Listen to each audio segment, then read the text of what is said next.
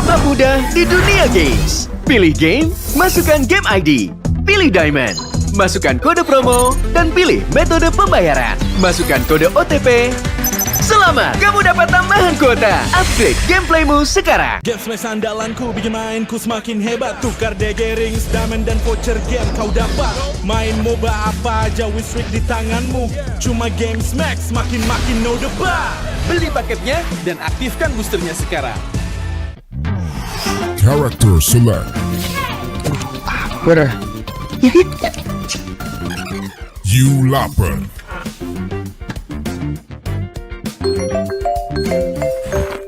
Stop! Pakai klik Indomaret, belanja 1 jam sampai dan gratis ongkir loh.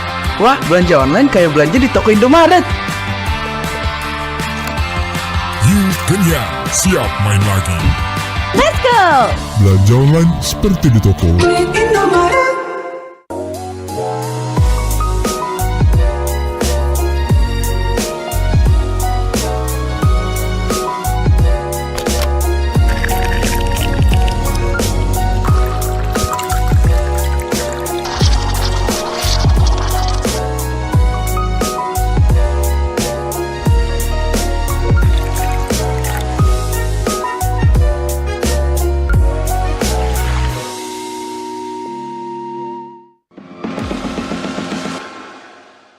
It's only you who rocks my world.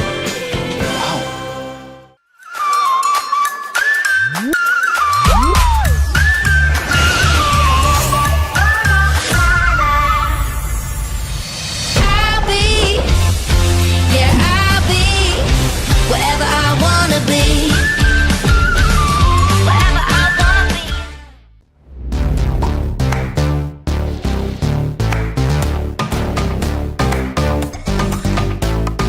We don't need no sleep because the party.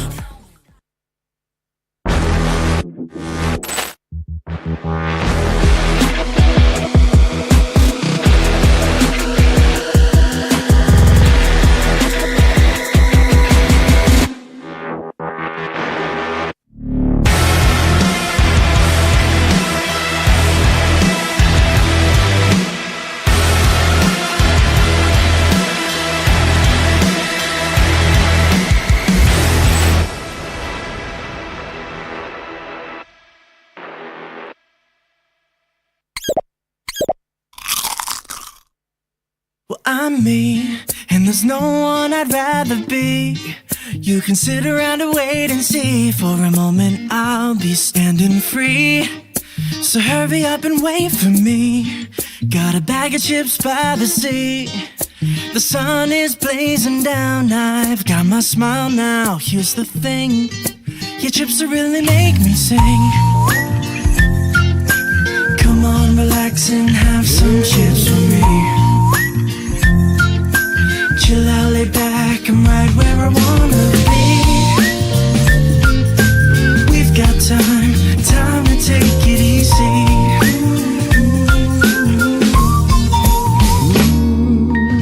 You always tell me to speed up, but slow down. I've been kicking my feet up and just going to town. A bag of chips in hand, I got nothing planned, yeah. Good treats by the sand, you know I wanna chow down. Oh yeah.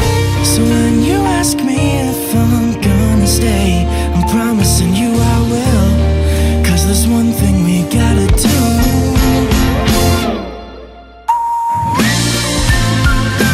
Come on, relax and have some chips with me. Chill out, lay back, and right where I wanna be. We've got time to take, yeah.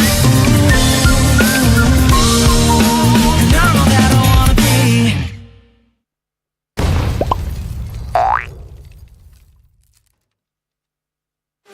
Your MVP is Chip!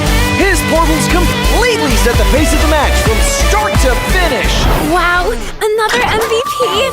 That's my chip! Just doing my job. Can I see the highlights? I'm off the clock.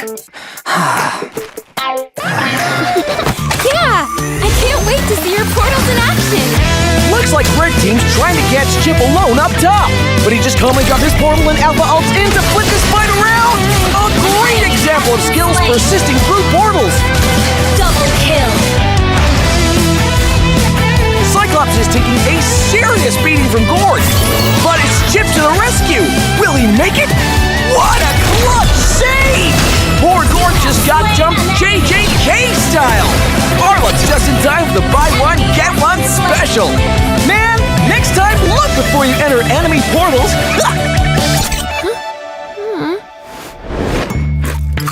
Wow!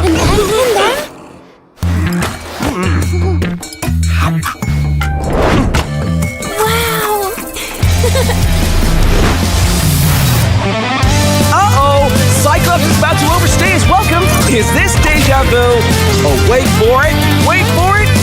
Boom! Melissa joins the party. Chip runs a BCC. Jeez, what a massacre! And to add insult to injury, Melissa portals back to her lane without missing a beat. A skirmish breaks out. Where's Chip going? Is he gonna... He flickers to the high ground! Portal's up! Surprise! Frozen gets deleted! Can Red Team make it back in time? No shot!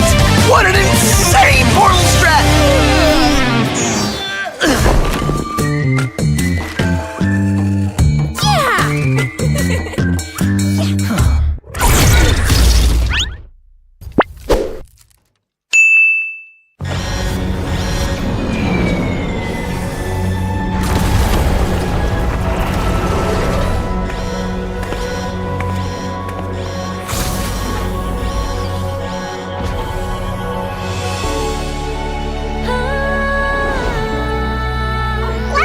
Leslie!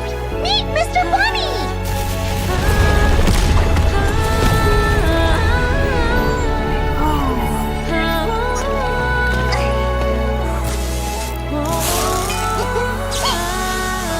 Ta-da!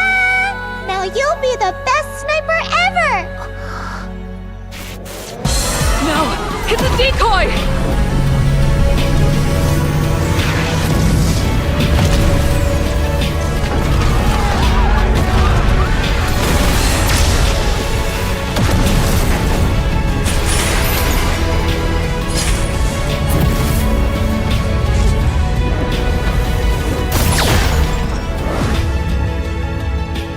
I'm sorry. Leave me alone.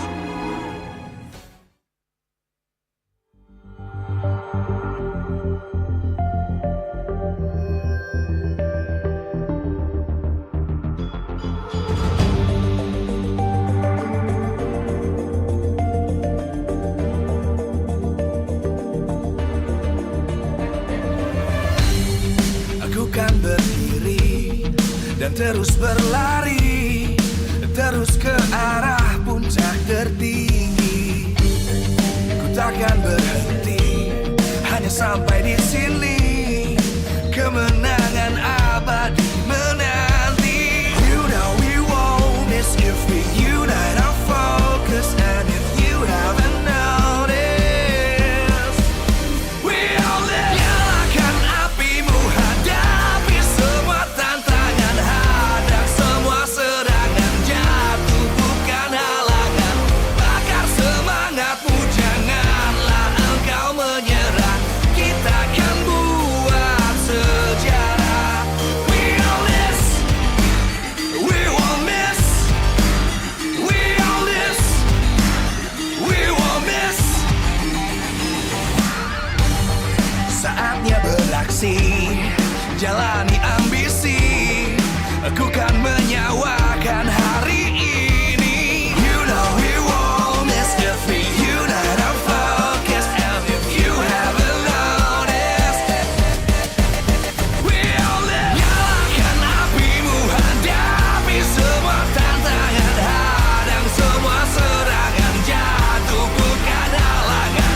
Bakar semangatmu, janganlah engkau menyerah. Kita akan buat sejarah.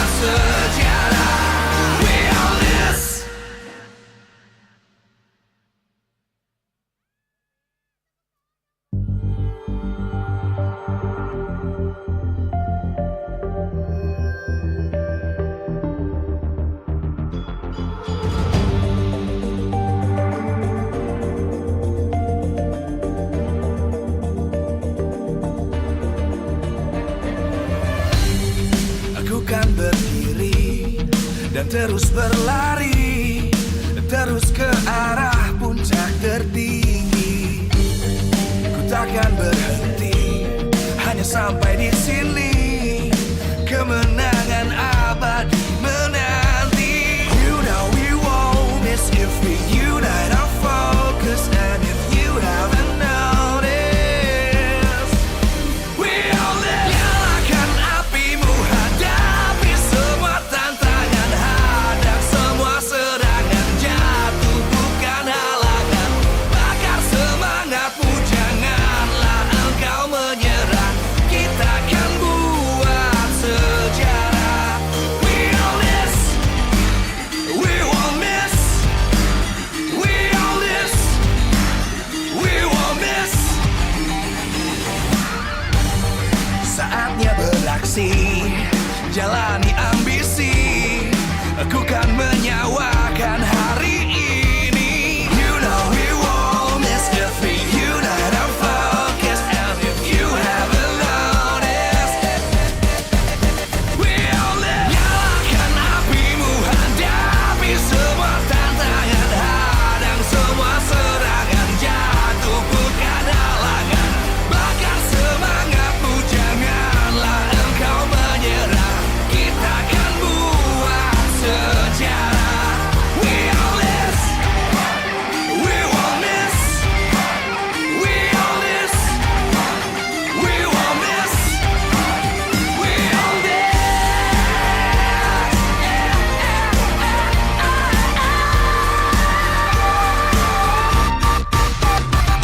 Nyalakan apimu, hadapi semua tantangan, hadang semua serangan, jatuh bukan halangan. Bakar semangatmu, janganlah engkau menyerah. Kita akan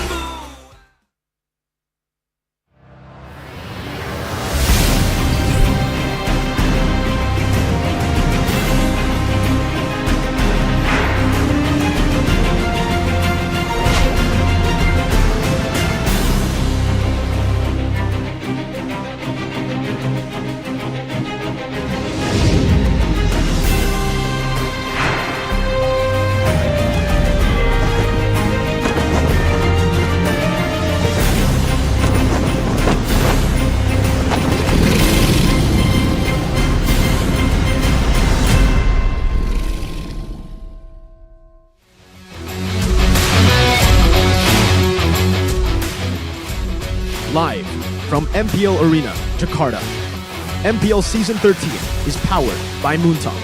Presented by official tournament smartphone, Samsung Galaxy. Official e-wallet, GoPay.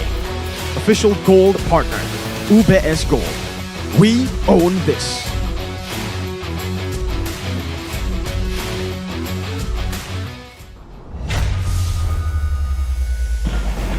A new dawn looms upon us as the constellation descends. It beckons and echoes their names. While the legends try to reclaim their thrones, the renegades run rampant as they try to snatch it from their clutches.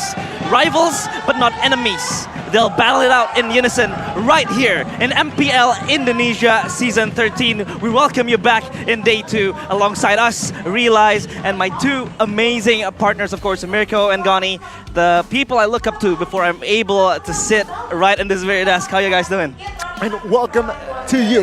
Realize, right? Thank you very much. Ladies and gentlemen, this is our new addition to Hello. the desk, English desk particularly. How are you feeling? I'm pretty nervous, but I'm ready to give it all because today we have a lot of stacked matches. But before we go any further, of course, we want to convey our deepest apologies because due to technical issues that are out of our hands, the broadcast on the second day of the MPL Indonesia Season 13 regular season will have a slight delay, but we will, of course, try our best to give the best experience for you guys at home and here at the MPL Arena. You guys are in good hands. No problems, Yep, all right? all We're good. going to accompany you all throughout the day. Three Yeah. incredible matches that are going to be super, super lit, as the kids say.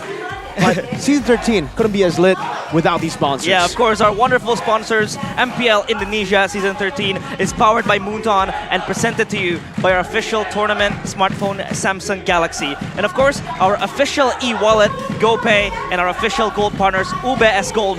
And of course, our partner in esports, Dunia Games, GamesMax, Araimo, and Telkomsel. We want to thank our suppliers as well, Indomaret, Point Coffee, Samsung Neo QLED Super Smart TV Plus, and Saturdays. And of course, this is all supported by our government partner, PBSI. So without them, this couldn't be a smooth show, and we thank them as much as possible. We're very grateful for them for supporting MPL Indonesia Season 13. I mean, hey, without them, right? Yeah. Season 13 would not be possible. Yeah, so that's again, true. let's just focus on the matches now. Yeah, today we have a lot of stacked matches, of course, but the first match of today will be Geek Fam against BDR. This is my first time in the MPL Arena, and this is very electrifying. You can hear the fans just, thumping the drums, and they're shouting the players' names. They're ready for the matches to come. But of course, we want to talk about how Geek Fam here is going to transition after Nile leaves the team.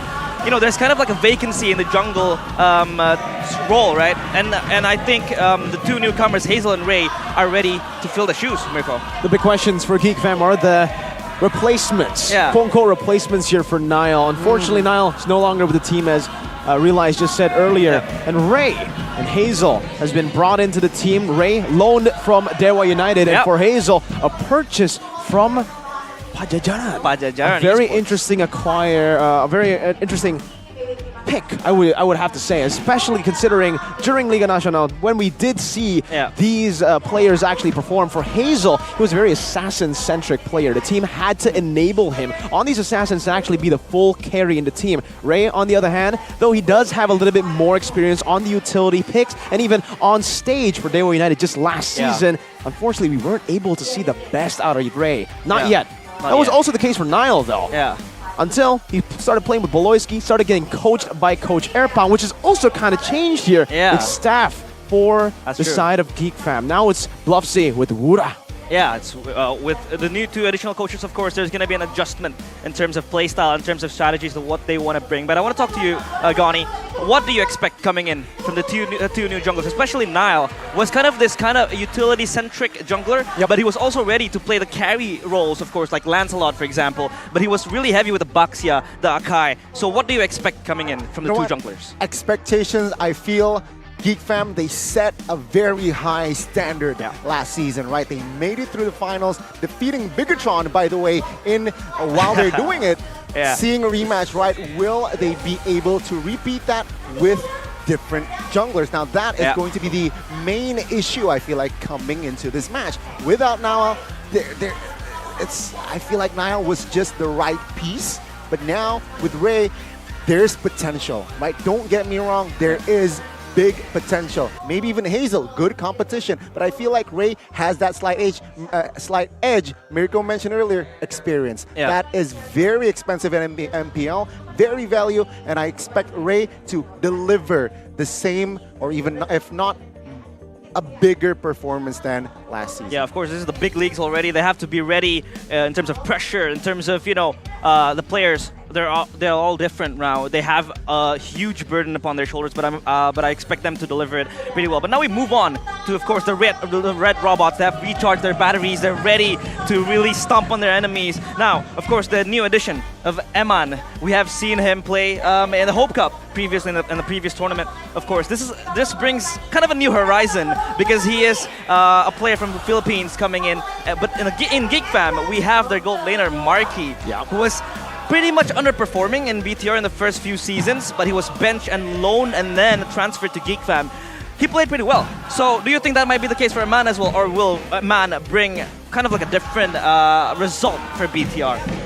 I mean, I would hope that Eman would bring a different kind of approach for Bigetron Alpha this time around, right? When Marky joined, though, yes, he did kind of underperform, not to the same level of performance or same level that he played or displayed during the M3 World Championships, but he was able to go all the way to the grand finals with his teammate now as well, Boloyski, when he was still a part of Onyx PH. Though, for Eman, he's coming off of a successful international tournament as well. Yeah. Just earlier last year, MPLI 2023, winning it with RSGPH and now being acquired by Bigetron Alpha. So kind of the same arc that both of them are going through right now. Marky, straight off a lot of big international successes into BTR. Now with Iman though, I think it's kind of different because when we look at Marky, we take a look at that mechanical skill and the laning that was really evident during the M3 World Championships. Before Iman, it's more of a he's kind of more stable. You see higher highs from Marky. Before Iman, the man's just a really intelligent player. He knows when to go for different items, the decision making on this kid, even for emblems. It's been very surprising. Every single time you watch Iman, there's possibly something new that you can actually learn from this kid. And the fact that now he's going to be able to fill in one of the weak spots for Bigetron Alpha that was the main concern for BTR for the longest time was the gold lane. What's going to happen here with Sakin, Shive? They weren't able to find the right gold laner. I think they finally found it with Iman. Yeah, but now we move on to today's schedule, of course. 3 matches full of actions. It's going to be packed right here. The first match will be Geek Fam against BTR, and the second will be Rebellion Esports against the 3 faces of Alter Ego, and lastly, of course, the closing match will be the Battle of Aura Esports against Dewa United. Now, of course, we have talked about Geek and BTR, but Rebellion and Alter Ego, as well as Aura Esports and Dewa United, will not be less of a banger, right, Bonnie? I mean, let's just touch on the second and the third match a little, right? Yeah. Rebellion coming off a loss yesterday, not the right momentum today, but Alter Ego on the other side, very convincing win. They're currently top, and I expect them to bring the same heat today. Yeah, of course, but Heat is the contradiction for Alter Ego because they're currently sitting in a cold position up there, leading the standings here at MPL Indonesia Season 13 regular season. Of course, this standings presented to you by our official tournament smartphone, Samsung Galaxy, but we want to take a look at Rebellion Esports and how they're going to bounce back. Of course, they will have the chance to snatch 1 point off today. But how do you feel about Rebellion Esports coming in? Because I feel like yesterday they did show a glimmer of hope, a glimmer of their performance on how they could reach their potential, but it just didn't deliver. Yeah, I mean, unfortunately, I do have the same kind of opinion with a lot of the Indonesian netizens and just a lot of the viewers for Rebellion Esports. Unfortunately, I also feel like it's a big yikes during the whole preseason transfers.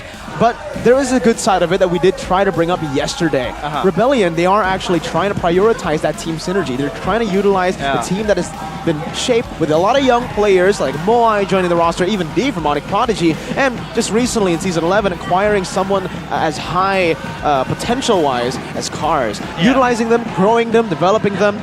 We'll see if that actually will play out later in the second match, but I think we're going to be talking about the Red Deed redemption for the Red Robots. New faces seeking vengeance on Geek. That 3-2, you had to bring it up, Gani, and realize you had to bring it up. Very, very tough loss that Bigetron had to experience during the Season 12. Oh man, that was literally their ticket to the M Series, right? Their first ever.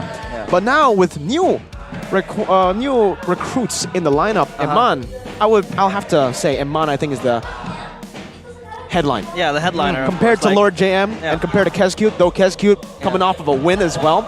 Winning in his first ever international tournament that he's actually coached in is surprising, especially with very new players with no experience in MDL or MPL. He actually just joined as well last season during MDL. And now he's here against his ex-jungler too. Hazel is a part of that lineup that Kescute coached, so this is going to play a part as well if Hazel does play, and I think that might be one of the reasons for Geek Fam as to why they won't play Hazel. They're probably going to play Ray, a bit more stable, a bit more experienced, so a safer choice, especially up against Kescute. Yeah, of course. It's going to be a proving ground as well for Kescute because this is the first time he will coach at MPL Indonesia. However, I think he is going to lead Bigetron in a good direction, of course, because he comes off of a win, like Mirko stated before. But what do you expect coming in with the playstyles that BTR is going to have? How is he going to dictate, of course, the players coming in? Because Iman, he's like a legend, one of the biggest players as well. Of course, Kescute should be able to, kind of like calm him down and dictate of what he is going to play in. I think one word to describe Kescute, his approach at least for this Bigetron team, is give, not one word, but balance, right? He needs to bring balance because I feel like Season 12, they lack stability, Bigetron Alpha. They got potential, but consistency, stability is where it's is not is lacking, and I expect Keski brings that to the table.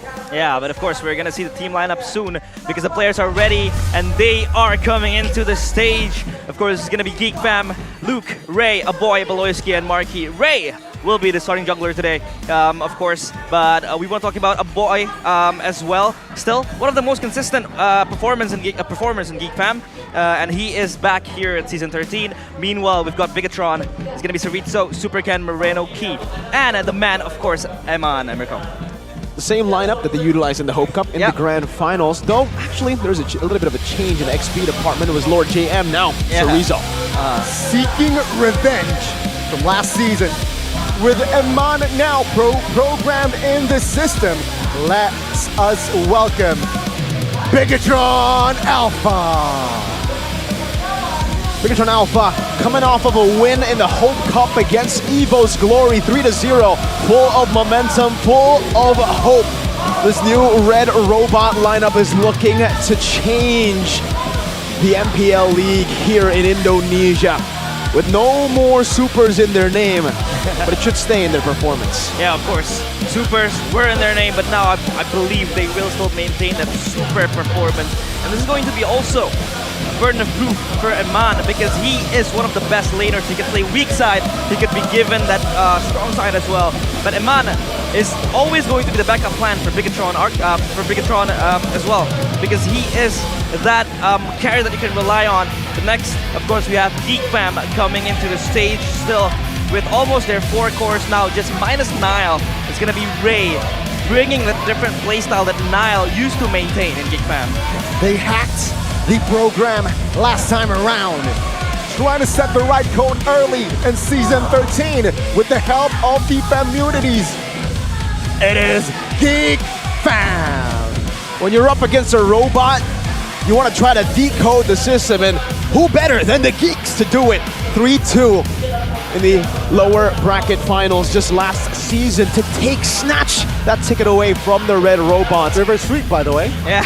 No, that's against RQ. Oh, that was Wrong one, but almost. I understand, right? I mean, against Bigetron, they were definitely the favorites, but with that Flask meta, Geek Fam were really able to show that they are in here not just to compete, they're here to compete in the international stage as well. Yeah. Top 2 last season, though there's still a big doubt lingering on top of their heads. Was it the meta that helped them get that ticket, snatch it away from BTR? Because certainly for BTR and their coaches, that's what they think. Yeah, of course, we can also bring the narrative of vengeance because Geek Fam basically denied Bigetron of their MS Series ticket. But of course now the coaches and the analysts as well as our Marshal are ready to take on the stage, and we ensure that we will have a fair play and a fair game, of course, for both sides of the team. But how is that narrative going to be brought on? Will Geek Fam still try to shut down Bigetron, or will Bigetron come back with a fiery spirit? Maybe they want to, fight back, but still, this is the regular season, not playoffs yet, so not much is at stake as compared to like the lower bracket finals we had in Season 12. But of course, Bigetron, they want that vengeance to like really set the tone and set the mood. Exactly. Coming in. Exactly. That is right. The right approach, right? They just want to set the tone early. Yeah. Geek Fam and Bigetron, both first timers here for Season 13, as well as their coaches Kesku and Lovesy. This is their first time on stage. Yeah. So just give it their best. I guess just nothing to lose at this point. Yeah, but of course, the head-to-head we see here of the players and their most picked and banned heroes, of course, Valentina is always going to be a power pick for a boy. It is always going to enable him to really get the proximities going on, the ganks up in the XP lane or the gold lane. But for BTR as well, they really favor that Valentina. But the Paquito coming in for BTR is something that is very, peculiar for them, Mirko. It's a signature pick for Cerrizo, the man known to focus more on that laning, trying to force his opponents over to his lane as a distraction. Yep. He plays the far lane, side lanes, pushing and using that split potential really, really well. That's why we usually see him on picks like the Paquito and also the Uranus. Though we had to actually see him adapt a bit last season when the Paquito started to get respected. He had to transition over to this playmaking, enabling kind of playstyle with the Terizla and the Grok, and that's usually the norm when we're talking about XP laners in MPL Indonesia. Mostly enablers. We saw Pai just yesterday, Cars even, the guy that we know to be one of the carry types of XP laners, has transitioned to become an enabler yesterday. Didn't really work out for him, but for Bigetron and both for also Geek Fam, it looks like it's been very, very good. Yeah, but I also describe Chorizo as someone who is very versatile. You know, he can always win his lanes. If he does lose and get that pressure, he's gonna really tone down and not really be aggressive. But of course, zoning and opening the wars, of course, and that's going to be the headliner coming in for Chorizo. So his restoration, you know, his recovery coming in is always going to be very strong. Let's take a look at the keys to victory, though. Yep. Presented to you by the Samsung Galaxy S24. XP carry for Luke to carry Geek. We've seen even in the M5 World Championship. Yep. I think it's safe to say in Indonesia, this guy might be the highest potential mechanically for an XP laner. Because, man, at M5, he was solo killing legends like Edward and the GOAT himself, Flapteezy, in the XP lane, which is scary. Flapteezy obviously did get the better of him in the team fights, but knowing that he can actually face off against the best of the best in their lane, respectively, is interesting. Give him a carry pick. We saw Khalid last season. We saw even Lapu Lapu but built full damage last season for Luke, and it actually worked phenomenally for the team. Blind pick and carry also is going to be a very good weapon against Eman, especially if they're trying to force Eman into a weak side matchup or even just say a strong side matchup. What Geek want to try to do is limit how Bigetron can utilize Eman. Stop him from getting strong side, or if he gets strong side, put some pressure there. Put a good weak side gold laner like Carry to hold him off from getting these turrets, from getting the snowball running from the start. Yeah, because if he does get his hands on his favorite heroes, for example, like Claude, I think he will be easy. It will be easy for him to absorb all of the pressure coming in from. But for Bigetron, of course, it's gonna be them pressuring Ray because it's going to be his first time at the stage. So of course that you know, the nerves can get to him and his movement as well in the early objectives. But of course they have to win the trio mid matchup because the trio mid, that is going to be very, you know, important and significant, dictating the flow of the game. Yeah. Very much so. And again, seeing their rotation, seeing how they perhaps plan. It's a new Bigetron, right? Because the coach is new. Sure, mechanically they have a massive potential. I expect Season 13 though, they will bring something fresh. Yeah, I think fresh will be the new key for them, especially they have Eman right there as they kind of like their insurance, you know, because like we said, he could always play weak side sometimes. If the team does fall back, it's always going to be Eman bringing that, you know, power and bringing that late game insurance for Bigetron. But of course, he is currently the player with the highest hero pool with 16 unique heroes, often acting as the initiator in team fight. So it's not always going to be, you know, that kind of like sustain lane, but it's always going to be him opening, initiating the team fights, opening up the spaces in the maps, Mirko. What makes him special as well is that flexibility, right? You know him for that initiator, for again those very hard CC type of heroes like the Atlas, the Grok. But hey, he can step down and be full utility too. We've seen him on the Diggy, we've seen him on these supportive heroes, even like the Matilda, and back then in Season 7, if you remember, Rafaela. These crazy picks for a person that's super aggressive, super high mechanics like Key. But I want to go back to the keys to victory, and I actually want to talk about the trio mid setup. I like the fact that right now, they're not emphasizing too much, or they're not prioritizing Eman that much. Eman is a great addition to the team, but they need to stick to what made them successful before. Having a gold lane that's strong now means that you have a better late game, you have a better mid game, maybe even, right? But for the early, play towards the trio mid. The trio mid for Bigetron Alpha has always been strong with the addition of Superken and Moreno in this lineup. And now with Key being the starter, I feel like they have enough gun power. They already have enough fighting power as well for the early to mid late. I like what you said earlier, insurance. That's what Eman's supposed to do. If they lose out in plan A, Eman's plan B. Yeah, but we are now underway for the drafting phase of first game. It's gonna be Bigetron against Geek Fam, of course, Keskute. 2 bans already given towards Faramis and Ruby. Ruby, that the nice Baloyski, is one of his favorite heroes, but of course also tones down the flexibility coming in. But for Bluffsy, it's going to be the Nolan and Joy ban.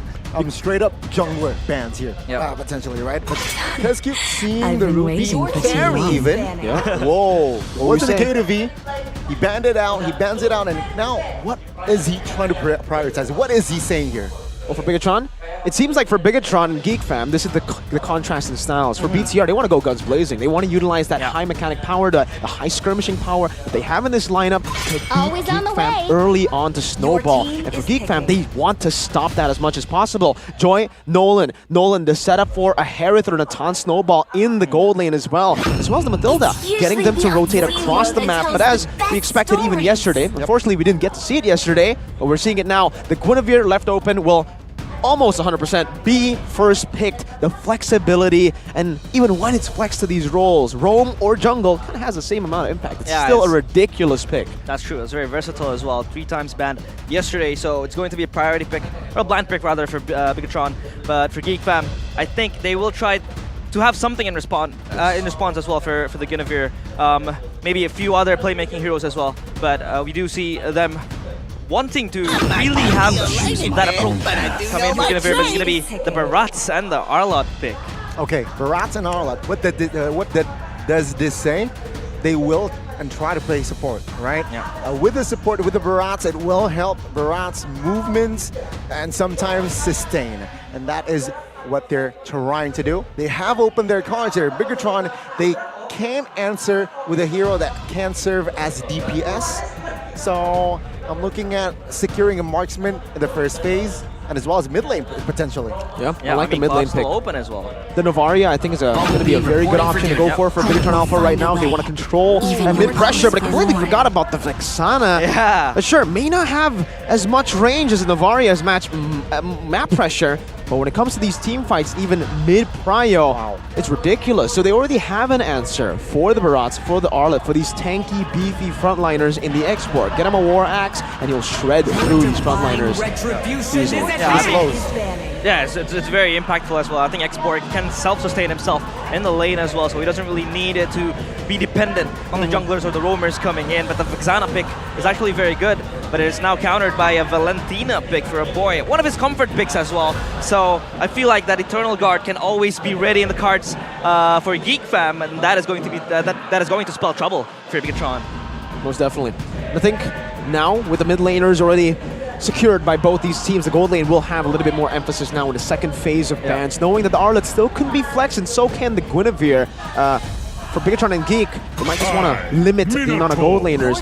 But no, they actually go for the Minotaur here. They actually want to be the ones to dive. Despite the bans towards the Joy, Nolan, and Matilda, it seems like, yeah, we kind of have a shift of how they want to play the game. We expected Geek Fam to be the team to kite back, play these prolonged team fights, but it seems like with that Minotaur ban especially, they want to be the ones going in first. If they get the first initiation with the Barats and the Arlet, especially with that Valentina who can steal the Eternal Guard, this combo is going to be quite scary for Bigetron to handle. But also for BTR, I think their side should remain onto Marquee. As long as they can enable Iman in that lane with this kind of lineup that is a bit gank/pick-off heavy, picking up a Brody, though it is risky, could be an option. The Barats and the Arlet, heavy CC. You don't want to use a marksman that can't usually bring Purify.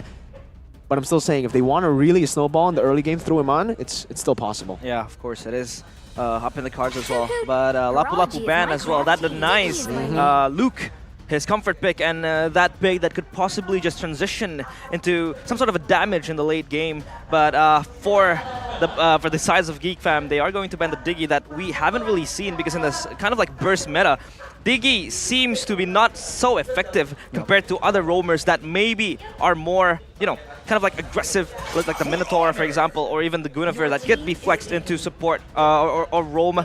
But now, for Geek Fam, they haven't really kind of designated which lane, you know, this Arlot could really go. Still a flex, right? They're still playing their flexibility card, but I really like that Diggy pick because against the Barats, it can be effective, right? Barats, you walk, you want to close out this space, and with the Diggy on the opponent, it can be hard, right? With the reverse time, with the time journeys as well, adding movement speed to your opponent. That's why they eliminate that factor. Now, Geek Fam, second phase, I expect them to display their cards right. They do not want. Okay, never mind. I was about to say that they should pick up a marksman in their 5th pick, but it seems like they're confident enough to open up their Bruno and save that roamer potential pick. Yeah, I'd say like the roamer would really dictate how Geek Fam moves around the map. The Bruno would be still like a solid pick for Geek Fam. But there you go. Mirko's prediction is always insane. It's going to be Brody that could possibly just sustain himself and maybe just shred through the range that he has. Maybe for Eman to maximize that power coming in from Brody. And with this, honestly, I feel like for the roam, it's going to be a bit tough here. I think the Grok could be an option. The Atlas, though I get what I get the point there, but I think it's a bit too instant for the Atlas to be like purified completely. The Bruno obviously can go for the purified Valentina as well. We got anti-CC for both the Barats and the Arlet. So instant CC like the Grok with the knock-up, I think it's a bit better, and they do decide to go for the Grok right here to go and rotate over. Now, this is the big question. Is the Arlet going to be flexed into the XP or the roam? I think what Bigetron have done there in the second phase is actually quite intelligent, right? They banned out the Lapu Lapu and the Tigreal here, so it kind of forces them, and they've already banned the Ruby previously. They're trying to limit down Luke and Beloyski's hero pool to limit this flex, and now I think Geek Fam are kind of confused as to what they want to go for. They want to put that Arlet into the roaming position, getting a little bit of poke, but again, against the Grok, anti-CC is built in that kit. It seems like they will be going for a Yuzong in that back line. Famous words from R7. I also actually asked Fried Chicken. R7 said, for the Yuzong, the best or the worst matchup for a Yuzong marksman is a Brody, which is interesting to me because I thought that would be a good matchup, but it's not. So the Brody actually smashes the Yuzong, apparently. I asked Fried Chicken, check again, and he agrees. Yeah, I mean, they have been trying to put Geek Fam in a tough position with that Arlet flex, and now it's going to be Arlot in the roam position. But we are going to be underway for the first match of the day, the first game against Bigetron and Geek Fam as well. A few stats, of course, to see and seek after as well. Early to mid-game potential. It's always going to be the name of the game for both sides of the team. While we go and arrive at the land of dawn, we are going to get ready. Who will bring the first game? Will it be Geek Fam or will it be the Red Robot seeking vengeance? It's going to be Bigetron against Geek Fam.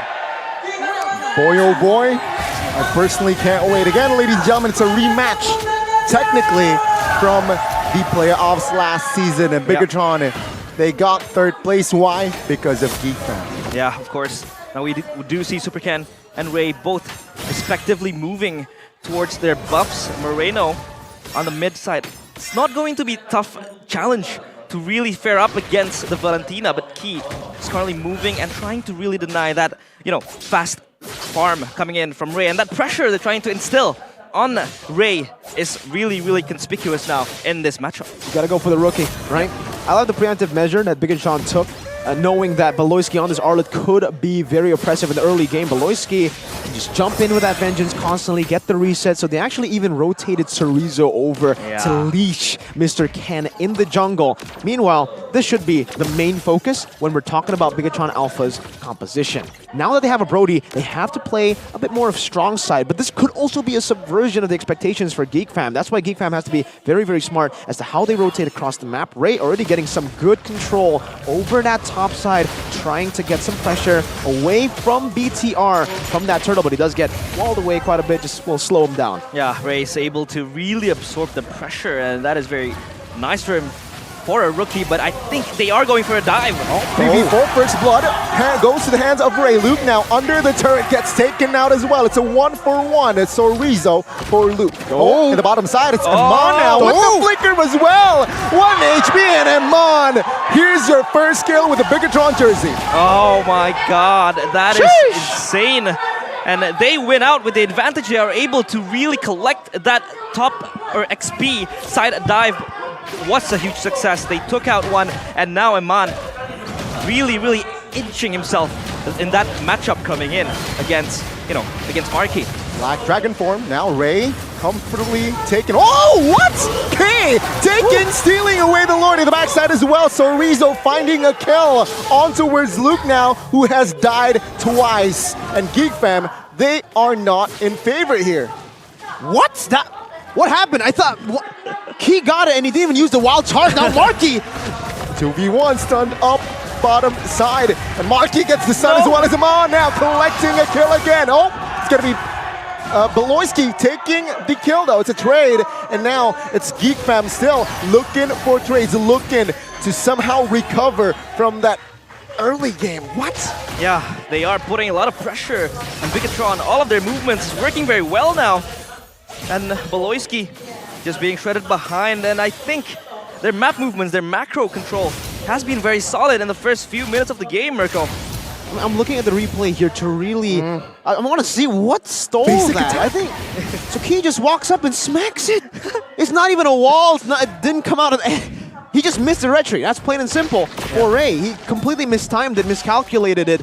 And now it's resulting in Bigetron Alpha having the gold lead early on, and Iman with 2 kills. Actually, Marky lost the entire wave earlier from that dive. He kind of rotating over, but remember, with this Brody, if you play strong side both sides, I think it should favor the side of BTR. Yeah. 4v3. Oh, early wild charges. Ray now taking some heat. Taken down as well, potentially, but no. Still have enough room to escape here as Geek Fam, they fail to initiate with a man up. Yeah, they were able to really survive that dive coming in. They even have to expend the Eternal Guard, but I think like the peel being given by Vexana is going to be enabling them to really sustain the fights. I think Moreno has responded to that rotation very, very quickly, so they are safe, trying to really retain that control under in the gold lane. Geek Fam look for a very, very fast movement, but now it's going to be Super Ken. Oh my god, that's just disgusting, right? Good setup there, set up by Super Ken and Rizzo. Easy free kill for on towards Beloy, but take a look at this. Geek Fam, they want to contest this turtle. Luke with the Black Dragon form, BDF Ray, taking heat literally, but all Super Ken petrified at the backside. Turtle secured by the Barat. Super Ken solo killed by Luke in the backside. Now Luke again wants to soak the damage from Rizzo, but it seems like the heat from Moreno and Rizzo is a little bit too much. A boy in a no man's land, but perhaps the stun now. A boy with the play. Valentina finds the outplay in the bottom side of the map. It is actually K with the help of Amon, of course. Amon taking the turn and the kill. Beloyski now inside the bush, looking to grab space, but no, it's an all for naught as Amon collects the double. A double kill in the bottom side of the map. Sure, Luke was able to find a kill there. That was very impressive. A good chase down. Let's take a look at the items here, and that power spike is gonna be crazy, man. I mean, for the Brody, see Halbert, I think he might just go for the Melphic Roar next. He knows that Ray will be rushing to go for these physical defense items, but even now he's actually kind of mixed up, right? Yep. He already has the Molten Essence. He's building towards what I think is the Athena Shield first to stop Moreno's burst damage initially from happening. But from Luke, now that he only has a Dreadnought armor, and if that is going to be a Melphic Roar from the side of Brody, it's going to be ridiculous. Also, fun fact, this is a build that we saw from Few earlier in the past tournament for AP Bren. Glowing Wand first item whenever they are ahead. That Glowing Wand is going to present so much more presence towards the side. Wall charge! Flicker wall charge on towards 3. A boy taken out first. Beloyski might be next and he will fall. Luke, BDF. Oh, he will back off now, taking so much damage as well as Bigetron creates and grabs some more space. Marky, top side of the map here. Oh, Super Ken special migration misses as of course turret now will be the main objective from the side of Bigetron as the inner turret top side will fall here surely, but no, not this time. Perhaps the next wave. Yeah, Ray's kind of late to the fights happening around the XP side jungle. A boy has to hold this pressure alone. And so far, Bigetron is ready and always in the constant pressure, not giving Geek Fam the space they need. They also have secured the XP side turret. A boy jumps in, tries to really, push Key back. And this is the pressure that is constantly given by Bigetron. Geek Fam does not have, space to breathe. And so far, for gold as well, they are in the lead with 5k ahead, Mirko. Yeah, I mean, we've been talking about Bigetron a whole lot because of the snowball. Let's try to look at Geek Fam now. What are their conditions to win this game? I think it has to come from Marky and a boy at this point, right? Luke, he's about to fall off in terms of that damage, and if he dives to the back, Iman's just going to melt him down with those basic attacks. Melfic Roar done, by the way, earlier in that team fight. So for Marky, I'm looking at that power spike, and unfortunately, when we look at normal Bruno power spikes, is the Berserker's Fury, the second item after the Haas Claws, but now I don't even think with the Berserker's Fury, he'll have enough damage to really push Bigetron back. They already have a lot of physical defense, and he's going to have to wait for possibly a Melfic Roar, and that's going to come very, very late in the game. The man is still on the way to his Berserker's Fury right now in the 7th minute of the game as we approach 8 minutes. Yeah, he is denied all of the gold that he needs to really scale up. And they do really need some sort of a moment because a boy always have that I am you, of course, with all of the ultimates coming in for Bigetron, but I think Geek is ready to really soak up the pressure. Last insanity defensively. Imanto will be picked up first. Luke now gaining space in the side of Bigetron. Now looking for the Furious dive misses, but Moreno will be zoned out. Will be taken out as well by the big bad Luke. And now Geek Fam, they're looking for more, looking for space as the mid side now will fall surely from the side of Bigetron. Yeah, good ult coming in from Geek Fam, of course, with Luke always ready to jump in the backline, separating all of the players of Bigetron, and Moreno just did not have enough sustain to really survive that dive coming from Luke. One bad position from Iman is all it takes to take the gold lead down from 6k to 3.6. Yep. Man, Iman way too over extended there in that team fight. I think he got eaten up by the Barats and also slashed over all the way back behind the base turret. Definitely not worth it for BTR, but extreme value for Geek Fam. We did say in the keys to victory, gotta give Luke a damage-dealing hero. Well, you know, maybe Yu Zhang isn't the pick we were thinking of when we said damage dealing. He certainly is dealing a whole lot of damage, and he is the main carry right now for Geek Fam. Right? Soaking damage in front of the side of Bigetron, but Luke, again, Luke, the playmaker, man, he's looking to grab space, but this time, bursted down by the members of the Red Robots. Bigetron now a man up, and it seems like the Lord will be free for the Red Robots to take. Yeah, they have Prio as well, and XP and gold, and they now have their hands on the Lord, so this is going to really ease up the process on trying to knock on the base of Geek Fam. Luke, again, trying to be the hero with that dive towards the backline, but it's just not enough because Bigetron now are ready. Moreno just bursted him down as well. With that self-peel coming in from the Vexana, it's always going to be ready to really just prolong their lives for that fight to ensue. Yep, the War Axe, Brute Force Breastplate as well. Though, note down that the power spike, the initial power spike for the Bruno has already been acquired there. Berserker's Fury. Now, see, this is the tough call now for him to make. Does he want to go for more damage, trust in his frontliner, go for the Melfic Roar, or does he want to play it a bit more defensively with the Wit of Nature? That's always the question when you're already in around your third item, and for the Brody, it makes complete sense for him to just go for that Wit of Nature. Now, on the way for that DHS, he's going to be shredding these frontliners even harder if or when he does get that DHS. BTR wants to really pressure with the first Lord. Yeah, they don't have the DHS, but I think they're going to dive in towards the base. Well, right now, again, trying to find Daytona's welcome. So Rizzo, though, is the target now. Last insanity from some side. Oh, knock up on towards Ray and gets taken out. So Rizzo flickers out of the way. Luke, though, the front outside will try to find the Furious dive as well on towards Amon. Taken out. Good knock up here to find momentum. Now, Geek Fam, they are trying to reset here as the 4-man still trying to defend of the minions from Bigetron. Yeah, that slash from Beloy was ready to really just, you know, delay the follow-up coming in from Bigetron, and they still aren't really able to push far with the Lord even in their hands. So now it's time for Geek Fam to really refocus and probably refresh and take a breather, because so far Bigetron has been in their faces constantly, non-stop. Really good initiative for the side of Geek Fam, right? Ray, that Detona's welcome straight on for Cerezo. He knows at this point they have to do something when these sieges come through, and we're going to take a look at the replay to see exactly what happened. It'll start with Barat munching on Cerezo, pushing him back towards this turret, and because of this initiative that has been done by Ray, he actually forced a fight. Cerezo decided to fight instead of using the last insanity defensively, and that created a whole lot of spaces, a whole lot of opportunity for Beloy, the patient roamer, we know, to make that BBB play, the big brain Beloy play, and that happened. Iman got slashed over, and that first layer of CC forced him to use the Wind of Nature. The second layer of CC comes from the Furious Knife Petrify, and by then, no more defensive skills, no more cover, even from Moreno. Though now, 12 minutes in, the DHS has been completed by Iman. That's another big power spike for him. They have to start to really think patiently, very disciplinedly. Because if this goes over the 14th, 16-minute mark, that's when Geek Fam can really start to pick up the pace. Yeah, BTR bleeding slowly. They have to stem it now. But so far, Eman still leading the gold standings, of course. The Lord has respawned, and now Geek Fam wants to really contest this probably soon because Super Ken is ready for this battle, and now they're trying to really push back Bigetron in this fight.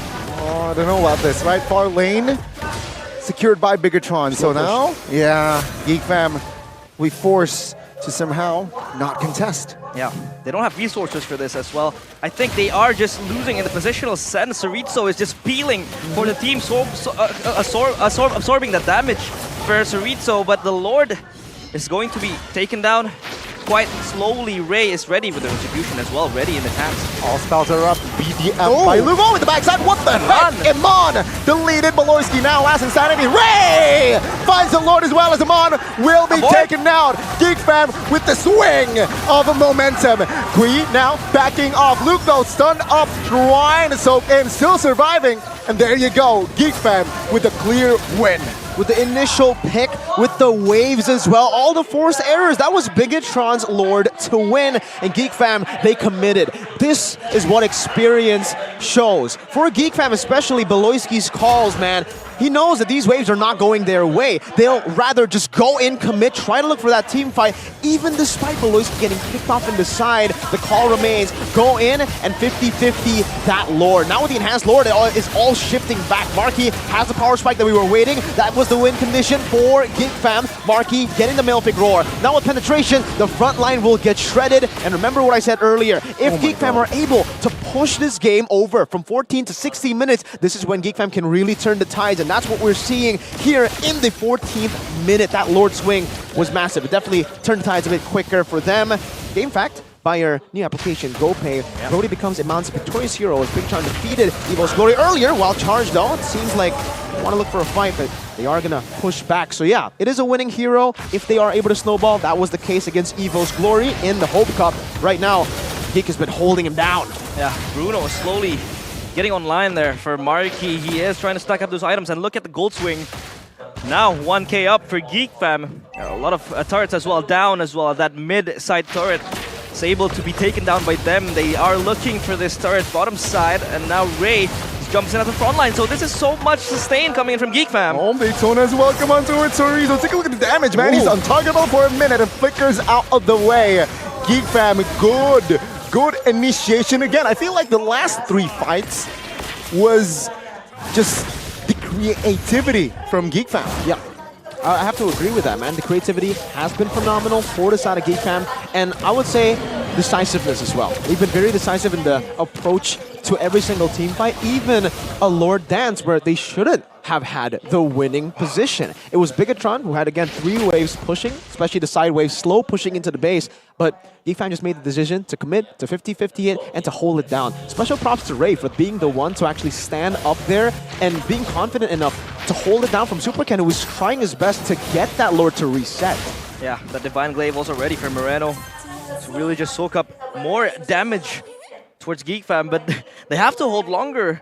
But Geek Fam, the more it holds longer, the better it becomes for them. Especially the items always getting ready now. Key in the brush, trying to really hold off all of the pressure coming in from Geek Fam, and now they're everywhere on the map. They have priorities in 3 lanes, up top, mid, and bottom as well. So Bigetron has to really hold this. Lord Dance coming in soon because the Lord has spawned, and I think Bigetron, they want to contest this, of course, because they want to have a momentum swing, but it is all for Geek Fam's taking. Let's say this time Geek Fam try to stabilize a boy though on the backside. Oh my god, the true damage from Sorizo actually hurt him. Now, Geek Fam will fight this All spells Key. are up. Oh, take a look at that, Key. Jumps in, no fall damage though. Here, last inside in the backside. Good winners crunch into delay, but Luke trying to buy time. A ball taken down, and Chorizo. Luke in the front side will be taken out as well. But Loisky bought the immortality, but what can he do?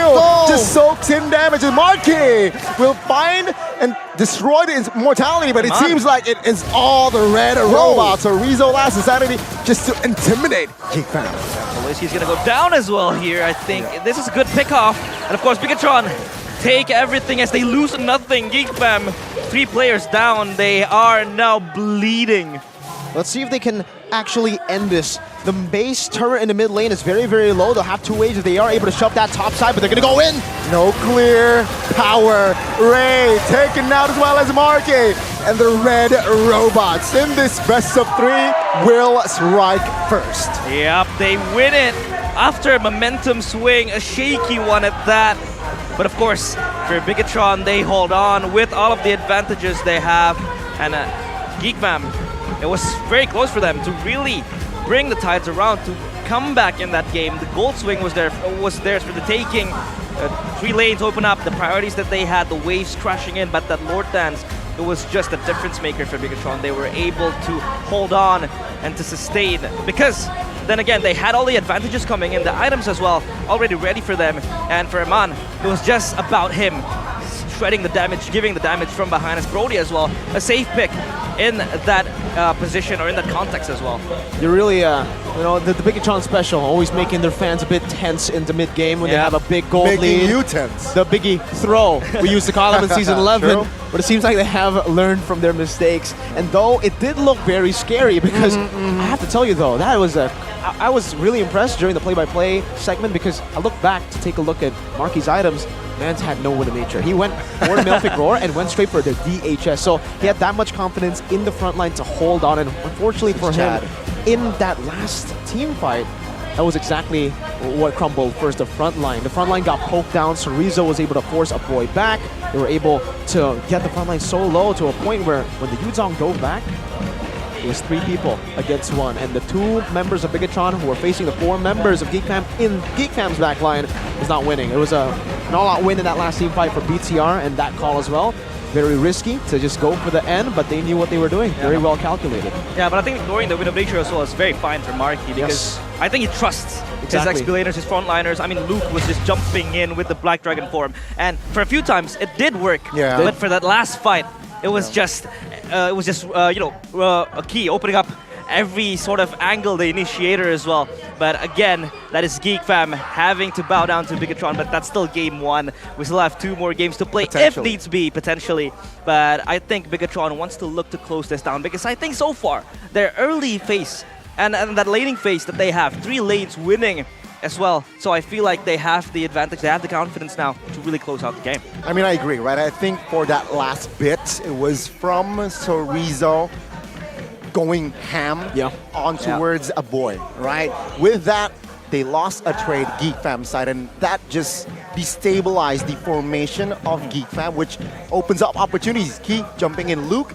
Yeah, sure, he play makes a lot in that game, but it becomes repetitive, right? Yeah. That is where, again, Bigetron, they just reset they are robots. They will find updates how to defeat Luke, and that in that last performance, in that last fight, quote unquote, that is what happened. Luke got repetitive. He was just going ham, and they took care of Luke. He finds an opening, and it was just all in shambles suddenly for side of Geek Fam. Yeah, I mean, Amana also had the Sea Halberd as well as the Divine Blade and Glowing One coming in from Moreno. So I feel like they are, you know, predicting where Luke wants to go. He's always jumping to the back line, and the Eternal Guard was always ready to peel Moreno self-sufficiently, so they don't really need the roam to really back him up. Yeah, I think I really like your point there, Gani. The fact that, you know, for Geek Fam, it has to be unpredictable. These are the initiations that they win. When they are able to layer their CC together randomly onto Eman, it makes it so that this guy will be taken down. But in this game, man, Eman, early game presence all the way to even late game, But I will have to say mid-game was a bit shaky there in terms of positioning. Not his fault completely because the enemy team had Beloy and Yu Zhang just constantly jumping on him. But the fact that he was able to itemize in this way, I mean, come on, give him respect, man. The Haas Claws, an item that you would not expect for a Brody, but he had so much gold, he just sold his boots in the end to get the Haas Claws. He got the Rose Gold earlier as well as his 4th item, or actually 5th with the boots, we don't count it.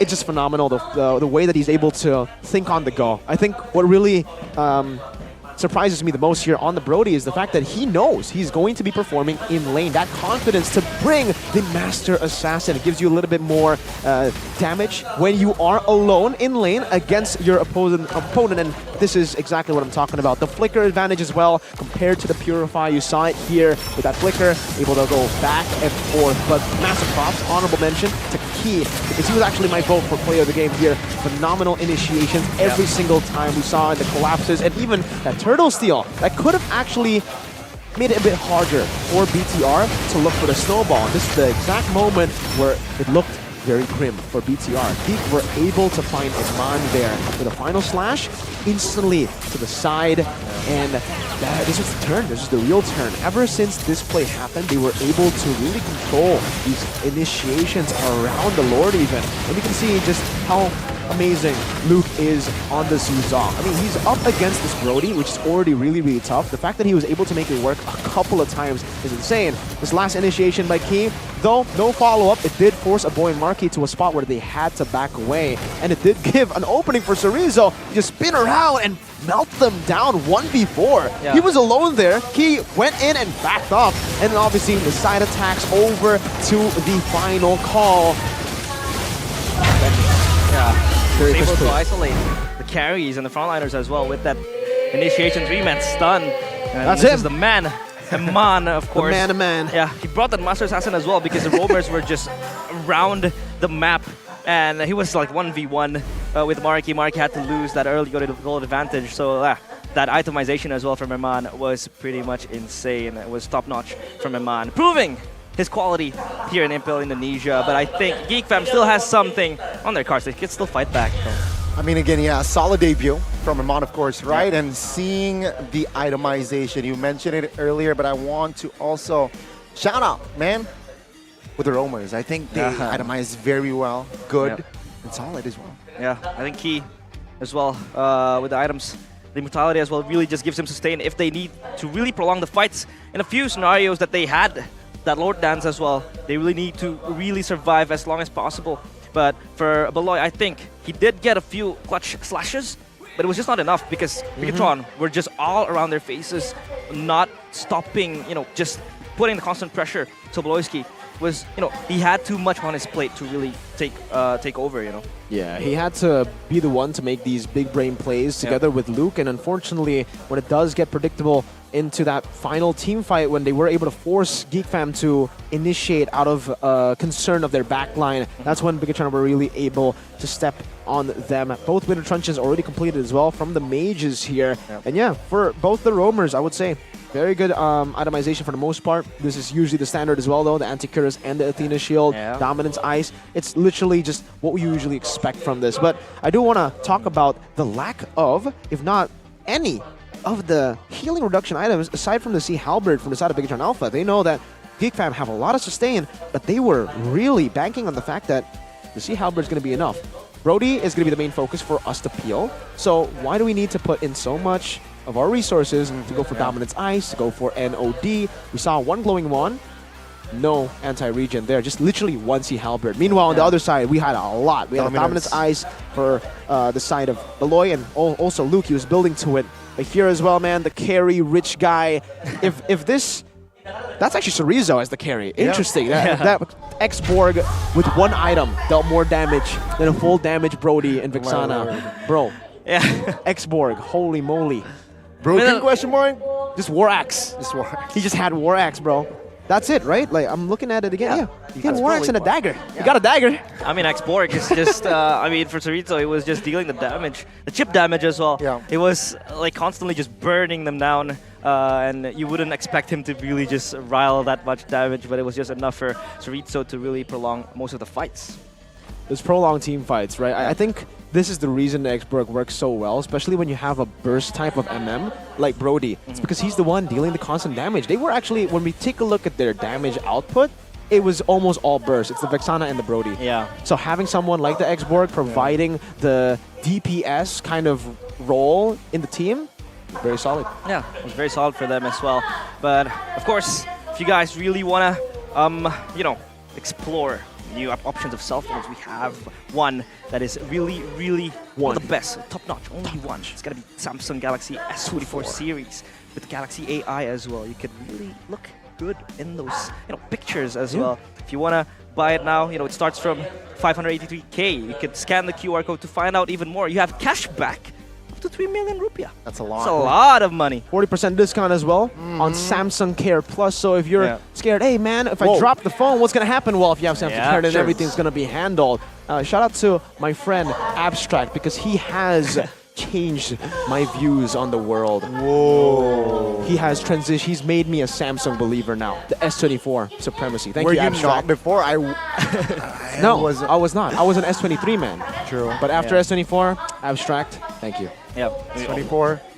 Yeah. Whoa. We have a new e-wallet application as well. It's going to be GoPay. Download the application now because you're going to get cash back up to 20k. And you can also top up your diamonds from this application. It's a one-stop application for all payments, transfers, no problem. You're going to have to pay your bills, your electricity. I've used this to pay my internet, to pay all of my electricity. It's very, very easy and very effective as well. It's very convenient. And yeah, just scan the QR code, download it in the App Store or the iOS Store. It's going to be very easy for you. Exactly. Celebrate with MPL. Celebrate MPL Season 13 with, of course, the GoPay app, right? Win total prizes worth of hundreds of millions by participating in various special activities. Various SA. It's a lot. SA? Special activities. Exactly. I think especially for the international viewers who maybe are thinking of coming to Indonesia, instead of trading cash, just use GoPay. You can connect it with your credit card and it can all work. Even street vendors accept GoPay. Yeah. I've been using it to Cashless just era. come to MPL Arena. You don't really need to kind of like top up, it's pretty hasty. But yeah. Oi, Baloy! We are going to get ready to the second draft pick, Baloyski. Still, with that look on his face, he knows that, Geek Fam still have that, kind of like opportunity to come back. Because, we did see that they had that mentality to really just swing the game around in a few occasions of the game. So I feel like Geek Fam, they have to draft probably to their, to their priorities, to their power picks. And that, I think that Arlet Flex really just limited them to really activate the picks, because that Lapu Lapu ban just threw Luke under the bus. The Lapu and the Tig, right? Yeah. The two heroes that can actually capitalize on that Arlet Flex a lot. That's why I had to give credit to BTR right after the two bans, because I was expecting MM bans. Maybe, the Bruno, the Claude. Yeah. They went for Lapu Tig. They're one step ahead of me. Previous match recap, though. Let's take a look at this. The damage Delta heroes. Holy moly, I'm still surprised. 86,000 damage for Chorizo compared to Luke there. The total gold as well. This is actually surprising, right? A boy was able to actually farm better than Moreno, get more gold. He was the real carry in this team for the early to mid portions of the game. He was the constant member, and Ray as well. Shoutouts to him, man. The fact that he lost the first turtle to a roamer, you would usually expect, especially from a rookie jungler, once you make that kind of big mistake, it's almost over. Your mental is gone, but for him, he played really well after that steal, especially in towards the Lord. They were able to turn around on BTR, because Ray held that Lord, like that Lord was... I'm trying to look for something here. Like the Lord was his love for MLBB. There you go. That was his for the taking. But yeah, of course, Carry emerges as a strong hero in the laning phase, making her suitable to face Eman. But now the question becomes, will they give that freedom to Eman? Because I think Geek I wonder Fam... who made this KTV. Because I think Geek Fam really just, did not really prioritize in trying to push down Eman. And even if he did, get pressured on, it's always going to be Moreno and Key backing him up.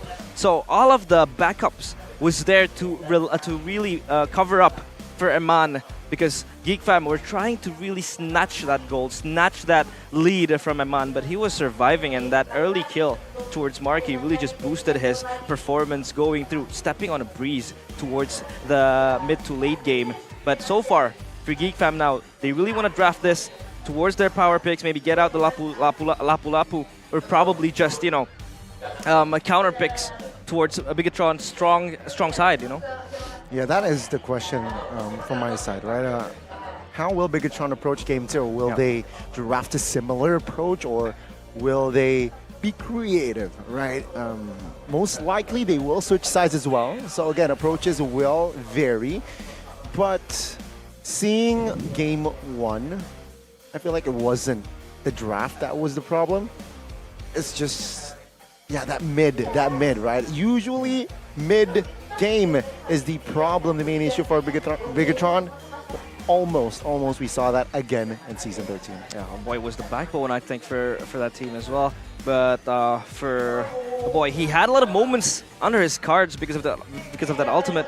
He was able to probably steal a few ones, but it was just not enough. And that Lord Dance, that drive-by coming in, that was just the heat of the moment. The key drive-by? Yeah, it's more of a walk-by. He wasn't even driving by. He was going as slow as he possibly can, just smacking that turtle. Oh my god, that was ridiculous.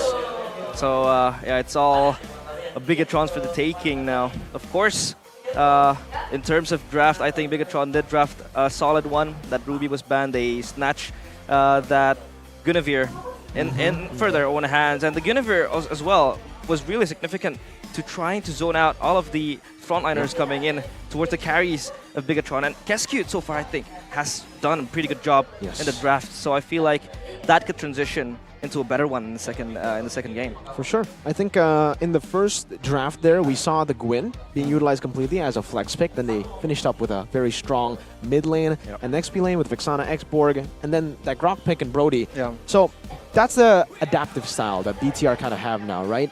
Even if they lose out in the trio mid department, say against the Barats earlier, we saw, Superkin wasn't really concerned of the turtle. He was just like, all right, if the turtle gets taken, whatever. If Key somehow steals it miraculously, it's a bonus. Good, yeah. And that's exactly what happened. They got Eman, a lane that I would say it's not even like a big win for Brody against the Bruno. It's a skill matchup.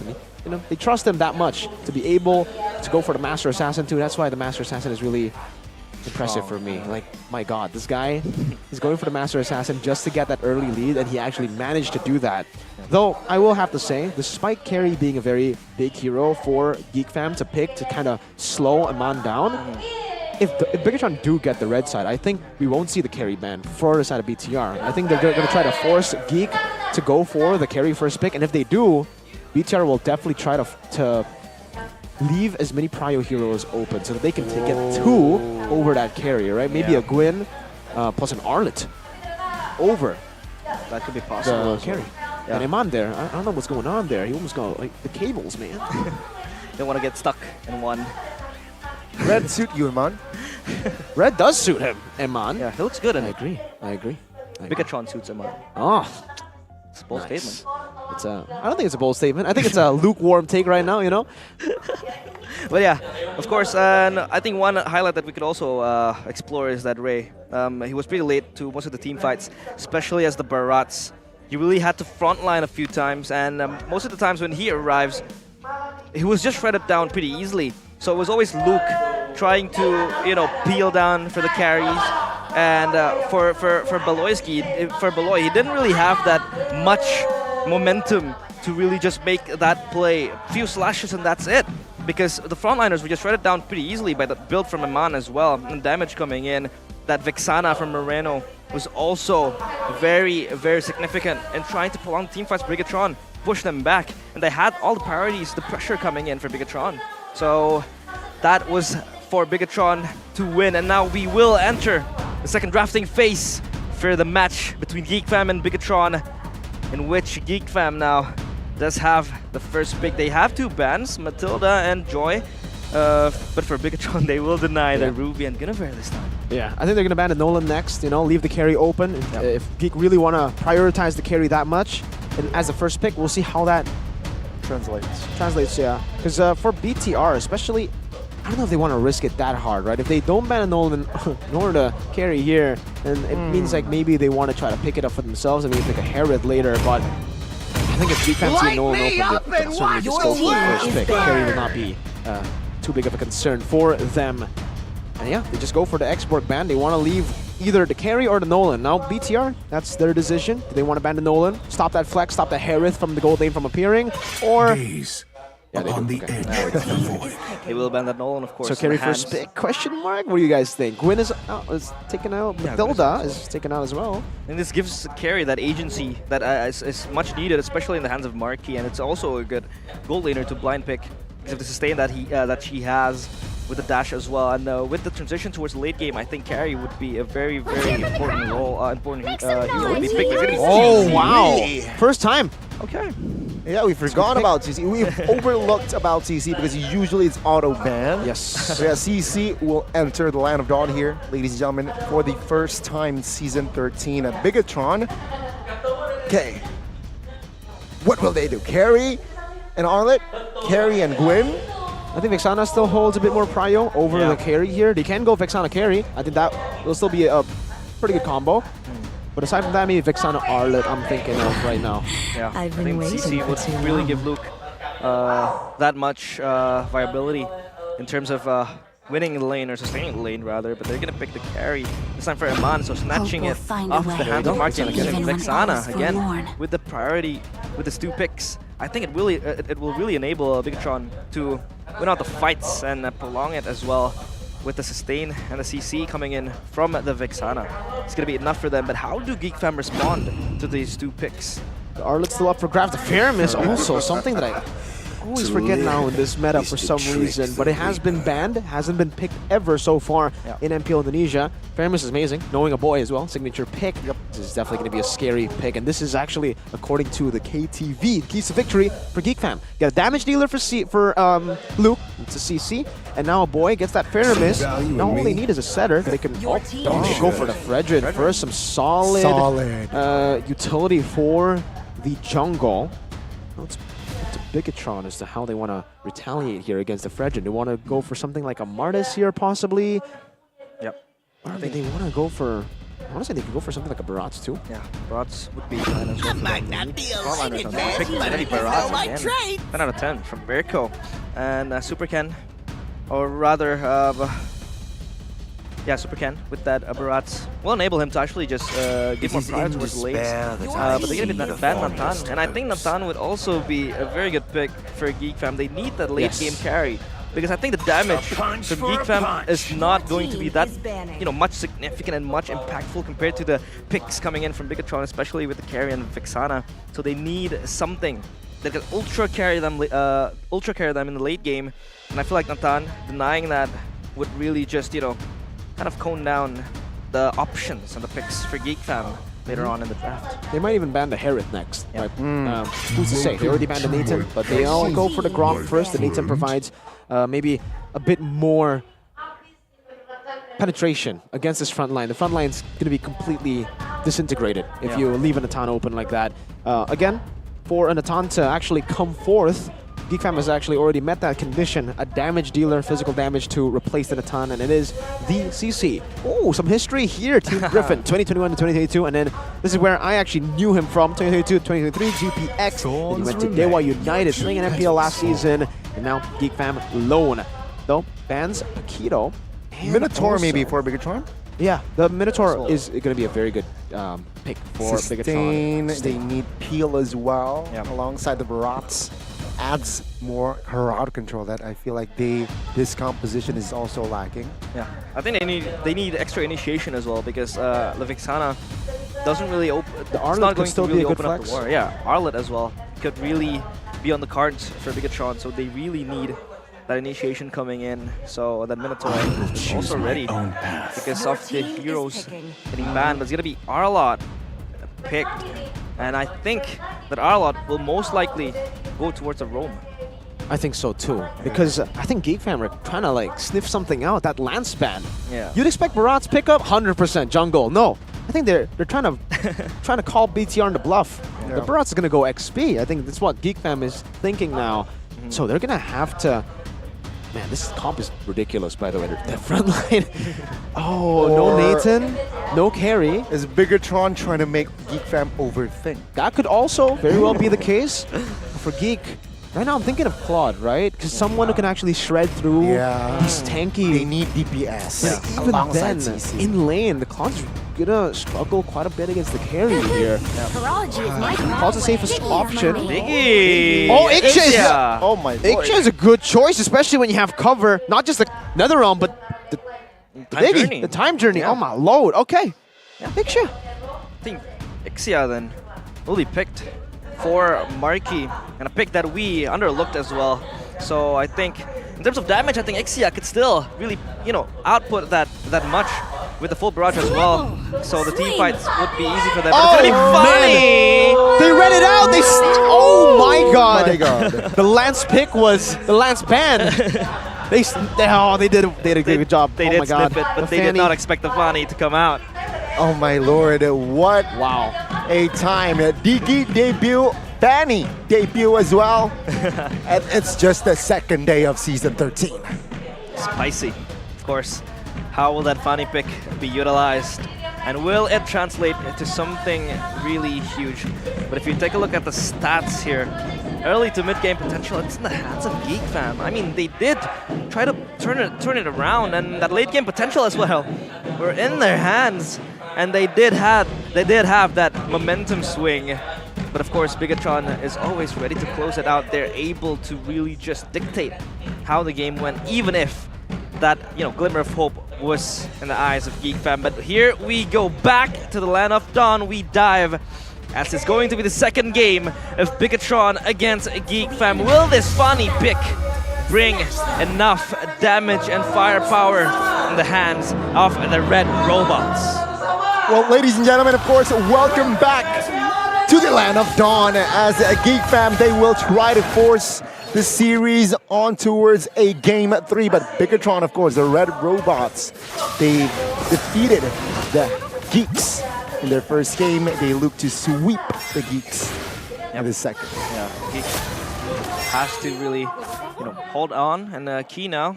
Already tried to give power towards mid. A boy still alongside Beloyski, and this is pretty unique as well for Beloyski to really play the Diggy, because we know him as this playmaker type of roamer, and now he has to play. There's some sort of supportive, but that is much needed to really cover the Ixia. But I think we do have action here for Key. Key just trying to harass Beloyski, right? Trying to force a spell maybe, and there you go, Key. Trying to be extra aggressive, but oh my god, Key. Ray is there. Force Key to use the flicker, but Ken now trying to find the trade. But no, they will not. He will not succeed. Yeah, he gets the flicker off of Beloyski as well, so I think that will be crucial for the first few minutes. They want to put pressure towards that mid side that a boy is currently trying to really withstand. Yeah, we're actually seeing quite a lack of agility is usually for... Oh, what? Good night, a boy. That's first blood. Over to the side of the red robots. Iman now 2v1. And it seems like Iman now will have space. Oh, did he miss They did. minion there? Yeah, he did. Yeah, he did not get it. So now, Super Ken, of course, with the first blood towards a boy. How significant will that be in terms of the laning phase coming in for Geek Time in the first few minutes? Oh, it's quite significant here. A snowball, Link Fanny in the early stage of the game, and towards the turtle. Before the turtle even spawns, usually you would expect, the first turtle to be the snowball point for the enemy team against the Fanny so that they will be able to control purple buff. But even here, Ray is getting bullied in the turtle pit. Seeing here the first turtle take. Oh, good knock. Wow. Super Ken jumps in with the... My god, hit and run Turtle. Cerezo though now Luke with the flicker trying to escape, but take a look at the DPS from Luke, is not able to be enough to take him down. Wait, what? Top lane, Iman K will try and find a kill on towards Beloyski, gets it, and Bigetron again winning trades. Yeah. They're winning their weak side and they're winning their strong side. What? Turtle should not be the main target for a Fanny, but if you are able to get your purple buff right before the turtle, yeah, it's a good bonus. It was all set up by Cerezo and Moreno. Man, that 3v3 bot, and for Geek, they were trying to play kind of both sides as well, but they ultimately lost both sides. Trying to play strong side for the Ixia. They can try to bully the carry, but this is the reason why carry is a good pick for both these teams. That weak side pressure, and Beloy is getting shredded again. Oh my god, a time journey and flicker as well. Super Ken will secure the kill. Super Cannon trying to give out damage onto his market. It seems like Bigetron, they want to keep the pressure. Flicker from Moreno with the Terrify as well. Securing the kill. Key though will be the trade. Moreno now stuck. NetherRealm to secure another trade. Moreno taken down to the front side of the map. It is actually Beloyski. Supercan trying to assist Amon, but it seems like Amon will be enough. Will have enough space to escape as Supercan finds Beloyski. So Rizzo jumps into the fray, but it seems like Geek fam, they will not want business. Luke now looking to try to shake things up, but no, enough spacing for Bigetron. It seems like now it is actually he isolated himself and he will be taken out. Vengeance. Not enough. Supercan is there as well as Key to secure that kill. Yeah, that was very important for him. Key now stuck with Beloyski. Beloyski has to run away, and this Fanny pick just seems to be significant, but Ray tries to reinitiate, and Key just walks away. And that Fanny pick, I think, just gives them ease towards the backline, noting as well Marky with the Ixia is not going to be very mobile in these team fights. Oh my god, King now looking for an opening perhaps with Geek fam. They are trying to post for Rizzo. Gets a taunt as well, but it seems like damage will not be enough just yet. Moreno though, with the Eternal Guard, not enough to take a boy down just yet. Turtle take, let's see. Geek fam seems like he does not care. Flicker, good flicker! Wow! Last Saturday play as he finds a double. He, what the heck? Supercan jumps in with the cables as well. Ray now isolated in the turtle pit, but gets the retribution. Now it's a 4v1. Ray looking to slice and dash, but flicker from Sorizo will secure that kill. Luke escapes as he is the last man standing in that area. I mean, my goodness, he did that blind, right? That definitely looked like it was a blind final slash breaker into the bush. Marky versus Iman. It's gonna be Iman. I'm trying to chip down Marky. Marky is able to position himself, but now Iman having to put the pressure on himself. He's just left alone in this island, and he is looking down on Marky. And I feel like the pressure from BTR is just not stopping Bigetron. Yeah. It's really just in their faces again. A replication of game one with the spawning pick now. Just gives them priority in trying to catch down the back lines. And now Iman will have some backup. Beloyski is stuck in a rock and a hard place, but Key is ready to jump into the fight. Oh my god, intimidation, and now Beloyski even forced to use the time turning Key now though, taking some heat, trying to survive as a boy will shut him down. Bigetron, again, they are looking for trade, so Rizzo with the flanks here, looking for a boy now caught and will be taken out. And Mon secures his third kill in this game.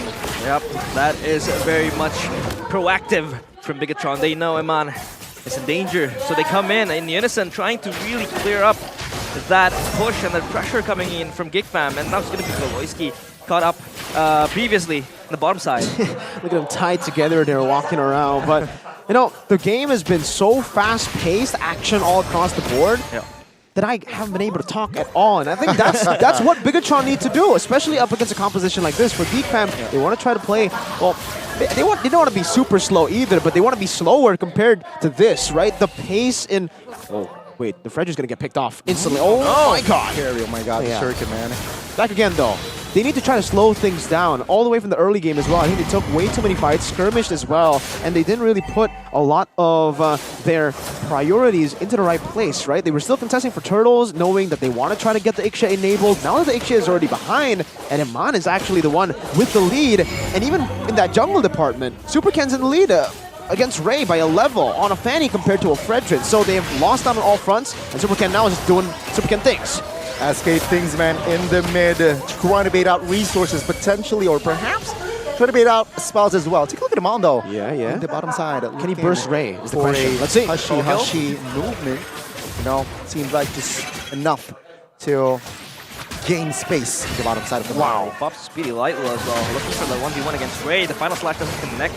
So that was just Geek fam trying to poke out. And of course, Bigetron with Supercan, like Agani said, it's always going to be able to, you know, pinch out all of the resources, all of the spells we saw that in the early stages of the game. Supercan was able to really fish out the flickers from Beloyski and from other laners as well. So Bigetron now has the priority. They got tier, they're looking for the tier 2 towers now up in the bottom side. It's as easy as that right now for BTR. They have complete control of the game, 6,000 gold lead. Like you said, exact same thing happened in game number 1 in the 8th minute mark. 6,000 gold lead, though the difference is now it's not a Brody who has the power spike, it's a Fanny. I think it might be a bit more scary considering how much more tempo the Fanny has compared to the Brody. They play around, steal, jungles, and again put pressure on the Marky. Oh my god, my goodness, that burst almost takes Marky down. But of course, with the man recalling now, Bigetron can put extra pressure in that mid. He pulled back, does not matter. He wants the mid as Luke trying to clear the wave. Super Ken jumps in with cables as well. Luki now flickers out of the way as Geek Fam trying to gain space. Oh, Daytona's welcome. Flicker as well. On towards Luke, force him to use the magic on the backside. It is actually Super Ken causing damage in the front formations of Geek Fam. And Super Ken, the drive-by, the hit and run. Hey, man. They succeeded. What? Come on, what? Whoa, that is with the flank as well. Bigetron Alpha, they are now trying, really trying to find creative plays. Non-stop action. We saw a man flanking from behind. Nobody expected that. He almost got caught up. But it's gonna be a Lord Dance now. It's gonna be Geek Fam still taking. Bigetron has to respond to this. Yeah, again, Bigetron final slash time journey. He gets taken out. Geek Fam now, again, 5v4, a man up. Looking for the retribution, and Ray gets it. And Bigetron will have to respond with reset. Even with the fast-paced plays by BTR, Geek Fam are still able to find the, I think, the little holes in BTR's game. And the little holes are the fact that for BTR, they're not actually that good at Lord Dances, it does seem. So like they're not able to completely reset it, not able to completely utilize the side lane pressure that they have. But for Geek Fam, that only just means that they have a free ticket into these neutral objective contests. It becomes 50-50. And honestly, it's not really 50-50 when you have a Fredrin, is it? Against a Fanny. The Fredrin definitely has a bit more pressure to play with. Super Ken against Luke. And it should be 1v1. Yes! Super Ken does not care. He solos Luke, even when he popped the benches in the bot side now, 4v4. Oh, Geek Fam, they're just running for the hills. And Bigetron, they do not care, even though they are a Lord down, they keep control. Yeah, that Lord just doesn't feel impactful for Geek Fam as they stop it in the bottom lane for Bigetron, and that Super Ken 1v1 with Luke is always going to give them kill pressure towards the side laners of Geek Fam, and Luke was just clearing the wave, so it's not just possible for him to sustain that much damage with Bigetron now. They are coordinated, but yeah, I agree with Mirko that Lord Dance sometimes, that loophole that they have can always be exploited by Geek Fam, but it now becomes the conversation of how much they could utilize this neutral objective to swing the game, swing the gold, and probably just, you know, stem the bleeding, stabilize the game, and how it goes further from there. Lucky for them, what they lack in Lord Dance potential, they make up for in their team fighting, because holy moly, these angles where they're attacking from have been ridiculous, and even for Geek Fam, or especially for Geek Fam, they've been really confused as to how to deal with all these different sources of damage coming in from all types of angles. Moreno, all of a sudden throwing the Eternal Guard, getting two members low. Ken constantly flanking, putting pressure in the side, and this has actually resulted in that Lord becoming beneficial. Not for Geek, but actually for BTR. They were able to get more of a gold lead now. It's 6K earlier, and now it's 8K. And remember, that Lord was taken by Geek Fam. But that goes to show that if you get the Lord, but you don't have any tempo on the map, it still doesn't matter. The enemy team will be the one to completely capitalize. And when we're taking a look at the items here for Marky, it should be the Power Spike, Corrosion Side, DHS, into the Malefic Roar. Though, when we take a look at man, bro, usually you'd expect the Thunderbelt early. He was so ahead that he just said, nah, I'm going damage. Yeah, I'm going big boy damage. Windtalker next, and then no boots. Yep, no Thunderbelt built this time. Because boots isn't on battle as well. So for Iman, it was just a matter of him building enough damage to cut off towards the players of Geek Fam, but I think the fight is pursuing on the mid side, and Bigetron has priority in 3 different lanes. They're able to rotate towards the Lord as well, probably preparing for another Lord Dance, and now Geek Fam it looks as though they don't really want to contest this because they have Peel as well. Key stepping in the front line, not giving Geek Fam space, and now Bigetron secures the Lord pretty easy for them. They have an angle to end the game now. I love the adaptation here, by the way, for BTR2, because if you remember, Game 1, see Halberd only on the gold lane, and man, on the Brody. Now, It's actually Moreno with the NOD and Super Cat with the Sea Halberd. So no Dominance Ice still. They're relying on their damage dealers to put on the anti-regen effect on Geek Fam. Why? Because mainly they want to get Ixia, right? Ixia is going to be all the way in the back. Super Cat is going to be probably the man to do it, to put that anti-regen. And Moreno is another member that can actually reach him. So they don't even care about putting the Dominance Ice effect from Key or Cerezo because they can do it with the damage dealers. Yeah. Okay. This... I don't know. I don't think this is the final push, but okay, let's see. The initiation by Bigetron Alpha. They're trying to crack the base, right? Bottom side of the map. It seems like Geek Family will be able to defend this one. I like the adaptation here as well. They had a Brody last time, so they just went for a 3-wave push, but now they're actually building a slow push up top, shoving the mid lane, and then now pushing with a top side with 1.5 waves to get the siege done. Wow, well played. See, Geek Fam, they will not be able to defend in the mid. Oh, they caught one member though, and that is Key. He will be taken out. He has immortality? No. Geek Fam again, they will try to stabilize with the Nether Realm as well, but they will lose all 3 base turrets here and one push. But take a look at Cerezo now, soaking damage as well as Amon. Oh my god, Wind of Nature, everything popped up. But Geek Fam will be able to find the shutdown. Super Ken will find the trade on towards Ray, but it seems like now Bigetron will have no firepower to end the game. Yeah, they hold the high ground there, of course, with the full barrage as well. It's going to be a pretty much heavy threat for Bigetron, but Luke will just chase down Cerezo. Cerezo is going to go down. No. Nope. He survives. He also has the immortality still, so he still survives in that fight. And Geek Fam, hold for another day. I mean, a bit too greedy in that. Oh, my Ken! What? Now you see him, now you don't moment. Now Super Ken again, trying to be greedy, trying to find another kill, but Luke will survive. But what was that? Well, that's Super Ken, man. He just flied with that cutthroat as well. It's going to be a threat that Geek Fam has to look out, because this Fanny with the Super Ken just is always going to be able to fly. You won't expect it.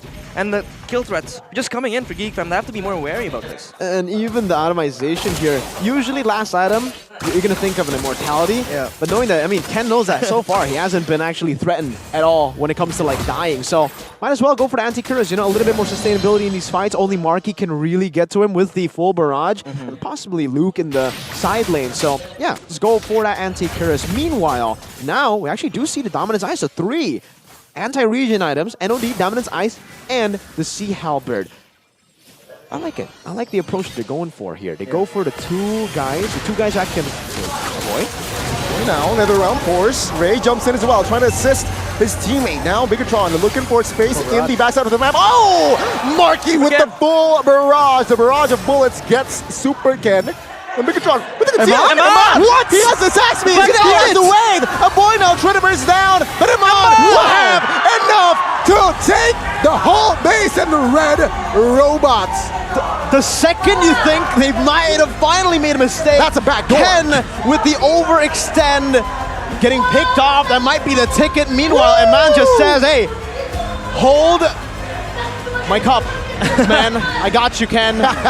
Hold my light wheels. He was able to just hit the base. He basically stole the MVP away from Ken with that play. Yeah, I think so. Aman is probably he's going to be my pick of the game, player of the game as well. But that backdoor that he was able to really initiate, and the minions as well, wasn't really cleared by Geek Fam. They just engaged in that fight, and Aman was like, yep, I see an angle, I'm gonna snatch it, I'm gonna get it. And he did. I mean, it was looking daisy for Geek Fam. They were able to get the kills, the full barrage as well. It's going to be late game threat for Marky. They did take one down, they were able to push it forward, pushing them back, but then Aman comes in as the late hero to just end the game. And I love the fact that Aman is basically like he's a writer, right? He's a good writer. He's like George R.R. Martin, man. He's just foreshadowing his movements. Remember the moment he died he was targeting the base. Yeah. So he actually died for targeting the base. It was not a miscalculation. It was a foreshadowing for what's about to happen. He's GG. Yeah. He's so electric, I might call him Electric Man. Bro, E-Man, Electric Man. Usually we're always like, darn you, Benny. Is this going to be the new trend now? Darn you, Eman? Is he going to change his name to Eman QT? Eman QT, remember Super Eman soon, because he did deliver a super performance, making I the BTR did not fans. expect that. Yeah, that was insane. The BTR fans are on their feet, of course. And what a way to start your journey at MPL Indonesia. And of course, that was pretty insane from him. Okay. It's time for the interview. Yeah, I think we will throw it to our host to do the interview the players of Bigetron Alpha. Gila. With your carry. Oh, Emannya mau dekat-dekat sama aku. Emannya mau dekat-dekat sama aku. Sini. Eman, kamu bisa bahasa Indonesia nggak? Pakai mic ya? Halo. Halo. Can you speak bahasa Indonesia? Gak bisa. Gak bisa. Kan nggak bisa tapi pakai jawabnya pakai bahasa Indonesia. Gila Eman dengan carry-nya luar biasa sekali loh tadi tuh ya. Itu gimana? Kamu pertandingan yang luar biasa, strateginya apa? Kok bisa tiba-tiba kamu split push kayak gitu? Aku tadi yang lagi standby di belakang, tiba-tiba langsung kayak, ada carry lagi split push tiba-tiba. Bikin troopers kasih semangat dulu dong. Gimana Eman? Tanggapan kamu tentang game tadi? Nggak ngerti? Nggak bisa, harus pakai bahasa Inggris? Oke. Oh gitu. Tapi kalau misalnya aku nanya sama Eman nih, 2 kata lucu. Kamu mau jawab apa tuh Man? Eman 2 kata lucu jawab dong. Tidak ada. Jangan. Kayaknya coba kalau misalnya. Cuma hoki. Apa? Cuma hoki. Cuma hoki 2 kata lucu. Tepuk tangannya dong buat Eman. Luar biasa sekali. Terus abis gitu aku mau nanya sama Kaye dulu. Pertanyaan tadi, kalau tadi kan aku sempat ngobrol sama Vin, sama lu. Vin jawab, kita sikat lah. Beneran disikat ya hari ini ya? Sikat dong. Sikat dong. Sesuai prediksi nggak? Dari hasil latihan kita sesuai prediksi. Sesuai prediksi. Terus aku pengen sama Super Ken dong. Luar biasa banget Fanny-nya tadi kok agak garang-garang gahar gitu gimana? Berapa lama kamu latihannya pakai Fanny itu? 3 tahun. 3 tahun. 3 tahun. Kenapa? 3 tahun. 3 tahun. Kamu tadi pas pakai Fanny itu emang disuruh sama coach apa sesuai keinginan kamu aja? Lagi pengen main Fanny. Lagi pengen main pakai Fanny ya. Luar biasa banget, tepuk tangan dong buat Super Ken sekali lagi. Terus aku mau nanya sama Moreno dong. Moreno. Ada tanggapan tentang pertandingan tadi tuh menurut kamu seru banget apa biasa aja? Seru banget lah. Seru banget. Iya, soalnya mereka jago-jago semua. Ada yang mau kamu ucapin gak buat Biget Troopers yang mendukung kamu di hari ini?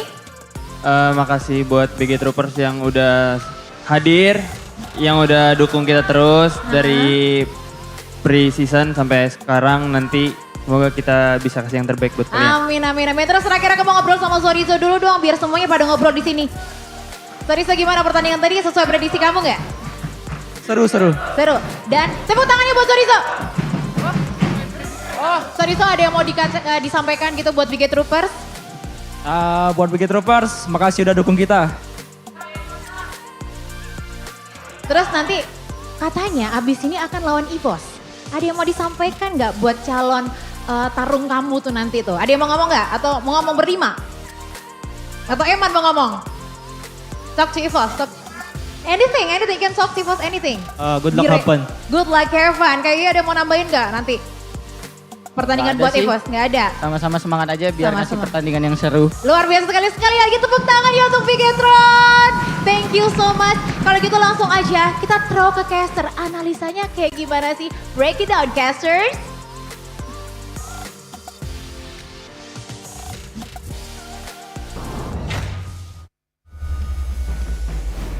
And of course, thank you to our host Maria for that interview. And now Bigetron is able to seal the deal with the 2-0 with the last intelligent play by Eman. Nobody expected that mid-wave to be built so much. And yeah, Geek fam committed to that fight. They thought that they won it because Marky was able to dish the damage, but it's just not going to be enough. Realize, sorry, but can this man stop smiling? He's smiling, he's smirking so much, he's like, Bigetron is going to win this. Bro, I always smirk. There's no special occasion here. What do you mean? I'm Smirko, man. It's just my thing, man. I smirk. Yeah, he smirks a lot. And I think that really, sets the mood, sets the tone for Bigetron for the upcoming matches. But of course, Mirko, you have to swallow the pill, the fact that Bigetron still has a lot of holes. And how maybe they want to try to sustain the lead that they have. A few times maybe Why are you they missed telling their me Lord dances. to hold down, man? I'm not hyped because of Bigetron. You're hyped because? Huh? You're hyped because? Season 13, man, that's a good season. But of course. All jokings aside, man, seriously, this guy is so intelligent. I've said this so many times on stream, backstage, everywhere, even in the document for the team study that we had before MPL.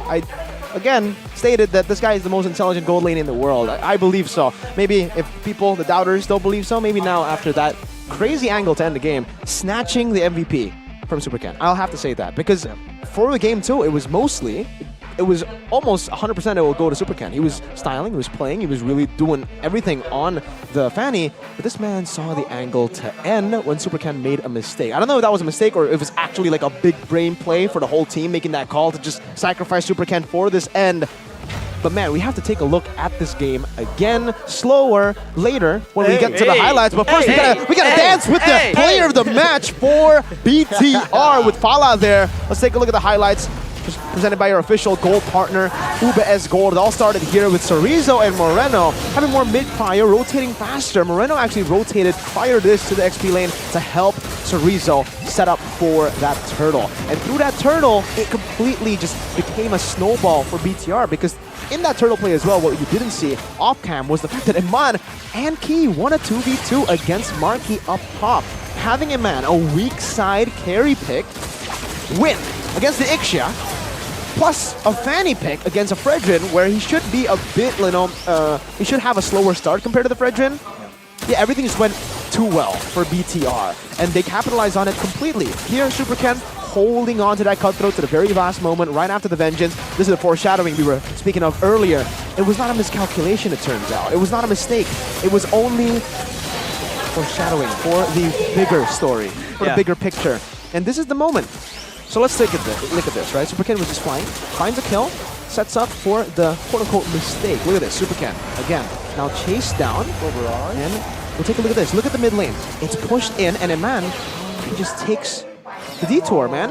Marky sees him, and he's like, calling out to the team, Iman's going, and Iman, this is the highest mechanical play you could ever do in this situation. You tap that turret button next to it, like the attack turret button. That's it. It's as simple as that. He held on to the Wind of Nature pretty late as well. Yeah. So he was ready for the damage coming in, especially Marky spotted that out. The final barrage was the key to the comeback for Geek fam for that fight. But of course, it was all rebutted by the man himself, Iman. It could be very coincidental, but I could also just keep on praising and glazing at how intelligent he is because it's almost like he knew that play was going to happen. Yep. What do we usually see? First item for a carry, it's a Thunderbelt in this meta. The man went full damage from the start. If he had a Thunderbelt, if he didn't have this much attack speed, I don't think that end would have been possible. So again, I don't know, maybe I'm glazing here, But also, my God, that decision turned out to be amazing for Iman. He did die once. With this build, you would expect him to die more. So already, it was phenomenal for the side of Bigetron Alpha. That decision-making, the atomization, and for the carry, the rich guy, I think for the most part, actually, rich guy should still be Iman, presented to you by UBS Gold. But the carry, most damage dealt, it was Supercan. This was Supercan's player of the game. If it wasn't for the man himself, the Red Raider, Iman. Red Deed Redemption indeed. Red Deed Redemption. Of course, Supercan was there to really just, catch all the side laners, and he was indeed wreaking havoc in the backline. It was very much hard for Geek fam to respond, especially it was very easy, and they don't really have a hard locking CC to really catch Supercan down. It's only probably going to be, the pull from the Digi, or either, the Stampede coming in from a boy. But it's just not enough. Marky is not as mobile as carry, so it was easy for Supercan to just lock him down in a few instances of the fights. Yeah, I mean, that is why that Fanny was the last pick, right? Wait for whole team. This is the golden moment by UBS Gold. Trust in gold. Gue dapat 3. Ini dapat berarti. Orang dulu. Nggak bisa ya? Wait, gak ada yang bisa. Nice. Mati dia. Nice boy. Bruno mati. Nice bro. Nice boy. Gol itu Fanny nggak bisa kabur. Fanny. Nggak bisa kabur. Nice. Mati. Bisa Edman. No cream man. End double bro. Bantu Edman guys. Stun. End double. Nice man! Snake Golden. So it wasn't a call. That proves it, right? They were just like, wait, look at it. Look at what he's doing. Yeah. Let him cook. And he cooked. It was his instincts talking to him. Experience, a little voice in his head. Yep. was more than just something systemized. It was him with his instincts. So it's official. Very, very strong. Eman beat a boy. He did. It was insane. Yeah. But of course, coming soon, Epic. It's gonna be a limited edition collaboration series between UBS Gold and MPL Indonesia Season 13. That is going to be a lot of things happening here. We have a few cards here, of course. Stay tuned. 2024, of course. You can always check out at ubs.gold or at ubs.lifestyle. It's also available at ubslifestyle.com or in the UBS Lifestyle e-commerce. This is the collaborations that's always rolled out every season, and it's the ones that you really want, right? You don't want to miss it. So nice, so good. It's always mythical. It's not epic. It's mythical. Immortal. Immortal as well. Not glory. Immortal. It's golden as well. But of course, you want to play without lag, and to achieve that, you could always utilize the Games Max booster that you could buy in the package as well in tcell.id/GM booster. Of course, you could always boost your performance, anti-lag. Why? Yeah. To make your gaming sessions just so much smoother. Yeah. So much better. So much better. Just like in Season 13. Yeah. Season 13 is just so much better. Yeah. All smiles. But we have S13 too. baby. It's very, very nice, of course. Yeah. Actually, the blue teams haven't really found that much success. Nope. Not yet. Not yet, yeah. There's something wrong with blue teams right now, right? Yeah. I mean, 0-2, 2 games. We'll see if the blue teams can come back because RBL is playing next. Yeah, and RBL is blue. The B in RBL stands for blue, probably. So yeah, we'll look at after this. So yeah, we'll go to the break and we will prepare ourselves for match number 2 after the break.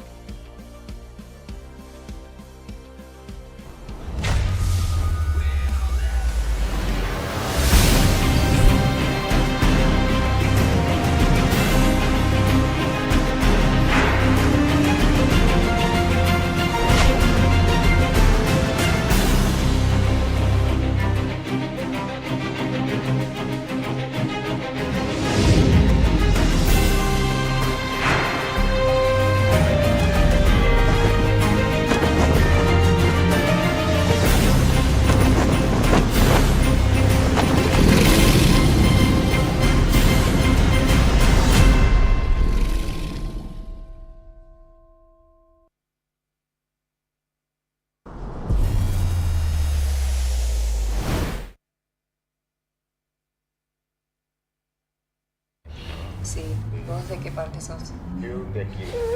Ah, mira. ¿Tú de qué parte eres? Del norte.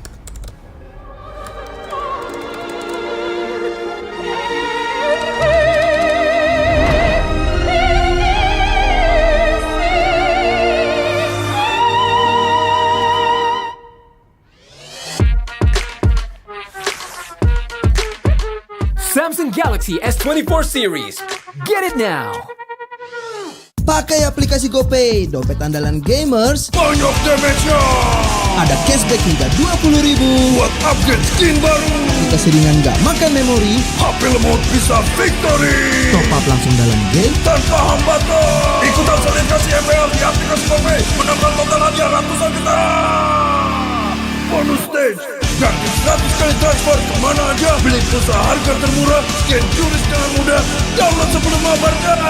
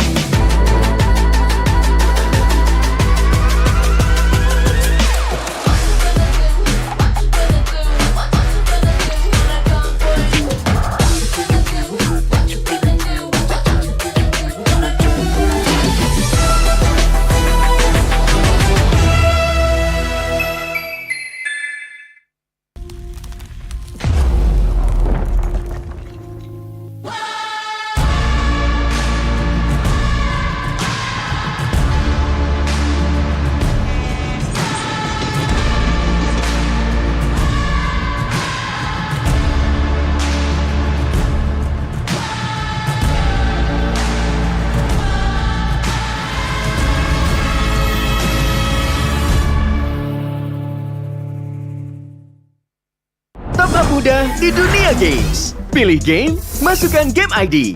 Pilih Diamond, masukkan kode promo, dan pilih metode pembayaran. Masukkan kode OTP. Selamat, kamu dapat tambahan kuota. Upgrade gameplaymu sekarang. Game Smash andalanku bikin mainku semakin hebat. Tukar DG rings, diamond dan voucher game kau dapat. Main MOBA apa aja win streak di tanganmu. Cuma Game Smash makin no debat. Beli paketnya dan aktifkan boosternya sekarang. Character select. Where? You lapar.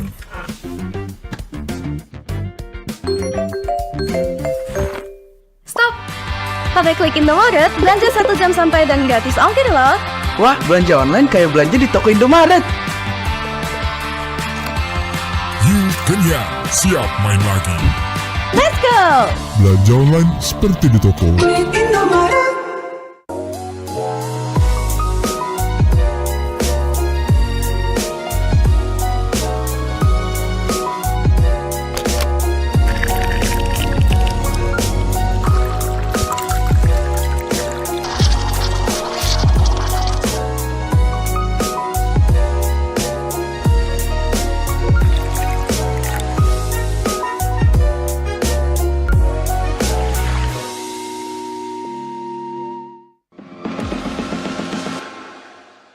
It's only you who rocks my world.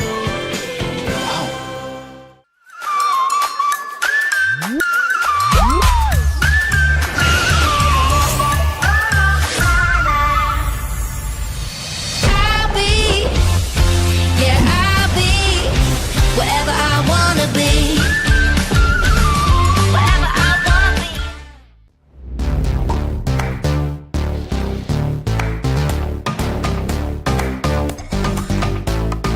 We don't need no sleep because the party.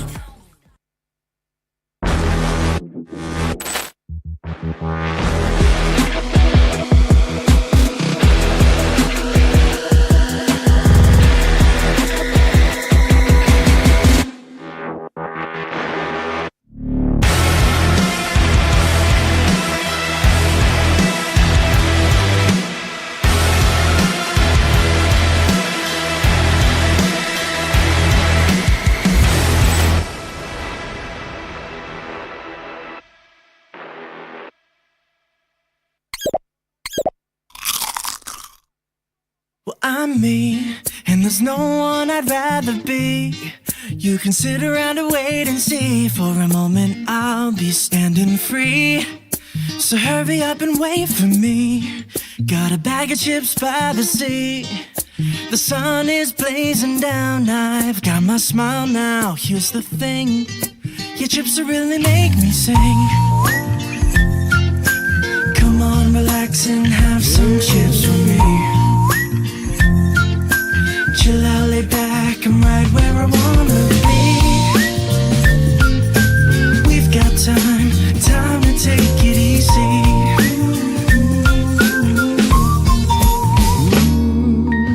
You always tell me to speed up, but slow down. I've been kicking my feet up and just going to town. A bag of chips in hand, I got nothing planned, yeah. Good treats by the sand, you know I wanna chow down. Oh yeah. So when you ask me if I'm gonna stay, I'm promising you I will. 'Cause there's one thing we gotta do.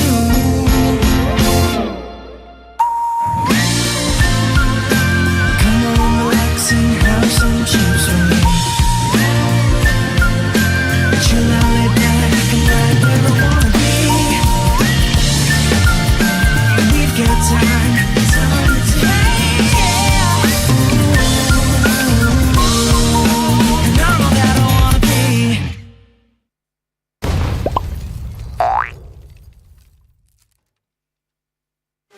Your MVP is Chip! His portals completely set the pace of the match from start to finish. Wow, another MVP! That's my chip! Just doing my job. Can I see the highlights? I'm off the clock. Yeah! I can't wait to see your portals in action! Look Looks like red team's trying to catch Chip alone up top. But he just calmly got his portal and Alpha ults in to flip this fight around. A great example of skills persisting through portals. Double kill. Cyclops is taking a serious beating from Gord. But it's Chip to the rescue. Will he make it? What a clutch save! Poor Gord just got jumped JJK style. Arlot's just in time for the buy one, get one special. Man, next time look before you enter enemy portals.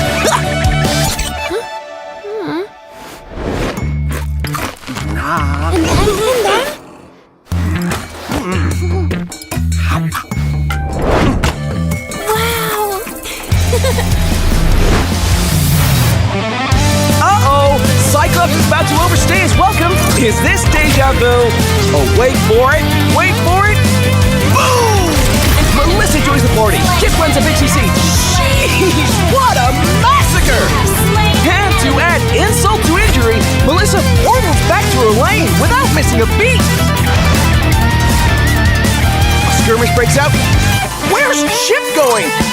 Is he gonna... He flickers to the high ground! Portal's up! Surprise! Brody gets deleted! Can Red Team make it back in time? No shot! What an insane portal strat!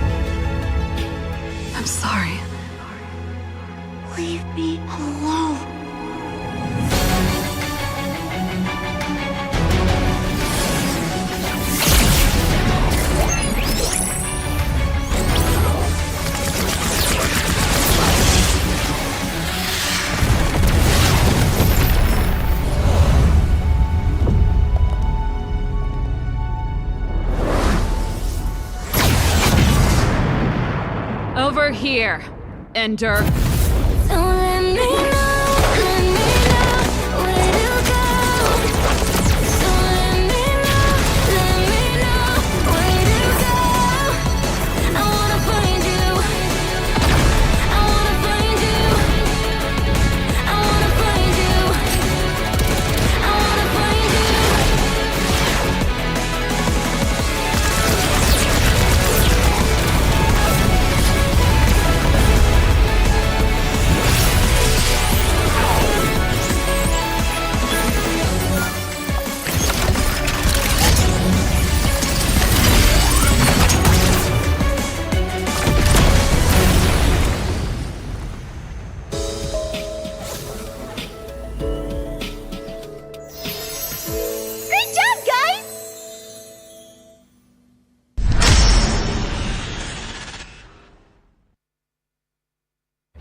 Sí, ¿vos de qué parte sos? Yo de aquí. Ah, mira. ¿Tú de qué parte eres? Del norte.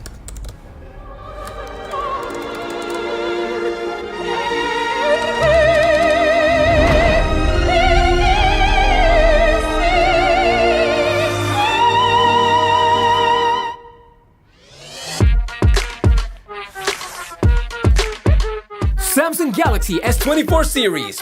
Get it now. Pakai aplikasi GoPay, dompet andalan gamers. Banyak damage-nya! ada cashback hingga 20.000 buat upgrade skin baru. Aplikasi ringan gak makan memori, HP lemot bisa victory. top up langsung dalam game tanpa hambatan. Ikutan selebrasi MPL di aplikasi GoPay, menangkan total hadiah ratusan juta. Bonus stage, gratis 100 kali transfer kemana aja. Beli pulsa harga termurah, scan QRIS dengan mudah. Download sebelum mabarkan.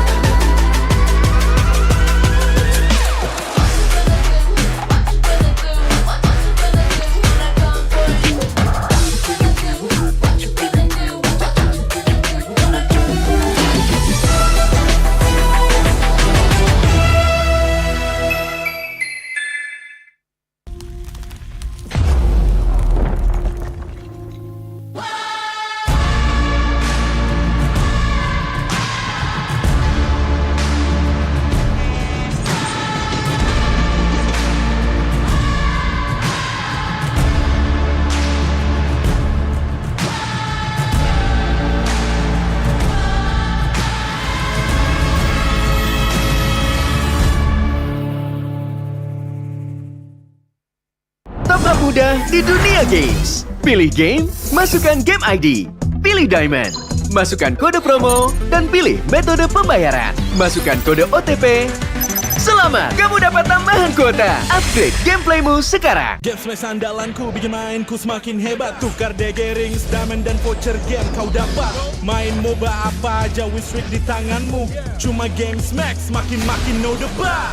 Beli paketnya dan aktifkan boosternya sekarang. Character select. Where? You lapper.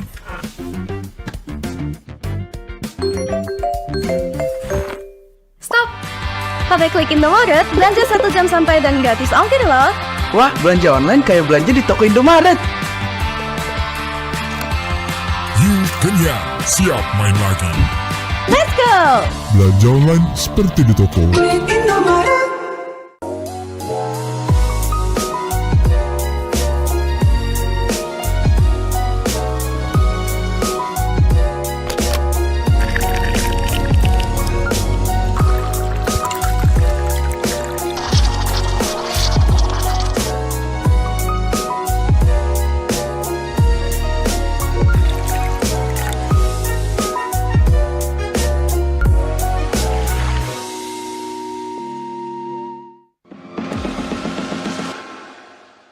It's only you who rocks my world.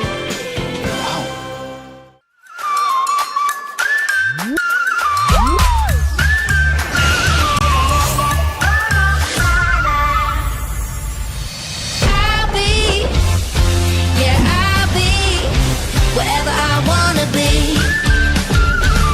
Wherever I wanna be.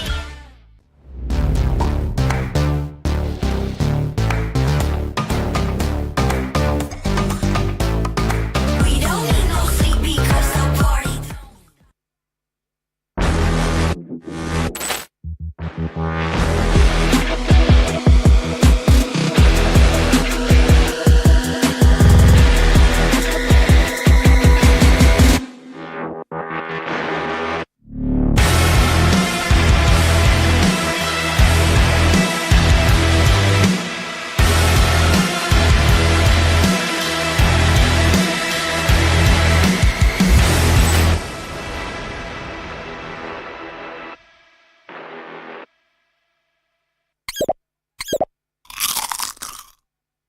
Well, I'm me, and there's no one I'd rather be. You can sit around and wait and see. For a moment, I'll be standing free. So hurry up and wait for me. Got a bag of chips by the sea. The sun is blazing down. I've got my smile now. Here's the thing. Your chips will really make me sing. Come on, relax and have some chips with me. Chill out, lay back, I'm right where I wanna be. We've got time to take it easy.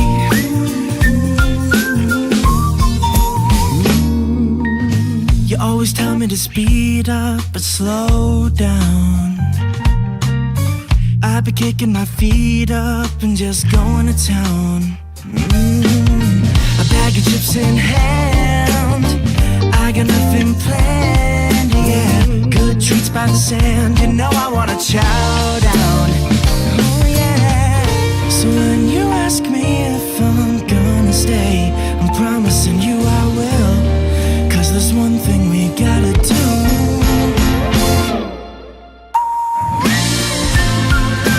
Come on, relax and have some chips with me. Chill out, lay back and right where I wanna be. We've got time today. And I'm all that I wanna be.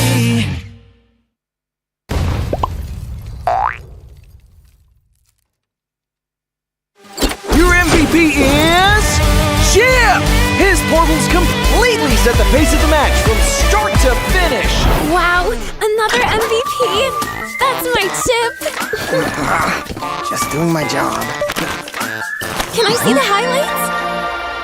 I'm off the clock. Yeah, I can't wait to see your portals in action. Looks like Red Team's trying to catch Chip alone up top, but he just calmly dropped his portal and Alpha ults in to flip his fight around. A great example of skills persisting through portals. Double kill. Cyclops is taking a serious beating from Gord, but it's Chip to the rescue. Will he make it? What a clutch save! Poor Gord just got jumped JJK style. Arlot's just in time for the buy one, get one special. Man, next time look before you enter enemy portals.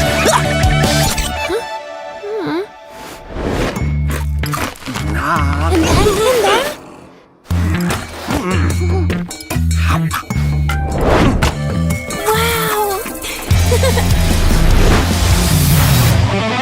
Uh-oh! Cyclops is about to overstay his welcome. Is this deja vu? Oh, wait for it. Wait for it. Boom! Melissa joins the party. Chip runs a Pixie Seed.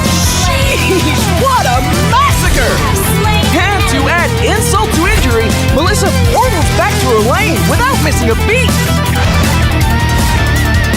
A skirmish breaks out. Where's Chip going? Is he gonna... He flickers to the high ground! Portal's up! Surprise! Rosie gets deleted! Can Red Team make it back in time? No shot! What an insane portal strat!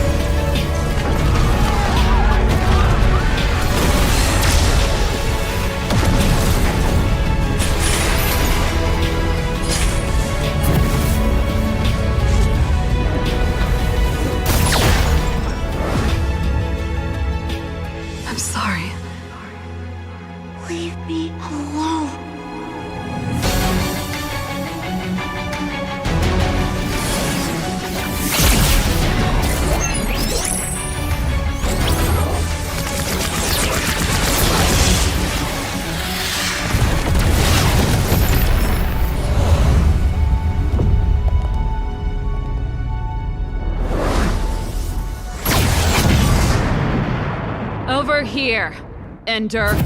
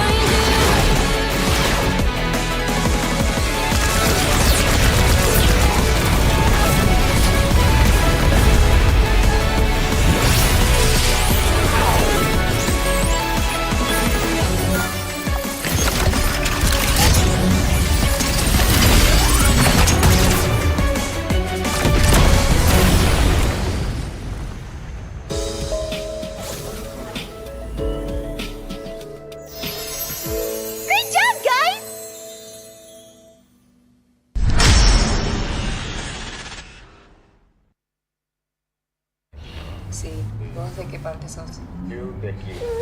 Ah, mira. Tú de qué parte eres? Del norte.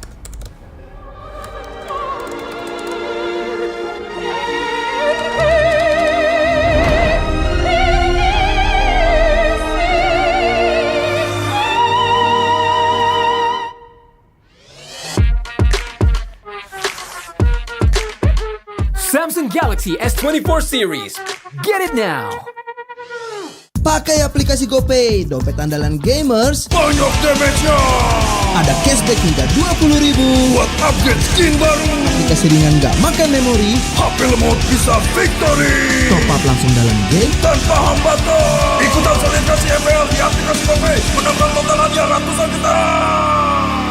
Bonus stage. Gratis 100 kali transfer kemana aja. Beli pulsa harga termurah. Scan QRIS dengan mudah. Download sebelum mabarkan.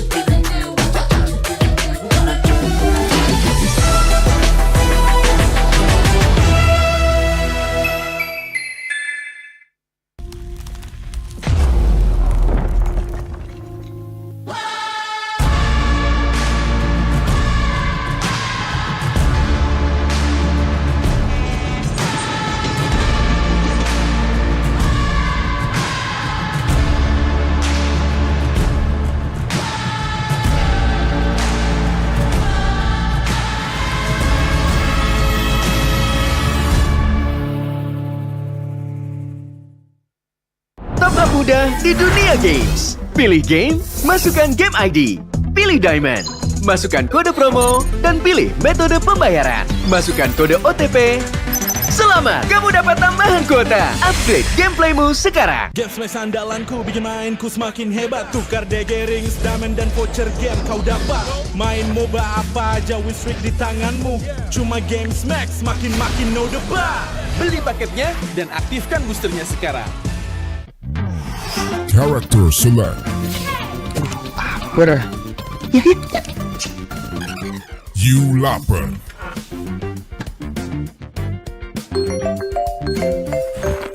Stop! Sampai klik Indomaret, belanja 1 jam sampai dan gratis ongkir loh. Wah, belanja online kayak belanja di toko Indomaret. You kenyang, siap main lagi. Let's go! Belanja online seperti di toko. Indomaret.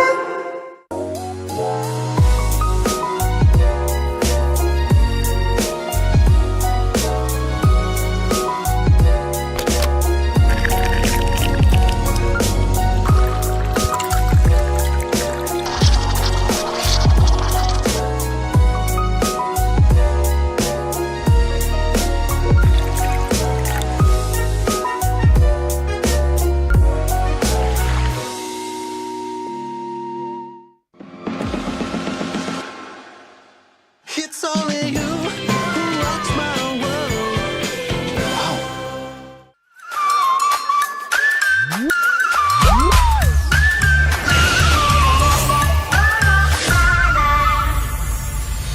I'll be, yeah, I'll be wherever I wanna be. Wherever I wanna be.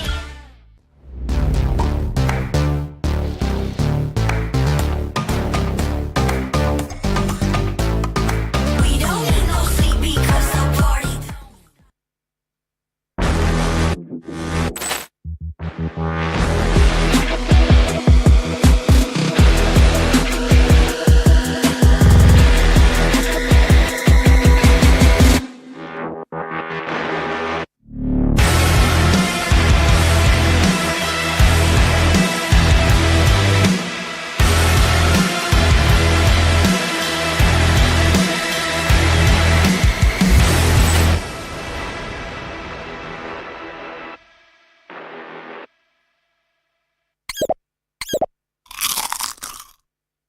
Well, I'm me, and there's no one I'd rather be.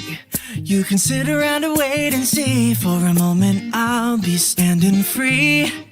So hurry up and wait for me.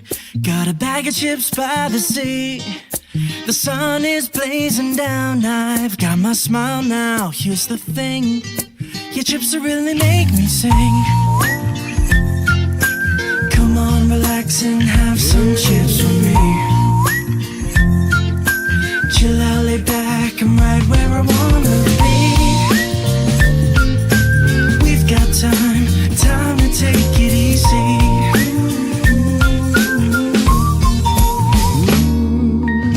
You always tell me to speed up, but slow down. I've been kicking my feet up and just going to town. A bag of chips in hand, I got nothing planned, yeah. Good treats by the sand, you know I wanna chow down. Oh yeah. So when you ask me if I'm gonna stay, I'm promising you I will. 'Cause there's one thing we gotta do.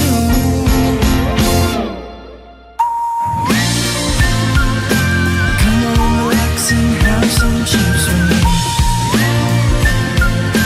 Chill out, lay back, and right where I wanna be. We've got time to take, yeah.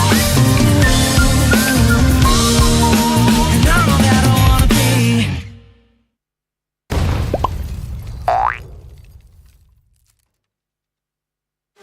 Your MVP is Chip! His portals completely set the pace of the match from start to finish. Wow, another MVP? That's my chip! Just doing my job. Can I see the highlights? I'm off the clock. Yeah! I can't wait to see your portals in action! Looks like Red Team's trying to catch Chip alone up top, but he just calmly dropped his portal and Alpha ults in to flip this fight around! A great example of skills persisting through portals! Double kill! Cyclops is taking a serious beating from Gord, but it's Chip to the rescue! Will he make it? What a clutch save! Poor Gord just got jumped JJK style! Arlet's just in time for the buy one, get one special! Man, next time look before you enter enemy portals!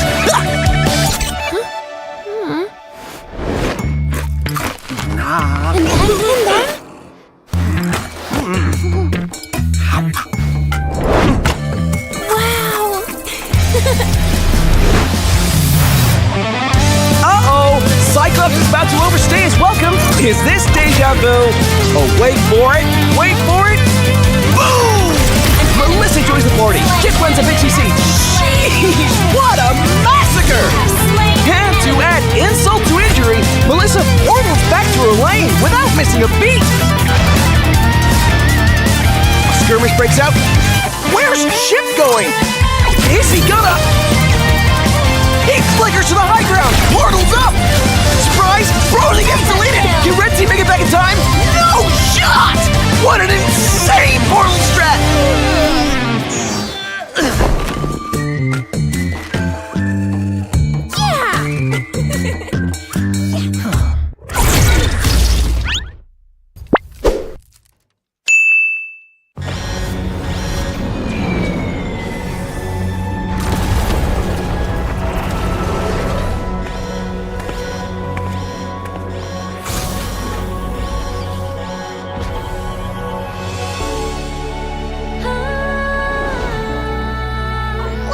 Leslie! Meet Mr. Bunny!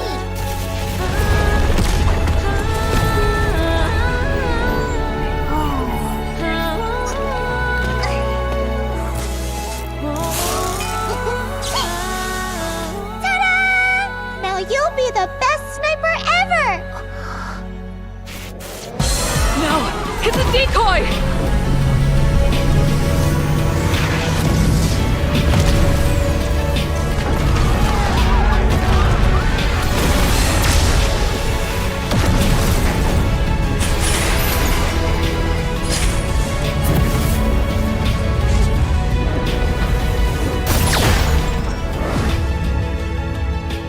I'm sorry. Leave me alone.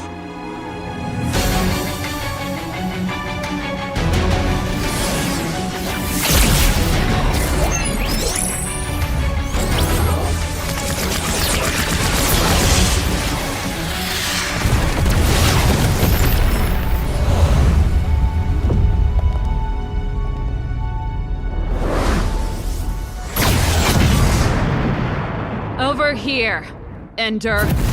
Don't let me know where to go. Don't let me know where to go. I wanna find you. I wanna find you. I wanna find you. I wanna find you.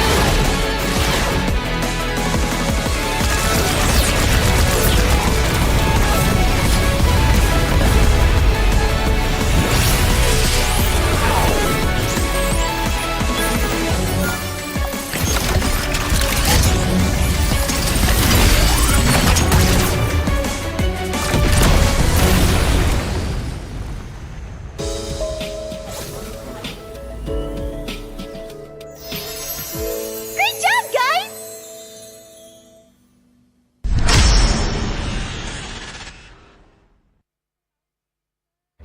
Sí, ¿vos de qué parte sos? Yo de aquí. Ah, mira. Tú de qué parte eres? Del norte.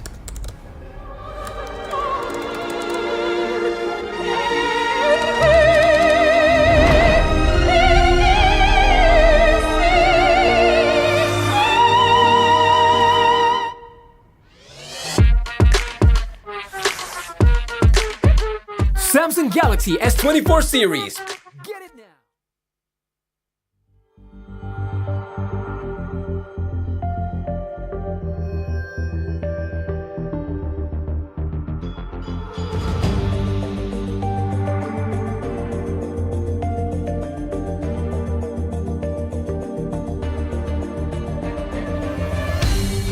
Aku kan berdiri dan terus berlari, terus ke arah puncak tertinggi. Ku takkan berhenti, hanya sampai di sini. Kemenangan abadi menanti. You know we won't miss if we unite our focus. And if you haven't noticed, we all live. Nyalakan apimu, hadapi semua tantangan, hadang semua serangan, jatuh bukan halangan. Bakar semangatmu, janganlah engkau menyerah. Kita akan buat sejarah. We all this, we won't miss. We all this, we won't miss. Saatnya beraksi, jalani ambisi. Aku kan menyawakan hari ini. You know we won't miss if we unite our focus. And if you haven't noticed, we all live. Nyalakan apimu, hadapi semua tantangan, hadang semua serangan, jatuh bukan halangan. Bakar semangatmu, janganlah engkau menyerah. Kita akan buat sejarah. We all this, we won't miss. We all this, we won't miss.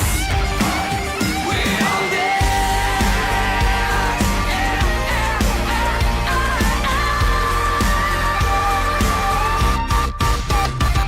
Nyalakan apimu, hadapi semua tantangan, hadang semua serangan, jatuh bukan halangan. Bakar semangatmu, janganlah engkau menyerah. Kita akan buat sejarah. We all this.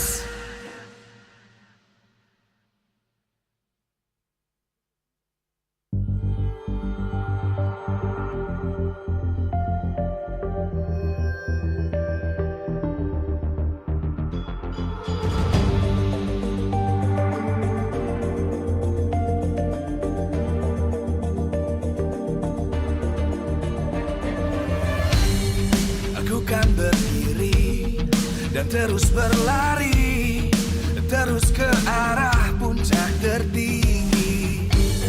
Ku takkan berhenti, hanya sampai di sini. Kemenangan abadi menanti. You know we won't miss if we unite our focus. And if you haven't noticed, we all live. Nyalakan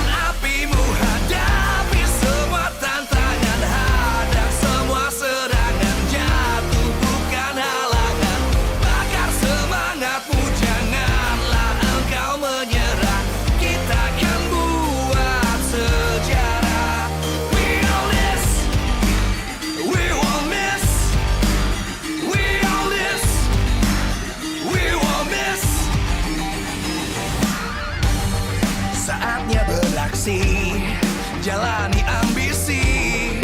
Aku kan menyawakan hari ini. You know we won't miss a thing. You know I'm focused, and if you haven't noticed, we'll live. Nyalakan apimu, hadapi semua tantangan, hadang semua serangan, jatuh bukan halangan.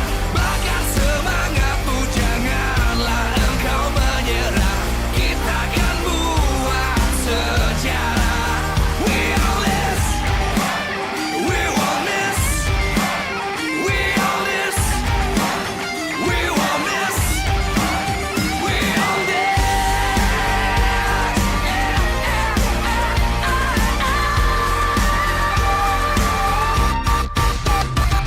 Nyalakan apimu, hadapi semua tantangan.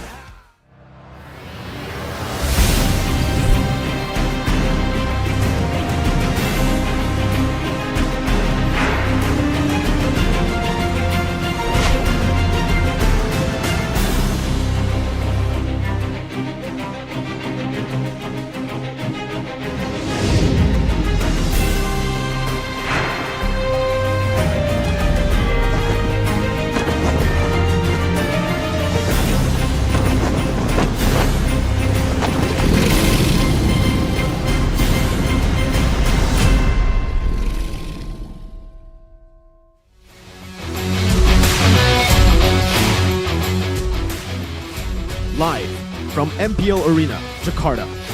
MPL Season 13 is powered by Moontong. Presented by official tournament smartphone, Samsung Galaxy. Official e-wallet, GoPay. Official gold partner, UBS Gold. We own this.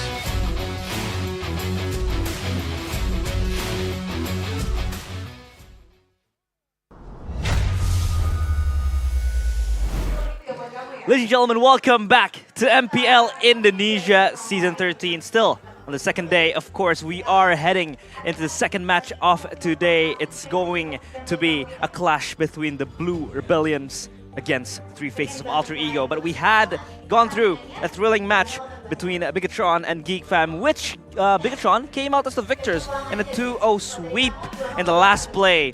That was very intelligent coming from Iman. That was insane, and of course, it had a lot of momentum swings, it had a lot of plot twists that was clearly reaching its climax, but it was just not there. Bigetron was able to shut down every loophole that they had and all the advantages that was ready to be snatched by Geek Fam. Geek Fam almost were able to turn the tides now, but enough for the first match. Now let's move on to the second match, where again for Rebellion, they kind of have to do what Geek Fam failed to do. They need to redeem themselves and turn it around, because right now in the standings, 0-1, 0-2, an awful start.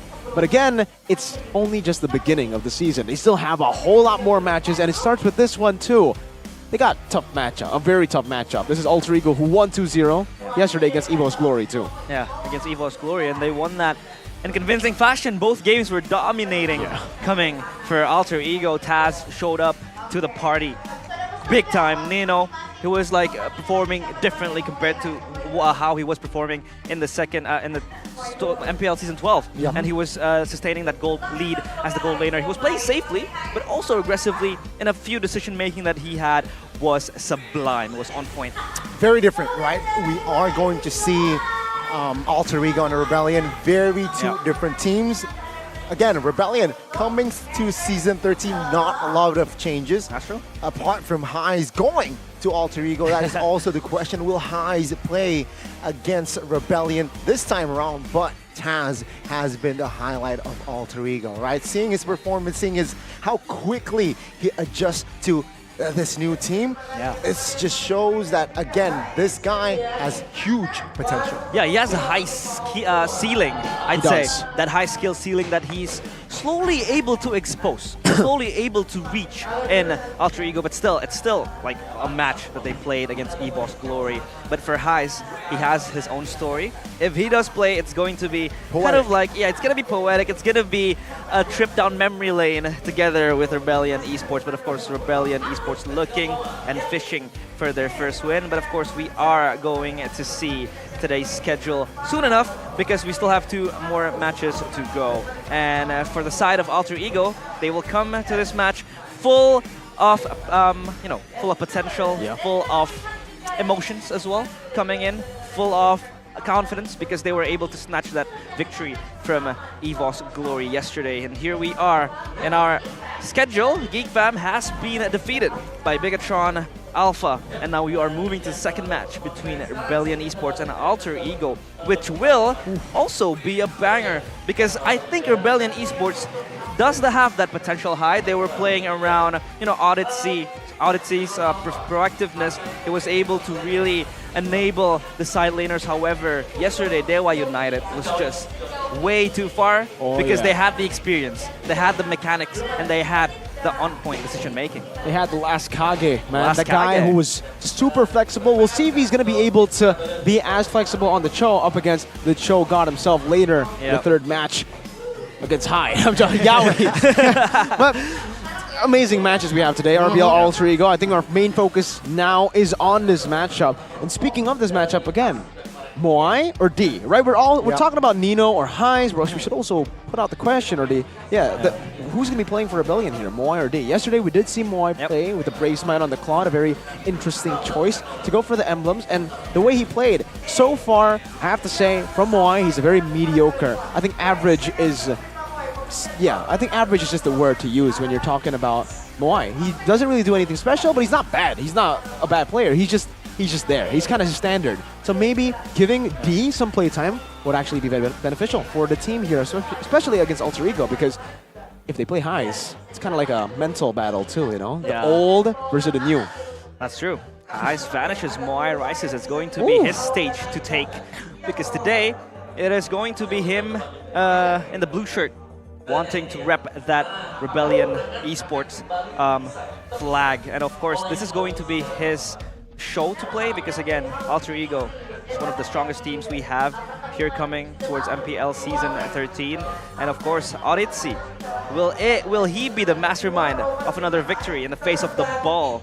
Because so far, he has been the player of the match ever since they met Alter Ego in week 1 and week 5 of previous season. Yeah, and it was brutal because after winning against Rekt, it was still kind of a shocker. Everybody was like, oh my god, Audi, holy moly, he's doing a really good job. The second time, he beat Rasi, and then in the interview, he was asked, yo, which one's tougher? Rekt or Rasi? He says both are easy. So that's where the drama really comes from, right? I love the charisma, the spice coming in from Audi, but it seems like Rasi doesn't want to take that. He doesn't want to take that anymore. Look at his face. That's a face of a man who knows right now the 3-face mask is a bit different from last season. Last season, it's one sad, one happy, and one angry. Those are the faces. Now, it's one sad, one angry, and one Taz. Or maybe 3 angry. Three angry Taz. Yeah, 3 angry Taz. That seems that sounds scary. That's the theme. But again, seeing Alter Ego, I expect them to bring that momentum. They want to make their record 2-0, of course, spotless record, starting it off strong.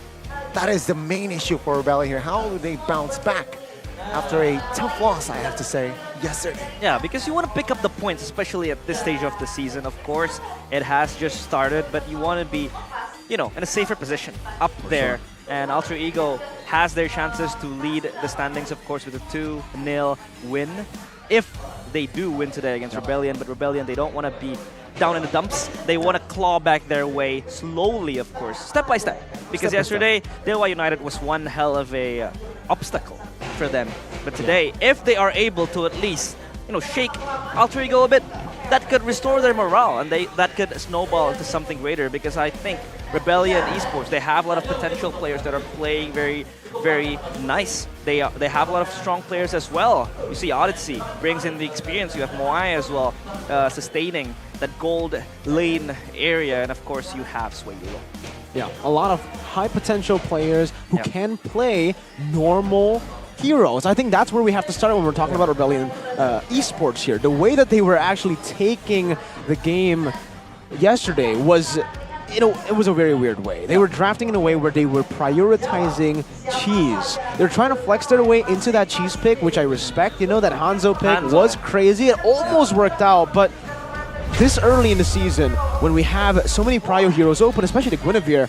Still Moai, by the way, no changes here. Same lineup as yesterday. Yep. Rebellion, step by step.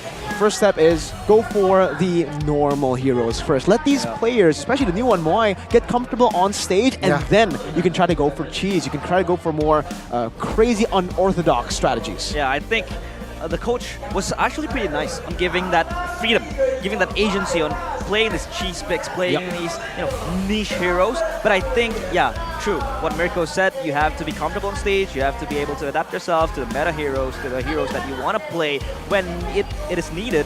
Then you could go for the cheese picks. But of course, for Alter Ego, it's going to be Pai, Taz, Krite, Rassi, and Nino. And here we go, the players are walking into the stage. Looking to add another blue team in their body count. The three masks is on the hunt for a bull. Let us welcome, it is Alter Ego Esports. Yep. Alter Ego, they are on a mission to secure the 2-0 lead, the standings, as they walk in, and of course, full of morale after picking up a win. A dominating one at that yesterday against EVOS Florian. It was Taz, a man on a mission, slaying his ex-team, slaying down the White Tigers, but it's just not going to be, satisfying for them. They have to be able to look up to the next matches full of focus. They can't be easily satisfied. And so far, I think all of the players of Alter Ego, they have been unlocking themselves. They have been playing in a synergy, and it was very nice to see them performing solidly yesterday. They were performing absolutely phenomenally because they were using the opposite strategy of RBL. When RBL goes for cheese, they go for the standard, the fundamentally good picks. And that was what enabled them to win in such a crazy fashion, man. Nolan, enjoy. Yeah. They fell short yesterday. They're looking to find their rhythm today. They charged to the land of dawn with new spirits and of course hopes. Let's welcome the Blue Bulls. It's Rebellion Esports. Will Alter Ego become the bullseye of Rebellion Esports, or will they rather fall and be tamed again by the three masked heroes? And there you go. A little bit of spice going in right there, Mirko.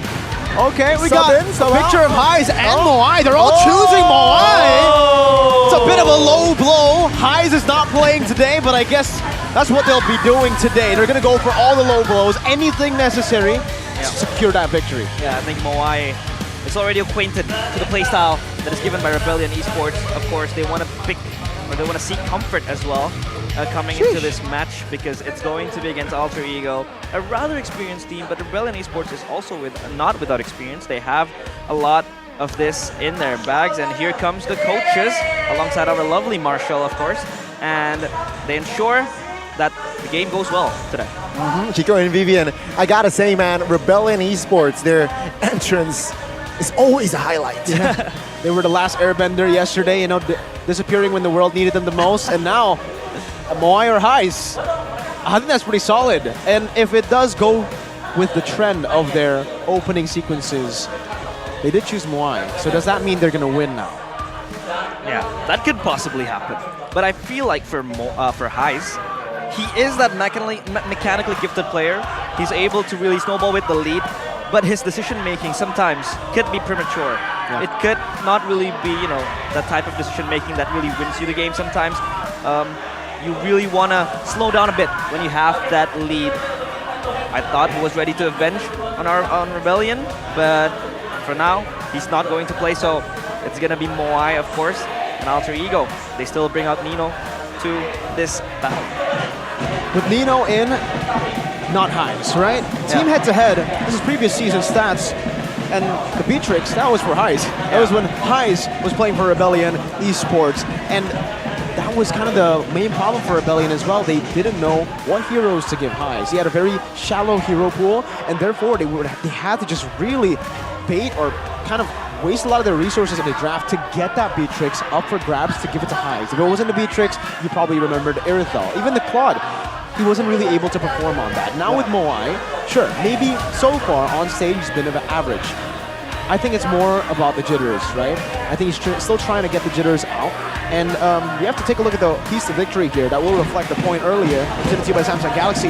Neutralize Pi's movement with Cars. We'll talk about this first. Cars has always been known as a carry type of laner, of XP laner. He's not the type that will actually set up. He can do that, but if you have the opportunity to pick up the Paquito, if you have the opportunity to give him a good laner, you should. And that's what Rebellion need to do here against Alter Ego. Pi will definitely win out in the playmaking department against Cars, so play with your strengths. Avoid cheese strats, prioritize meta strats, and again, this is why I feel like cheese is a bit unnecessary now with the lineup that they have. Back then, with Highs, they had to go for cheese because they had a gold laner with a very shallow hero pool. Now with Moai, very comfortable on a plethora of different picks in the gold lane. Go for the standard. Try to outdraft them in the standard way. Give him counter picks, give him a good matchup. Don't give him a Claude in the face of a Harith, or even yesterday, even worse. But we're going to take a look at the keys to victory here presented by Samsung Galaxy for Alter Ego. Give space for Taz as the main carry. We saw what he was able to do yesterday. No doubts that he will be able to replicate the same performance every time you give him an assassin, every time you enable him on these assassins. When you go Joy, pick up an Angela for him. When you give him a Nolan, pick up a Harith in the side lane. Give him that pressure and prio. Bring an adaptive draft like against Evos. Yesterday was very adaptive. I don't think they were expecting a Nolan and Joy to be open like that, but they instantly took the opportunity as it was presented. Yeah, I think adaptive draft would be the name of the game. But so far for Rebellion, Suelo is always favored with that Valentina pick. They picked it 2 times yesterday against Dewa, but failed to really translate into a win for Rebellion. But so realize. far, I don't know what the heck is going on, but look at Audi's hands, man. He's got so many. I think it's pretty slippery for him. No, he's trying to neutralize the slipperiness of his hands. But I hope he's doing well, man. He's doing it well so far, but Audity, of course, the assist king of MPL Indonesia Season 12 with a total of 286 assists. That's a lot of assists, Connie. I think he is still an underrated player, right? Yeah. He's still far from mature. Again, he has potential, but to really lead a team, to really be the anchor as that roamer, I don't think he's there yet. Hopefully Season 13, though, will be his breakthrough season, especially Rebellion Esports. They really need that figure. Yeah, but I think we are ready to go underway towards the draft phase. What kind of draft will we see in today's matches? Will it be adaptive, or will it be ruthless as Alter Ego is ready to set their sights on this victory, of course, to ensure that 2-0 victory and that 2 points that they are able to acquire. But Rebellion Esports will not go down without a fight. They are still seeking for their first victory. So far, Rebellion Esports has been playing pretty well, but they just lost out, fell off in that final stretch against Dewa United. Here we go with the drafting phase. Of course, coaches Nafari and Chico. And then Nolan Instaban, of course, respecting Taz and his potential to carry the game. I'm expecting a Joy ban to come very shortly too. I'm just going to write it down instantly because I don't think you're going to want to let that go against Alter Ego unless they go for the same strat they went for yesterday. But this time, if they leave the Joy... Now, yeah, see, okay. So there's no way they will let that go against Taz this time. Guinevere, though, still up for grabs. Alter Ego, they can flex it. I think it should be the first pick by Alter Ego. Yeah, I think Guinevere is also one of Taz's comfortable picks, of course. Played it a lot back in the days for EVOS, and there you go. The Guinevere is wide open. It's going to be picked so far, has 100% win rate, but of course it's only been played 1 time. It's mostly insta-ban and respect ban coming from the teams playing so far. Well, see here, the approach from the Blue Bulls, right? Yeah. I'm seeing this Guinevere, it's a high value pick. What will they trade for? I feel like they have a scenario already cooked inside, so I expect a marksman should come through. Ooh. Yeah. With the Purify, of course, right? Sure. Carry in alongside with that marksman. I feel like a good... Vexana? Arlet's band? Yeah, Arlet's band. Vexana. Yeah. Vexana can come through here for the first pick for Rebellion. Yeah, Vexana will come through, of course, and Claude as well. There you 2 go. safe options. Claude is pretty safe to really, survive in that gold lane, but Terizla will go to the hands of Pi. So far, picked twice and has 100% win rate. Pi was phenomenal in that Terizla yesterday. For sure. I think every single time you give him a playmaker, this is going to happen. And when you pick up the Claude early, I was expecting maybe if they want to combo the Vexana, they'll go for something like a carry. The Vexana Claude combo, very good synergy. I like it. That AoE, the kind of forces you to group up together as well. But this is the thing, when you pick up Claude early on, when carry is still available. Carry is a lane that rarely loses, but it's already a counter towards Claude in lane. Now, carry picked up here is going to be extremely strong for Alter Ego, especially considering now, technically they don't have a weak side. They have a very strong XP laner, they have a very strong gold laner. And for Rebellion now, I think they should just give up on the fact of that, on the neutral objective. Terizla and Guinevere. Played for the long game. They want to pick a utility jungler. I think going for something like a Fredrin could be safe. If they don't want to go for the Fredrin, they can honestly just go for something like a Barats here to... They want to fight, never mind. I think they're doubling down. This is what... Okay, they're thinking, if Alter Ego have the winning lanes, we'll have the winning side lanes, we'll have the winning mid lane. If we can get more prio with Vexana Tig and set up for Turtles, we'll win. Yeah, these are strong side laners coming into Alter Ego, and I think Rebellion Esports just want to bring it on their faces. They really want to win the team fights. Of course, the Implosion and the Eternal Guard can bring a lot of AoE, strong effects. And they have the CC ban, as well as the Grok, and a little bit of history for Krite. MPL Indonesia, he finished Season 9. He finished 4th place for MDL. He was the champion for Season 7. So far, he has been playing pretty well, as well as that final achievement, World Cyber Games 2023. He got 1st place over there. Yep, such a young kid, and it seems like he fit in the system, right? Alter Ego system. Seeing the draft now, what will he bring to the table, right? As that mid, going up against Vexana, I expect perhaps a Novaria comes through in the composition of Alter Ego. It's good. It adds range and, of course, burst as well, providing vision. But I like Rebellion, wow, Fanny. Good ban. They were able to locate that Fanny ban. Yeah. Let's see, will it come to fruition? Yeah, I think that Fanny ban was pretty much in the cards, because you really want to have someone jump into the backline, but of course Peel is always going to be the name of the game for Rebellion. They have strong side laners, they have strong initiation as well. So the Peel is going to be very important for Rebellion Esports, and the Fanny ban could contribute to that. Yeah, I already wrote it down earlier. I knew that this Fanny might still be lingering with the Guinevere acting as a flex pick, and I think it's a very good read from Rebellion right now. They were able to ban out the Fanny. Now that the export's been picked up, they go for Lapu Lapu. I think this is a pretty good pick here for the side of Rebellion. I think it's a good mix. When we're talking about laning for cars, Lapu could very well be the carry that they need here in the early to mid. That was what they were lacking yesterday in that XP department for cars on the Ruby, more of a setter. So I like this pick for Rebellion. It also adds to the crazy combo that they have going on right now. Exactly, I was about to say, it just synchronizes well within their composition, right? You can dive with Tidal Flicker, Lapu grab his fighter as well. Claude can also jump in. That's crazy. We expected the Novaria, but not the Selena. Definitely not, but this is a disgusting combo, bro. I mean, we've been talking a whole lot. We've been glazing on that Astral Echo. With the Selena, it's even easier now to hit your Abyssal Arrows. I've been on the receiving end of this combo. It's not fun. You get stunned to death and you get shot down from afar. Definitely not fun. It's kind of like another version of the Beatrix Novaria combo, but this time the Novaria just needs to wait for the arrow to hit. He's a sitting duck. It's a Rebellion now. They need someone to be able to kind of tank this in the front. Martis would be a very, very good choice here. Fredrin as well. But again, if they really want to hold it down, neutral objective control, I think the Barats could be an amazing option to go for. Nah, they don't want it. They want the cheese, and they'll get the cheese. Hanzo. The cheese. Yeah, the Selena can dive, though. This is concerning, right? It's a skill battle. Skill battle, skill matchup as well. And I think that Astral Echo in the hands of the Novaria can locate all the initiations coming through. Of course, they want to check the brushes and also read the movements. Because again, Rebellion Esports comes with a team fighting sort of composition with that Hanzo as well that could dive to the backline. Alter Ego should be more wary of the things that are going to happen.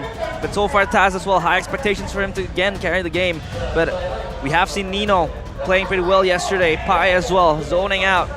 The players coming in against EVOS yesterday. Could he replicate the same performance today? And I think Rebellion Esports again relies on the cheese, but so far, this is something that they need. And as we get ready to go underway to the Land of Dawn. It's going to be the second match of today. Alter Ego against Rebellion Esports. Will the balls crumble, or will the three must be unmasked? Let's see, let's see. Again, Land of Dawn, game one. Who will strike first in the best of three? Yep, it's gonna be Nino again in the brush. Moai. It's gonna be 1v1 at the gold lane, and Taz will start the orange buff as Vincent is just breezing away. And Krite does have the prior push coming in with the push that he has, but Odyssey is here to back Swalo up. Yeah, good to see that, Moai this time will go for the QC. We did see him go for the Brave Smite because of this matchup. We actually got some insider info asking why did they go for Brave Smite. Apparently it's because he wants to try to counter or match that level of sustain, but unfortunately, I guess it just didn't work for him yesterday. He'll go back to the Quantum Charge with a Purify, but for Cars, it's still going to be the Brave Smite. Let's take a look deeper, and oh my god, that's a lot of ruptures for the side of Alter Ego. They want to fight. There's a thrill for Taz, for Mr. Nino. So, you would expect the marksman to be the one with Rupture. Yeah. Nah, he's going Firmness. He's the one with the tankier emblem set up. Meanwhile, for the rest of the team, they want to go in, most likely because this is going to be a semi-tank carry, not the full damage carry that we saw from Iman earlier. Yep. And we have a game pause, of course. Perfect. Now I can look and talk about the other emblems. Didn't have the time to, touch on Rebellions. This is pretty good here. I think he's actually gone for the agility. This is something that we rarely see, even from Claude's in previous games. Now it's all about firmness. It's all about the other emblems over, but durability. It's all about agility. Sorry, I don't know why I blanked out on agility. I just said it earlier, but yeah, it's over agility. I'm glad to see that he is still bringing agility because he got the tenacity as well. So he is gonna be able to tank up more as well in the lane, but also have enough to play in that weak side so that he can just constantly be farming with the QC. Yeah, that Quantum Charge as well. Pretty will cool. give him more movement speed and, of course, sustainability in terms of moving away from the projectiles coming in. But while we do troubleshoot the issue, please be patient with us. And so far, we have seen Nino, the carry, of course, bringing the Brave Smite. I assume he's going to go Thunderbelt. He needs to have that sustain with this team fighting comp coming in from Rebellion Esports. He wants to be able to, just step back and absorb the damage, but then again, sustain it, come back, maybe just chip the damage. But of course, late game, it kind of falls back behind the Claude. Yeah. You know what? I think I expect it's just a brawl type of game, right? Seeing both of the teams comp, I think it's just both just want to fight, right? You got Tiger on the other side, you got Terizla as well. Of course, Selena with a huge potential for pickoffs. I expect perhaps 20 kills each. Wow, that's a lot. 20 kills each, a 40-kill game. If it goes to 20 minutes, that's 2 kills per game.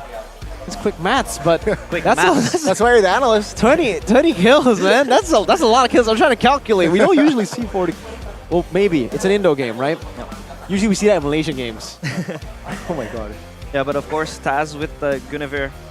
I kind of want to come to you, Miracle. Will he bring as much of a kill threat in this Guinevere compared to when he, just carries on with the Nolan? Because of course, Nolan does have a higher damage output, but the Guinevere just has more lockdown. Will that be the case for Taz?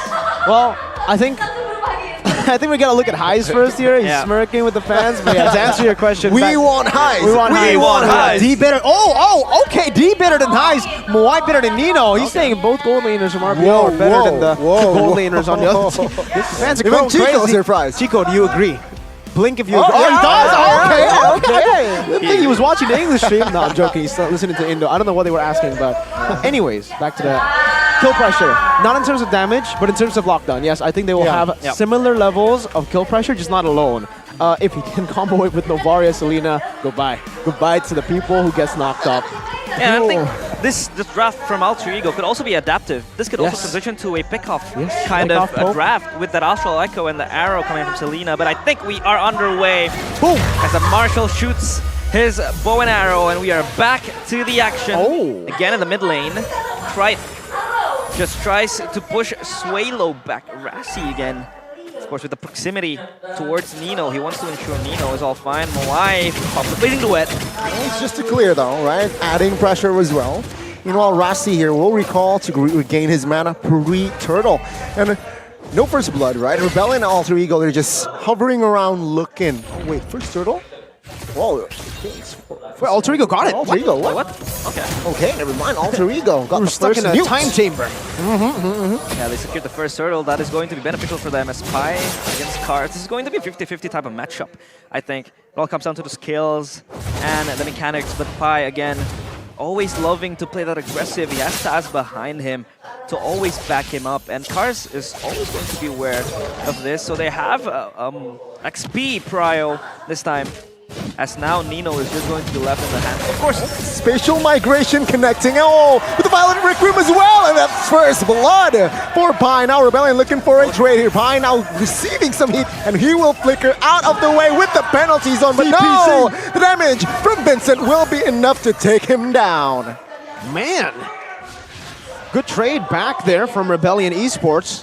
Moai, this is the pressure. All they need to do is get Nino those hits. I actually spotted something very interesting in the builds. Usually, I have seen this before many times, but like before, I think 2 patches ago. But Claude going first item corrosion side. It does seem like for now, he is building towards first item corrosion side over the DHS that we are used to seeing. Done. Nino doing the same thing. No, I'm talking about Claude, Moai. But yeah, Nino doing the same thing. Not going for Thunderbolt first item, but also going for damage. So I think for Moai, he understands that he's not going to be participating, or maybe he wants to participate. That's why he wants to go corrosion side first, so that he can apply that slow and help for the team to set up for like these big implosions and eternal guards. I think I like that approach. If he wants to be more active with the corrosion early, 2 corrosions, there you go.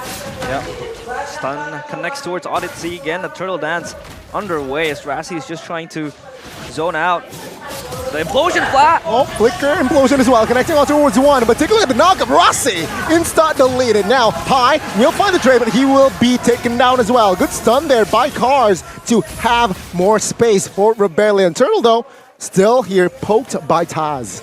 Yep, that was an implosion flicker coming in from Odyssey. He trades himself for the life of Pi, but Taz is going to secure the turtle, and he just comes out, steps out of the pit, and Rebellion lose another turtle I against love Alter the Ego. adaptation, the staggered tempo for Alter Ego, the way that they were able, it's so mature. I'm not used to seeing this from Alter Ego, who usually just answer fire with fire, right? They just go in when the enemy team goes in. So looking at that play again, I like the fact that Rebellion now, they are also pretty adaptive. That adaptation from Moai to go for corrosion side first to set up for these big initiations, and in the end it did actually reward him with a kill, which is pretty good. But because of the staggered discipline Alter Ego style that we have now, they were able to just play it slow. Wait for another opportunity after the Hanzo has used this Pinnacle Ninja, then go back in to secure it with the better neutral objective securer. Is that what we call it? Guinevere. Yeah, I think that was the name of the game as well for Moai. He's now all over the map. Swap in the lane as well. The backup, Vincent coming in, jumping in, tries to catch Krite. Oh, see here, Krite now chunks bursted down by Vincent. That was the assassin right there doing its job. Pinnacle Ninja. I don't think that's what a ninja... Pew pew? It's more of a Claude thing, man. Yeah, that was an easy kill for Vincent, but Cars jumps in. Oh, to the top side here. Pi finds Vincent meditating. Just doing his thing. Flickers out. Wait. He has info though now. Oh. It's technically a 3v1. The knockup by Sway Low on... Oh, wait. Penalty zone now. Pull up. Soaking damage. Giving damage as well. Sway Low! Now you see him, now you don't. Oh, there's a trade, and in the bottom side of the map is actually Moai backing off. Yeah, they have the pressure on the bottom lane, and they are en route to get that turret as well, the first tier of the turret. And as the turtle is ready to respawn, they are kind of evaluating their choices. Taz will start the turtle, and Odyssey will just shadow it. But again, Alter Ego has way too many personals in this turtle, so they have to get ready. Alpha Echo popped as well. Now, with the knockup as well, Taz finding Audi. Audi now very low, trying to back off with the Tigreal. Vincent, though, looking for the vulnerables in the backside of the map. Rossi will be the target, but no, will not be enough to take him down just yet. Alter Ego now looking for the next Newt objective in that turtle. Will get it. 3 turtles to the hands of Alter Ego. Good patience again, very well played with the pacing in that team fight. They went in first because of a good Astral Echo, enhancing the hitbox for the Spatial Migration to hit. And then for Nino too, I like the discipline on that Purify. He did not utilize the Purify right as cars jumped in because he knows that there will be more coming in if he does. And Audie's prediction says a whole lot. Well, Hanzo with a steal. And even the pressure as well on towards Pride here, but no, will be cancelled out by Taz. Yep, Taz was able to snick that one in, sniff it, and it's all good for him. Pi back to the lane, and so far the pressure has been in has been towards Alter Ego.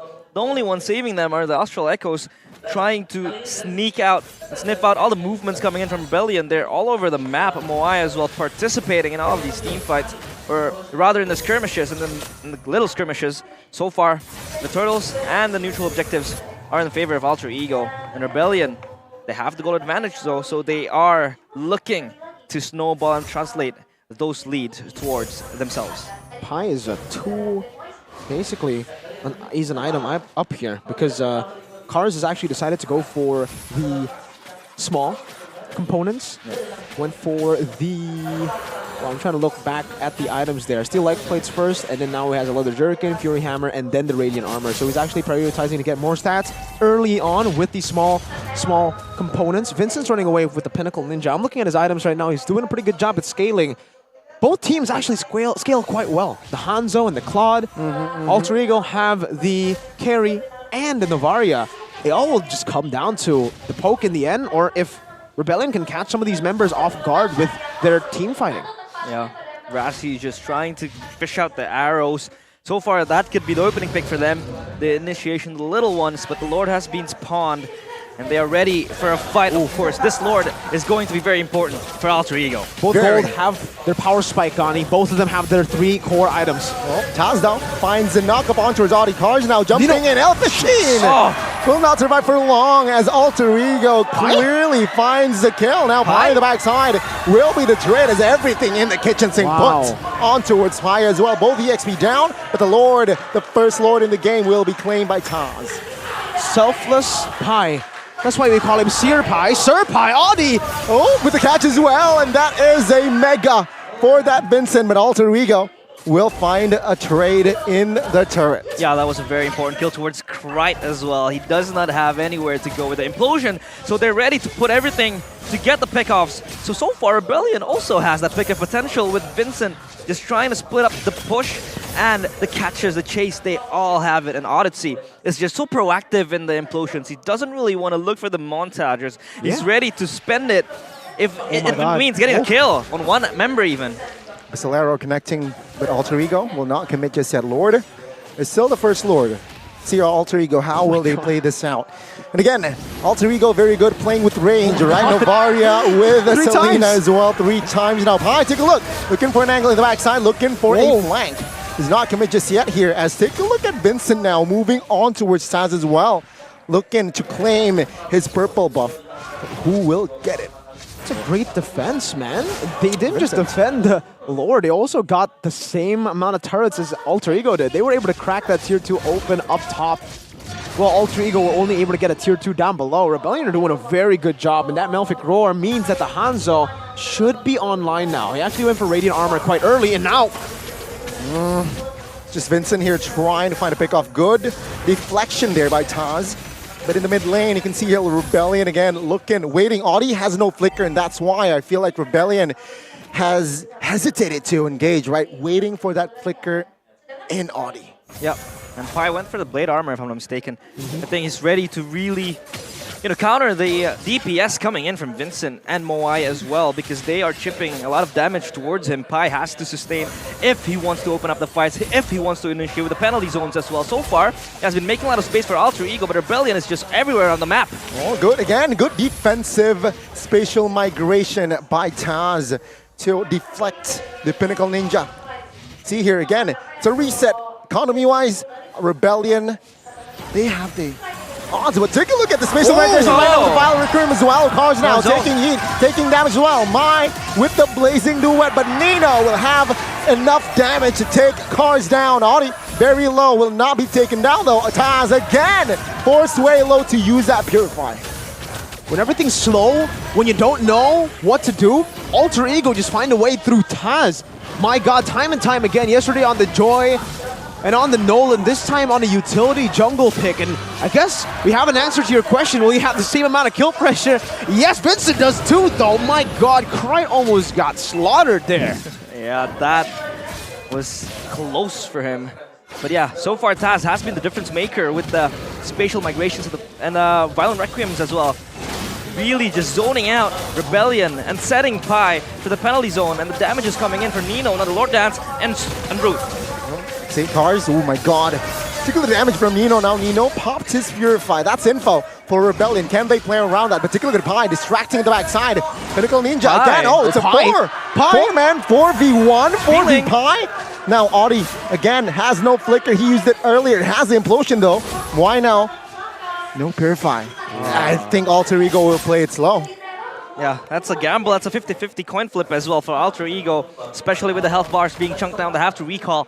They have to reset this. Pi was absorbing so much damage, so much space created for Alter Ego in that backline that really enabled them to really take the Lord. However, Vincent was on the lookout for any potential steal or even just chunking down damage from the members of Alter Ego. And on top of that, I really have to point out the fact that Moai has actually opted to go for Wind of Nature as his fourth item here over the Melfic Roar. We've seen that the problem for Rebellion so far has been the fact that Moai has been farming, which is a good time for him. He actually has been able to get these items at the right time.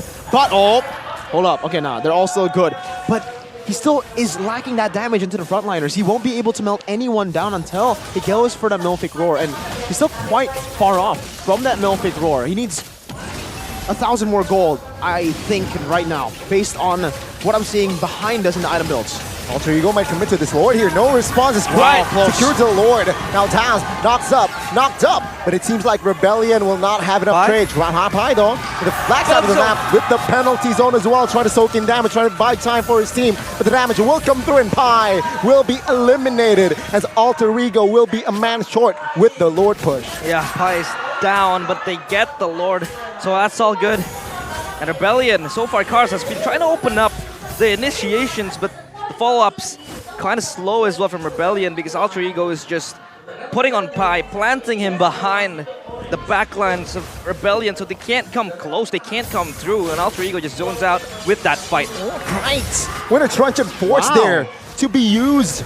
And a Cry now opening vision, spots 3. But it seems like they will have enough space to back off as, again, Crichton, of course, Rossi is playing with range, hitting deep threes.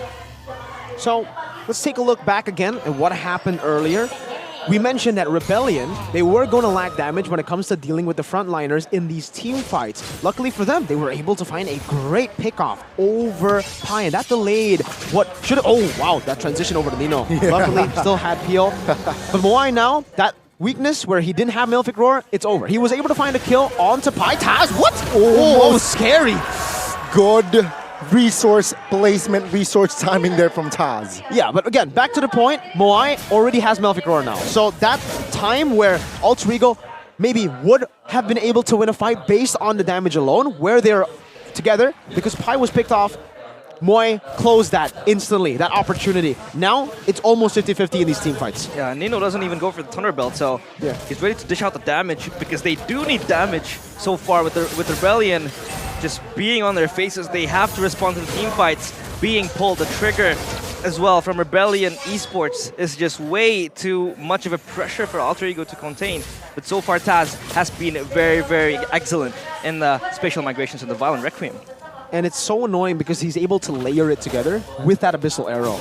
It's super frustrating, and once we get later into the game, it'll be increasingly more frustrating for Rebellion. You can even see already right now Cars having to just ult Bravest Spider into the front to take the Abyssal Arrows for the team. Let's take a look back at the items here. 2,500 gold lead for the Hanzo. He actually has completed all of his items, sold the Radiant Armor that he had earlier on in the game, and now has a full list of damage.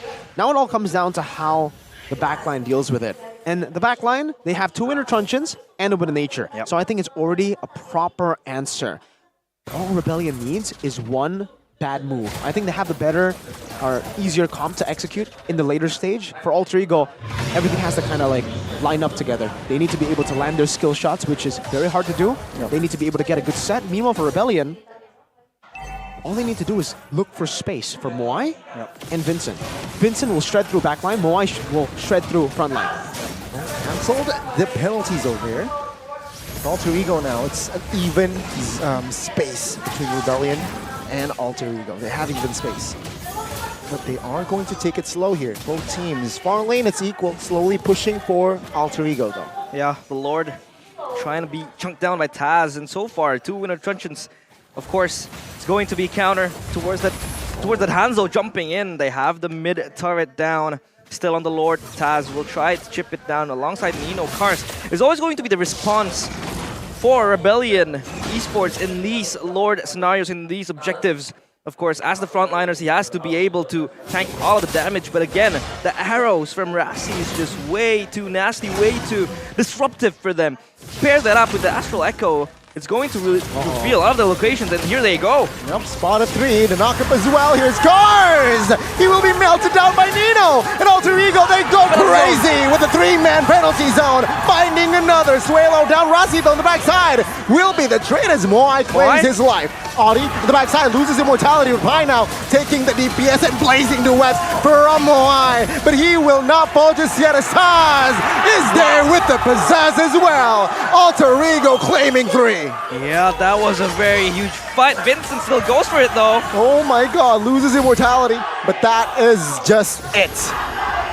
That is it. You're absolutely right. Alter Ego with the amazing decision and the lack of hesitation. Sounds like a bad thing to say, but it's actually a positive, right? There's a negative there, intonation in it, but holy moly, that was instant. The maneuver and the decision, they saw a pixel of a marksman showing up top, and they commit to a team fight instantly. Taz knows exactly when to go in, but even more impressive is the rest of the team and following it up with Taz. Man, and RBL, man, I think they definitely, like, they were looking at it, they were short-sighted in that moment. They sent the quad over topside when it was very easily taken by Alter Ego. Like, they knew that there were a lot more members compared to Rebellion members around the Lord, and Cars wasn't holding on to the Lord just yet. So I really have to question that rotation from Moai. They had a tier 2, so if they wanted to really contest for the Lord, they could have just stopped Moai from rotating over. Just let the tier 2 sacrifice it, let the tier 2 go. Or they could have just stepped away from the Lord if the idea was Moai will clear and we will back up. So they made 2 wrong decisions, and we'll see it here in the replay. This so that you guys can see it visually. Moai steps up top, and Rebellion still stays. This is a critical mistake, and Alter Ego, you don't do this against a team like them. Super decisive. That's the reason they were able to pop off so hard yesterday. They make decisive decisions, and that's all it takes to go and beat a team that is still hesitating. Yeah, that Lord Dance was prolonged by Rebellion Esports. Knowing Moai was up there, maybe they could just, you know, look for a cross-map play. Yeah, maybe with that tier 3 pushing up, and maybe give up the Lord, but that's fine as long as you have Prio on the top side. Push it out with the minions as well, but that wasn't play. I mean, Moai still, he almost turned the tides around with that, you know, with that Wind of Nature as well as the Blazing Duet, but it was just not enough because Saz had a lot of lockdown, so it was all just up in the cards for Alter Ego to snatch, and they swing the gold lead. 2.2k now up, Johnny. That's crazy, right? Seeing how Alter Ego plays day in, day out. They play the early game, the mid. Now we're going to the late game, 20 minutes plus. I gotta ask the analyst now, again, who do you favor here, ultra late game, composition-wise? Well, right now, if it's a 50-50, like if they all still had their turrets, I think Rebellion, again, have the easier comp to execute. They can just go in, they have a lot more initiative when it comes to playing around with the Lord Dance. But right now, as it stands, it's heavily favoring Alter Ego. They have so much poke because they already have map pressure that adds on to the poke, that adds on to the pick-off potential that they have with the Selena, and Rebellion can't really handle that right now. They're always being revealed, they're never able to ambush, and they're never really truly able to set up for what the comp is meant to do. Yeah, and if Krite and Rassi can just poke out the damage, they can't even come through because their HP bars are chunked down. And for the Lord Dance, it's always going to be easy for Alter Ego because they have the peel, they have the lockdown, and they have the poke to really just, you know, disintegrate the players of Rebellion Esports before they could just execute the team fights that they want to do. Sure, they have the initiation coming in from Cars, they have the Eternal Guard from Sway Low, but then again, if you don't have the HP bars, if you can't follow up because of the pokes and the zone out coming in from Alter Ego, you can't really just push in. That's why Alter Ego now has Prio in the Lord. Slow push though, up top, as you can see Rebellion, but earlier, man, Novari actually shot on Astral Sphere and it should be pushing back to Rebellion. So Rebellion, they had, you know, a position earlier to actually be the ones to force an error upon Alter Ego, but now that's slowly turning back towards the favor of Alter Ego because they have the base turret taken down in the bottom lane with Super Minions slow pushing constantly, and that top side already managed as well by Krite. Now it's all about the poke. They have more tempo on the map, they have more pressure. Cars and Moai constantly going to be poked down, Swaylo constantly going to be forced back. And again, for Alter Ego, they're in no rush. They have the wave slow pushing. They can just play this Lord Dance as long as possible. RBL are the ones here that have to make the decision. Yeah, the tempo, of course, is in the hands of Alter Ego. The top wave as well, pushing out. But Moai is always there to respond. And so far, it's always going to be Moai clearing out these waves. Oh man, I don't know. I don't smell know about deja vu. this. They gotta make a call. They can't play half and half like this. Moai is up top. The Lord is out HP. Oh, I smell deja vu, ladies and gentlemen. They Let's don't see know. though. Oh, Alter Ego. Moai's back though. They are going to commit to this Lord. No, he will. They will let it reset. It's top They have to commit. They have to commit to something. If Moai keeps going back and forth, they'll lose a base turret. If they stay like this, Moai up top, they'll lose the team fight and the Lord. Yeah, they're going to commit on towards the Lord now. Rebellion looking to grab space. Rebellion though, again, just hovering. Vincent already with the Pinnacle Ninja now looking for Nino. Top side. Yep, Cars now trying to find the side step. Oh, in the front side of the map. It is actually now Krite. Oh no, Rassi taken out by Vincent. It's a 5v4. Audi in the front side taking damage. Good winter trench in there. But Swaylo will fall as well. Pi loses immortality. Moai looking for an angle, looking for an escape route. But take a look at this. Moai with the winter trench to buy time. But Taz will not be there. Rebellion now trying to defend the top side of the map as Rebellion is still in the game. They are still breathing. That minion wave is so scary for them. They weren't ready to take a bold move, a bold decision at that, and now Alter Ego will be the ones hoisting their hands on that Lord. Rebellion has to back up. They don't have Prio on the lanes. The bottom wave is pushing, top wave is pushing, but I think Cars wants to do a play, wants to make a play. Disruption maybe. Oh, Cars again looking for a Hail Mary, but Taz will safely and secure the Lord. Get macroed. That's basically the name of the game right now for Alter Ego. Get macro. That's literally what they did. They played it slow as possible. RBL tried to force a fight where they didn't actually have the position because they were still very indecisive as to what they were going to do. Boots sold for Thunderbelt now, a little bit more survivability for the carry. But in the end, that was it, man. And by the way, phenomenal mechanical plays by both Moai and Taz, selling their immortalities, buying Winter Truncheon, Clutch Gaming. Very, a lot of respect given to these players in the micro department, but for me still that macro was the MVP. They got a base turret off of that for free. They got the Lord, or actually the minion waves in the mid lane, almost taking it down as well. Now it's an Evolved Lord in the 26th minute with 3 base turrets down. I don't know how RBL are going to survive this. Yeah, they have to come back, of course. Odyssey is just ready. Tank damage, but Alter Ego is all over the place, knocking on the doorsteps. Yep. How will they defend this? Let's see. Rebellion, everything. Boy now trying to clear the way as a Taz. Taking out Pi. Winter Truncheon pops as well. Cars now loses immortality with the Winter Truncheon as well. Lord now taken down to half HP, but Cars will be taken out in the process. Take a look at the stun. Why now deleted the Lord and Alter Ego. It seems like the base is wide open as Audi will be taken down as well. And Alter Ego in a long first game. They will strike first. That was like a ping pong game. Yeah. They weren't ready to make an emphatic move, to make a bold move, and trying to get cross plays and the Lord set up as well. Moai was pretty much late sometimes. They know they don't have Moai in that fight, but they still try to commit to it.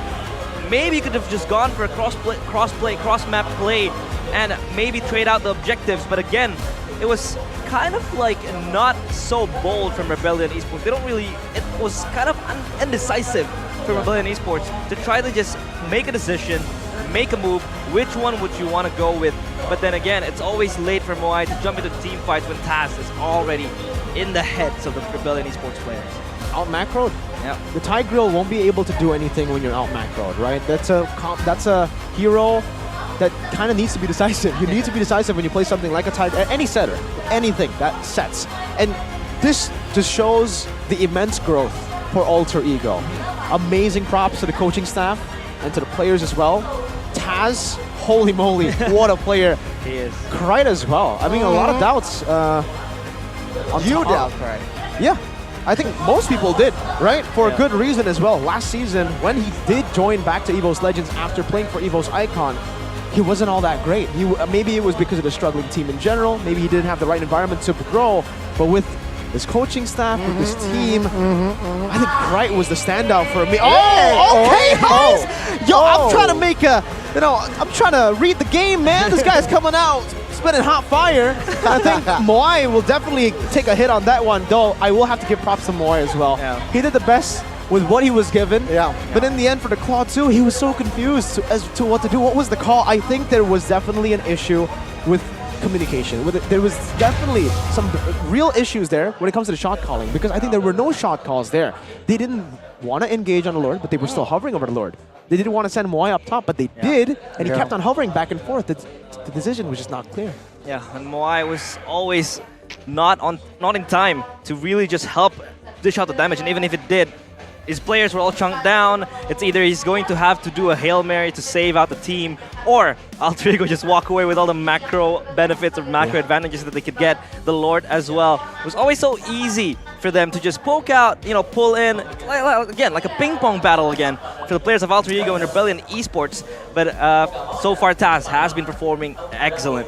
Like, given, without that much damage you could dish as a Guinevere compared to a Nolan, he was able to lock down the players of Rebellion Esports. Kars was always there trying to be disruptive, but he was there saying, nah, you can't enter, this is my territory. You know what, I gotta say control is the theme for Alter Ego, right? They somehow force and control Rebellion in this confusion. Do I commit topside? Do I show topside?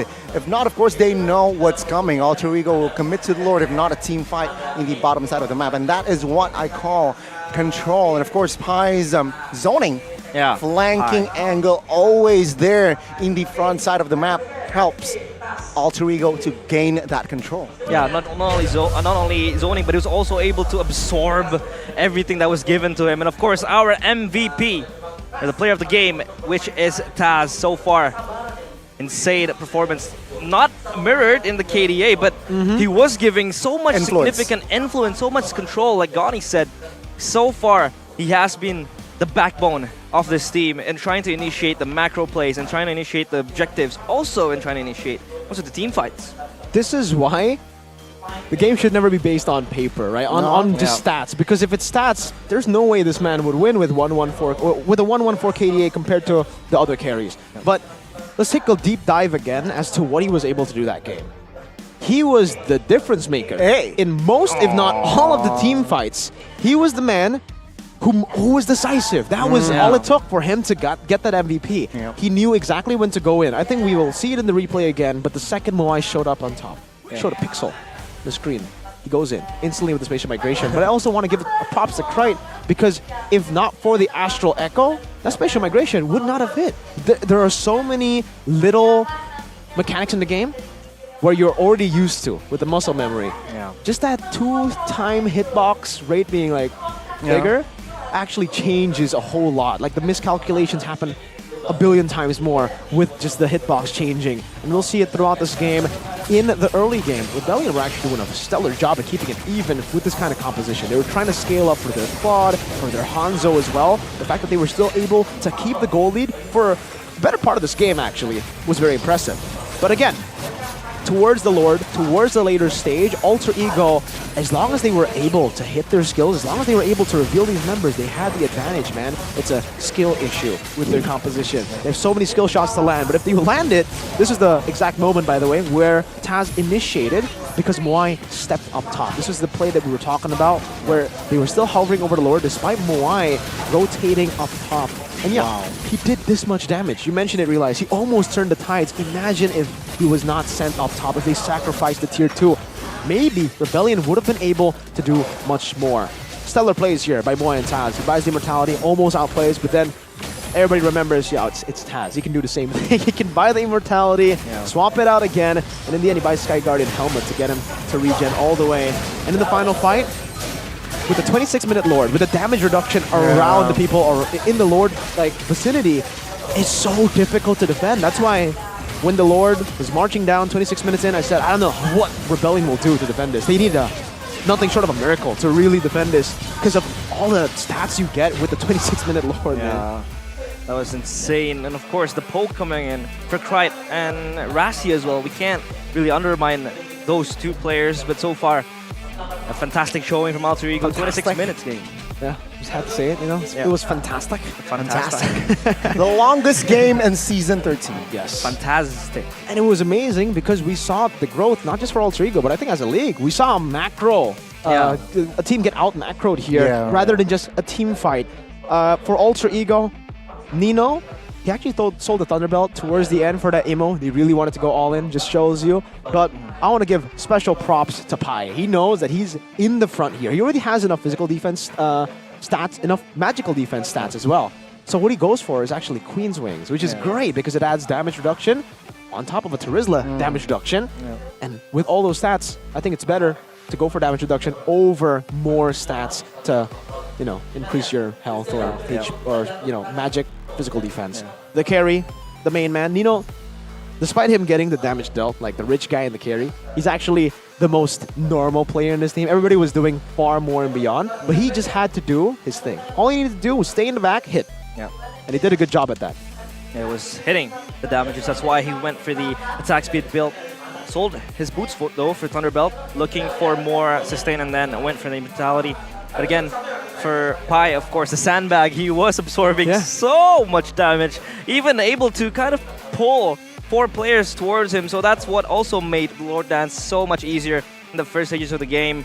And it was not meant to be for Rebellion Esports. They had all the advantages though. Vincent was just running around, spreading terror towards the player of Alter Ego. But then again, of course, Rassi and Krite, also, we should appreciate them as much because the poke that they gave really just kind of discouraged the players of Rebellion Esports to just re-engage. The frustration builds up. Yeah, that as well. So, yeah, of course, 1-0 for Alter Ego currently. They are dictating the game right now, and they are looking for that second win in the regular season here at MPL season. Remember what Hai said? Well, he didn't say, but he said this is going to happen. Do you think it's going to happen, Realize? Yeah, I think so. It's going to be 2-0. 2-0, okay. 2-0. Did you predict 2-0 Alter Ego? Me? Yeah. I did.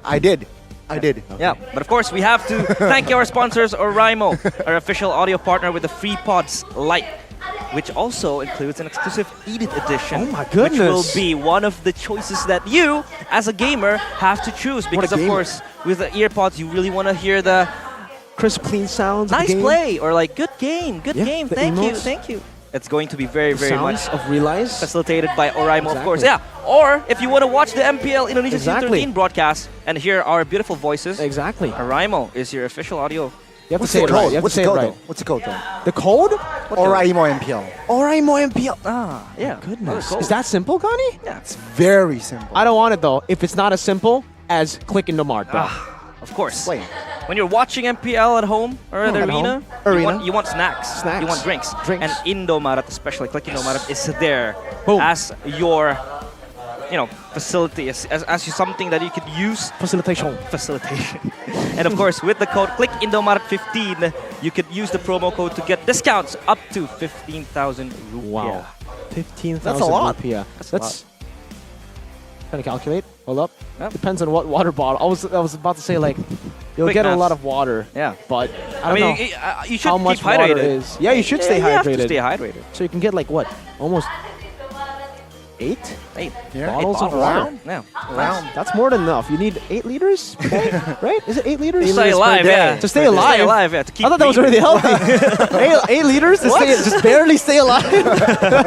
But of course, thank you, Raimo and Indo Marat as our, of course, official audio partner and our supplier. And as we prepare to move to the second game of the second match, how will Rebellion Esports respond, Mirko? Well, for Rebellion, I think the KTV is still very true, right? Yeah. I mean, I don't want to discredit the Hanzo this game. Yesterday, I'm fine with discrediting the Hanzo because it failed miserably. But this game, it actually, I saw it. Because it was last pick. Yeah, I saw. Well, it was also pretty late yesterday, right? It was last pick. Cho. Last pick, but there's but there was a Cho. Yeah. So they did make the adjustment. No, they're red side.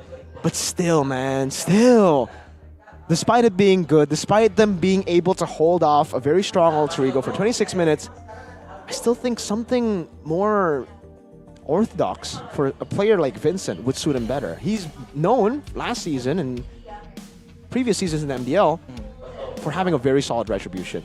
This guy is solid.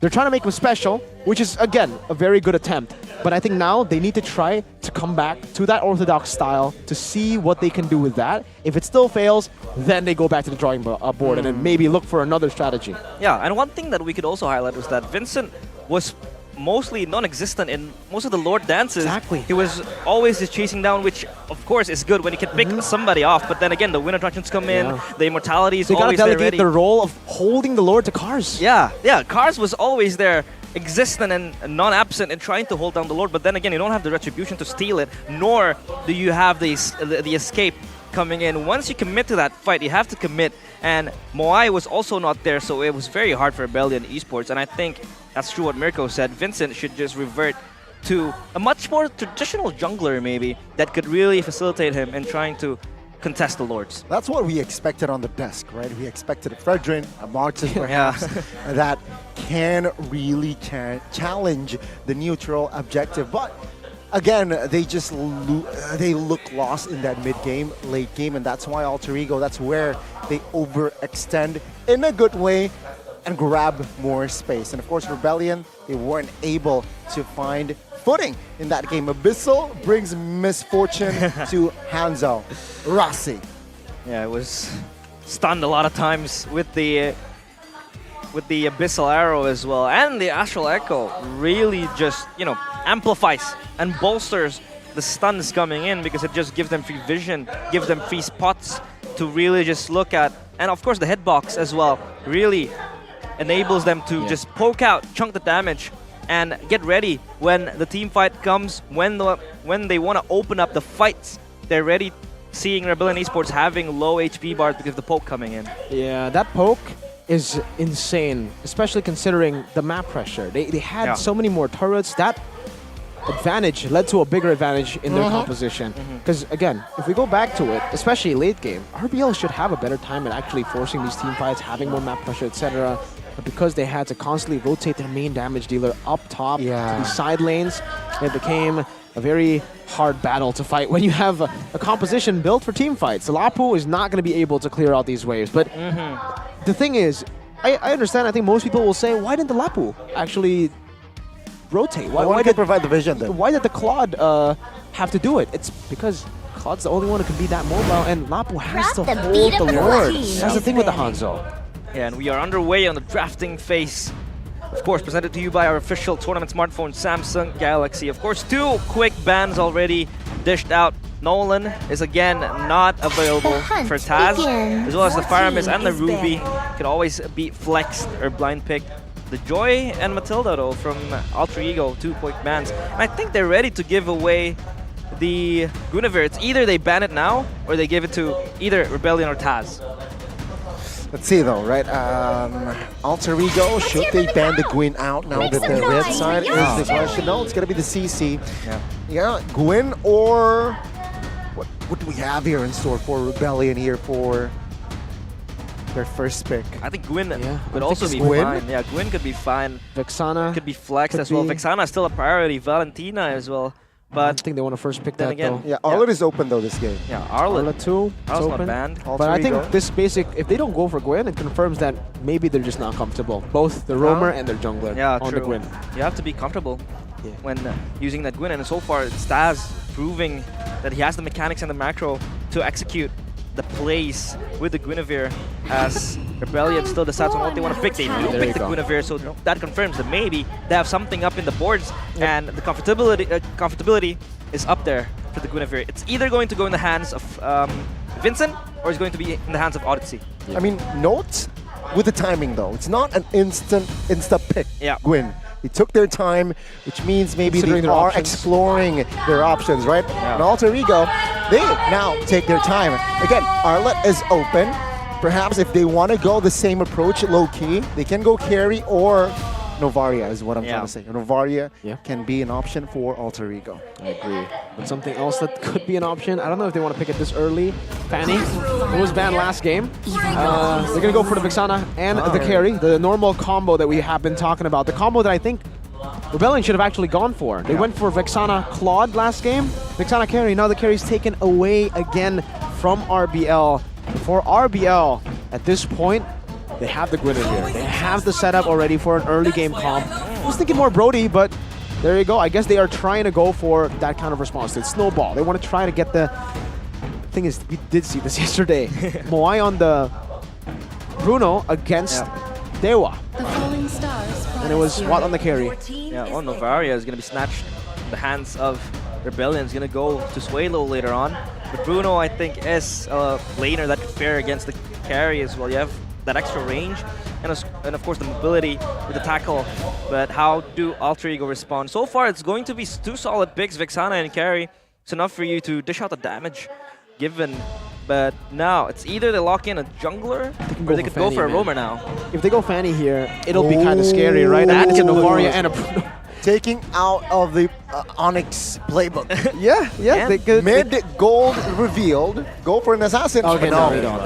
Yeah, safer pick for Pi. Way safer. It could again be the decisive factor in terms of the objective contestations again with the penalty zone, with the zoning that he does mostly, and yeah, it's gonna be very important for Pi, very pivotal for Alter Ego.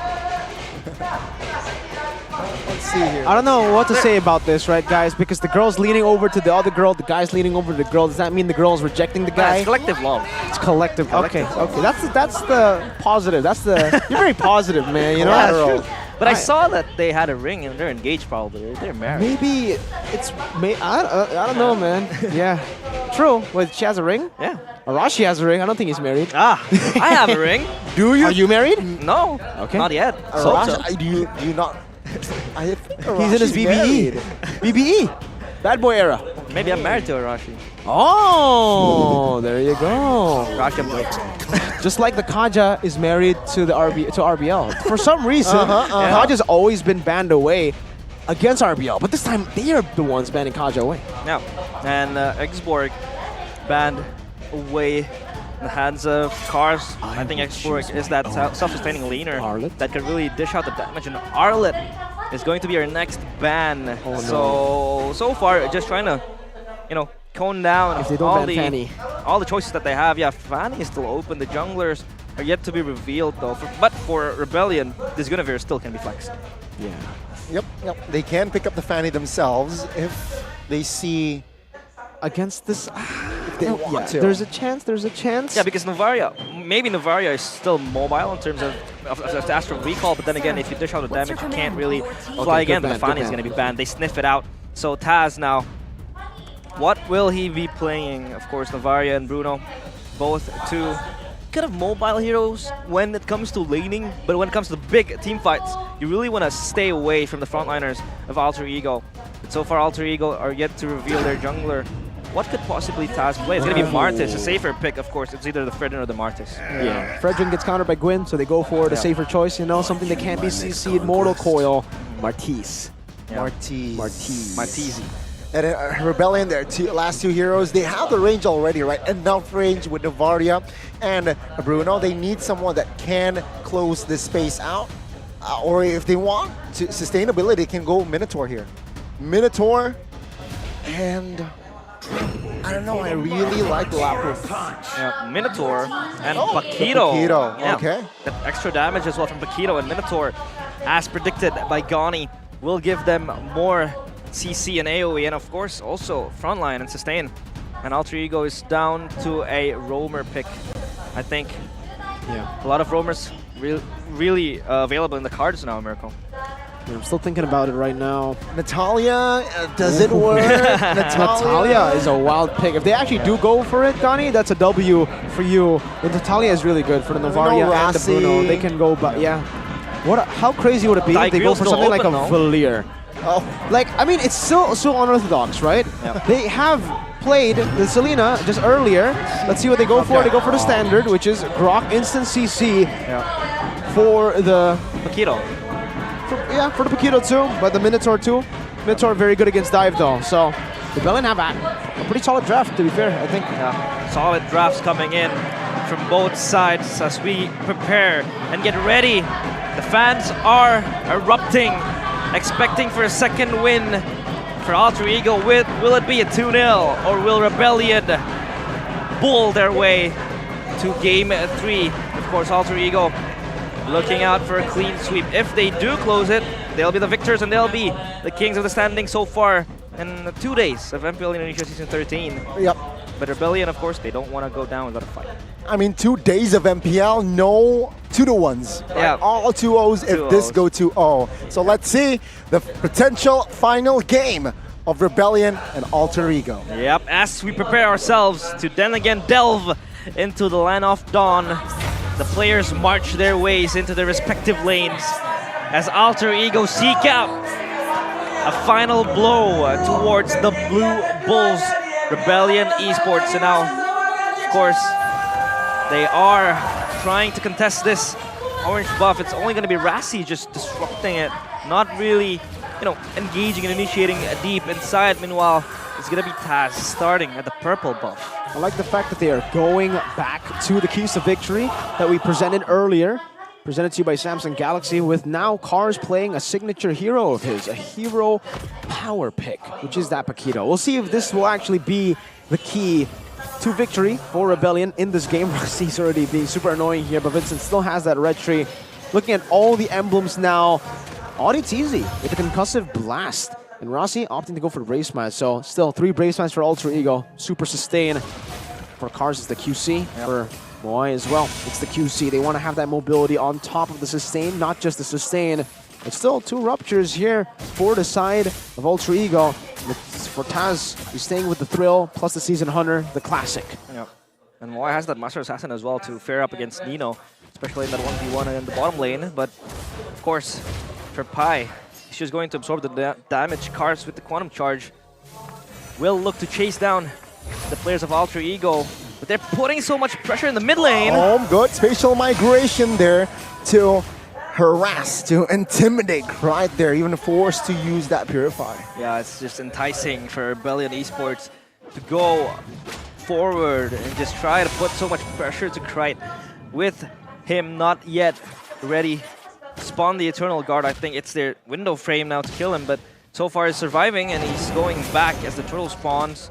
Taz is first to the objective, but then again, there's Odyssey ready to shadow him behind. He has Rassi behind with him, though, as Pai is just chilling up here with Cars. Not much action given. No, not just yet. Taz, though, already here, taking the turtle down to almost half. Vincent jumps in with the spatial. Oh, Pai with the flicker play and finds the first blood. Way low. Cheeky mid laner. He finds the turtle. That's a trade of turtle and a kill. Yeah, the Star Shatter connects towards the turtle. That's kind of an even trade though, unless Cars could do something here. He doesn't really inflict something towards Pai.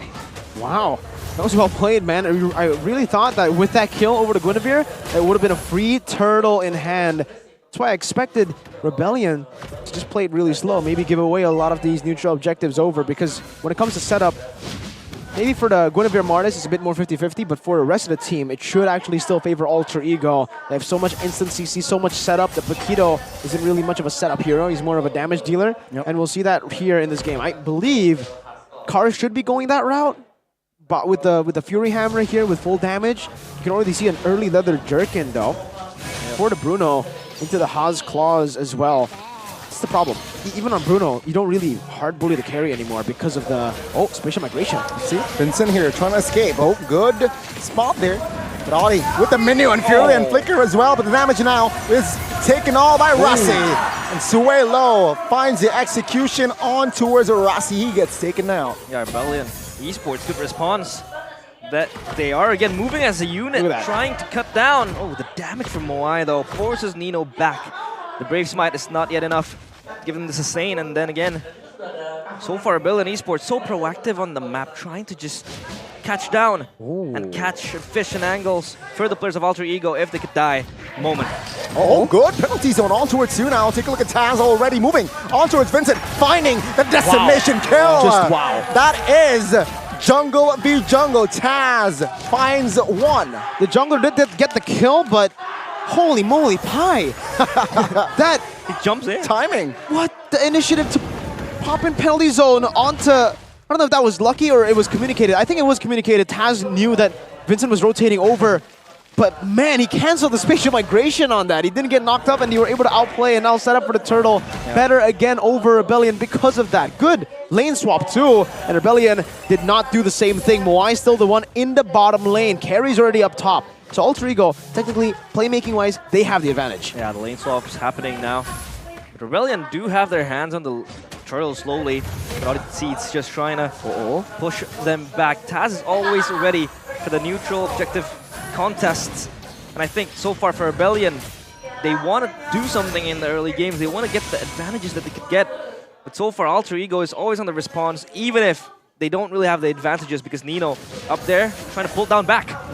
Rossi with Power Nature looking to find better positioning. No, good stun on towards Taz here. Oh, take a look at it. Eternal Guard to cover Taz as Vincent, really the first one to fall alongside Audi. And now Alter Ego looking for another kill. They smell blood, they smell cars as he is running for the hills, claiming the turtle. And take a look at Nino. He's not standing idly by as he claims with pride that mid anchor turret. That spatial migration again cancelled. Not much initiation could be done by Vincent.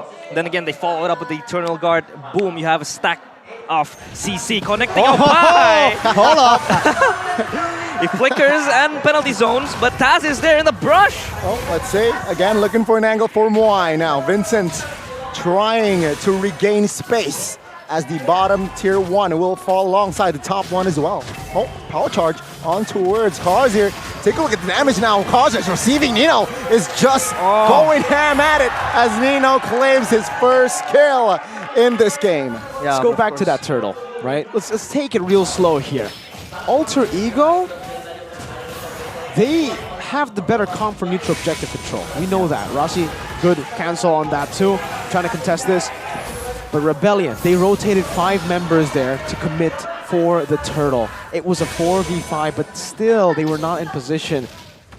The decision-making from last game is still the same here. They're still very indecisive. Despite them rotating 5 members, they didn't know whether they want to commit or not. They didn't know 4v5 if they were going to win. And I think for the Paquito as well, it's a very strange pick to go for that kind of play anyways, right? You would expect him to maybe stay in lane a bit more, get an advantage, and then later on participate. Paquito's been played more like a Terizla, more like an Arlet than it has been a Paquito. I gotta say here, Fires and Mirko, they play slightly worse than they did in first game. A lot worse. Yeah, and I think Rassi as well has been integral in trying to just cancel out the initiations, the spatial migrations, even the stampedes sometimes, the Minuan roar. But so far, the initiation coming in from Rebellion Esports has been solid on paper. They know when to kind of pull the trigger. But then again, Alter Ego has way too many counter initiation, counter engagements, and trying to cancel out all of the moves, all of the initiation coming in from Rebellion Esports. Oh, wow. What the heck, Vincent with the steal. Take a look at the backside though. Suelo will be punished. Audi looking for an escape route. Let's take a look at Nino already with the shurikens, trying to melt him down. But again, Alter Ego, though, regardless that they lost another new, they managed to punish the Rebellion side. Yeah, good punish. And Nino, you could see how much damage he is dishing. Again, not going for the Thunderbelt build is the good way to go because, of course, too many front runners from Rebellion Esports and Alter Ego, they are en route getting this tier 2 turret. So far, they have everything that they need to secure that 2-0. Wow. Wow, take a look at Vincent here, looking for an opening just towards Taz though, so they will not commit. Yeah, looking at the items, like you said, I mean, they're also really like snowballed, right? They have 1,000 gold lead between the gold laners, so no need for the Thunderbelt here, no need for sustain. The Bruno has hit the power spike though. There's also a glowing wand for the Vixana. Looking at the others, Molten Essence into the Hunter Strike, and then into the Brute Force. Everything's still standard. I think for Sway Low, what I really wanted to point out earlier when he got it was that first item NOD. Though it does provide a lot of utility, he is able to cancel out on some of the anti-regen.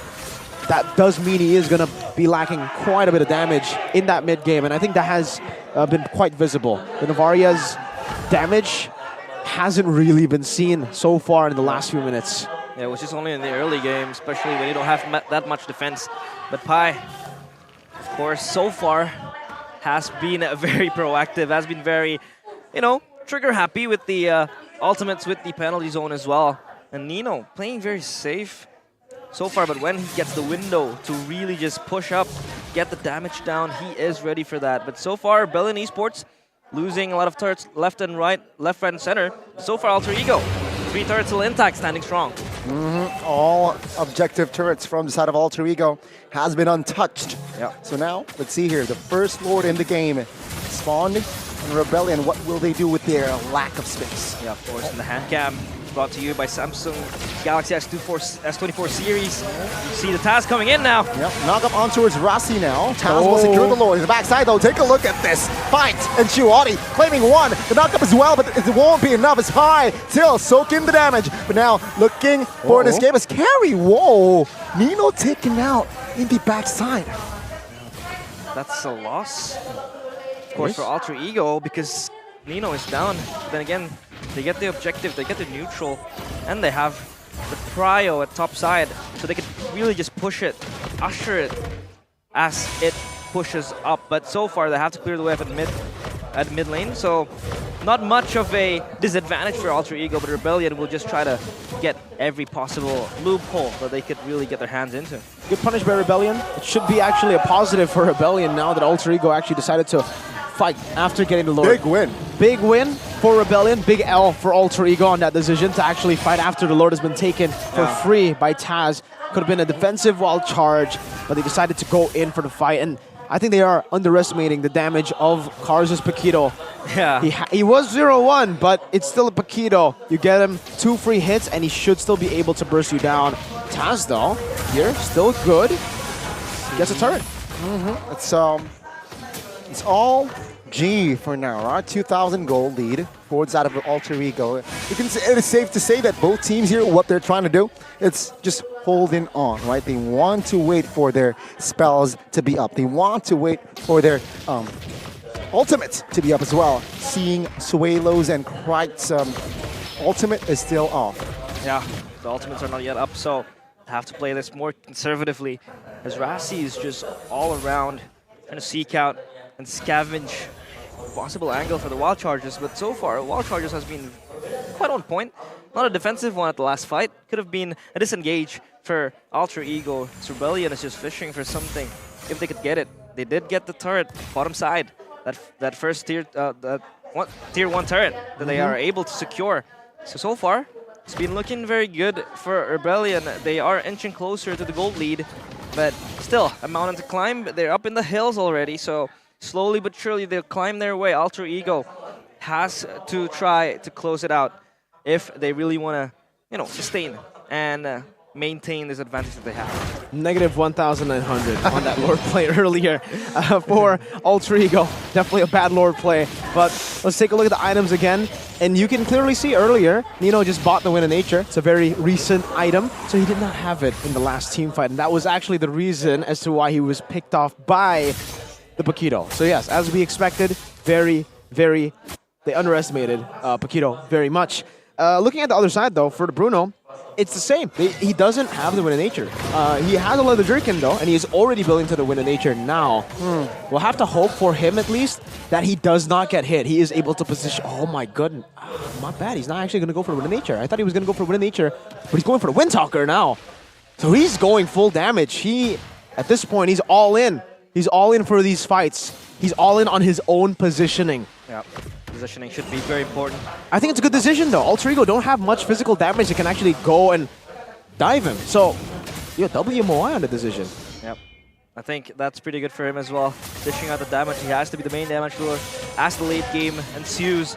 But so far, again, a Lord Dance as Vincent just tries to now be closer to the Lord. As contradictive as the first game, now he's more present. He's more close to get that Retribution contest, to get the Retribution battles up and running.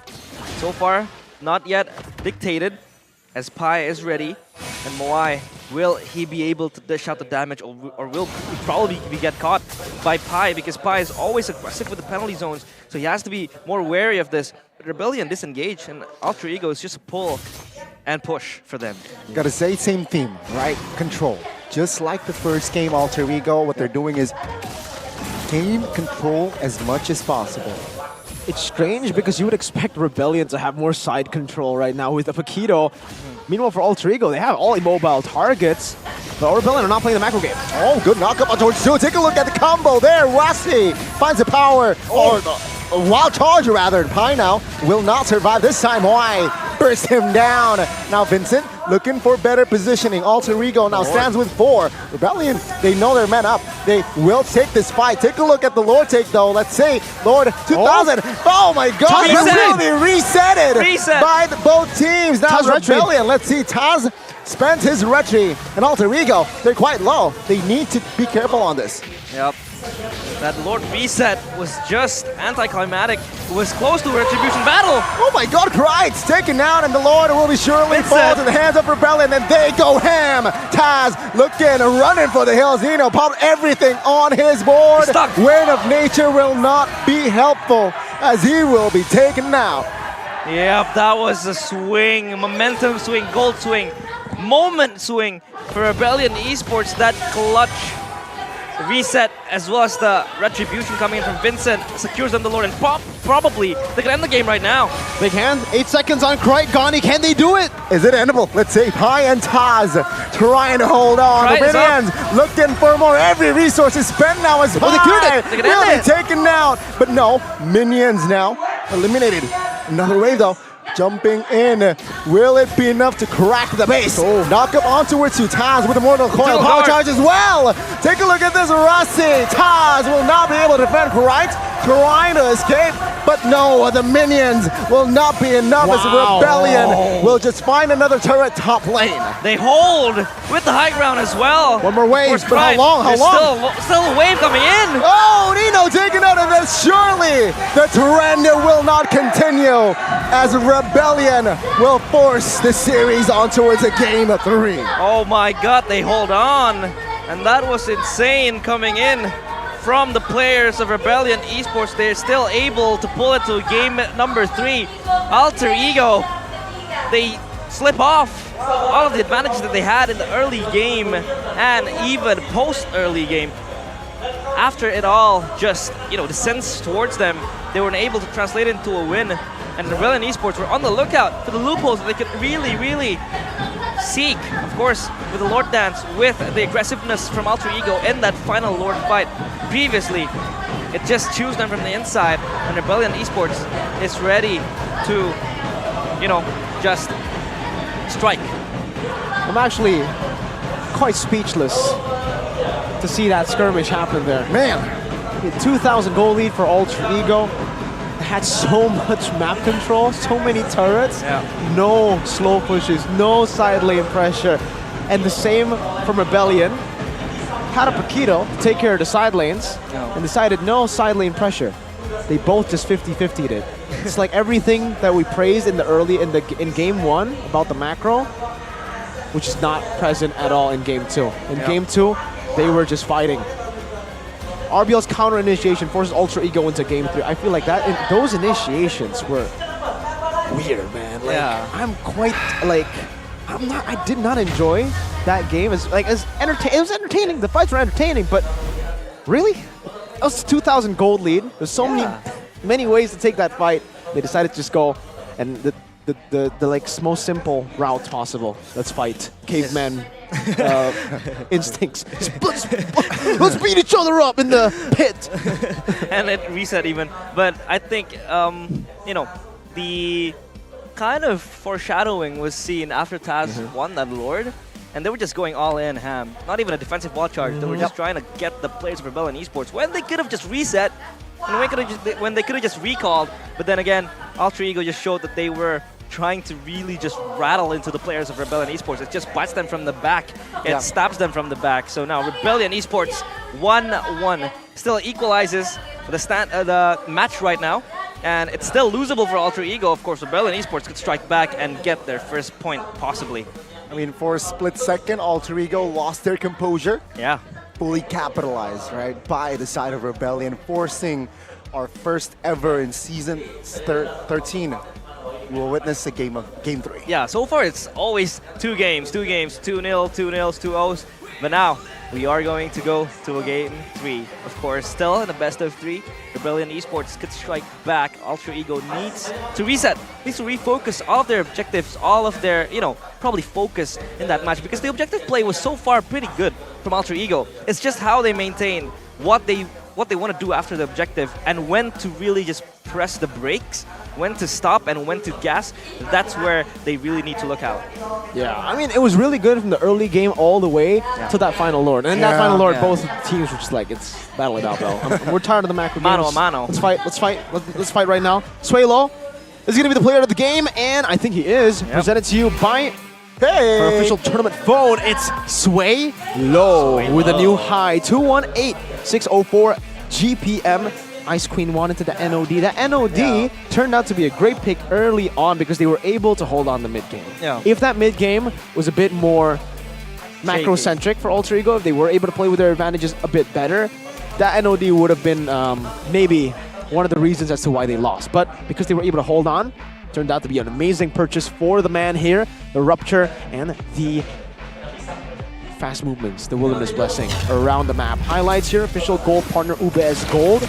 We'll see in the early game.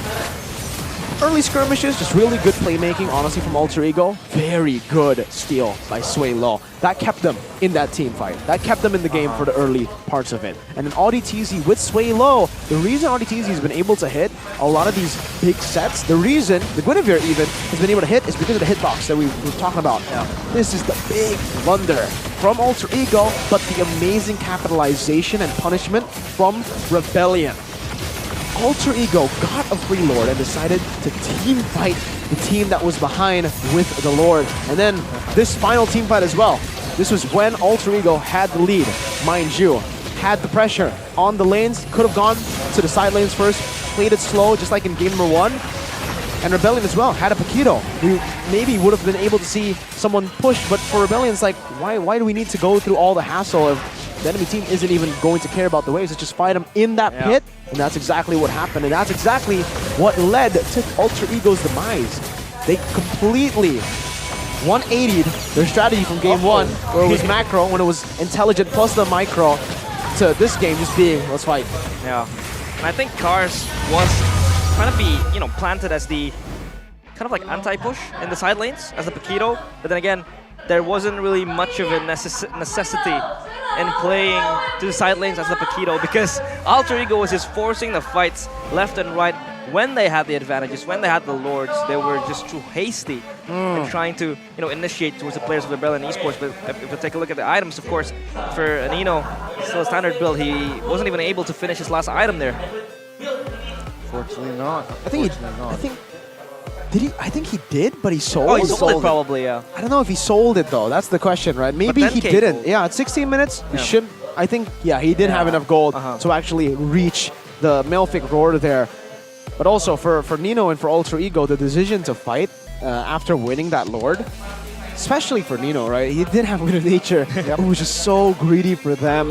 And good on Rebellion for punishing every single little mistake that Alter Ego have been making. I want to give massive props to Cars, because when you're behind 0-1 on a Paquito, you would actually try to maybe adapt and think, I'm going to go for a semi-tank build.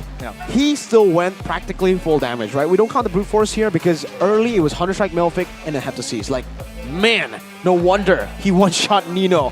Holy moly. Nino with no Thunderbelt, with no Wind of Nature. Say goodbye to the man. 5-1. Started with 0-1. Amazing, amazing performance by Cars. Damage dealt. Damage taken. I think even the GPM for the longest time was Alter Ego. They were the one holding the lead, and then in the end, it swapped over. Shout out to Moy as well, by the way. He played Nino's role in game 1. Stand there in the back, keep shooting. Yeah, not much, flashy plays coming from Moai. He was just... He did what he was supposed to. Yeah, as a goal And he did it well. As a marksman, he was just standing there, ready to take the fights, and even built, full damage. Especially without that Wind of Nature, he was ready to just, strike when the frontliners are close. When needs be, he's just there to kite, to poke the damage, to give the damage. So far, DPS was fine. Yeah, it's unfortunate again for Alter Ego because their theme, game 1, even game 2, mid-game was just control. He kept it. But they suddenly, again, we mentioned that they got complacent.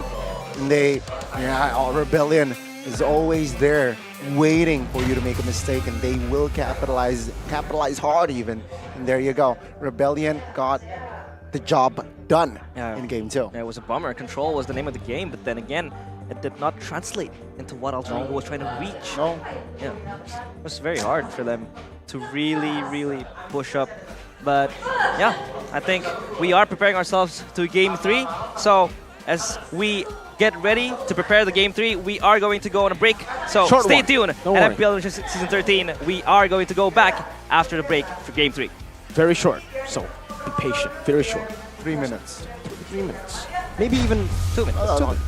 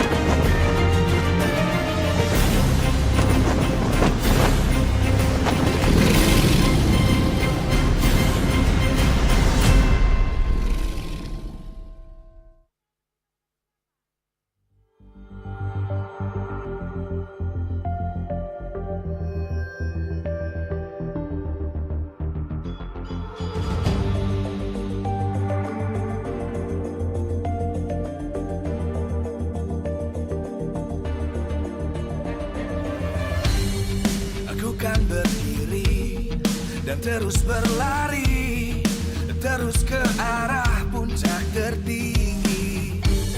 Ku takkan berhenti, hanya sampai di sini. Kemenangan abadi menanti. You know we won't miss if we unite our focus, and if you haven't noticed, we all live. Nyalakan apimu, hadapi semua tantangan, hadang semua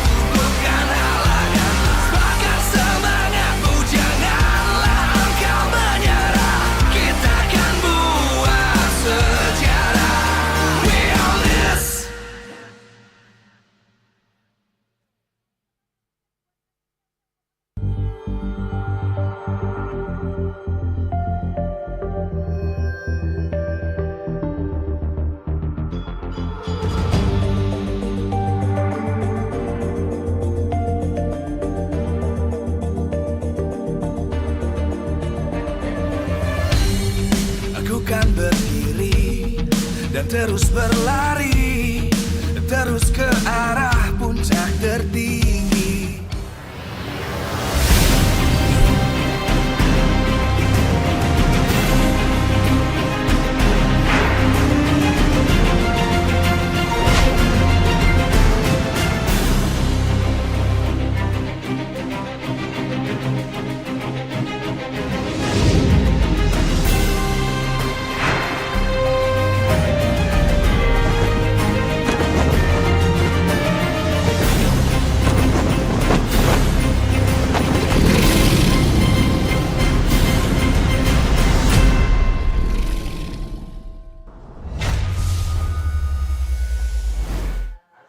Yep, welcome back to MPL Indonesia Season 13.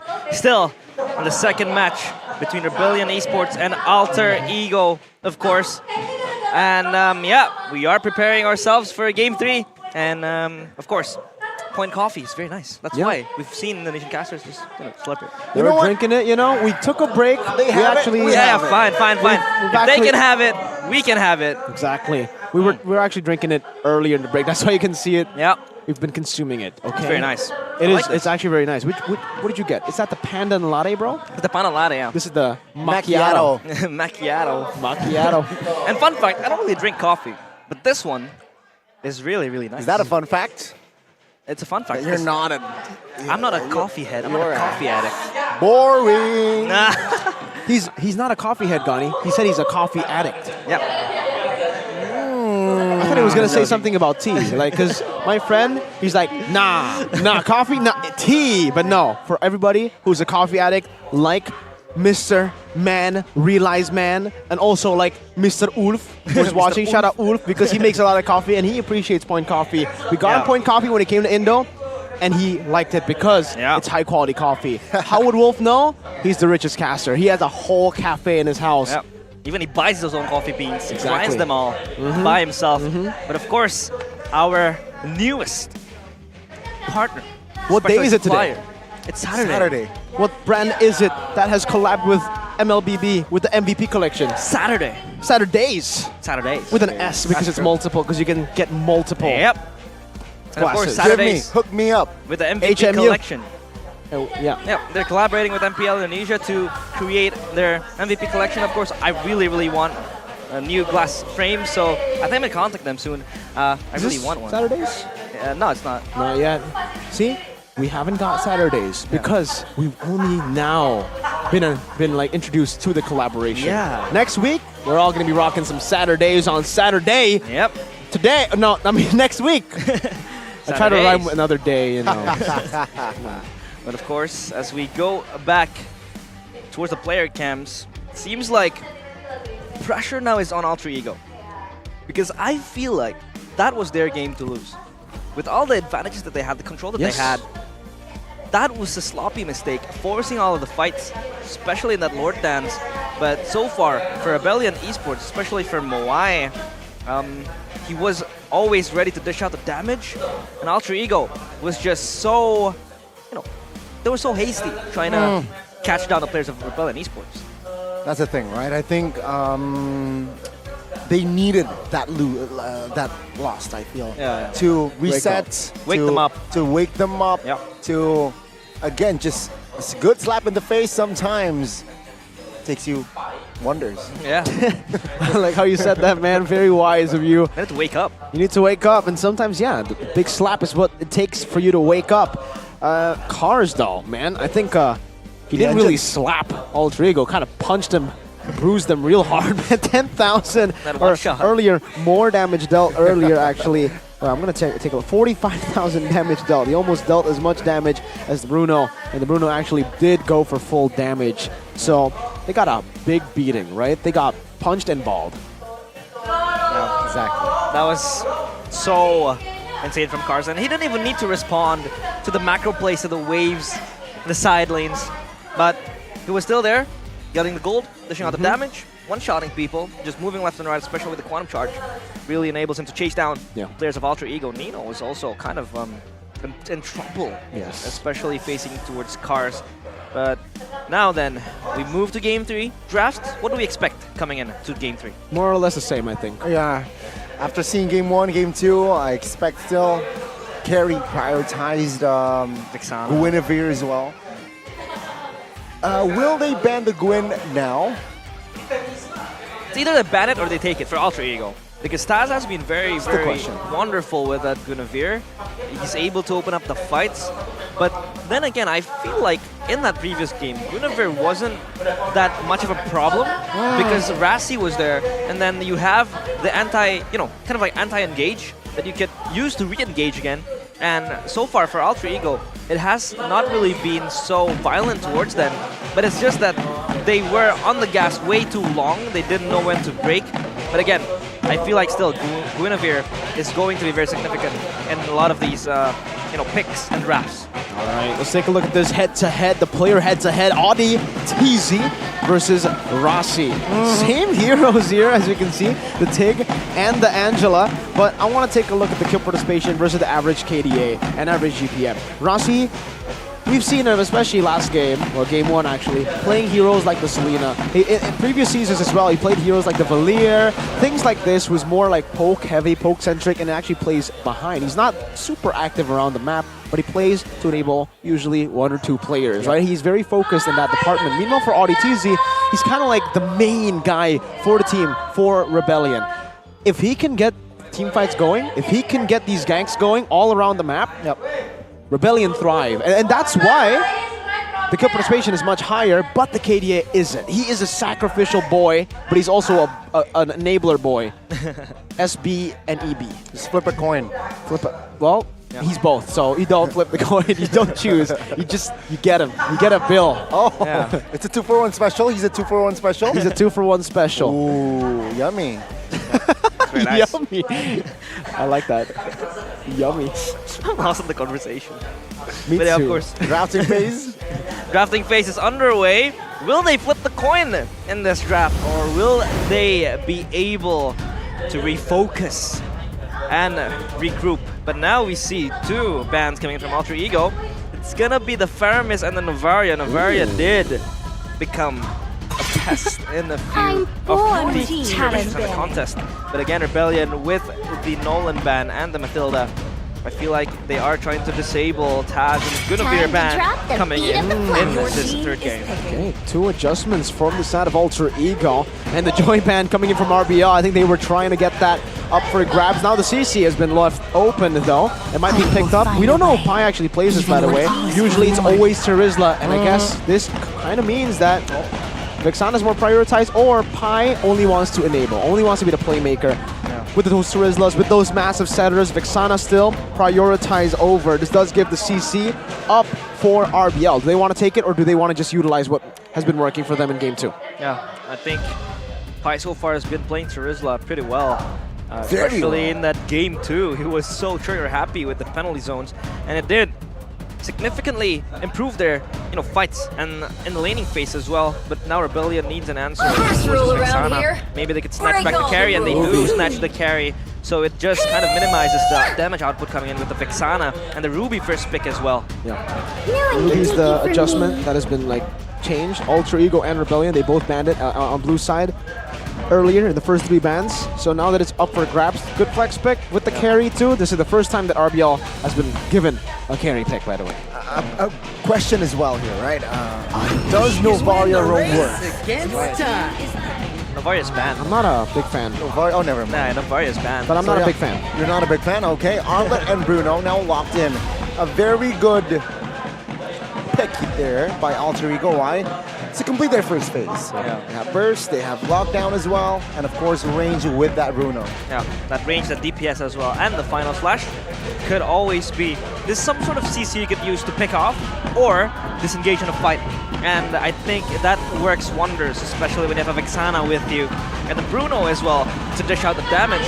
And Rebellion will look out probably to reveal either their roamer or their mid lane now. But the jungle as well, it could be in the cards as this Ruby could possibly flex.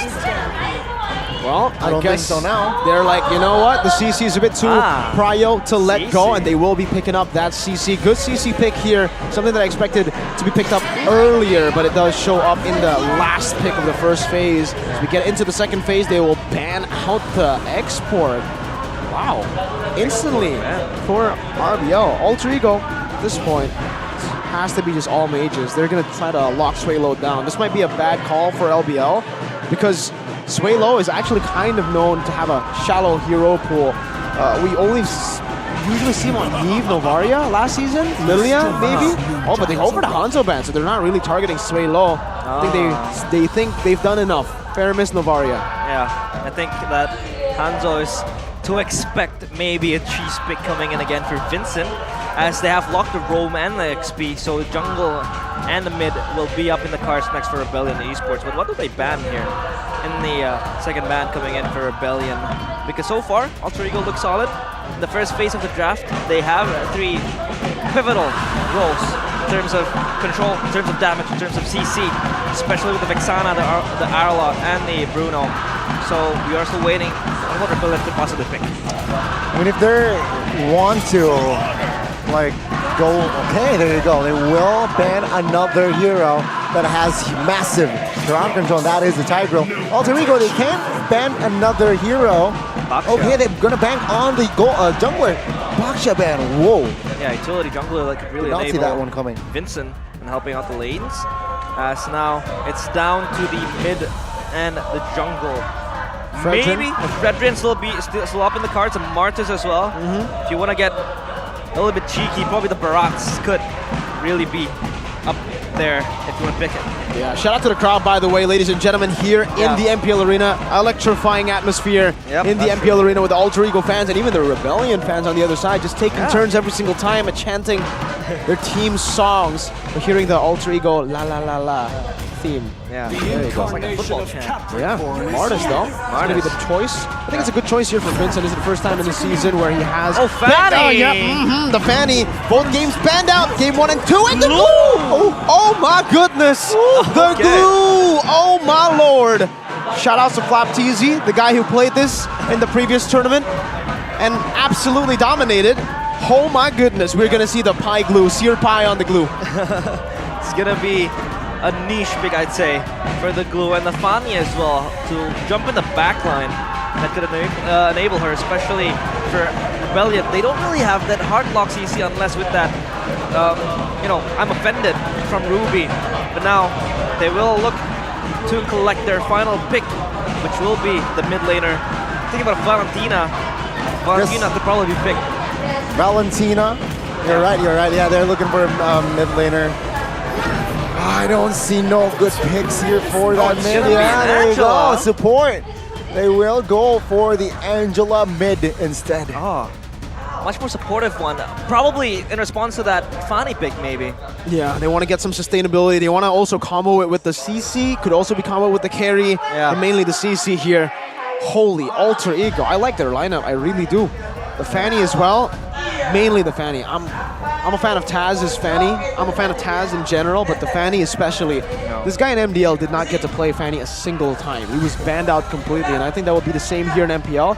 Last time we got to see him play Fanny was what? When he was in EVO Season 10, I think. Oh no, sorry, Season 11. Season 11. Last year. Fanny. And it was respected so much with that Fanny. I want to see the stat. Hopefully someone hears this in production. I want to see the stat of Fanny. When was the last time Taz played Fanny? Because I think it's been a long time. Yeah, but not longer much left to wait, because Line of Dawn is waiting for the legends to arrive as we march into the third game. The second match, who will become the victors? It's either going to be Rebellion Esports or Alter Ego. The conclusion, we will find out soon enough.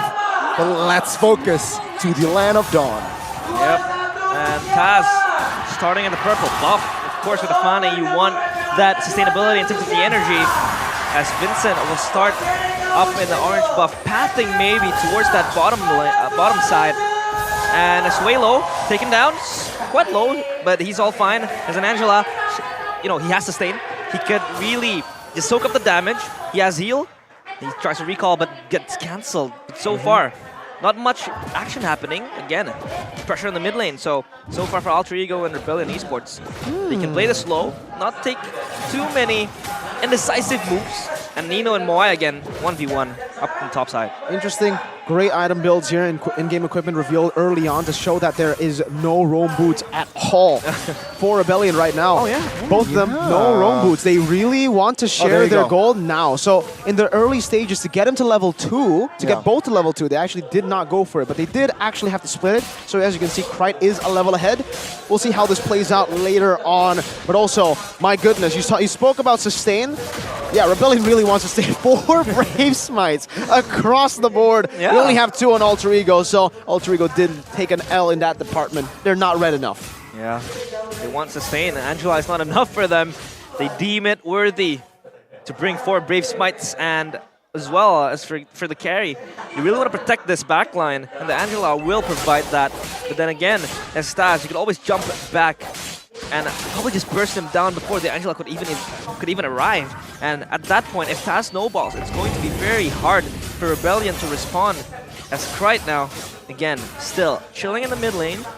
Odyssey will just fill in that role as, you know, there's a fight in Turtle happening and a game pause ensuing. Okay.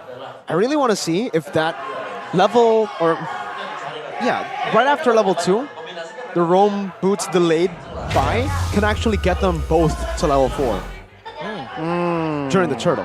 I think they might have to delay a little bit, but I think they will be able to get level 4. We'll see about that because Audi now is soloing the mid lane. He already got level 2 earlier. Let's see if he can actually manage to get level 4 before the fight. Yep. So the boots, the roam boots, is actually on Audi. So Suelo is going to get level 4 first. Yeah, and Angela has been in the bottom lane in that last altercation in the turtle area. So far, Angela is going to play a much more supportive role, protective role for Suelo. Can't really dish out as much damage. Sustain is going to really be the key to victory for Team Rebellion Esports. But please wait patiently as we troubleshoot the problem. I mean, yeah, I gotta say, right? I expected more energy, meaning I expected more seeing their composition to fight it out, to brawl it out in the early stage, right? Especially with the Fanny, Angela, very strong, just level 2 even, right? You know, seems like especially Alter Ego, they want to play it quite slow, right? They want to secure that early game, stabilize in that early, and perhaps they will pop off the turtle fight.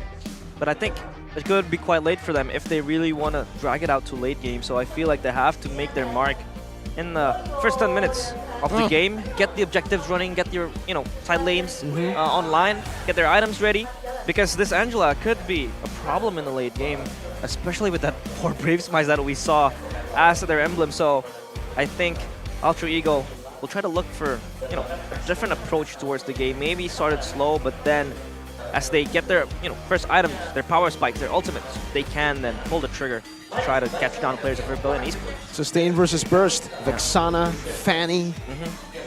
And on the other side we have CC, Angela, Ruby. A lot of sustain. Yeah. Whew. Big contrast. But on the other, actually, if you take a look at the lore here, right? What skins are they using? The Fanny and the Martis. Oh. Because could we possibly have an Ackerman battle? Levi versus Mikasa. Ah, that's true. I saw skins? that. Wait, Taz was using the Mikasa skin? Mikasa skin. Okay, there you go. And I noticed Vincent was wearing the Levi skin. Okay. So Levi v Mikasa? absolutely. The Ackerman The Ackerman battle. But we're going to take a look at the mid lane battle first. Yep. Mr. Krite with a Vector cosplay. And Suelo here, average KDA 5.3. All across the board, it's actually been Krite. And yeah, I think especially after yesterday, he was the more impressive performer. On the Phoveus too in the mid lane, an absolute oppressive force. The Novaria earlier clearing the wave, slow pushing it. Yeah. But Suelo has always been known to be like the mid laner who doesn't need a lot of resources to get going. Yeah, it's like this weak He's underrated. Yeah, weak side mid laner, as we say. But I think we are ready to go back to the game as the Marshal ushers us inside back to the Land of Dawn, as all the trouble has been sorted out. And again, this turtle fight, I think, will be important. Yep, Cars certified here. Rebellion now with 4. Alter Ego responds with 4. Turtle, though, they will now regain control. Let's take a look at the delay there in the backside. Take a look. Hard guard now pops as well. Cards pops Vengeance. Taz looking for an angle with the cables, but does not find it. Rebellion looking for an angle, but Taz quite low. Taz now looking for that kill. Rossi claims the first blood. He will be the trade though. It's a 4v4. Audi now sustaining high the front side, soaking all the damage. Split will try to help him out. No, he will mount another member. Vincent now again as Taz and Price will do the cleanup as well. Yeah, that was insane from Pi, able to stick himself to 2 separate individuals. The turtle yet to be taken, and Alter Ego already in the lead with a 1k goal. Man, well played to Pi. Well played to Pi. But I was still too focused on that cutthroat to the creep, man. Oh, man. Really, you can see the rush, right? He hasn't played it on stage for a long time. What an ult. Unfortunate, but he'll definitely move on from that here. It's still a win for Alter Ego, so despite that, they're still in the lead. They still have better control, and Pi's still a monster here. Cars, no vengeance. Let's see. Hard guard popped early. Pi now soaking damage in the front side of the turtle. Turtle now pops. Retribution goes to Taz. Take a look at the collapse here. Vincent taken down as well. Rossi now soaking damage. Cars trying to escape. Will be able to escape as well as Audi will try to control the damage as Vincent is the sole casualty there. Yep, 1 casualty and a turtle as well. Of course, Alter Ego will take it with 2 of their hands open. And if you take a look at the emblems, I think these are ones that it's probably going to be very beneficial for Rebellion Esports to try to, kind of prolong all of the possibilities of damage coming from Alter Ego. Yeah, Master Assassin for Taz, that means he will be putting more emphasis on ganking the side lanes and split pushing in this game. I can't remember what Super Ken actually went for the emblems in game number 1, but I believe it was not Master Assassin, so it's already a different taste of Fanny that we did not see earlier. Now, let's take a look at the item check again. Dominance Ice really built up. Haas, Claws, Thunderbelt this time. First item for Moai, a more defensive take and the more usual take, but here it is, Master Assassin Taz. 2v1, Cars, no vengeance this time. Hard guard just hovered but not committed. Yeah, Cars is just getting bullied in the XP lane as Nino is just farming his way towards his items. Of course, Moai approaches this game with a Thunderbelt. He needs that to sustain himself, especially with the bursts coming in from the Fanny, as well as quite later on with the Vexana and all the damages coming in. So Rebellion Esports has to hold longer in these fights. I think right now with the Flask, that's a big power spike, I would say, for Rebellion if they want to go for these team fights. A little bit of shielding when they get lower. And I think the main problem right now for Rebellion is the fact that they just can't simply walk up, right? Maybe the CC, the heroes with dashes, anti-CC like Vincent can, but everyone else, when you go up against this glue, the little immobilize and the slam pass combo that, just displaces you is going to be really, really troublesome for Rebellion getting towards his turtle. And it's also a quick little reset on the Vengeance. So Rossi is going to have a very, very good day on the Arlet. If Pi can constantly be putting this kind of pressure, he's going to get engaged on it, but I think he's still very, very okay. Slam, pass! Oh my god, with the Eternal Guard and the final slash! And there you go, the collapse. Taz finding 1. Vincent goes taken down as well. This might be a third. Oh my god, Taz with the cables, 1 more! He is able to escape as Cars now is going to be their main focus, and Alter Ego claims the 3rd body. Pi has been phenomenal in the 2 initial fights, and Taz gets out scathed but alive, and they have priority on the bottom side. Now they get the first turret. Meanwhile, Moai was nowhere to be seen, of course, far away the top side, trying to farm his items. Same here. The mid will not be forced. Rebellion, he is offended. Finds 1 though. Not enough damage to take him down just yet, but Rossi will flicker out of that situation. Sir Pi, man, with the plays, without the flicker, by the way. That was without the flicker. Yeah. So he caught Rebellion off guard with the slam, pass without the flicker. The carry, though, Moai was able to take a tier 1 up top. So it's not the worst of trades, though it's still a bad trade for Rebellion. OD, problem with glue, man. I think like Rebellion can't even peel off of it. They can only just run away. Yeah. But even then, I think the only person who can actually run away is Vincent with the anti-CC. Look at Pi. He's just walking up. There's not enough damage to really smack him right now. They're going to go for him, but he has split. Yeah, split, simple. Take a look at Cars, though, with the help of Angela and Taz with the cables, trying to find an angle, perhaps. Retry. Well, Vincent gets it. Now Audi flickers out of the way, but the damage from Nino will be enough to take him down. Why? Terrified everything as Rossi claims another life from Rebellion. Yeah, that was insane. Again, Pi, not only does he chunk up the damage, he's able to zone them out from the turtle pit. And Pi is just there, way too significant for Ultra Ego to get into these fights. It's not even him, dealing the damage. Of course he does, but it's only him trying to make space for the players of Ultra Ego, especially for Taz and Rassi, to really just clean up the turtle and then come into the fray. Thank you, production, man. I requested it earlier. Game fact by Golpay. The last time Taz used Fanny, yeah, I said it's season 11. So, okay, my memory is not that bad. Week 4, day 2, when Evo's faced Rebellion, and 1-2-0. It was up against Rebellion, too. Oh my God. And I remember it being a very phenomenal game of him just baiting. This game is not much of baiting, but it's more of killing. So it's already, again, different. Look at him, though. Doesn't care about the boots, wants to go full damage. Heptacy's built up, Milfic Roar as well. That's a whole lot of penetration. Endless battle from Moai. So it is that semi-tank build that we are going to be seeing for the side of Rebellion to sustain and survive from these team fights. Oh, Cars! Cars, hard guard triggered, and take a look at the collapse. Alter Ego no damage? in the turret. She's damage is not enough. Rebellion with cover. Nino, though, claims the turret. Pi will be the first one to fall alongside Rassi. Right now, being the main focus of Rebellion, will not be able to escape as Vincent gets the triple.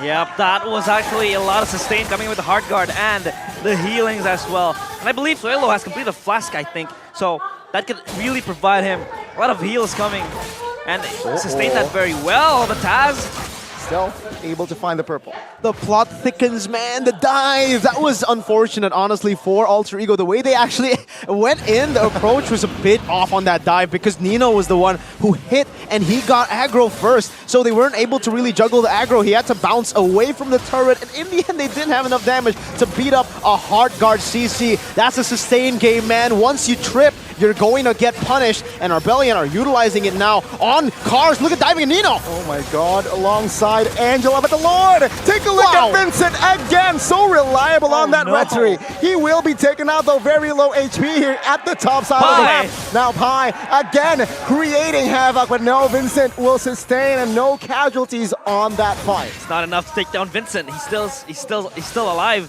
and he even takes the Lord with him as well. So that is going to be very, very wonderful for Rebellion moving into this 10th minute of the game. And Taz, again, split push. The Master Assassin as well could really assist him in trying to get into these one-on-one situations, get probably the kill possibilities. But he's, in front of Cars, and he tries to solo kill Cars, I think. No, you cannot solo kill Cars, at least not now. But Cars can solo kill you. You gotta be careful, Taz. Oh my goodness. Oh, take a look at Moai here. Hard guard triggered. Audi looking for a better position, but no, both teams will not commit on towards the fight more. Yeah, CC, Brute Force Breastplate, and the Dreadnought. A very good item there. He actually went for just this small little item, and he's actually building towards an Athena.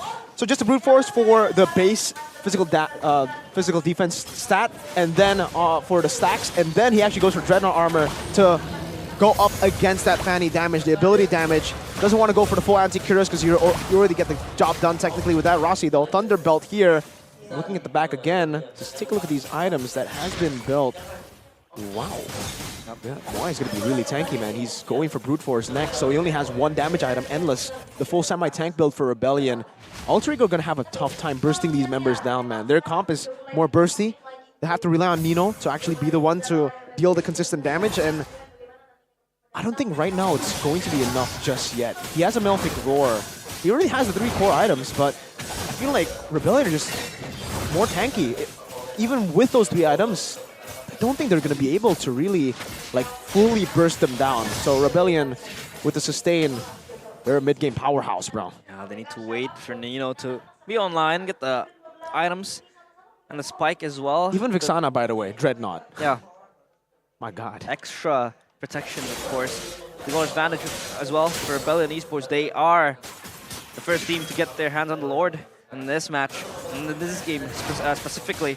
But the bottom side is pushing for Alter Ego. That's a good fact as well. But for Alter Ego, they also have to be wary because their top side of the turret has been taken down, and Rebellion will just try to regroup. Probably just play this slow because Alter Ego, they are now only focusing on trying to get their items, get the gold that they needed. You know, 3 items completed for Nino, the Hasklau, the Berserker's Fury, and the Malefic Roar. So I think he's gonna probably build more damage again this time to try to cut down to the front lines of Rebellion Esports. That Oracle by the glue too, by Seer Pai, to get a bit more of that sustain utilization in his kit. Now I'm honestly just looking at Rebellion. That's a very good slow push that they've built up down in the far lane, and it might actually force the Fanny to rotate down. He should be able to still make it all the way back towards the Lord, but Rebellion definitely have prio and tempo on the map now with that slow push. Fanny's already revealed down below. They might actually look for a play. Conceal. Conceal from Audi. Cancel. Right. Oh, he pulled Rossi though, and he is in the middle of that fight. Audi though, now receiving fight as well. Receiving hit is mine now, trying to distract as Audi will flicker away. Yeah, they're able to push back Rebellion Esports, at least in that fight. Cars he looked untouchable, especially with the hard guard and the damage dealt, just skipping around the players of Alter Ego, but then the focus on shifts towards the Lord. No damage whatsoever as Pai is there trying to safeguard the Lord from the hands of Rebellion Esports. Can't blame Rebellion for that initiation. They had that time, and I think now they've actually improved from game 1 and game 2. They're much more decisive when it comes to those calls. When they want to go in, they go straight forward once they see it happen. Still though, slow push should be building up for Rebellion Zion in that bottom side. I think they've managed it quite well, and they should be doing the same thing towards that top lane. But Fanny, always this oppressive threat in the side lane, but this time they do not have control because Moai is still up top clearing it, and now CC has to go down below. Alter Ego have the time, the space to commit. Oh, they're going to cover a lot of angles here as Rebellion. They're late to the body as Vincent now forced to use the hard guard on Vincent, and the Lord will comfortably taken by Alter Ego. Cars looking for a trade, but no, Alter Ego will deny it. Rebellion, again, being invasive, looking for angles, but no, Alter Ego will not do business. Yeah, they're very susceptible, especially with the mana advantage that they were falling short with that push coming in from Taz, trying to push up the minions and the waves created at the bottom side. Had to call Cars to come down and clear out the waves. Meanwhile, at the Lord fight, it was still happening. Cars was one of the frontliners that could really deal the DPS, the damage coming in, but he was just not there. He had to clear the wave. So far, Alter Ego have their sights on the base slowly. Good discipline this time around for Alter Ego. DHS actually built up, so no win in nature for Nino. He knows that there's no physical damage that can actually get behind him. He's always going to have a lot of good cover from Pai, and if all else fails, great. With that Vexana, amazing peel. Enhanced Lord down below, a good wave manipulation here. 1.5 waves in the bottom side. It's getting cleared out a little bit, but now it's going to be 3 waves pushing into that base with a Bruno. Oh, God. Got popped. Now they turret number 1 in the bottom side of the map will be taken out top side. Next target, especially Taz is on that lane. But yeah, Rebellion here not do much as Lord taken care of, but they lost 2 turrets. Yeah, they took care of the Lord. They cleared the wave. They try to stabilize this base, especially Alter Ego has cracked it wide open. So far, this is their game to win now. They have all the advantages, 6k gold up. So for the players of Rebellion Esports, they have to be able to recover from this. And the way to do it, if you guys want to do it, is to enhance your hearing. Oraimo, Free Pods Light exclusive Edith Edition is the best choice for you guys. Use the code Oraimo MPL to help you with your audio needs. Audiophile. Yeah. Are you an audiophile? I am. Oh, I love listening to beautiful sounds. With Oraimo? With Oraimo, of course. You have the Edith? Not yet. I'll get it soon. That's unfortunate, but you know, it has just been released. So we'll give him, you know, the time to buy it. Next week we'll ask him the same question. Now, it's all about patience, really, for Alter Ego, right? For Rebellion, they're the ones that are going to be rushed. They're the ones that have to make the decisive play. We did mention earlier that they are more decisive. Even though they're still losing, they have made improvements from game 1, game 2. They are more decisive in how they approach these team fights. Now, Alter Ego, it seems like they've also learned from their mistakes, unfortunately for Rebellion, so they are playing the slowest game possible right as they have a 6,000 gold lead. This is going to be the name of the game. They got 2 side turrets. base turrets. Side base turrets are actually, for me especially, more expensive than mid lane base turret. You have so much control in the side pressure. You have so much tempo to play on a map. And now, with the Lord spawning, they don't even need to clear it. They can have the waves, let go completely, and they'll push towards Rebellion. They just need to play time, and Rebellion will not get Lord, or will have to suffer from a Winion kind of situation where the base gets destroyed by minions. Taz is not going to go for this, because Moai is a tanky boy.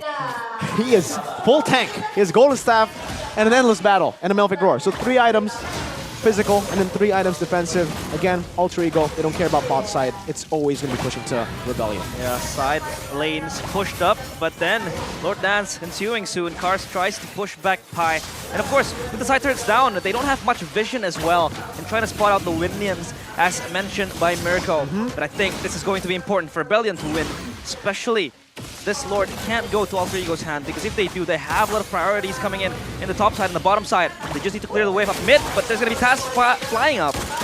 Yeah, I mean, Taz is just trying to poke, right? Moai looking for an angle, perhaps. But the Lord now will be resetted. Yeah, not much action yet. They just try to poke this out, pull it back, push it out, and the pit is going to be very important for someone to play. It's going to be Pi always in the front line. Of course, with the glue, he has been very massive in the fights. And the Lord has been involved, so they have to take it soon with all of the benefits they have at the bottom side. Off the wave for Alter Ego is pushing out. Rebellion needs an answer, and they do send Moai to clear it down. Moai's bot. They can go for the commit, 100%.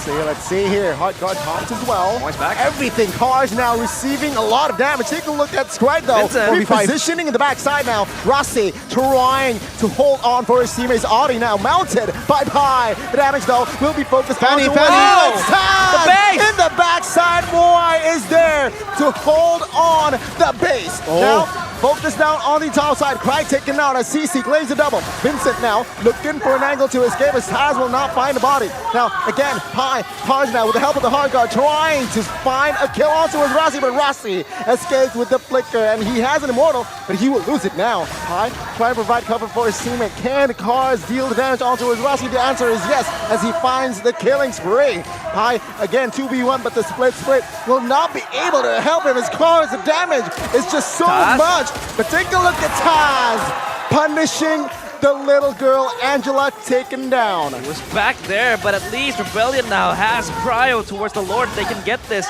Almost a replication of the previous game. Taz is here just flying. He's trying to zone this out for the players of Alter Ego. Oh my god. He will not be able to find the Hail Mary play. Vincent comfortably takes the Lord. Alter Ego are too creative for their own good, man. It could have been all simple and dandy. A 4v5 already with the carry so far down. It's a good play if the carry actually did commit to the fight, but in the end, he didn't, and the advantage is gone instantly now for Alter Ego's. Rebellion's game to win. They have one opportunity, and the opportunity is right now. They need to utilize this position. They have to be able to clear out all the waves and push it together, mainly mid and bot, together with that top side Evolve Lord. 20 minutes in, this could be a one straight push situation, but it is still also very, very easily defended by Alter Ego. They still have a lot of turrets left to give away here to sacrifice. Meanwhile, it does seem like Rebellion, for Moai at least, he is already transitioning to a full damage kind of build. Boots sold now for the Windtalker. He already has 4 now physical damage items. Vincent's still going to be able to clash down onto that mid lane.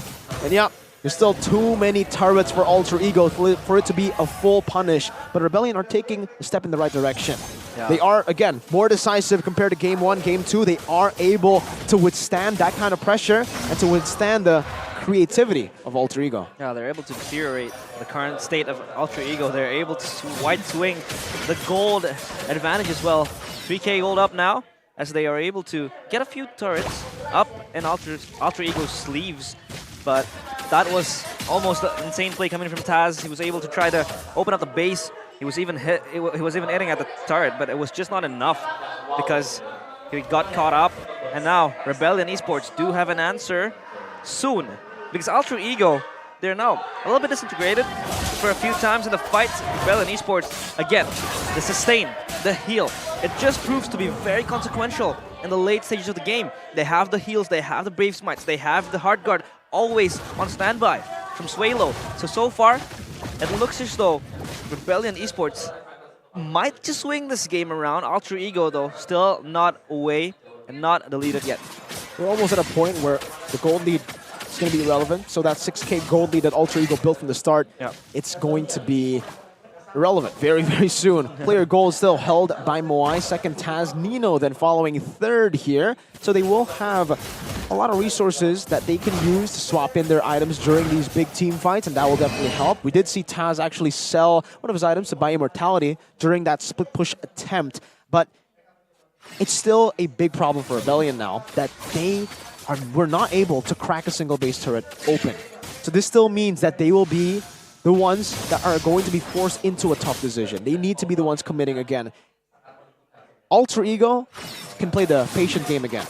Moai is going to be constantly clearing these waves, 5 seconds up, but it will always be pushing. So RBL have a very small window of opportunity to actually make these commitments. One bad commitment, and it's also just done. All Alter Ego need to do is play back and forth, bait, just a hard guard, and that's a big win for them. Yeah, that hard guard could really sustain them in the fights, especially Cars. Getting so tanky, so is Moai. So far, self-sustaining laners are up and running for players of Rebellion Esports. Meanwhile, Alter Ego, again, always has their move first in the Lord Pit, but then again, it's about how you can finish this down. Vincent is just fishing for an angle, and for Taz, he's always on the side lanes, trying to push out the minions, creating a huge wave that will always try to send Moai towards the designated location, and cutting down the man advantage from Rebellion Esports as the Lord now being chipped down by Alter Ego, but I think Rebellion Esports are ready for an answer. Spell check all up. Ultimates all up. They're ready for an all-out war. Let's see, it's all about timing. It's all about finding the right play. Seems like they will take their time here. Take a look, Perry showing up bottom side, but Alter Ego does not respond immediately. Yeah, they realize that that Carry or Moai is up in the bottom lane. They're moving to mid now. I think they're going to regroup for this fight, preparing for it as the execution comes in. The engage coming through from Cars. Cars again with the duet of the hard guard. Pi now soaking damage with the split blade, mounting. Audi trying to bring him to his team. Take a look at the damage now. Audi is receiving good immobilized on towards 3 there. But take a look at Pi now. Audi will not be enough to take Audi down just yet. He also has Immortal, but take a look at Nino. Peep Nino, man. He popped and rock equipped the Rose Gold Meteor. Yep, it went perfectly for Alter Ego. All he wanted to do was bait out the hard guard. Long cooldown, bottom lane slow pushing, top lane slow pushing, mid lane slow pushing. A brilliant fight by Alter Ego. That's exactly what they needed. And now it all come down, a hard decision to Rebellion. Audi, how does he go? Let's take cards again with hard guard though. Take a look at Audi now, still holding on towards that Immortal, does not want to lose it. But with that, Alter Ego will claim more space in the Lord Pit. Rebellion, can they break through? The answer is no. But will they collapse? The answer is possibly. Vincent now losing position, has the silly Immortal, but take a look at Nino. The balls, man. Audi will fall and Nino will find that kill. Yeah, that was important from Nino as well. DPS coming through.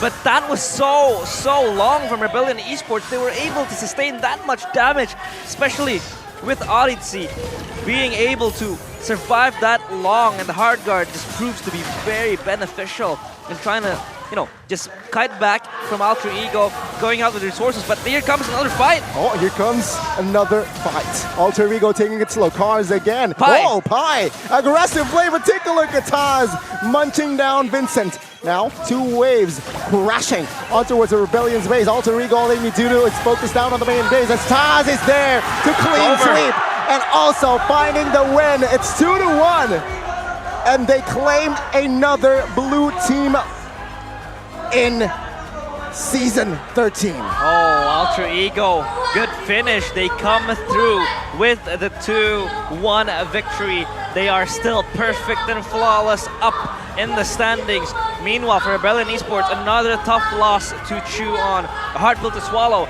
But I think we have seen quite a few positives in this match. Rebellion Esports were able to tone down a bit, stabilize all of the leads that they have.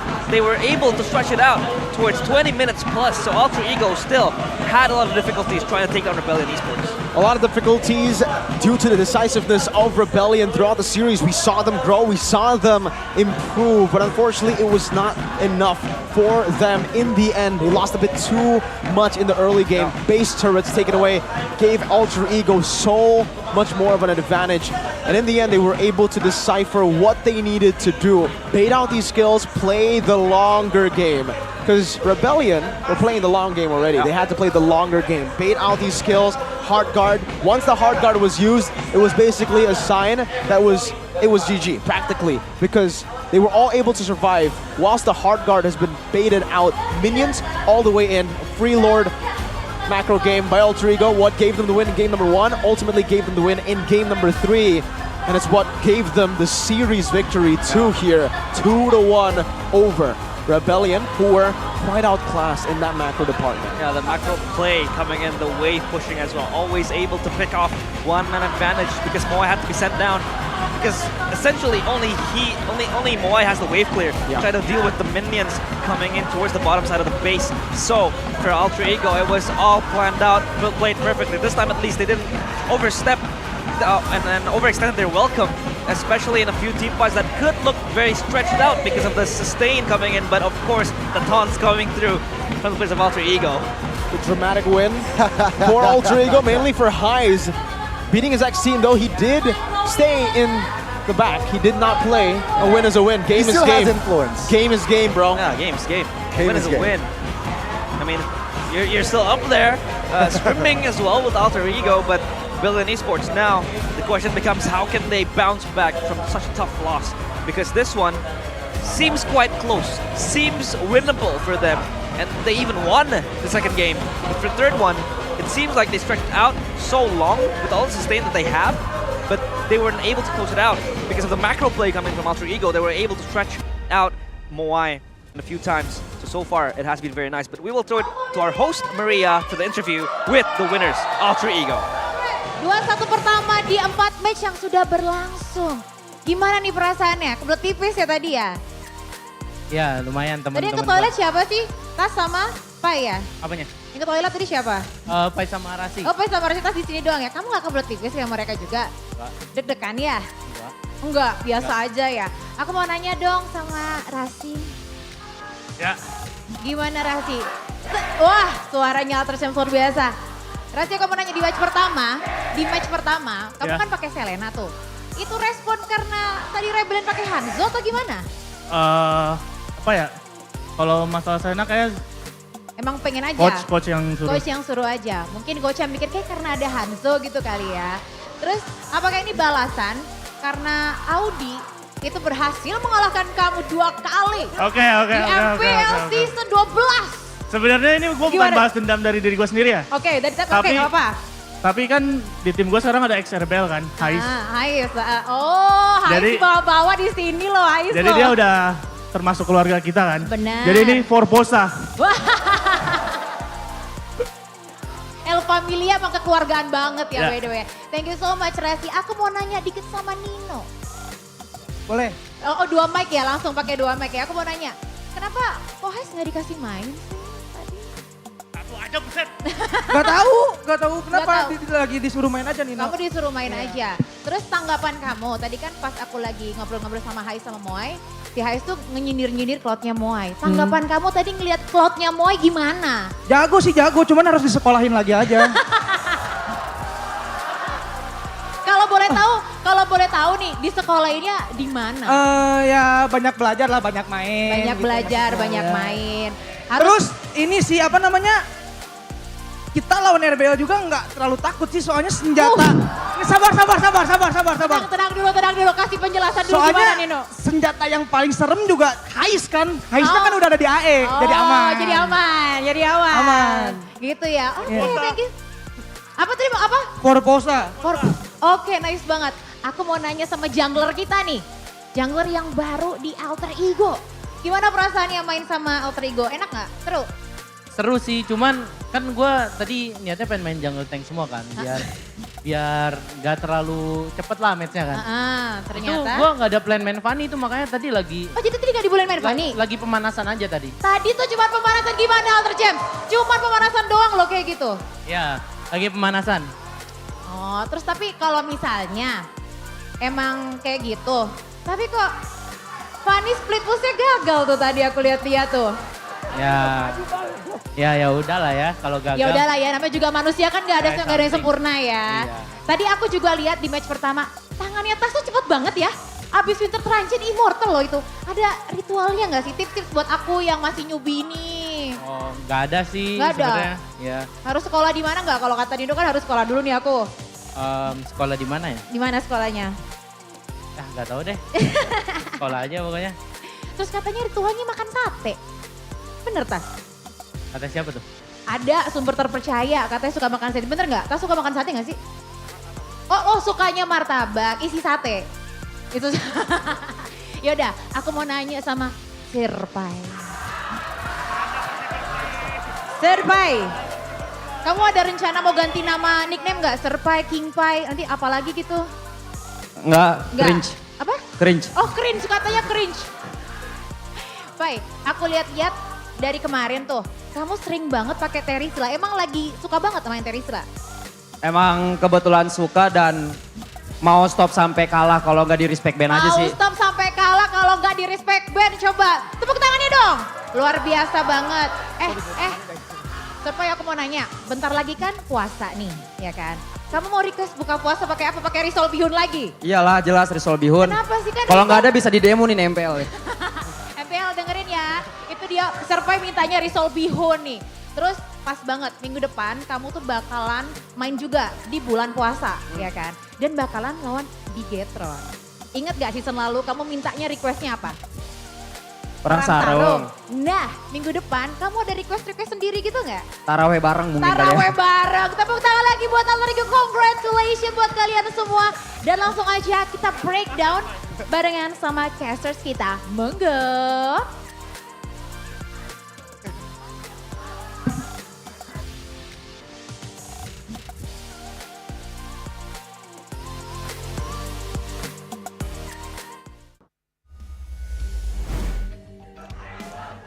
Using Fanny was just a warm-up for Taz, and it did not look like a warm-up because he was playing solid in that match, always enabling the side lanes to push. The macro game from Alter Ego was on point. It was always going to be, you know, the kind of like the rock in the road, like the obstacle that had to be overcome by Rebellion Esports. The only thing that was maybe possibly a warm-up was the first ult, right? Landing on the creep. That's it. That's the only blunder that we saw. Yeah, that is from warm-up. Taz. That's the warm-up. After that, it didn't really feel like a warm-up, but the man said it. We have to believe Mr. Taz, right? One of the faces of Alter Ego. One of the many faces, and hey, he fits well in Alter Ego. He's always been a very talkative guy, charismatic guy on camera. With Seer Pai and Nino, definitely fits well. POTM though, it's gotta be Taz, right? Yep. Game 1, phenomenal performance. Game 2, still really good despite the loss. And Game 3 on that Fanny. Though, me personally, in Game 3, don't think I gave it to, I forgot who I gave it to, but I did vote for him for player of the match. Yeah. Master Assassin. He wants to be in the side lane. Remember, all the way from the early game, we did actually hint at this already. With the Master Assassin, he wants to be the one playing in the side lane. So we did see that. The pattern was there in the full itemization as well. My God, no boots. No boots needed. You're going to be flying with the cables anyways, right? So unnecessary, buys the immortality right in around the timing of the attempt of the split push. And we're going to take a look at the whole game again here. Highlights presented to you by our official gold partner, UBS Gold. As all the way from the early game, this was it, the famous warm-up Taz. That's really the real significant play here, right? Because for the most part, in the early game especially, it was Pai who was walking them down. This was a loss initially for Alter Ego. The Pai was able to turn it around with the split, going back in, getting the HP, and then basically buying space or giving space over to the rest of the team to build that damage. Pai slam, pass into the Eternal Guard, knocked up into the final slash, into a billion vengeances, and a dive as well. Perfect combination. Taz getting away here. Warm up, he says, and in a few of these skirmishes as well towards the end. This is the play that... This is the creative play from Alter Ego. They could have taken the simple route of 4v5 here with Taz. I think it would have been a sure win, but he wanted to go and, you know, steal the spotlight here, trying to do what Iman did. Didn't work out, but hey, ultimately, Alter Ego still won. You cannot blame him to go for an attempt like that. There was an attempt, and it was good because Moai was able to actually read that out. He actually saw the map, saw that the Fanny was attempting something like that, and then it was cancelled. Otherwise, it would have been an amazing win for Alter Ego. But they were able to do it the old-fashioned way. If they weren't able to do it with Taz's split push, they were able to do it with the macro play, the slow gameplay, and now everybody on Alter Ego just bowing down to the Lord. To Taz. Lord Taz, of course. And yeah, Taz, impressive performance, but Pi as well. We can't really undermine 26 him. again. Yep. Mm-hmm. That was insane, 26 I minutes. think this is sooner though, right? Yeah. Last one Feels was sooner. 43. This is 26, 14. 43. Yeah. No, last game. So game number 2.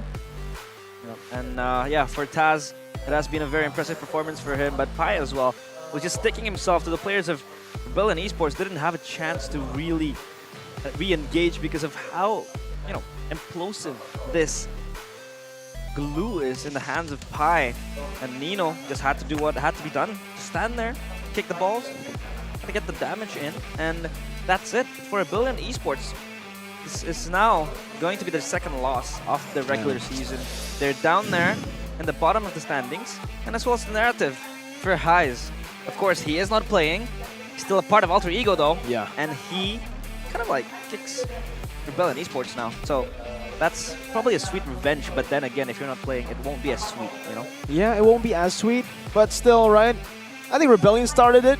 They came out with the Moai and High's face and chose Moai. Yeah. Well, based on this, that means they also chose a loss, right? Yeah, Technically. that's true. So, damage dealt Nino. He also said in the interview, Rebellion isn't that scary because the only threat is Highs, and Highs is on their team now. Yep. Damage taken, Cars, man, my god, the Hard Guard and the Vengeance. Rich guy still Moai. The man's always in the side lane, clearing it out, so makes sense that he is a rich guy, the rich guy for this team. But I really have to give props to Krite again. Krite's performance in all 3 games, even though they did lose in game 2, it's been phenomenal. The guy has really improved from when we saw him last. Really just, that might be the question now. Was it a Taz Krite problem, or was it the rest of the team not clopping together with them? Because you give them the space and look at Taz. Yeah, I think that mid-jungle duo is also very important for Alter Ego's success, especially in a few of the clutches, in a few of the clutch fights. The Eternal Guard powered by Krite, always enabling them to either disengage or re-engage, or take the team fight for them entirely. And a few times, Lord has been acquired by Alter Ego. I mean, yeah, I think Krite is that figure in that team. But before that, let's talk about the golden moment by Ube. I think this was pretty much intense in this fight. Yeah, that was pretty close.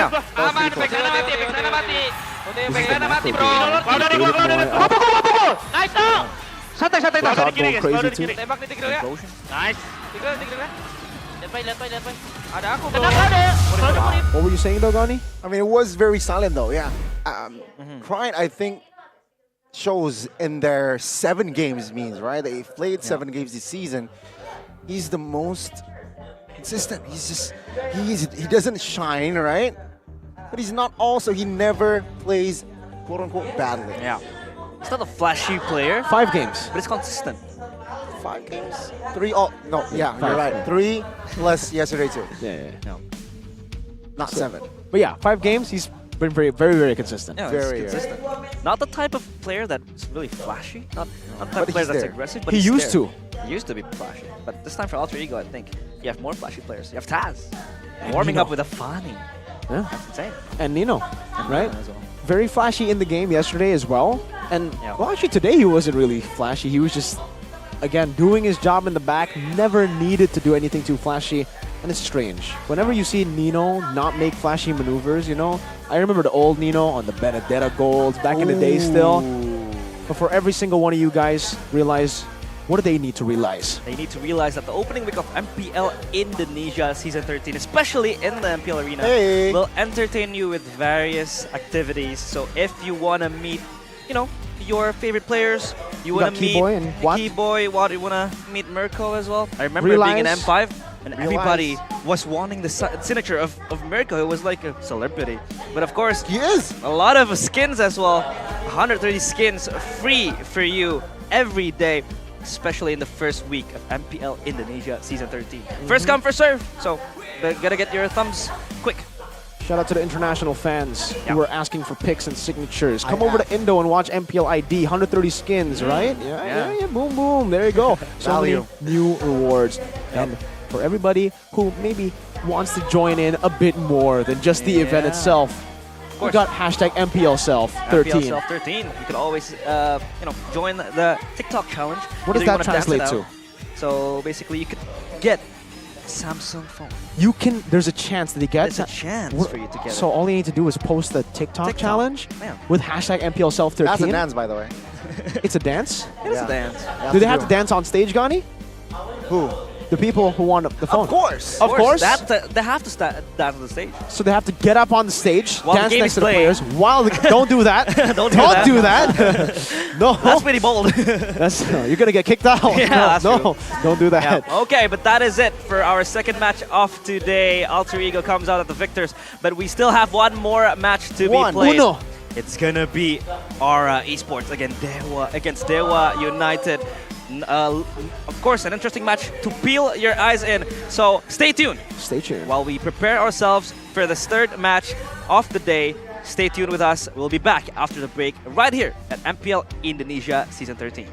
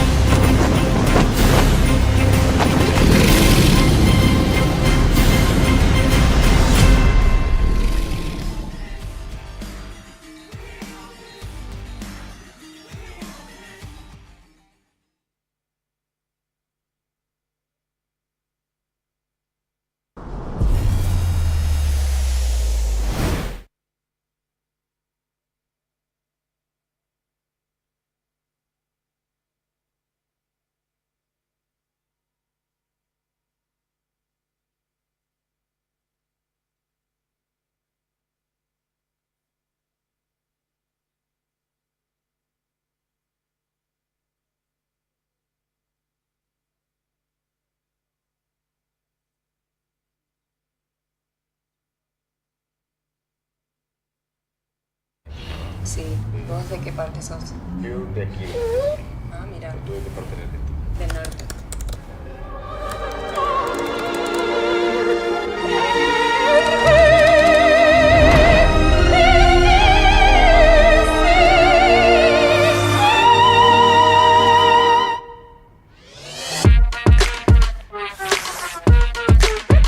Samsung Galaxy S24 series.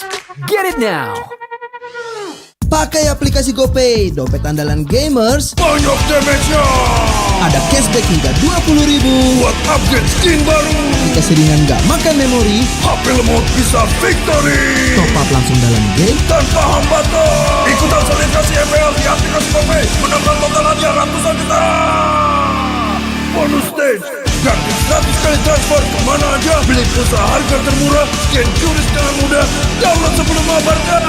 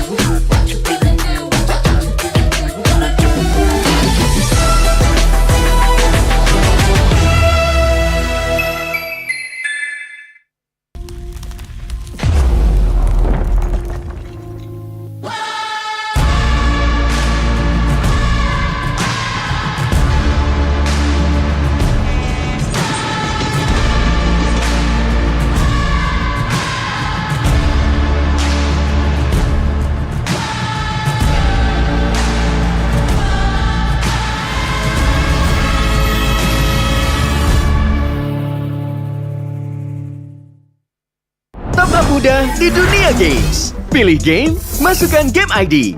Pilih Diamond. Masukkan kode promo dan pilih metode pembayaran. Masukkan kode OTP. Selamat, kamu dapat tambahan kuota. Upgrade gameplaymu sekarang. Game Smash andalanku bikin mainku semakin hebat. Tukar DG rings, diamond dan voucher game kau dapat. Main MOBA apa aja Wisrik di tanganmu. Cuma Game Smash makin no debat. Beli paketnya dan aktifkan boosternya sekarang. Character select. Winner. You lapper.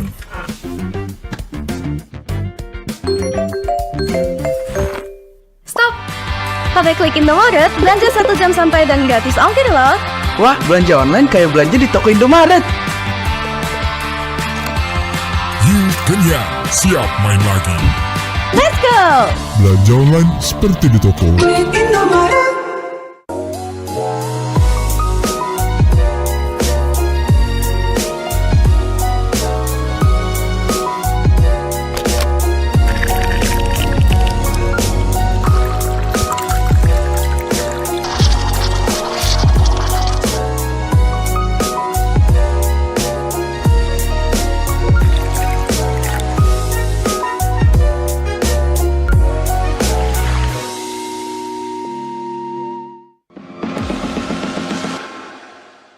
It's only you who rocks my world.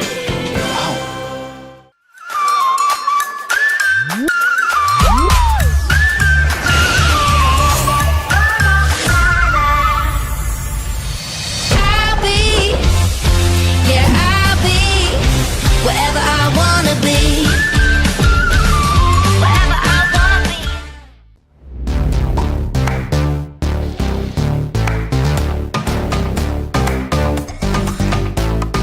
We don't need no sleep because our party.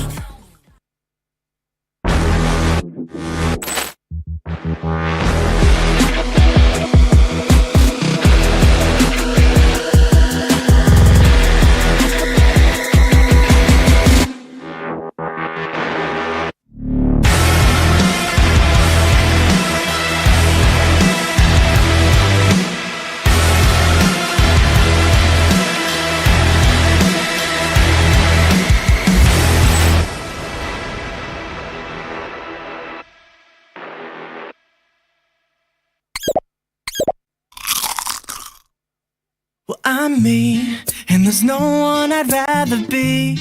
You can sit around and wait and see. For a moment, I'll be standing free. So hurry up and wait for me. Got a bag of chips by the sea. The sun is blazing down. I've got my smile now. Here's the thing, your chips will really make me sing. Come on, relax and have some chips with me. Chill out, lay back, I'm right where I wanna be. We've got time to take it easy.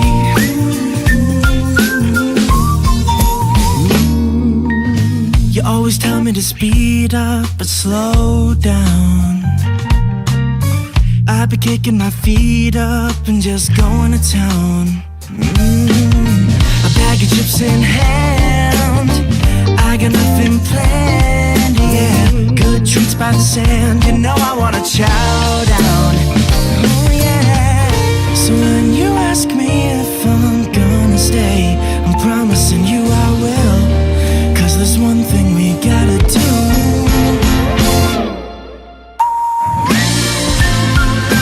Come on, relax and have some chips with me. Chill out, lay back, and right where I wanna be. We've got time to take. And I'm all that I wanna be.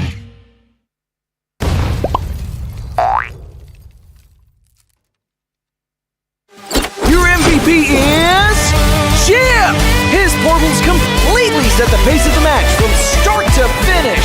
Wow, another MVP! That's my chip! Just doing my job.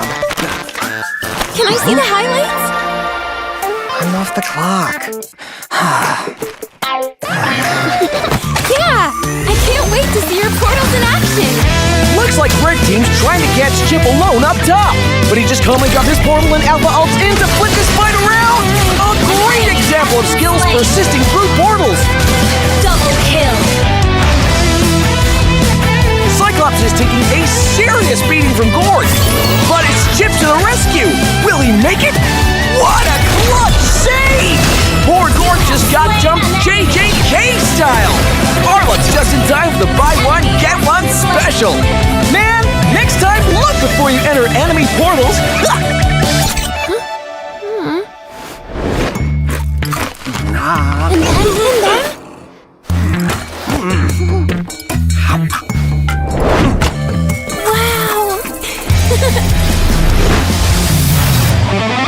Uh-oh! Cyclops is about to overstay his welcome. Is this deja vu? Oh, wait for it. Wait for it. Boom! Melissa joins the party. Chip runs a Pixie Siege. Sheesh, what a massacre! And to add insult to injury, Melissa portals back to her lane without missing a beat. A skirmish breaks out. Where's Chip going? Is he gonna... He flickers to the high ground. Portal's up. Surprise! Frozen gets deleted. Can Red Team make it back in time? No shot! What an insane portal strat!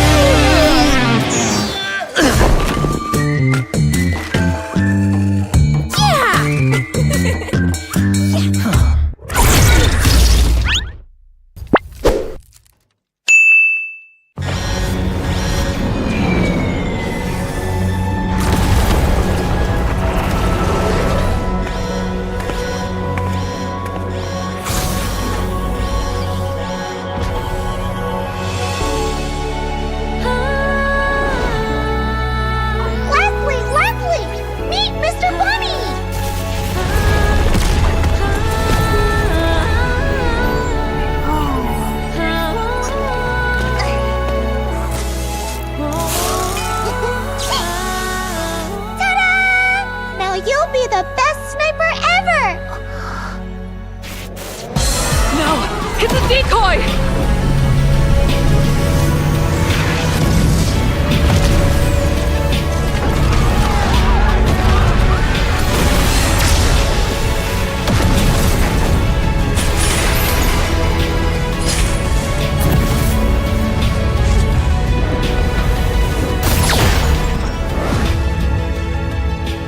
I'm sorry. Leave me alone.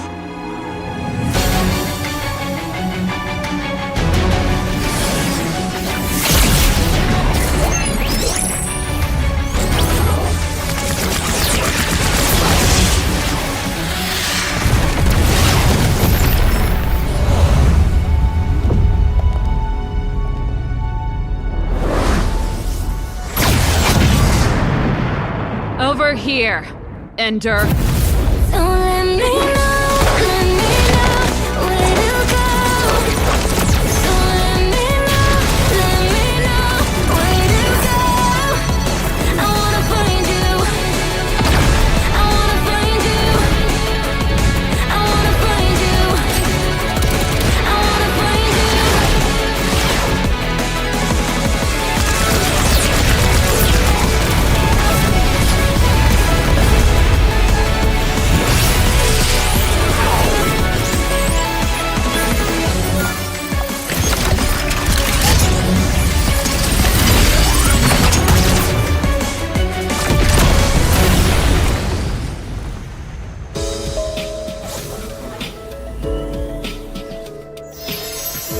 Great job, guys!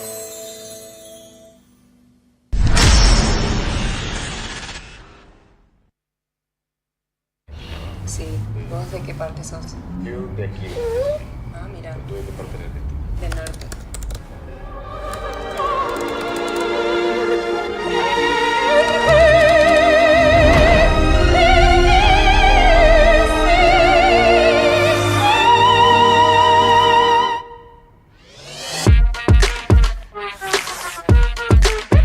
Samsung Galaxy S24 series.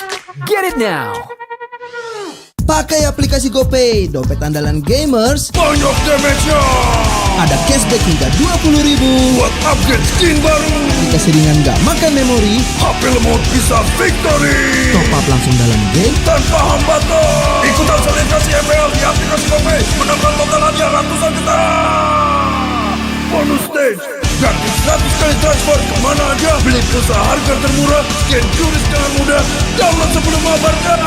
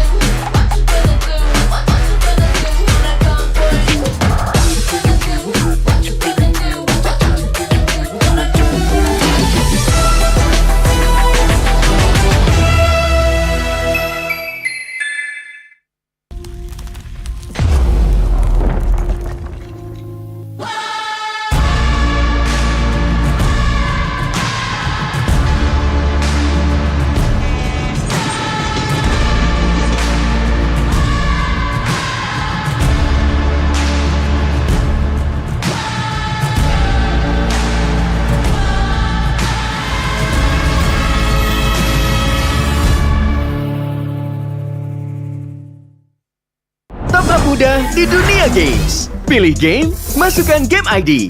Pilih Diamond, masukkan kode promo, dan pilih metode pembayaran. Masukkan kode OTP. Selamat, kamu dapat tambahan kuota. Upgrade gameplaymu sekarang. Game Smash andalanku bikin mainku semakin hebat. Tukar DG rings, diamond dan voucher game kau dapat. Main MOBA apa aja wishlist di tanganmu. Cuma Game Smash makin no debat. Beli paketnya dan aktifkan boosternya sekarang. Character select. Better. You lapper.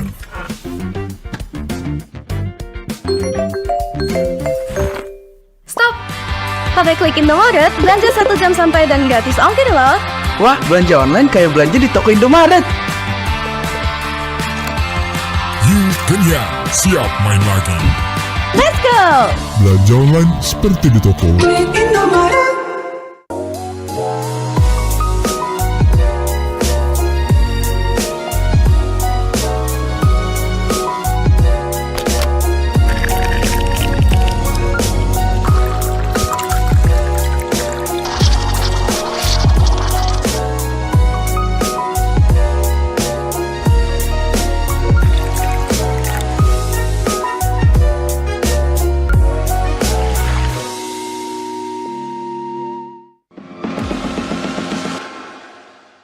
It's only you who rocks my world.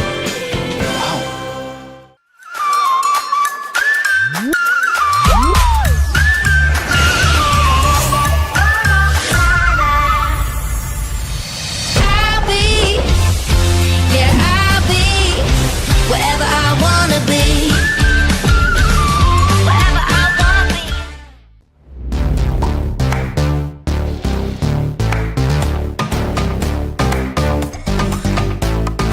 We don't need no sleep because I'm party.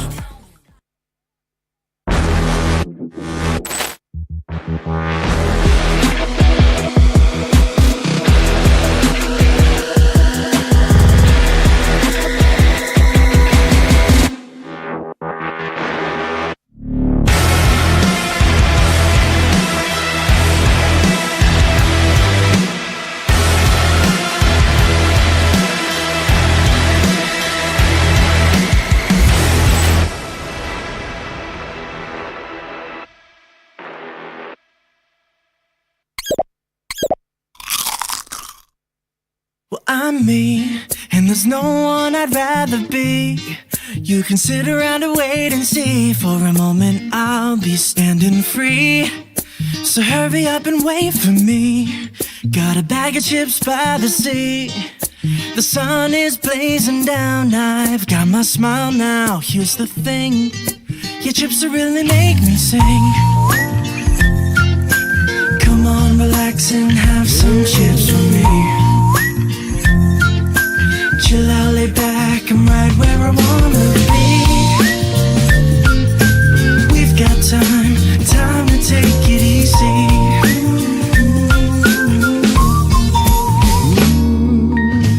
always tell me to speed up, but slow down. I be kicking my feet up and just going to town. A bag of chips in hand, I got nothing planned, yeah. Good treats by the sand, you know I wanna chow down. Oh yeah. So when you ask me if I'm gonna stay, I'm promising you I will. 'Cause there's one thing we gotta do.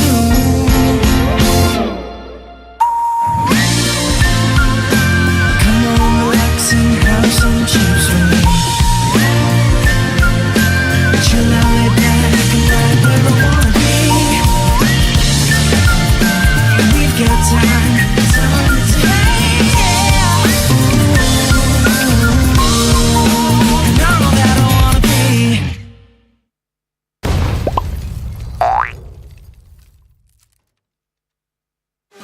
Your MVP is Chip! His portals completely set the pace of the match from start to finish. Wow, another MVP. That's my chip. Just doing my job. Can I see the highlights? I'm off the clock. Yeah, I can't wait to see your portals in action. Looks like Red Team's trying to catch Chip alone up top, but he just calmly got his portal and Alpha ult in to flip this fight around. A great example of skills persisting through portals. Double kill. Cyclops is taking a serious beating from Gord, but it's Chip to the rescue. Will he make it?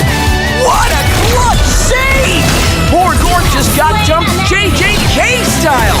Arlup's just in time for the buy one, get one special. Man, next time look before you enter enemy portals.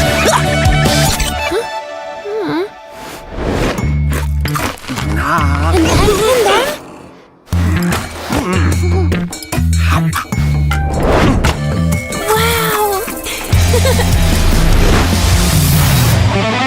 Uh-oh! Cyclops is about to overstay his welcome. Is this deja vu? Oh, wait for it. Wait for it. Boom! Melissa joins the party. Just runs a Pixie seat. Sheesh, what a massacre! And to add insult to injury, Melissa portals back to her lane without missing a beat.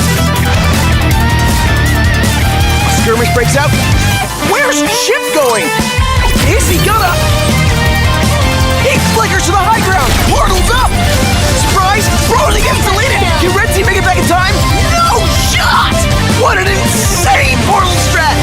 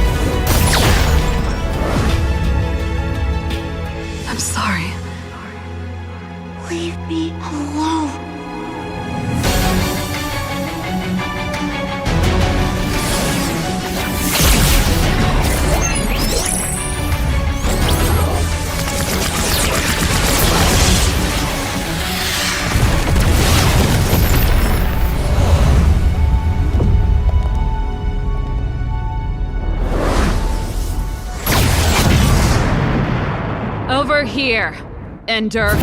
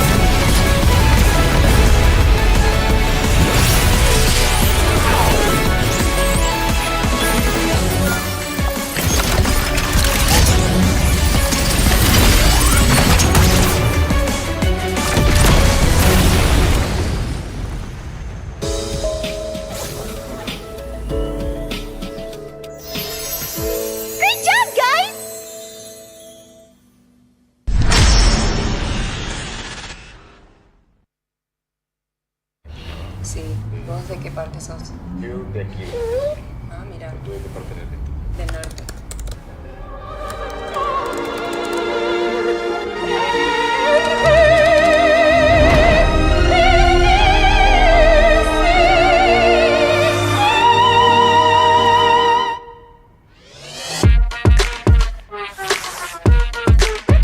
Samsung Galaxy S24 series. Get it now. Pakai aplikasi GoPay, dompet andalan gamers. Banyak damage-nya. Ada cashback hingga 20.000 buat upgrade skin baru. Dikasih ringan gak makan memori. HP lemot bisa victory. Top up langsung dalam game tanpa hambatan. Ikutan selebrasi MPL di aplikasi GoPay. Menangkan total hadiah ratusan juta. Bonus stage. Gratis 100 kali transfer kemana aja. Beli pulsa harga termurah. Scan turis dengan mudah. Download sebelum mengabarkan.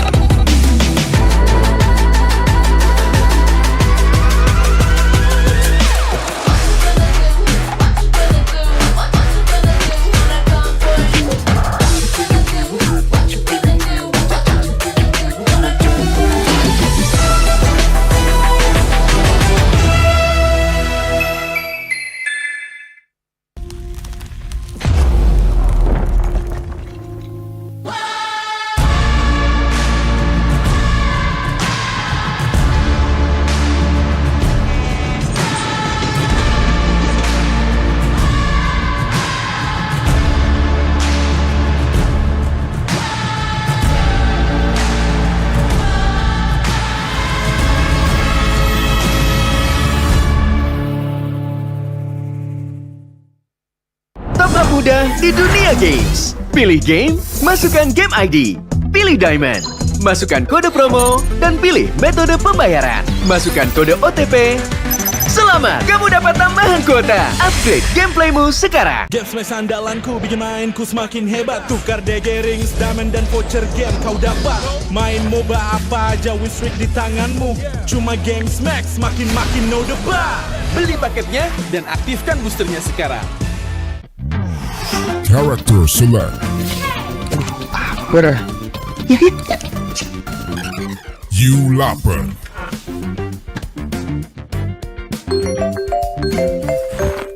Stop!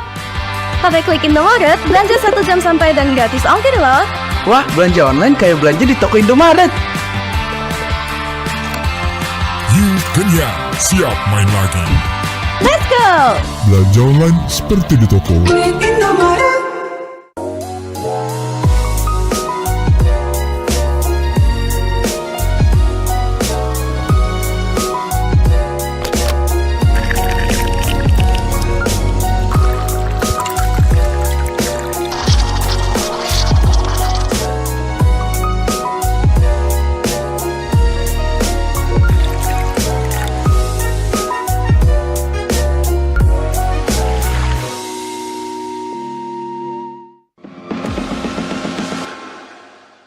It's only you who rocks my world.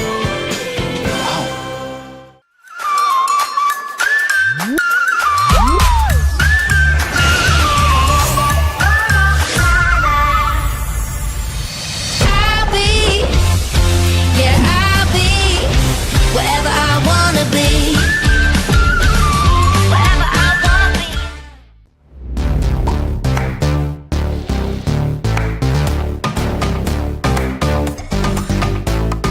We don't need no sleep because the party.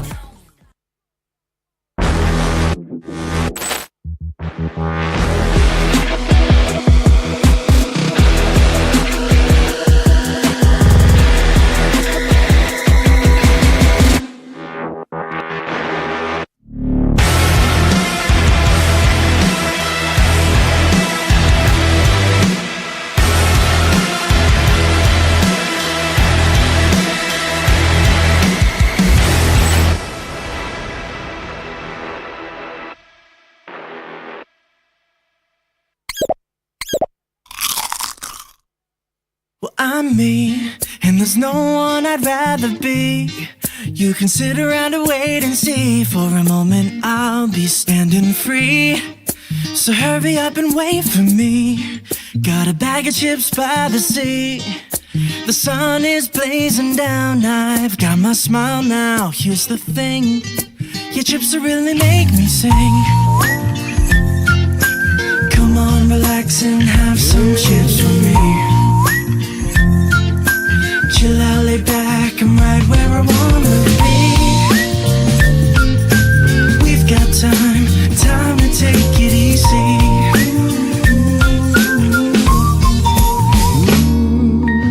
You always tell me to speed up, but slow down. I've been kicking my feet up and just going to town. A bag of chips in hand, I got nothing planned, yeah. Good treats by the sand, you know I wanna chow down. Oh yeah. So when you ask me if I'm gonna stay, I'm promising you I will. 'Cause there's one thing we gotta do.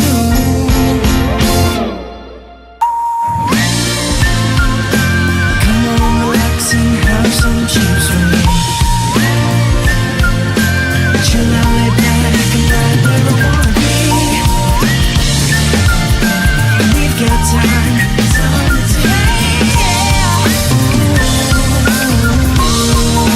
And I know that I wanna be.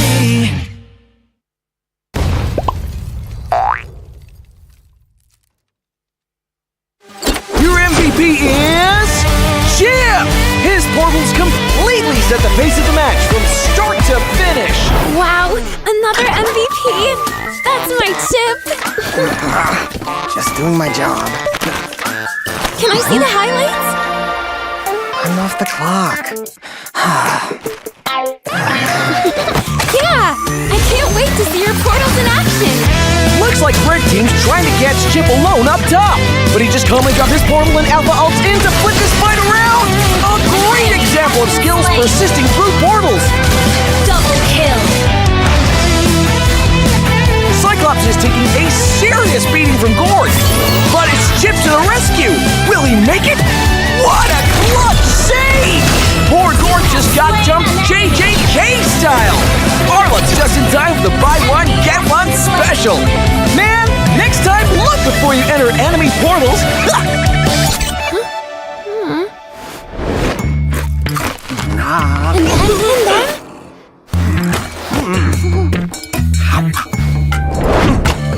Wow. Uh-oh! Cyclops is about to overstay his welcome. Is this deja vu? Oh, wait for it. Wait for it. Boom! Melissa joins the party. Chip runs a BTC. Jeez, what a massacre! And to add insult to injury, Melissa portals back to her lane without missing a beat. A skirmish breaks out. Where's Chip going? Is he gonna... He flickers to the high ground. Portal's up. Surprise! Frozen gets deleted. Can Red Team make it back in time? No shot! What an insane portal strat!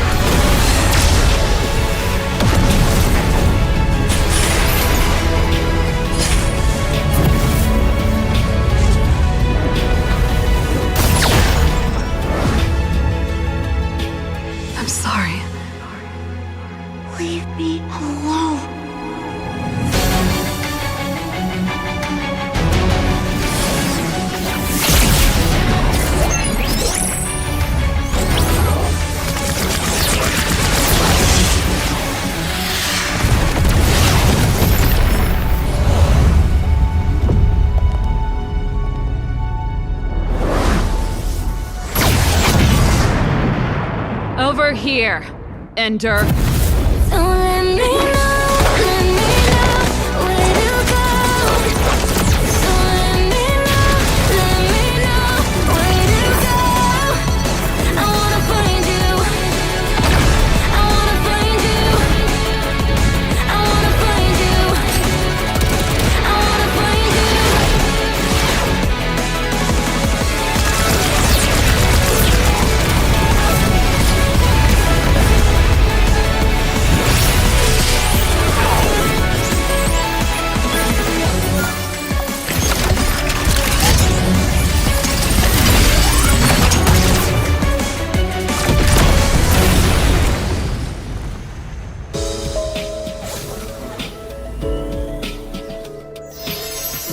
Great job, guys!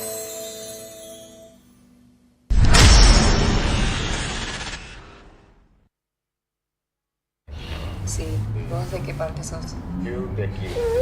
Ah, mira. ¿Tú de qué parte eres de ti? Del norte.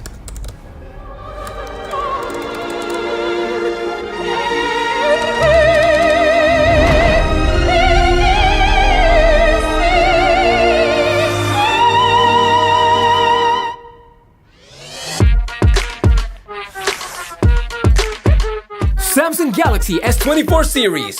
Get it now. Pakai aplikasi GoPay, dompet andalan gamers. Banyak damage-nya. Ada cashback hingga 20.000 buat upgrade skin baru. Aplikasi ringan gak makan memori. HP lemot bisa victory. Top up langsung dalam game tanpa hambatan. Ikutan selebrasi MPL di aplikasi GoPay. Menangkan total hadiah ratusan juta. Bonus stage. Gratis 100 kali transfer kemana aja. Beli pulsa harga termurah. Scan QRIS dengan mudah. Download sebelum mabarkan.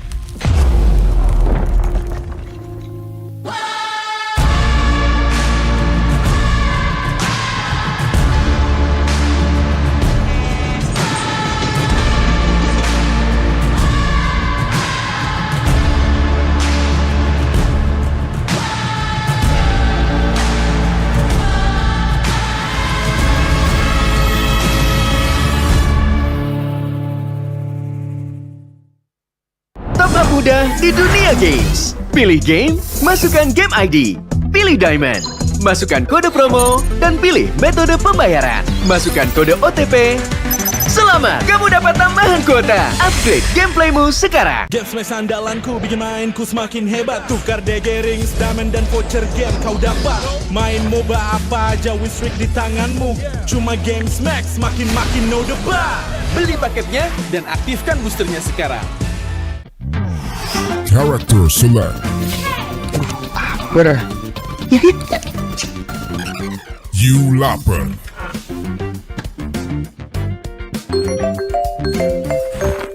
Stop! Pakai klik Indomaret, belanja 1 jam sampai dan gratis ongkir loh. Wah, belanja online kayak belanja di toko Indomaret. You kenyang, siap main lagi. Let's go! Belanja online seperti di toko.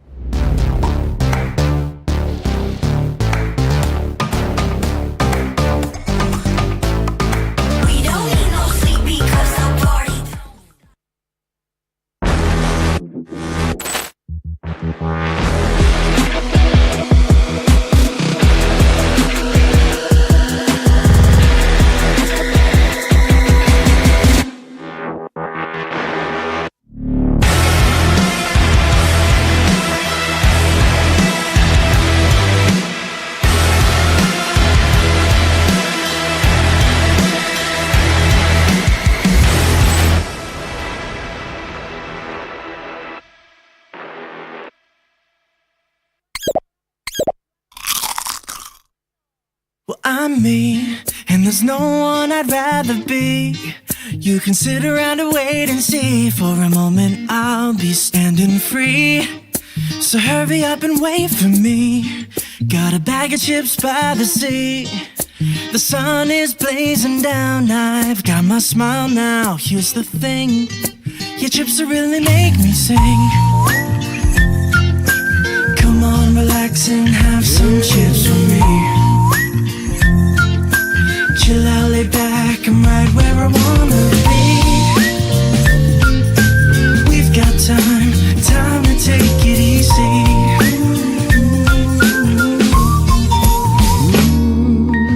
You always tell me to speed up, but slow down. I've been kicking my feet up and just going to town.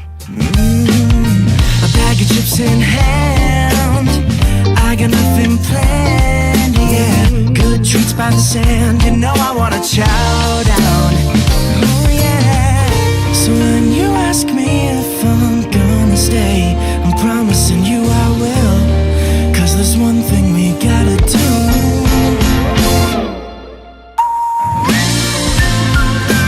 Come on, relax and have some chips with me. Chill out, lay back, and right where I wanna be. We've got time to take. And I'm all that I wanna be.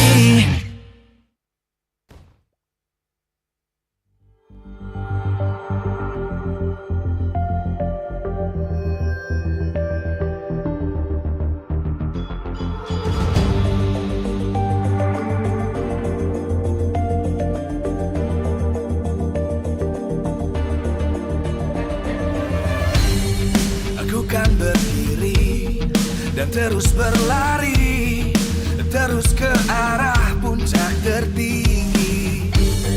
Ku takkan berhenti, hanya sampai di sini.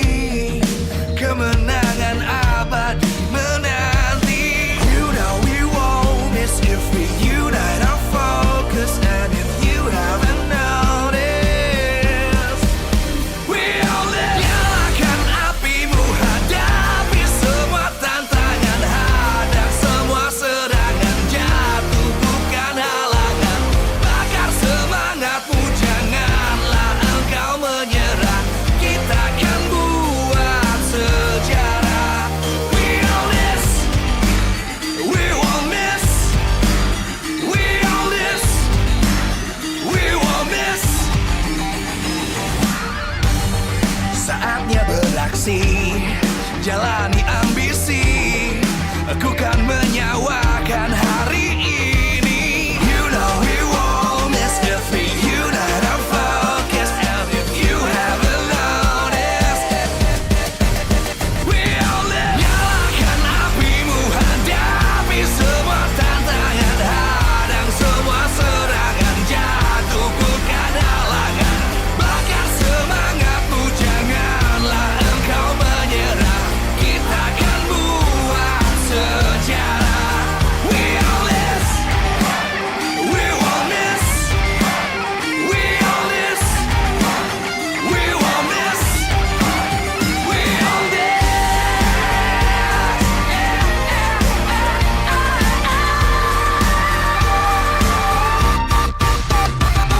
Nyalakan apimu, hadapi semua tantangan, hadang semua serangan, jatuh bukan halangan. Bakar semangatmu, janganlah engkau menyerah. Kita akan buat sejarah. We all this.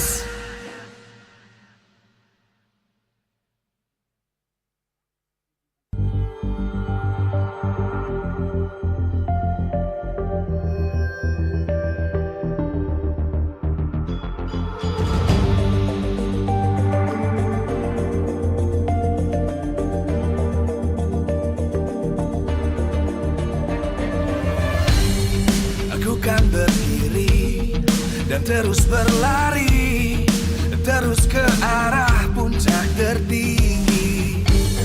Ku takkan berhenti.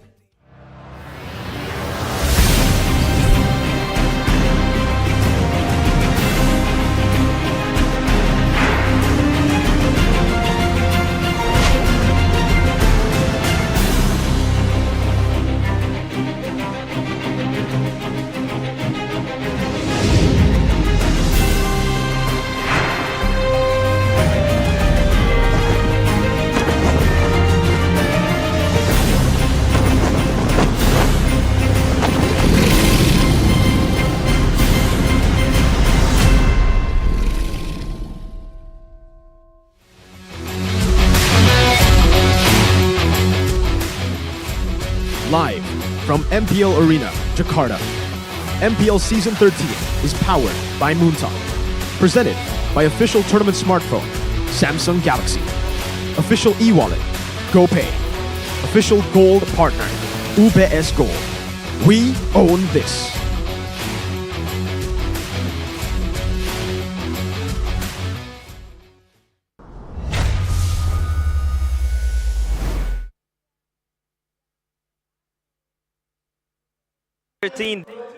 We are on course towards the final match of the day. Game and match number 3 is on the cards. It's gonna be Aura Esports against Dewa United. Hey. Enlighten us, Yes, Mirko. The drama, that was planned, by the way. Yeah, that was because both these teams, well, actually, it was a bit darker for Aura. Darker times last season, but they came from dark times, ladies and gentlemen, and now they're trying to forge their way back to the top. Aura with a new transfer. I don't know if you guys have know about this player. Very new, a young player, rookie. A prodigy. Has never played any games professionally.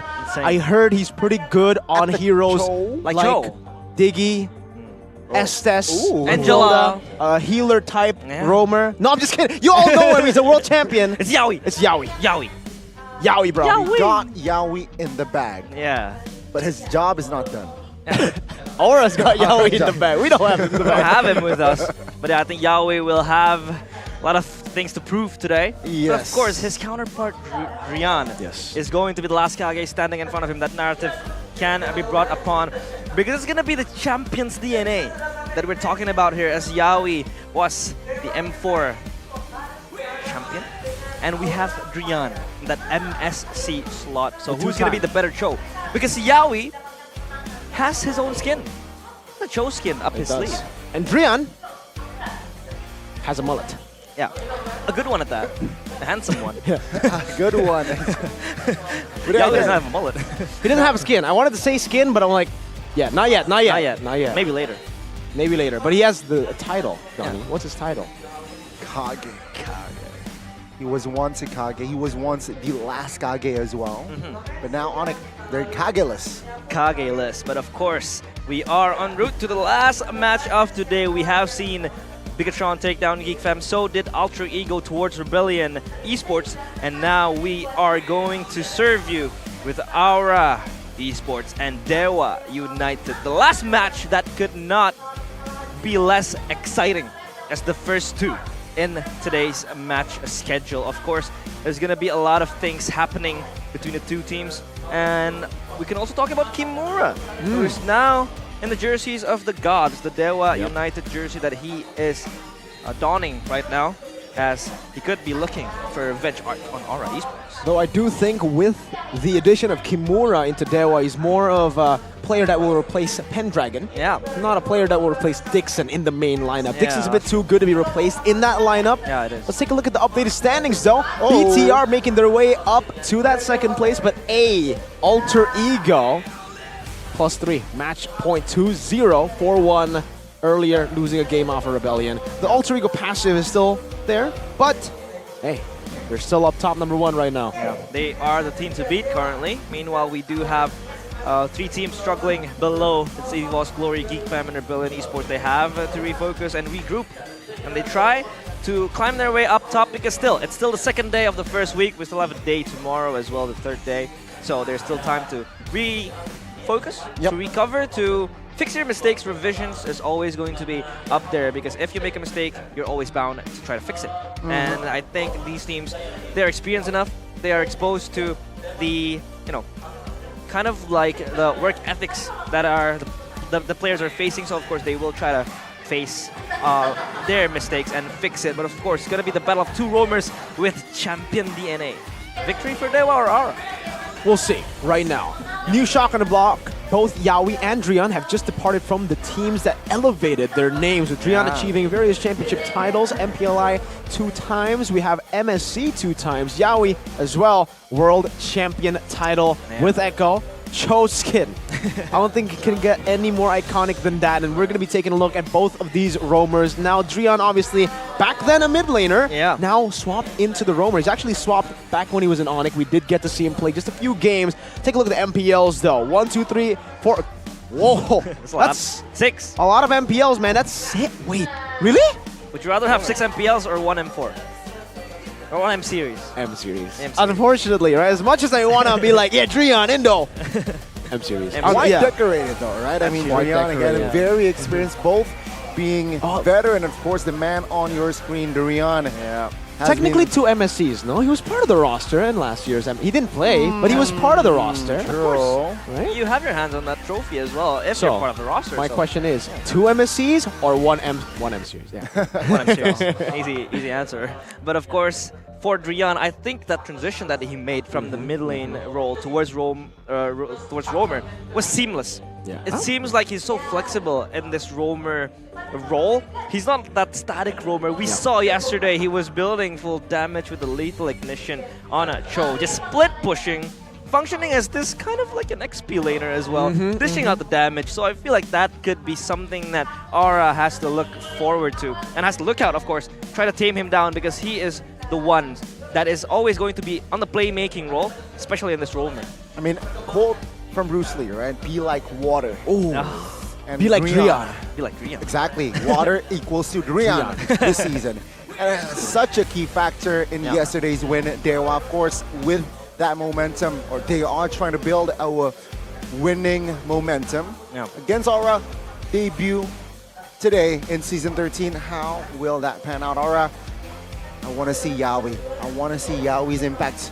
Maybe Aura Fire or Aura now, Aura Esports does not go with Drian. Let's talk about does the not real. go with Yawi. Let's talk about the real question, Donnie. I think the real question is not if Yawi will play over high. I think Yawi will play, right? Okay. I mean, Yeah, come of on. course. We He can- will. Come on, we can like. Yeah, we can ensure that. I think so. Again, if they don't play Yawi, it's going to be kind of crazy. But I think 99% Yawi will play, right? He Obviously, will. there's that 1% high will play, but then it'll be kind of weird. Okay, let's just see it first so that we confirm things. Okay, there you go. he will. Yawi There will you be go. playing. Yawi will be playing. Okay, that was almost like bad. Anyways, will Yawi get Cho? That's the real question. Yeah. And I think Dewa won't make it easy for him, so they're gonna either rattle down his choices of heroes that he could use and utilize in the roamer role, or he's just gonna get his favorite picks, and Dewa will just do something to counter it. Oh, it's Kimura! Meanwhile, it's gonna be Kimura playing. Hey! I told you. It's gonna be Revenge Arc on route, of course. Not like highs in the previous match. Kimura will play against his former team. Kimura will come down to the stage, do it on his own. He's like, I'm gonna destroy Aura. A big shocker, you know, his signature pick Rock from last season. Because I feel like Dixon has been very, very solid. Yes, in yesterday's match. Exactly. Dixon was there, always making space and able to sustain himself at the XP lane. But now it's gonna be Dewa United. They won a glorious match yesterday, but they shake things up today with the help of Akage, looking to double their win record. Ladies and gentlemen, let's welcome Dewa United Esports. With their win yesterday, a lot of momentum in their hands right now, trying to utilize it now with a new addition in their roster. Once a Dragon, now one of the Dewas in MPL Indonesia Season 13, Kimura. With a new team, we're hoping that he will be able to perform better than his previous performance in Aura. Let's see his development later on. He also has pretty much a good understanding on how Aura likes to play. I think it might be a good idea to actually give him a chance here up against his former team. Yeah, that insight could be very, very massive for Dewa to counter Aura Esports. But of course, Aura Esports will not go down without a fight. I mean, shout out Eterna. This team is looking to leave a mark in their debut match. This season they recruited an Orca, but now he's a dragon, a red one as well. Ladies and gentlemen, let's welcome Aura Esports. From the deep waters to the high skies, it's Yawi. Yawi, of course, taking center stage he has now ascended as a red dragon full of fiery flames, ready to take on the stage of MPL Indonesia. What value, what impact will he bring? We have seen him play in the previous tournaments in Hope Cup, especially. He was playing mostly the rubies, mostly the playmaking roles, playmaking roamer, And he has been doing that fantastically. However, of course, sometimes synchronization and cohesion is always going to be something that you want to fix as Aura, especially right now in the MPL Indonesia stage. You don't want to give so much space for Dewa United to play. And of course, the coaches coming in right now, it's going to be still Saint Lucas. SDL. And SDL. Cassius. SDL still at the helms. Yep. Even though he didn't get the best performance out of Aura's lineup here last season, after the season they did go on to win Piala President in Indonesia. Cassius and Jack Lee for Dewa United. Cassius, a former coach of Alter Ego, now a part of Dewa. So far, so good for them. But Aura, don't forget, Palevi, an analyst, has been the coach for quite a while as well. I believe it was season 8 and 9 where he was the head coach for Aura Esports. Yeah, he's been in this Aura org since the beginning, seems like, right? He holds very true identity, Aura Fire or Aura Esports through and through, and let's see here how that will translate into this match. Yeah, of course, drafting phase soon going to be underway. And if you take a look at the head-to-heads here, Mirko, there's a lot of variety of heroes being picked. Of course, Valentina is always going to be favored by Dewa United, but based off of this stat, I don't see the show, of course, because Yaoi has just entered Aura Esports. So now, with a much more playmaking type of roamer, how will Aura approach the game? Well, do note again, for everybody seeing the stats, this is Dewa and Aura from the previous season, season 11. So this is not the normal or the new Aura and Dewa. We'll have to see about that. But with the new playmaking, very initiation-heavy roamer, contrast style compared to their old roamer, High in season 12, who was more of a poke-centric damage dealer, pick-off-centric type of roamer. I think they will actually find a lot more success with Yaoi in their lineup. It's pretty safe to say that he should be bringing quite a big improvement here for the Dragons, especially with newcomers as well, like Gugun Yehezkiel, who finally was able to experience MPL for the first time last season and now should have that experience to bring over to perform. Keys to victory presented to you by the Samsung Galaxy S13 series. Now Aura, make Aura Express happen with Yaoi putting down the pressure on the enemy team. Yaoi is at the forefront of Aura right now. A lot of people, when they're looking at Aura, they look at Yaoi. That's kind of what made, well, Echo also had a lot going for them. Aside from Yaoi, they had 4 other amazing members, and that's what Aura are trying to replicate. But it starts with Yaoi here. He's the main initiator. He's the man who's going to be looking for these crazy plays. What is the addition is Aran. Aran is very, very different from a lot of XP laners we've seen. A lot of XP laners being playmaking, Aran is the opposite. He wants to stay in lane. He wants to be that solo dude. St. Lucas has actually said that he basically is the Indonesian Diablo. Whoa, yeah. So, same playstyle, Diablo.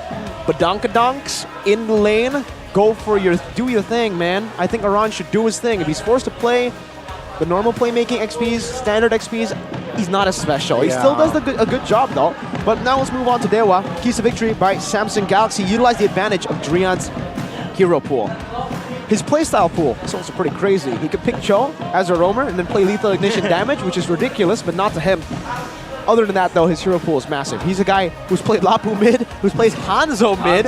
Stuff that's literally out of the box. Other than that, though, don't let Kaze's long range pick become a lonely ranger. You really need to enable Kaze. You really need to give him the space necessary for him to deal damage, for him to put down the utility, and for him to enable the team as well. When you enable Kaze, you enable your team.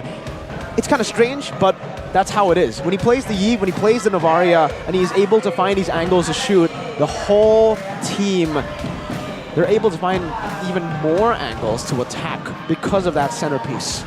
And I feel like for Aran, at the XP helm, he's going to be left in that island, solo farming, mostly with the Paquito, with the Benedetta sometimes.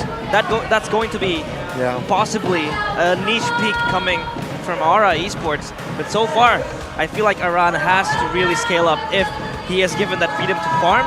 Moreover, I feel like Drian will not let that happen because he's always on the hunt for plays, especially with his flexible playstyle. He could either be so static or he could really be this main damage dealer as a roamer as well to just split up from the team and fight off in maybe isolated angles, isolated areas of the map sometimes. I would love to see a Benedetta this season, right? And I think this match has potential. We can see Benedetta again. But the addition of Iran has turned Aura into a team with a typical split push style of play. We saw that a lot of times season 12, right? Where Iran just likes to keep pressure on that far lane, and perhaps this season it will be the same.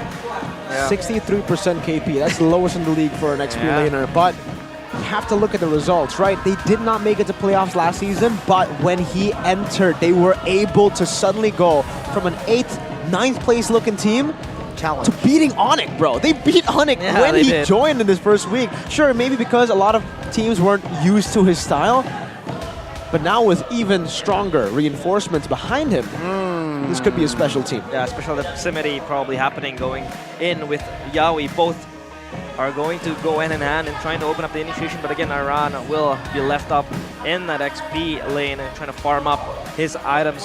So, in the late game, I think he will be a problem for Dewa United, but of course we will jump straight into the drafting phase of the first game of the last match. Of course, they have two bans quickly. Ruby and Carry is going to be banned, and now Joy taken off the board from Dewa United. Upon the edge. Straightforward, right? Second pick, you will not leave out usually the Nolan and the Joy, and there you go. The Nolan banned out straight away. Aura is the question now.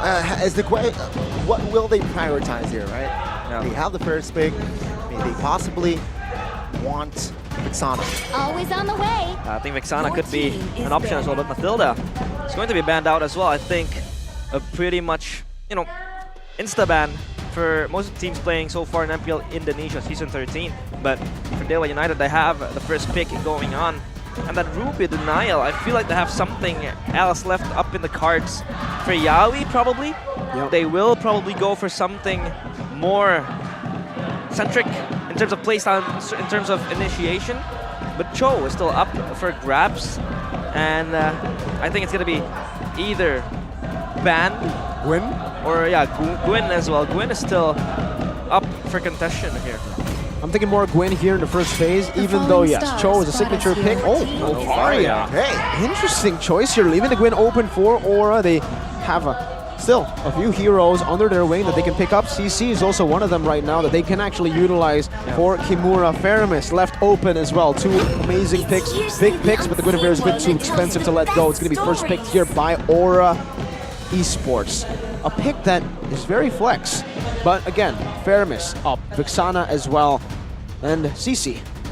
Yeah, Faramis could be a very strong pick as well to really pick in your first phase, especially when you have that Guinevere up in the hands of Aura Esports. Still could be flex, still could go to Yaoi's hands, still could go to Gugun's hands.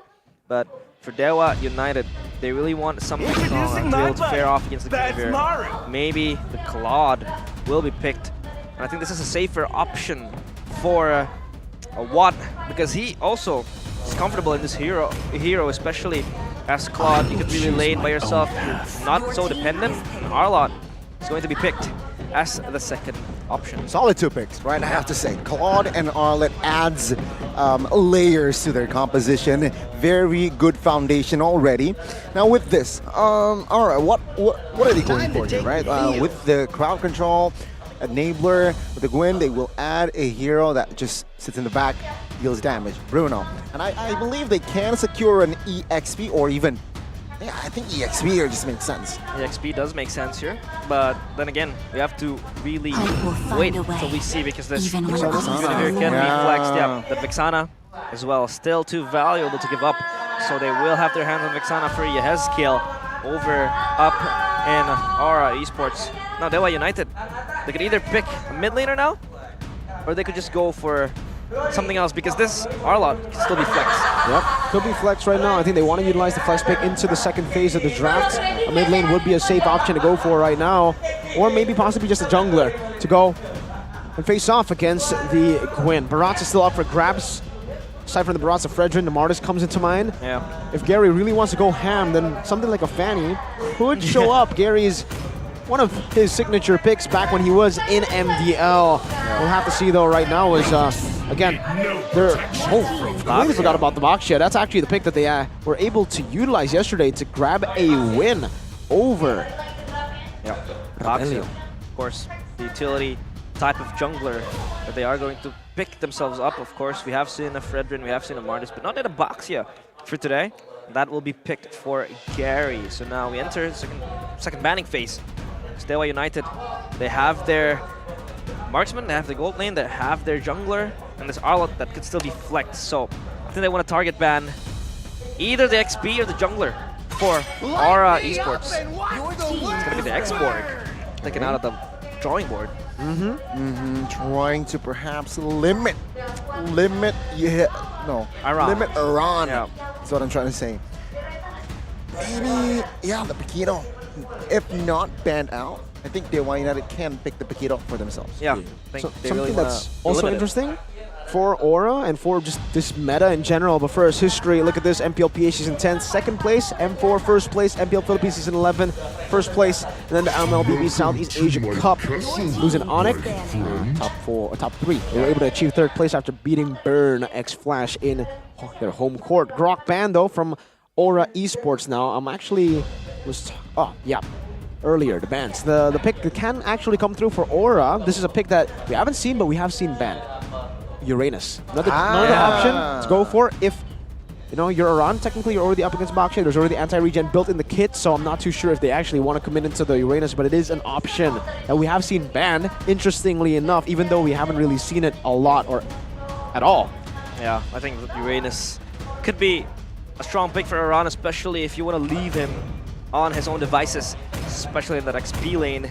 That's going to be Dewa banning out one more hero to really battle out, and it's going to be CC. Of course, these kind of like XP farmer type of heroes that you don't really want to let Iran take, but the Paquito is still up, Benedetta as well, if he really wants to do, kind of like bring it out of his pocket and pick it for himself. I feel like that sustainability is always going to be there for him if he wants to go through, but it's going to be a Minotaur ban, limiting Giant's options. This is setting up quite well for something like a show pickup as well, man. A signature that will definitely have a lot of fans going crazy for the signature, especially if he goes for the Echo skin. But Dewa could very easily snatch it away from him. They do have first pick in the second phase. Do they want to utilize this flex pick all the way to the end and pick up a mid laner first is the question now. Yeah. Lilia still comes to mind. Aurora technically as well. Wow. Aurora hasn't been picked that much, because Not at all. it's always either going to be Vixana and Valentina being contested, but it's going to be Lilia being picked off. That is going in the hands of Dewa United. So now Kaze has this type of enabler that really ensures that you have strong high ground, you have strong damage, you have strong burst, especially if this game stretches out to the late game. I imagine it's gonna be somehow tough for that Lilia. Went up against Vixana, but yeah, I mean, Lilia, safer pick. You can pick Rock the Purify as well alongside the Claude. Remember, you got Guinevere, you got Vixana, and potentially here, if Yawi locks in that Joe, yeah, you definitely need that Purify, right? So, Joe, but no, it's going to be the Paquito. Yeah, we talked about the Paquito in that second phase. If not let out, Iran might rock the Paquito. And a hero for Yawi. Will this Gwyn be flexed, or will they opt for another? There you go, yeah, Gwyn roll. Yep, no Cho for Aura. No Cho for Aura. The Barats is the safer choice. I was thinking Fredgen or Barats, either one right now for Aura, because they need a frontliner if they are going to utilize that Paquito in the XP. They turn out to pick up the Paquito, so it basically almost confirms it, right? Either that or they go for a tankier frontline. But I think the Guinevere just does a bit too good of a job to let go for the roamer position. So still a very big playmaking hero for Yawi, though it's not the Cho that a lot of people expected in his debut. It's completely fine. Dewa now. Big question, Arlott, where is it going to go right now? Do they want to try to hold the Paquito down in the XP lane with the Arlott, or do they want to just play for team fights, right? They could very easily pick up something like a Terizla as well to put on more pressure over these neutral objectives, to secure these neutral objectives. Turns out it's the Arlott XP, Kadira roam for Drian. A signature Onyx pick, man, the Kadira. Yeah, has been in the hands of Keyboy, and it's going to be going to the hands of Drian. Of course, the Kadira could really possibly be the answer for the players of Dewa United. But of course, no Cho. The first game of Yawi here in MPL Indonesia Season 13. So to get ready, of course, as we prepare ourselves and go to the land of dawn. But now, It's going to be proving grounds for Yawi. Will he be able to deliver in his first debut match? Of course, expectations are very high for him. But then again, as a roamer, it's not you that really has the influence towards the game. It's either going to be their carries or probably the XP laners that could really enable it. But here we go, the Land of Dawn. We march as we are ready and underway for our last match of the day. Game 1, it's going to be Aura Esports against Dewa United. Will it be the Red Dragons that strike first, or will it be the Anak Dewa, the gods, that will strike first? Let's see and watch the first game.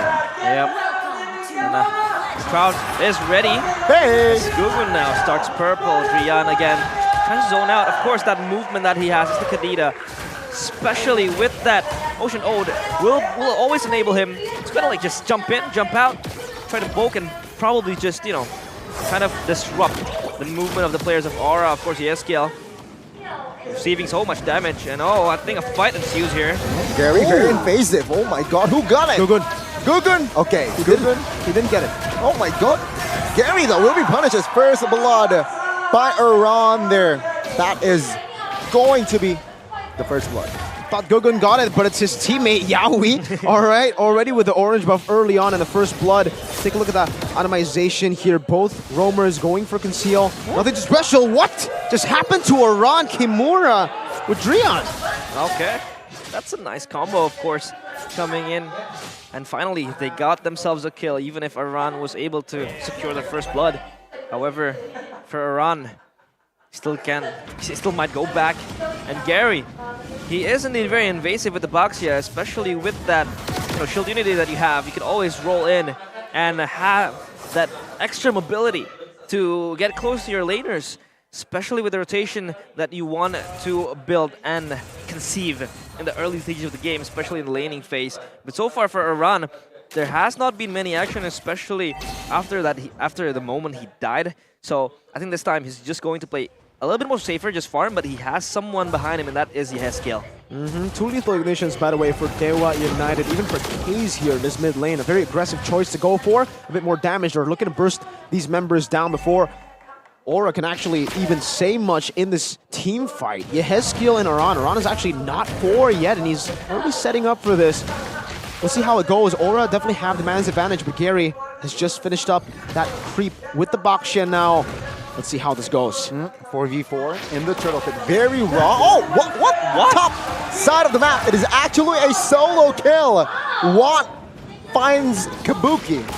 Yep, that was an instant kill, but Yawi jumps in. Oh, good. Violet Requiem on towards the back side of the map here. Kimura trying to hold on, but not Kimura for long. No, never mind. Final slash with the dash as well. Here, Yeskiel gets taken down. Yawi will punish as well, as now Gugun trying to give it out damage on towards Keys, but the turtle will be taken down by Gary. Take a look at the turtle pit. Iran taken out. Keys taken out as well. It's a very messy fight, but Dewa United finds the trade.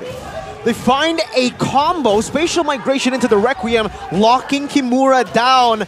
And all that gave to Dewa was an opportunity for Kimura, the man you would not expect to make that outplay, make the outplay. He absolutely obliterated them too. Outclassed them mechanically. Yawi now trying to go for another pick, but my goodness, Kimura with the crazy plays. We might be seeing a new age of Kimura, a different one from back in the day when he was in Aura. Holy moly. Reborn under the wings of the gods here in Dewa United. The gods do unite. And that early kill from Watt was just the herald towards what was going to happen. And that even becomes worse as Dewa snatch every advantage they could have. They have the turtle, they have the kills.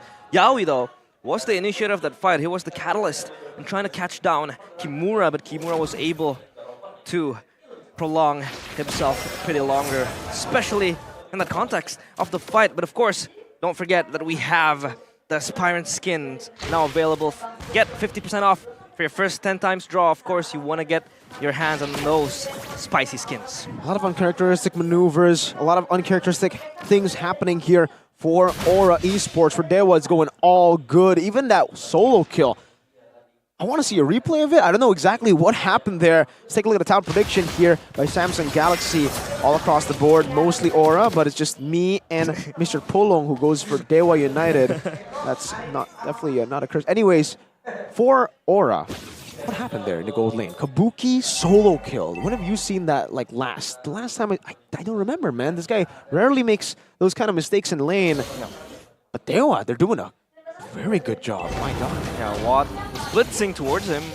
It's very unusual, uncharacteristic of Kabuki to just die in the early stage of the game right there. But we do see kind of like a pressure exerted towards the turtle area as Yaoi is just there ready to peel off the incoming intruders. But here they come. Yep, good jump on towards Rihanna. Punished instantly, Gary.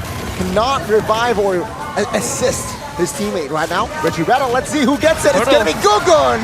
Gary now being punished. Take a look at the backside. Keys will pop the Purify. Gary, though, isolated. Ron will secure the kill. Gary now 1 HP as Yaoi will secure the kill. Yaoi's first kill in an Aura jersey. Oh, that was Yaoi again, being so proactive.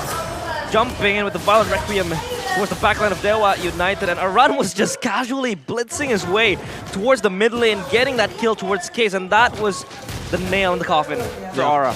I really like the fact that, you know, for Aura, the main concern, especially for Yaoi there, was not to set for the turtle, but rather to see how Dewa would set for the turtle. What I mean by that is they were scouting for Drian. That's the guy who's going to be able to turn the tides around his turtle fight. And the fact that Yaoi was able to catch him, understanding how Kadita plays, you know, because he's one of those Kadita players as well, those crazy Kadita players. He knew where Drian was, went in, found him, and that literally just won them that team fight. Without the Kadita, they lose a heavy setter that can no longer do much while dead. And Gary, as a Baksha, is just a sitting duck. Everybody was able to poke him down, and Yaoi went crazy. Obviously, around 2, he was able to get a solid kill over the K's.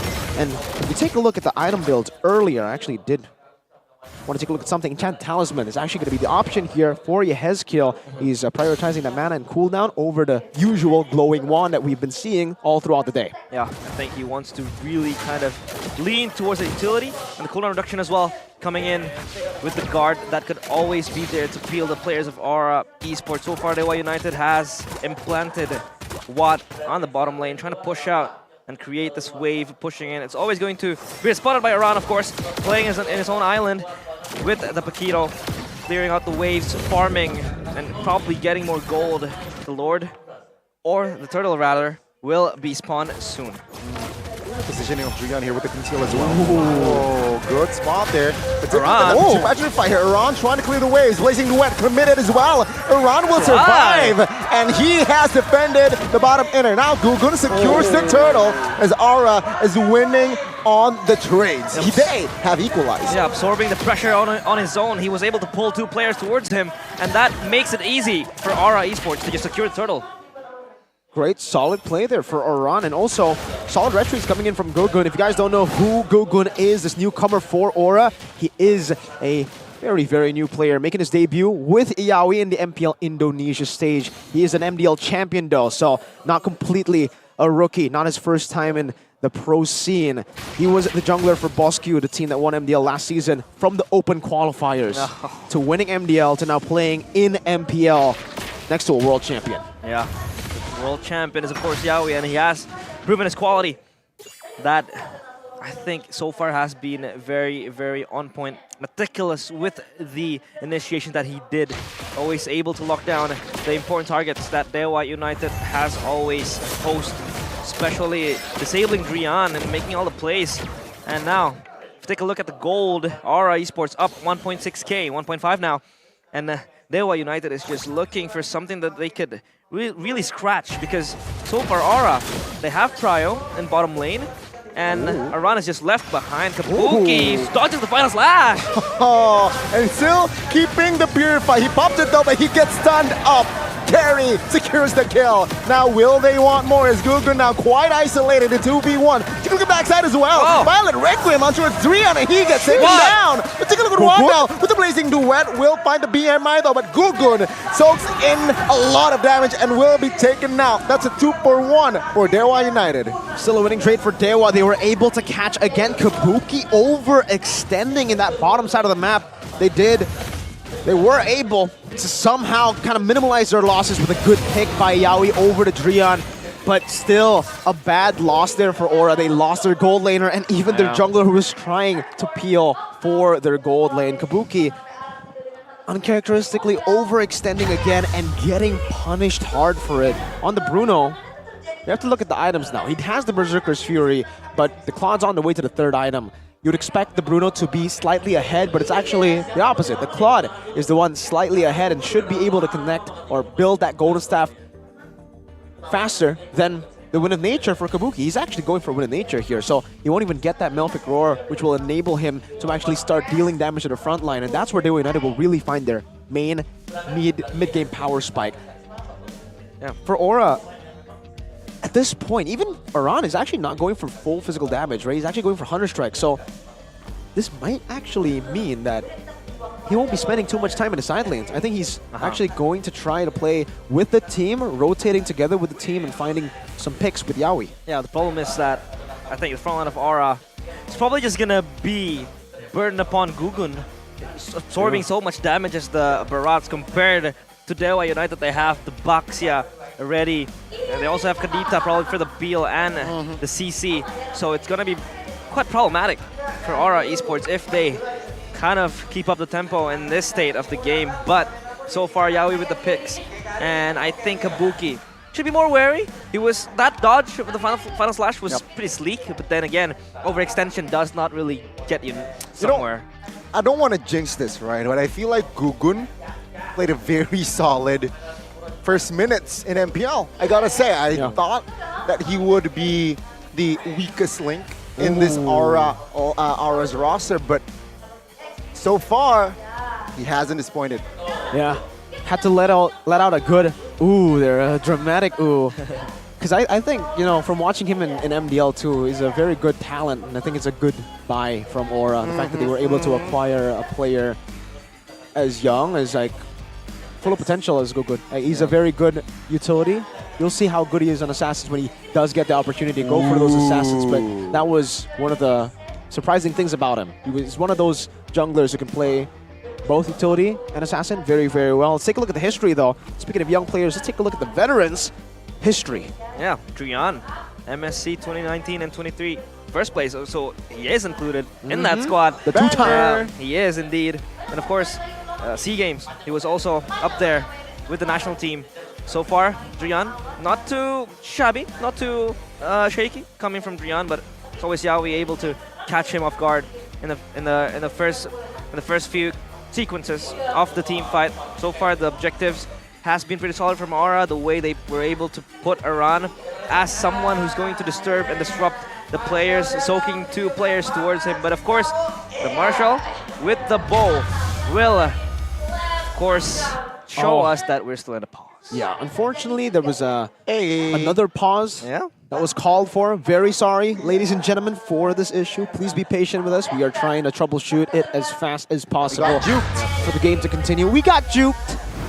We'll see if there's going to be some jukes as well from the players in-game. Aura Esports and Dewa United Esports. Wait, does Aura even have an Esports? Because I'm looking back on the screen and it's just Aura. It's simple. Aura. They're just Aura. They want to put that aura in there. They have strong aura. Yeah, it's like RQ last season, and Onyx, just Onyx. No esports. No, RQ. Forget the esports. Hoshi. No, Hoshi. Yeah. It's like, oh no. I was thinking about Evo's Legend, but now they're Glory. Like, if you like own an esports org, what would be the name? Me? You want to ask me what the dream team would be first? No. Name it? Just that name. Just the name of the esports. You go first. I'd name it Realize Esports Club. Realize Esports Club. You already have REC. I know that's lame. Okay. That's lame as hell. All right. What about you, Gani? It's okay. REC. We got Realize Esports Club. I want to ask you. I don't know my answer. You don't know your answer? I haven't like. I would think I would name my team Bigetron Alpha. Hey. Then I'd be on it. Yeah, that's what I was thinking you would go. That's what I was like, you know what? You're still gonna have a share. If you asked me for my dream team, I would have just said all the members of Beat. I would have just said like Sorizo, Superken, you know. This guy, battery I'm the #1 hater of BTR, bro. This guy, dude. This guy. If he cut his blood wide open, he's gonna have batteries running, and then that's a miracle. I bleed red, just like everyone else in this world. Arsenal. You bleed cables. Dude, this guy. This guy right here. Did you hear what he said? What? Welcome to the English podcast, by the way, ladies and gentlemen. This is what we like to have during pauses, you know, technical pauses. That's true. Man said Arsenal. I don't need to ask you what you guys think of Arsenal. Oh my god. Come on, Arsenal? Really? Guns are out of ammo now. Oh! That's We're right. in the title race, bro. Come on. Enough of the football. Let's come back to MLBB. Bang, bang. Of course, we are still underway in terms of troubleshooting, so please be patient with us. We want to ensure that the players are in prime condition and in all fairness as well as they approach the match. But so far, not much to say. Momentum swing for Dewa United that they could probably capitalize on. As you can see, Aran as well not fully building the damage, so the split push plan could potentially just, you know, be aborted, and he's going to be more proactive in the team fight. He's going to be there in the front line, but take a look at the case. Ranks top 3 in most assists with 220. Oh, good number over there. Nice number. Among mid laners, 222. Kind of reminds you of a team last season.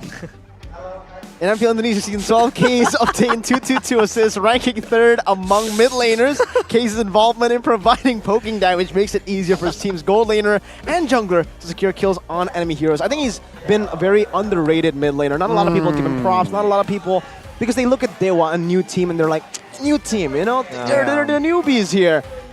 But I think Case, Shaco, Dixon, and Lanaya, especially last season, we were really able to see why they were finally able to play in MPL, you know? Yep, and now I think we are ready and underway finally. This time the bow no juke this and time. The arrow will hit as we go back to the Land of Dawn, and it's gonna be Gary in pursuit of an escape because Yawen Kabuki is just behind his toes. Oh, let's see here. Yaoi now jumping. It seems like Hayes and Gugun was taken out during that pause. You can see here the purple buff already invaded by Gary. Yeah, that was him just trying to invade the jungle, counter jungle this time towards Aura's jungle. Yeah, the Lord has been secured by Aura, it seems, and it marches towards Dewa United's base, so they have all the advantage that they need.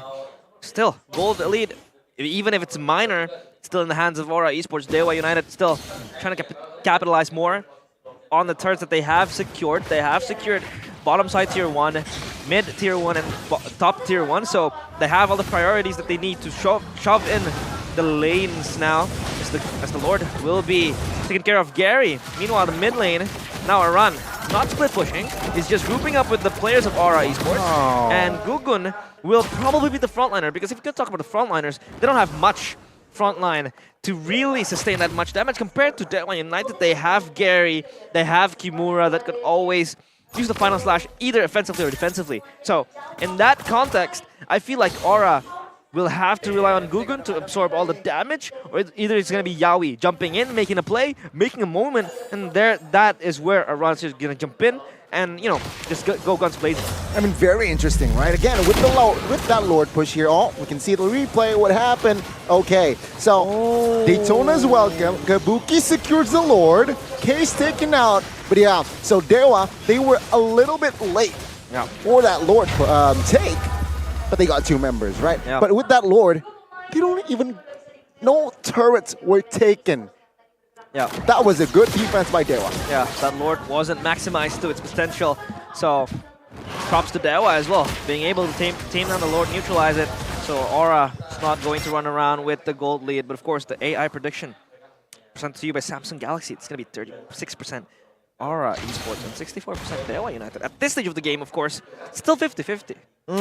Definitely is still 50-50, but for Dewa, I would say scaling-wise, they should be able to actually outscale Aura a bit. Yeah, with the Claude, and obviously the Lilia, these 2 late game threats, it's going to be a big problem, I would say, for Aura. It all comes down to, I think, for now, Aura utilizing the side lane control. We haven't seen that much from Aran so far. We've seen him participate in these team fights a bit too many times. Sure, he's had a positive impact, but for the most part, I think you would expect Spikito to put in more side pressure. It doesn't have to be in the side lanes always like he used to, having only 30% KP, but I think it will benefit the team if he does put more pressure down there. I think that maybe maybe we're just looking at it a bit like from the wrong perspective, because I think Dewa have been playing the side lane just a bit better. They've been sending Watt down below, and I don't think at this point Paquito can actually win against the Claude in that 1v1. If we take a look at his items, Wind of Nature already done. So that kind of confirms it.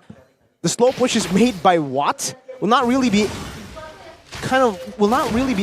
able to be responded to by Aran as easily, because he doesn't win in this duel against the Claude. And because now the Paquito is down below, he has to try to maybe set up a slow push. Then it will give Aura a bit more of that benefit. You can already see the rotation though. Yep. Again, Watt's always being the one sent down below. At this point, Aura, they kind of have to make a decision here. Do they want to just commit for the fight? Because all Watt's doing is slow pushing. He's never committing fully into that wave. Yeah, that slow push could spell trouble for Aura here. Engaged here. Take a look, keys, pop the black shoes. Aran now looking for an angle. Kabuki though, very low in the front side of the map. You can see Gugun now trying to distract. Oh, blazing duet was huge, but Yawi survives. Now Conceal looking for a re-engage, but there is not enough space to close the gap. Yeah, disengage coming in from both sides of the team. Of course, Lord Dan still up in the tables. Watt will chip in damage, of course. That slow push coming in from Dewa will just deny the push coming in from Aura, so they don't really have priority up in the bottom side. Meanwhile, Aran, again, trying to be sent out to the side lanes, but it's going to be him having to participate in this upcoming fight, because then again, Dewa is ready with 4 men. Gary is pinning and spinning and is ready to jump in towards the brush.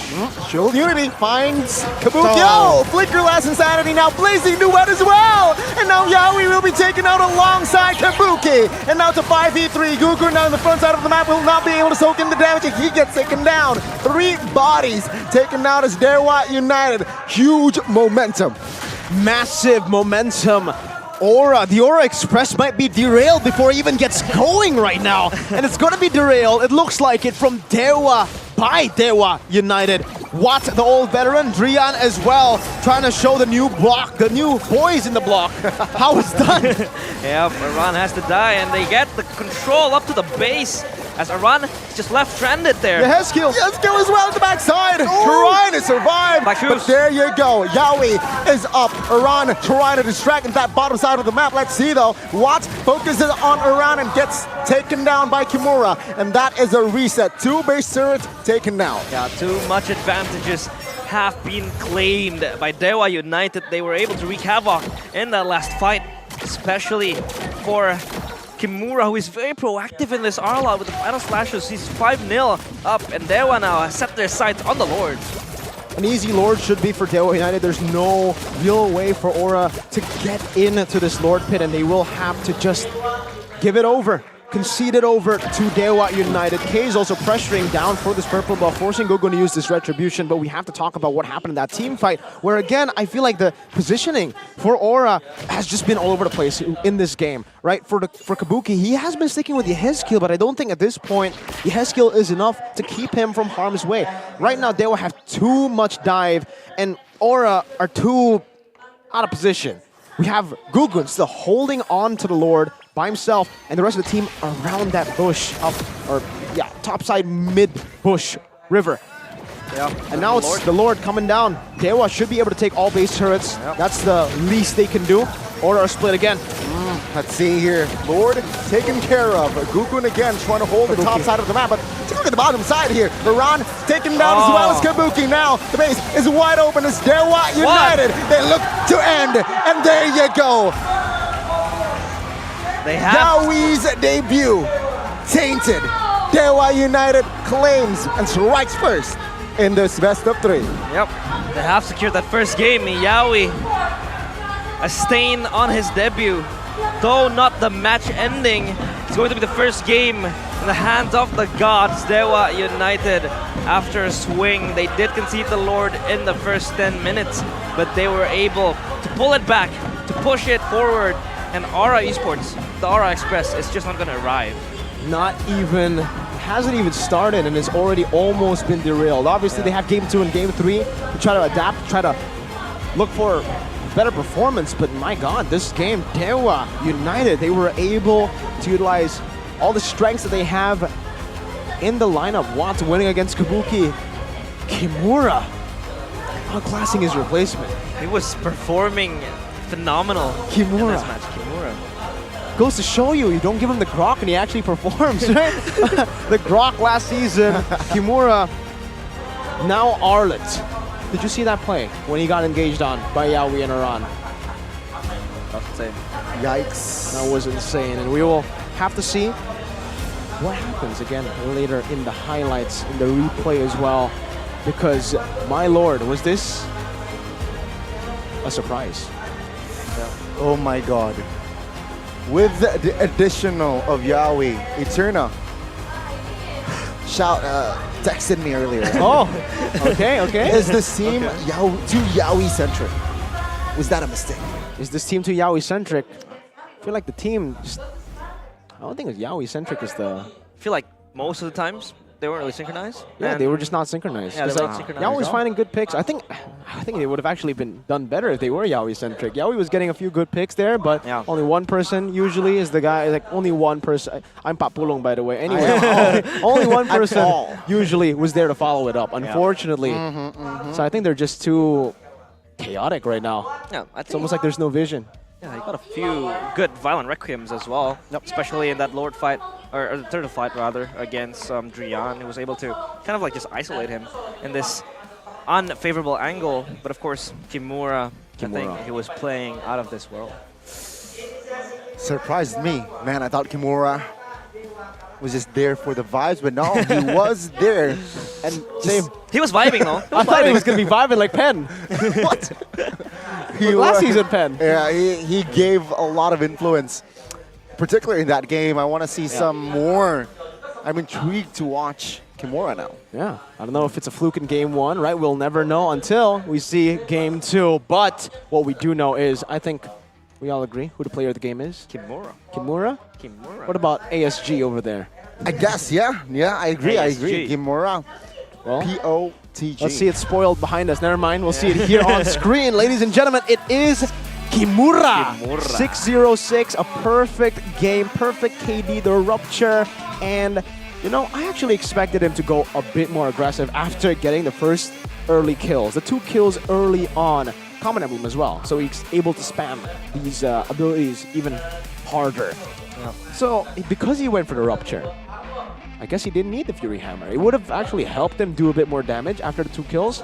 I've seen a lot of full damage Arlets in ranked. Obviously, you don't want to do full damage, but I really expected him to go for a bit more of a snowbally build. But it turns out, still very disciplined. This is what happened, by the way, the 1v1. Just a plain old miscalculation. There was nothing weird that happened there. He just overstepped. And this is the insane escape by Kimura. Though again, he was locked down by Yaoi already. Unfortunately, it was only Aran who was there to really follow it up. Gugun here chasing down Kaze.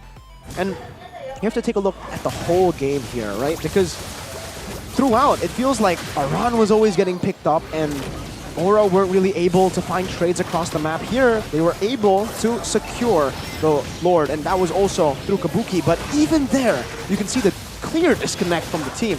That was going in with Gugun. The Lord's still being held onto by the 2 guys, and they end up fighting, and Kabuki luckily was able to secure it, but here as well. Aura and Gugun were on the other side. The only guy who could heal was Yehezkiel. 3 people came running down to Kabuki, and they were just disconnected. It just doesn't feel like the same. It feels like they're just playing as 5 individuals right now, right? And even here in this defense as well, it's kind of jumbled up. Do they want to clear up? It's almost like they want to do everything all at once. Kind of like that movie. But Yehezkiel backs up here. It really does feel like they're disconnected. But that could also be what United's doing. That could also be because Dewa were always forcing them into these situations where they were kind of jumbled up every single time. And their composition does do a good job at that. They have so many pickoffs from different angles, like the Kadita, the Baksha initiation, and then the layering on top of that. Even if you use Purify, like we saw earlier for Kabuki, Purify the Shield Unity, gets caught in the final slash, gets caught in the damage, Lethal Ignition Lilia. So much damage. Divine Glaive, Ice Queen 1 very early. And that Ice Queen 1 already was a big hurdle for Barats, for Gugun. He was, for the most part, in these team fights, he wasn't able to maneuver around the map. He had to use Zetsuna's Welcome every single time he wants to maneuver. Yaoi canceled a few engages. I have to give him props for that, man. I think it was 1 point, Lord up top, and Kimura was concealed. He was about to be the second layer. Yaoi caught him, stopped him from that engage, and kind of rescued Aura. I didn't think we saw that in the replay, but in terms of items here and gold, they were super far behind, and mainly Kabuki.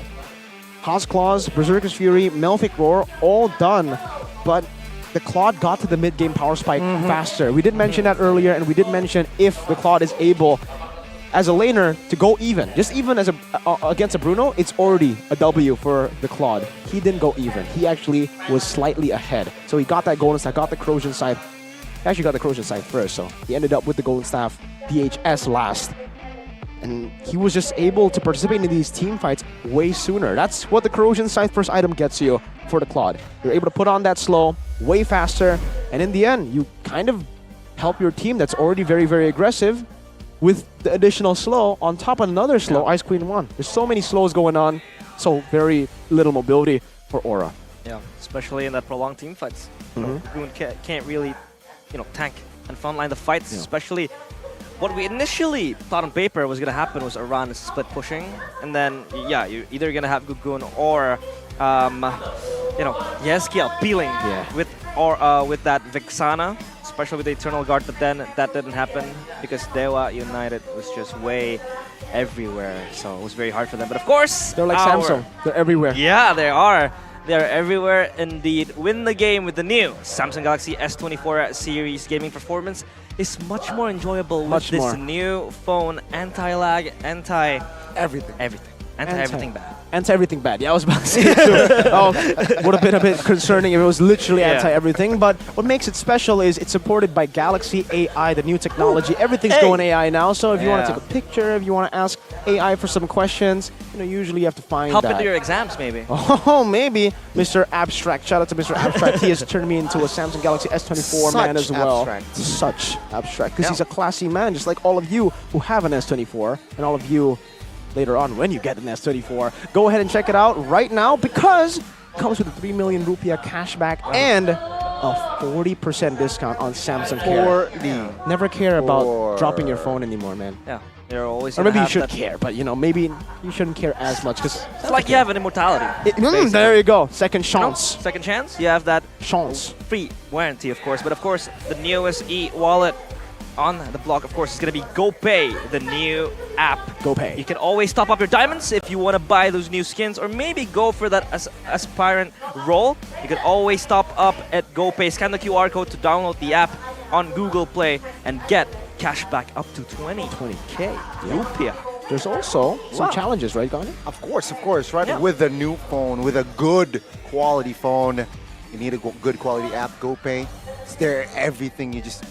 Good. A lot of prizes. Hundreds of millions by participating in He's so overwhelmed with how good GoPay is, man, because it gives him total prizes worth hundreds of millions, right, Gani? It's crazy. Hundreds of millions. Hundreds of millions. Hundreds of millions. And it's a one-stop e-wallet app, basically. You want to buy food? GoPay. Yep. You want to come to... Pay the bills? MPL? GoPay. You want to pay the bills, pay the electricity, pay your internet, pay everything? GoPay. Transfer? GoPay. That's how I usually do it, right? And all my international friends who come over to Indo, like the caster dudes, like, Mr. You know who he is. Mr. Richest Caster, Ulf. I tell him, hey, Ulf, get this app. Put your credit card there because you have like 1 billion credit cards. And then you can pay for everything with GoPay. Indo. It's very easy. Street vendor, they don't take cards, Suddenly they take the GoPay. richest man in Indo. GoPay. And of course, coming soon, epic collaboration. Limited series, UBS Gold X MPL Indonesia. Season 13, you have to stay tuned because you can always follow all the details at ubs.gold or ubs.lifestyle. It is also available at ubslifestyle.com or UBS Lifestyle e-commerce. It's going to be an epic, but like Mirko said previously, it's going to be a mythic level collaboration. An immortal, an MPL collaboration, right? MPL collaboration with UBS Gold. Stay tuned, ladies and gentlemen. I will not miss out on this. I will not. Looks good. I can't wait. I can't wait for this collab to be shown and displayed. I actually got the first edition of the collaboration. I believe it was season 10. Season 10, so last year. Yeah. 1.5 years. M4 year, 2022. 2022. Oh, wow. Yeah. That's pretty cool. It's been a while. Wow. Sudden realization of how long it's been since season 10. Oh, time goes by fast. Yeah. Guys. You get older, but you don't realize it. That's why we got Realize here to realize Everything. Everything. Realize, realize, realize. Realize? Realize. Yeah. Whatever you want to call it. And he's Realize. Realizes real eyes. Realizes realize. Some You can go all day. You can go all day. We Tongue- could. I think you've just invented a new tongue twister. Yeah, that was it. Yeah. Realizes real eyes. Realizes Realize. Of course. But now, the players you see on your screens are ready to go to the drafting phase. And the man in the center, of course, Yawi. What will he change? Do you think he'll change his approach towards the game? Maybe the productivity could be calmed down a bit, or maybe he would just be given another roamer to play. Oh my god, I think at this point, I don't think the draft was the issue. I really think it was an execution difference there. It was very evident. Dewa definitely executed their game plan much better, and for Aura, they were just disconnected. That's the name of the game for them. They need to stay synchronized. They need to find order. They've always been known as a chaotic team. So I guess I understand why they're still chaotic, but Alter Ego have always been known as a team with zero discipline. But hey, look at them. Now they've got discipline. Yeah, it's always something you can work on, right? And for a game, sometimes when you feel like you're disconnected, you're desynchronized, you can always fix it. Probably in the breaks, you can always find out what mistakes you had, you can always fix it, you can always erase it, and I think communication would be key. If you want to talk about it's going to be Yawi's first game, I think they have ironed it out in the Hope Cup previously, so I think communication is something that they have worked on. Chemistry is something that they have worked on. Maybe it's now up to probably stage nerves or how they will be more cohesive in terms of the holistic approaches when it comes to these fights. I just want to say, if Dewa win this next game, this is the first ever correct prediction for Miracle in Season 13. And you know, sometimes Mirror does apply most of the time, so I think it's going to be Aura winning too. Let's see. Let's if see. the Mirror will stand. Yeah. Let's see. I mean, the man of the moment, of course, Kimura, with the brilliant performance. Yeah. Will he be able to replicate that same play style, that same impact in the second game? Meanwhile, Yeskiel, not a fun game earlier. He tried his best, though. I think out of everybody with Yawi, I think he was very stable. So damage dealt to heroes here. I think you can clearly see the difference. Kaze, Drian, and Watt. Yeah. Even though Ron was able to deal more damage than Kimura, it's all about the damage dealers, the other damage dealers who are there to do the job. And this is also, this paints a very clear story. Kaze and Watt, they were farming out of their minds. It's insane. They were farming their minds out. Shout out Nicer. Nice. And yeah, so far, I do agree that it hasn't really been a draft problem, but Yeskiel just didn't have the moment to play. It feels like he was just farming creeps, and he was just peeling for his teammates, spawning the guards. So it hasn't been a fun game, I agree with what Gani said, but at this stage, I feel like Yeskiel might be enabled in the next drafting phase. Maybe Iran will be given something else to play, something much more traditional maybe, something much more cohesive in terms of, you know, integrating with the team and preparing for the team fights, because Dewa United was just so good in punishing the mistakes given by Aura Esports. It's like they're ready to just snatch it from their hands, and Aura, their disconnection was so conspicuous, was so clear and blatant that Dewa United was like, hey, every possible errors that you have, every possible loopholes, we're just gonna exploit it as much as possible. Let's see what they could do in just like a few minutes of break time. Yeah. Because I feel like their problems are a bit like, it's the problems that we saw at least. I don't know if those are fixable in a matter of minutes, you know? It just feels like that disconnect, it needs a bit of time for them to actually find their jam again. Yeah, feels like it could be a sustaining problem as well. And that's not one that could be fixed under like 30 minutes or 25 minutes. It could take days sometimes to really just synchronize together. And can you give me an ara Miracle? Is it possible? I'm looking at this. So basically what he's saying is the dragons are only just a pets. Or only just pets of the Dewa. Oh, the Dewas. the pets of the gods. I mean, gods has been riding dragons, right? So, yeah. Depends what kind of gods, right? Which kind of Dewa. There are a lot of mythologies out there. Yeah, a lot of mythologies. Greek ones. Greek ones. We also Are have there? Roman Eterna's dragons? mythology. Oh, really? Yahweh being the god. Are there That's another dragons mythology. in Greek mythology? Are there dragons in Greek mythology? Not much, I think. I don't Wait, think so. but I think there is a few. It's more of Pegasus and all that, right? I don't know. I haven't done my mythology research. Yeah, me neither, man, you know?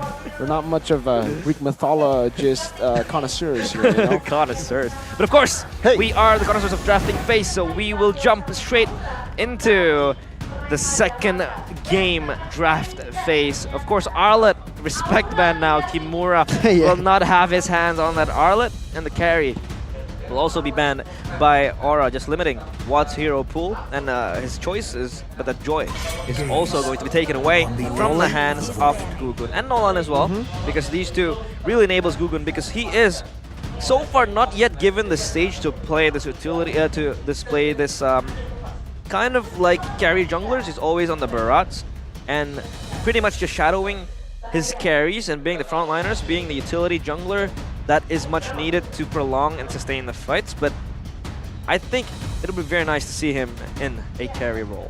Yeah, definitely. I think now the big question is, does Aura want to ban the Ruby and Mathilda now with Arlet? Which one do they swap out, right? Because technically they can set up for a Mathilda pick for themselves and force a ban from Coach Casius here for Dewa. Dewa will then have to let go of either Novaria or Mathilda, but they will ban out Mathilda, so that leaves the Ruby up for grabs for Aura or Dewa. So does Dewa want to swap it, trade it right now? Leave ban Nova, trade Ruby for Gwyn. The falling stars. Yeah, there you go, that's what they do. Yeah, they do ban Novaria. But Ruby is ready to be snatched I by... still think Gwyn should be there. Yeah, I think Gwyn is... It's too precious. Oh, it's neither. Oh, they first pick Claude, okay. That is... Interesting. Interesting. It was a problem, right? In the hands of Watts. Yeah. In that first game, he was untouchable, practically. Very hard to catch Watts on that Claude. Let's see though, will this approach work? And also, we need to also talk about this, right? Though Kabuki has been phenomenal mechanically in all the past seasons, he does have a shallow hero pool. So maybe he was kind of forced into the Bruno pick earlier because the Cloud was taken away, the carry was taken away. We've only really seen Kabuki perform on Yu Zhong, Cho, Beatrix, Claude, Bene. carries Fanny. Fanny. So yeah, his hero pool in the gold lane, when it comes to marksmen at least, is quite limited. Natan Oh, pick. Wow. Natan. Whoa. This is the first Natan pick, and they're going to have to layer this with another physical damage source because they picked up the Fredrin early here. Yeah. That should be going to the jungle. So I'm expecting another XP physical damage pick for Dewa. CC is up for grabs. So right now, Aura have the decision to make. Yeah. Do they want to pick up the CC, take it away from DU? Yeah, they need to pair this up with a strong frontliner as well, because Natan is going to have a hard time escaping with all the CCs if Aura does bring up the CC, the AoEs type of things. But Natan, laning face against Claude, it's going to have a kind of like a hard time sometimes, but I think it's just going to play safe, farm for the items, especially with the Radiant Armor nerf. So Natan will be very, very much of a threat coming to the late game, but they do pick up the Ruby and Vixana, so they have that team fighting potential. Yes. Actually, the Natan in the lane against the Claude does really, really well. I feel like the scaling is very good, even the range here. He doesn't need to do any, risky maneuvers, but same for the Claude, kind of. He doesn't really need to do anything crazy too, just farms a pro lane. Here's the question though, CC's still up for grabs. Guinevere also ready. Do Dewa want to pick the Guinevere still after picking up the Fredrin? Because then the Guinevere will just be going to the roam position. I think the safest choice would be to just go for the CC or an XP laner that just does damage. Because it will be banned out by Aura if they don't. But they go for the Valentina instead. So they're really playing towards that second phase. Okay. Yeah. Want to play around the ults, right? I'm offended. Eternal Guard, perhaps. So they think Valentina.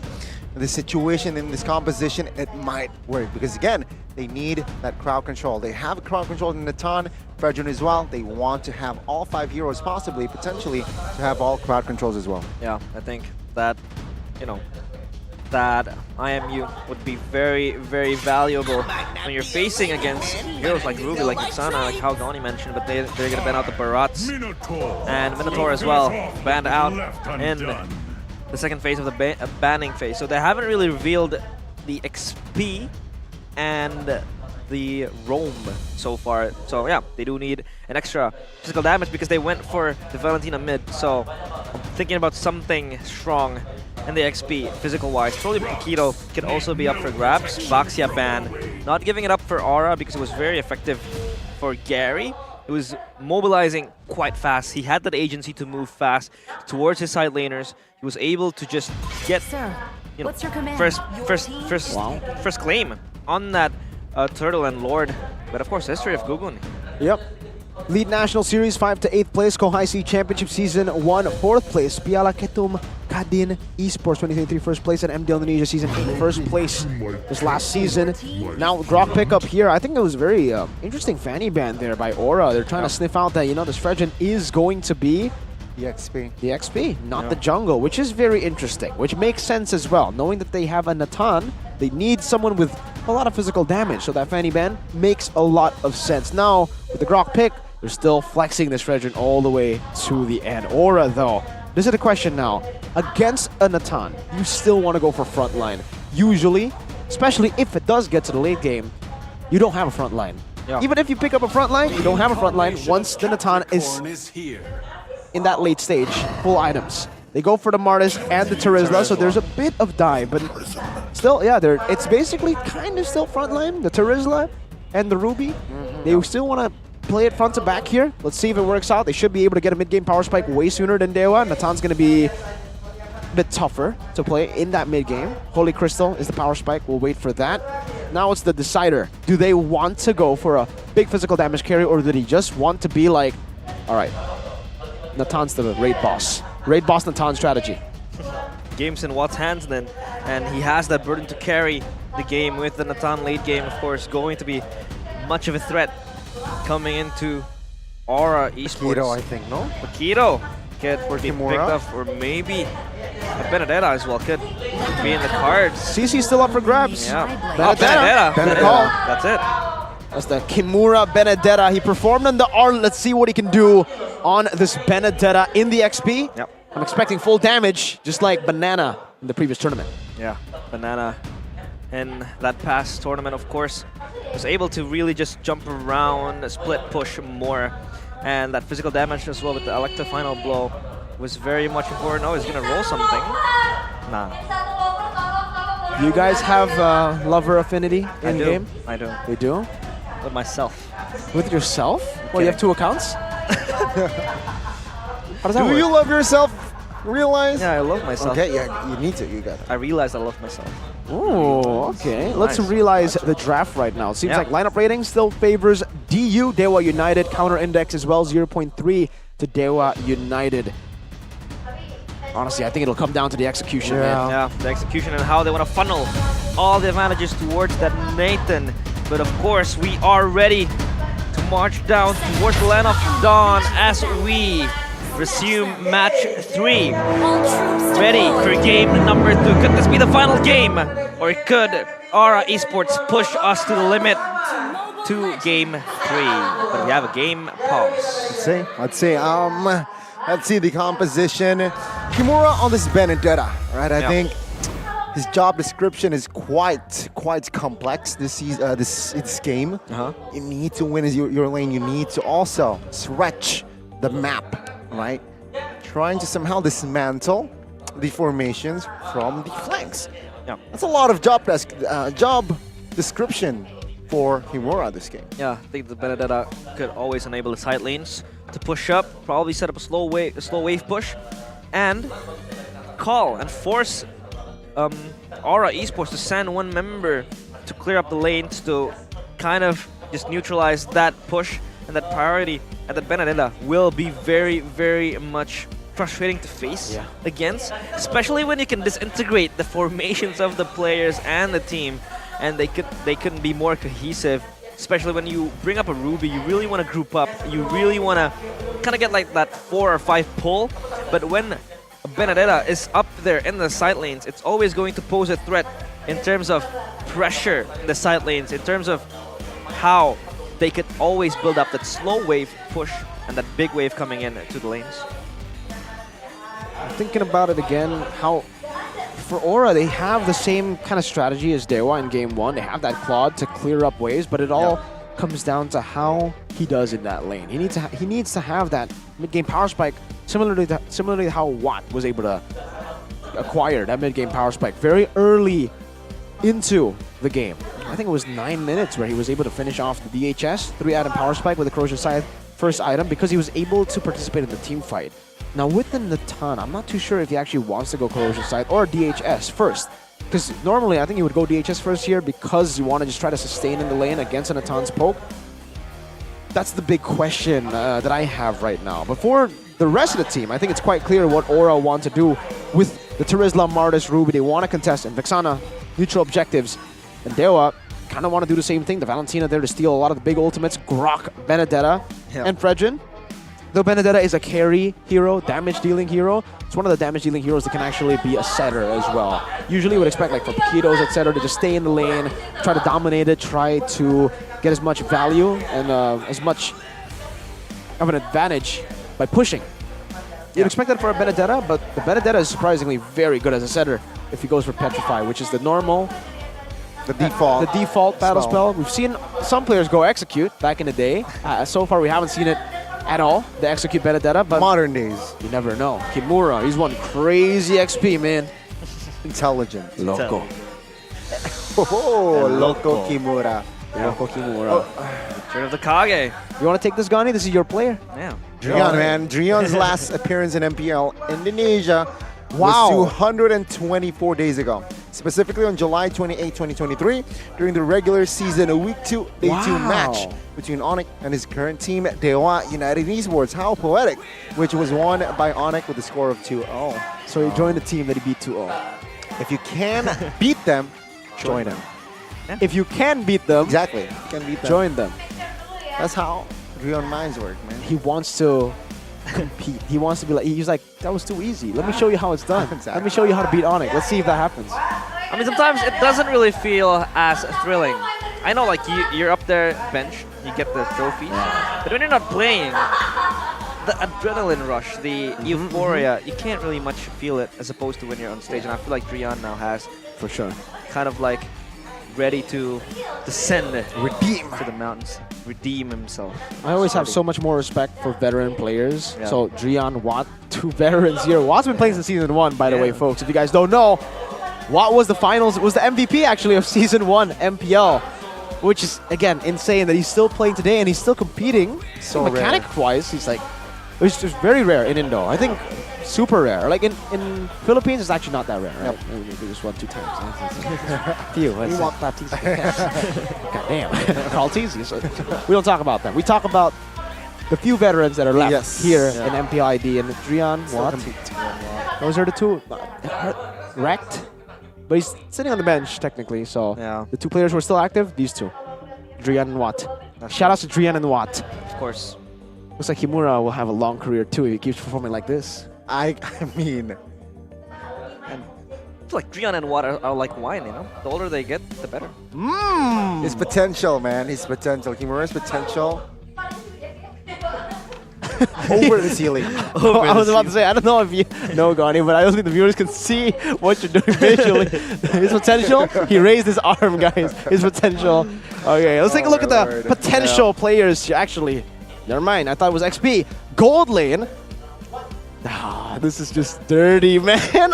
They're just taking a stat out of the one game that he played with a 0 average KDA. This is dirty. This is really dirty. But hey, 8.7 KDA compared to 0. 67 KP. 67% compared to 28%. This is based on one match. Okay, one game, folks. So this is kind of dirty, but it's okay. It's okay. You know what? This is the veteran versus Kabuki, who's kind of a veteran, too. He's been playing for a long time as well in MPL He Indonesia. made his debut in Season 7, right? Kabuki? I think so, if not 8. I think it was 7. He was a gold lane, but at the time it was still like the Esmeralda gold lanes, you know? The fighter gold lanes. And back in the day, he was actually like, everybody thought he was really bad. So I love his arc throughout. Like he was able to perform so well. Aran, whoa! Okay, Aran, I see you, Aran. Okay, Aran's a ladies' man as well. Look at it. Oh, look at him. Yeah, you know it, bro. You know it. I was about to say CITB, but never mind. AITB. Aran's in the building. You want to know a fun fact? I have the same birth date as Aran. Wow. When's that? 23rd of February. There you go. He's not doing too good now, but I wanted to flex it when he does well. But I think during the pause, right time. We got some MPL dates going. If you guys want a date, come to MPL. Yeah, it's always been a favorite. Shako Lanaya Dixon. 2-0, he says. Okay, Lanaya. Okay. Lanaya. Talking some smack off the stage. But of course, thank you for waiting, guys. We are still troubleshooting. They're ready, maybe? Yeah, they might be ready soon. Everything is set up. Thank you for your patience because we want to ensure everything is fine and dandy for both teams. And I think we are back in game. There hasn't been much action. There hasn't been any action as well. Look at this. Look at this. Yeah. Bow and arrow. 8. Oh, nice. Boom. Bow Did and a arrow. Katniss Everdeen. Yeah, hits in the bullseye. And now, back to the game we go. Aran and Kimura fighting up in the XP lane. Yaoi again with the proximity he has with the Ruby. So proactive, looking for the play. And so far, Case, now with the Valentina, he has the potential to just get the ultimates going. But now Gary's going to engage in. Yeah, 2v2 on the bottom side. Raw there.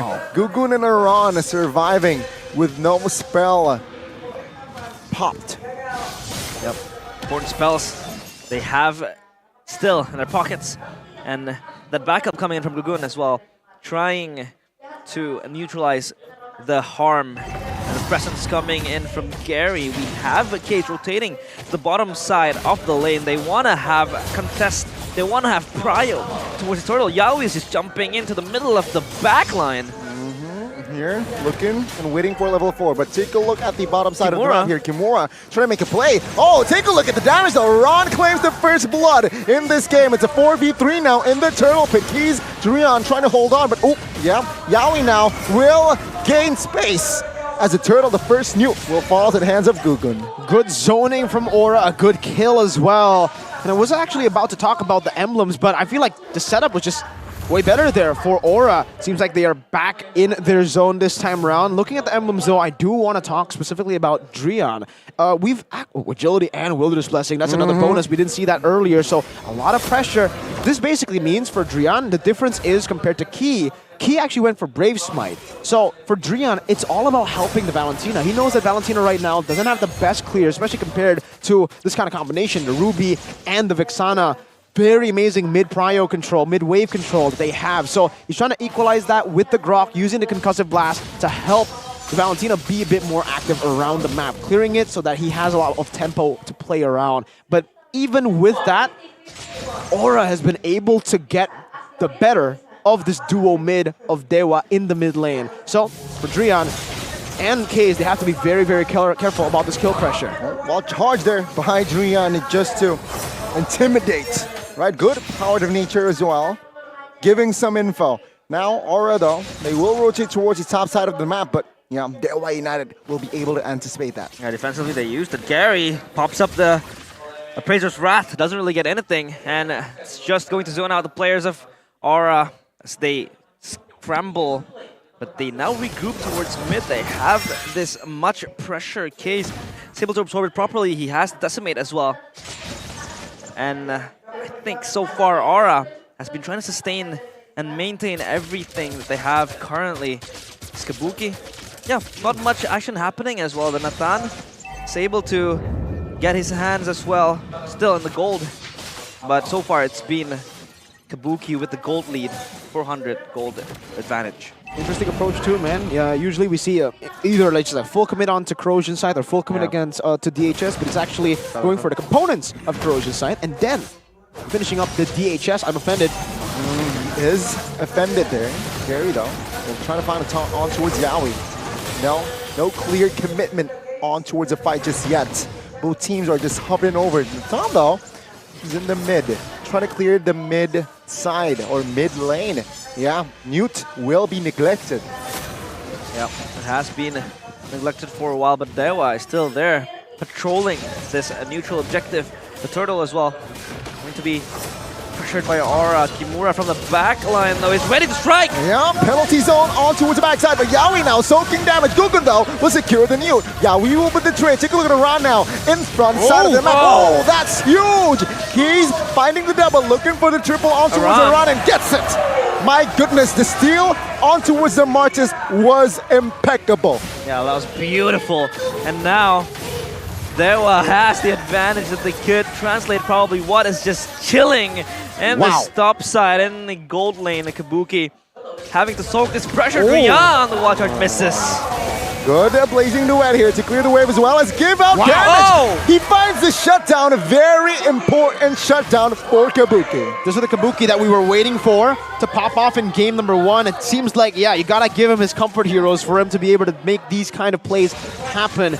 But we have to take a look at what Dewa did. That was just really phenomenal. They were able to just layer on the few CC that Yaoi has. Oh my good knockup. Wanda will be able to escape this time, but the turret top side will fall. Yeah, that's good pickup for the players of Aura Esports at least. It gives them ease of space and pressure now exerted towards the top lane. As Gugun up in the mid lane, they're trying to group up early to execute the fights. They know Dewa United is going to be strong in a few aspects of the lanes. So far, it's going to be a run always trying to zone out, trying to push up. And Yaoi so far is just roaming, shadowing the carries, and Kabuki is just given so much freedom to farm up his items. And what? That's a good pickoff. So fortunately in that final fight, he didn't really die. So he's still able to kind of just collect his gold, build up his items, and of course, a game factor. Okay, last time we saw Natan appear in MPL Indonesia was 371 days ago, precisely during MPL Indonesia Season 11, Week 3, Day 2, when used by Nino of Alter Ego against Aura. Okay, so now it's being used by Watt against Aura, resulting in a victory for Aura with a score of 2-0. So it did not work against Aura. We'll see how they utilize this Natan here in this game. Carry! Oh, the steal! Goodness! Yep, that's the first turtle for the side of Dewa United. Good Terrify onto his and the penalty zone. Oh no, the power charge was huge. Gary taken out and it is all over. Kabuki finding a kill as well as Dewa United now. They will not be able to defend their mid tower. Aura, they have recovered. Yeah, the initial initiation coming in from Dewa looks promising, but that Appraiser's Wrath was just not enough as Aura is able to tone down the threat, the pressure as well. So Aura come out victors in that fight. They have the gold advantage now, 2.5k, 2.6 even now. This Kabuki is still given so much freedom, not much punishment going to this gold laner of Aura Esports. They have activated the side lanes to come pushing. They have their items coming in as well soon. So yeah, it's very, very much dandy for Aura Esports now. The fact that Dewa was going even early, I was about to say before the second turtle was secured or was won out by Dewa. The turtle was won by Aura, but the fight was won by Dewa, is the fact that, Yaoi wants to go in. My goodness, the setup, man. It's nasty, it's disgusting. And Kimura, he was just left in the dark there. No info whatsoever, and that is another trade for Aura. Yeah, the Benedetta hasn't really, you can't really feel the impact so far with the side lane push coming in, but it's going to be Watt dishing out the damage. He is that silent beast that is slowly going to awaken as long as the game is able to be stretched out further by Dewa United. Especially that late game Nathan could be very, very dangerous for Aura Esports. So they really want to protect their carries. They really want to try to close it out as soon as possible. But Rian is just hiding in the brush, trying to sneak out something. He has skill as well, shielding himself from the dangers. Yeah, what I was saying again before Aura interrupted me was the fact that Dewa, all they needed to do really is equalize on the other side of the board and get the Tan free farm. And that's kind of what they are doing now, but it's not as effective as you would expect from the first early minutes, because Aura have been forcing a lot of good fights on Dewa with their AoE and their earlier mid-game power spike, like we mentioned in the draft. So if Aura can continue building this snowball, Drian actually failed to reset that Lord. This might just be a full commitment. Yawi. Oh, I'm offended. On towards Gary. Oh, take a look at that as well. Internal guard will find Gary. Oh, no retreat boards out of Dewa United, but take a look at Kimura looking to hack and slash and find Gogun. What? Let's see the Lord. It's a free for all. Yawi gets taken out, but the Lord will be taken by the Kage. K's, the backside will be taken out by Kabuki. He finds a double, but there you go. It's a bang, bang, bang. 3 members taken out by both respective teams as Watts will be the 4th. He was dishing so much damage and that Wind of Nature as well ready in the hands of Watt, so he was able to survive that along, and he was just wreaking havoc behind as Kimura was just diving in, giving space for Watt to chip in the damage aura. It was a shaky start, but at least they were able to take down Watt in the closing stages. Oh man, very early with the Nature too, forward to Natan. You can see there, usually we do see after the Fifth of Heaven, Natan's go for Holy Crystal, but because the team is behind, he has to go for that Wind of Nature, and it did actually help him in that team fight to survive a bit longer. It still lacks the damage to go through these frontliners like you would expect a Natan to do. Meanwhile, again, for the Claude, earlier power spike, already with a Magic Blade as well. He should be going for the Malefic Roar here. I think, for him, defensive items, not really the main goal. He couldn't just go for Rose Gold too, to be fair, right now, to try to withstand the damage even more from Kaze and Watt, which is primarily the damage that threatens him when he dives into the back. I still think, despite the Lord being taken by Dewa, it's still better for Aura. But in the bigger, when we look at the bigger picture, it's actually more worth it for Dewa, because they do buy a bit more time with that Lord Steal, with that team fight, to get Watt going. And remember, like we said earlier in the draft, as long as Watt gets to that late game, Aura Fire's frontline will not be frontlining. Yeah, they'll be shredded down, especially with Watt in that late game. It's going to be very, very much crucial for him to be able to dish out the damage. He's going to carry that burden towards the late game if Aura does fail to close out the game early. Kimura now is able to push out the split side lanes. A quick shout out as well, by the way, in that team fight, Lord Pit, very well played by Gugun. Used the third part of his Mortal Coil to actually cancel the Decimate from Kaze. So if he didn't do that, I think it would have been a win for Dewa. That Decimate would have been resetted, and then he would have been able to get a bit more with that ultimate. Good cancel by Gugun, little things like that. He did get killed in the end. He was super low. I think in the end it was the Benedetta who got him down. And for the rest of Aura as well, they've been playing really well. Kabuki, after that abysmal performance in game number 1, the Claude pick, that's why they first picked it. They know he's comfortable on it, and they know if you give Kabuki a comfort pick, he will perform. Yeah, he has to be in this comfortable positions, comfortable heroes as well for him to really excel and probably survive as long as possible. But so far, Aura now slowing down the tempo. They're just trying to set up the slow pushes coming in. But, the slow pushes are always going to be countered by Kimura, always hovering and showing herself in the side lanes. But Kabuki was chipped from damage. That's a lot of damage. It's not just chip, man. He almost got slaughtered, bro. That's burst. Gunned down. A lot of damage. Yeah. This is the same experience that Aran had last game against Watt. He's just never able to walk up against the Claude. Yeah. So it's the same story. It's always going to be a slow push in the bottom lane because Kimura can't really deal with the dual 1v1, and Yaoi's using this. I'm offended. Oh, Gary dodges. Good deflection there by Carry. Real though on the other side. Oh, charge misses as well. Oh, the front side, his kill. Now petrified. Kimura looking for a kill. Does not find it in the front side of the map as well. Aran soaking damage now. Watt will escape, but yes, kill will be the first one to fall as well as Aran. Rian loses immortality, but take a look at Kabuki with the blazing duet, dealing winner's truncheon to save the day, but Keys will not fall just yet. Yaoi isolated as Kimura is there to secure the kill. It's a 3v2 for Dewa United. Kimura slices them down. Watt was still able to survive that long. The blazing duel from Kabuki almost turned everything around, but I think that's kind of like an even trade, but Dewa come out with the advantage as well, losing 2, but getting 3. That was phenomenal by Watt.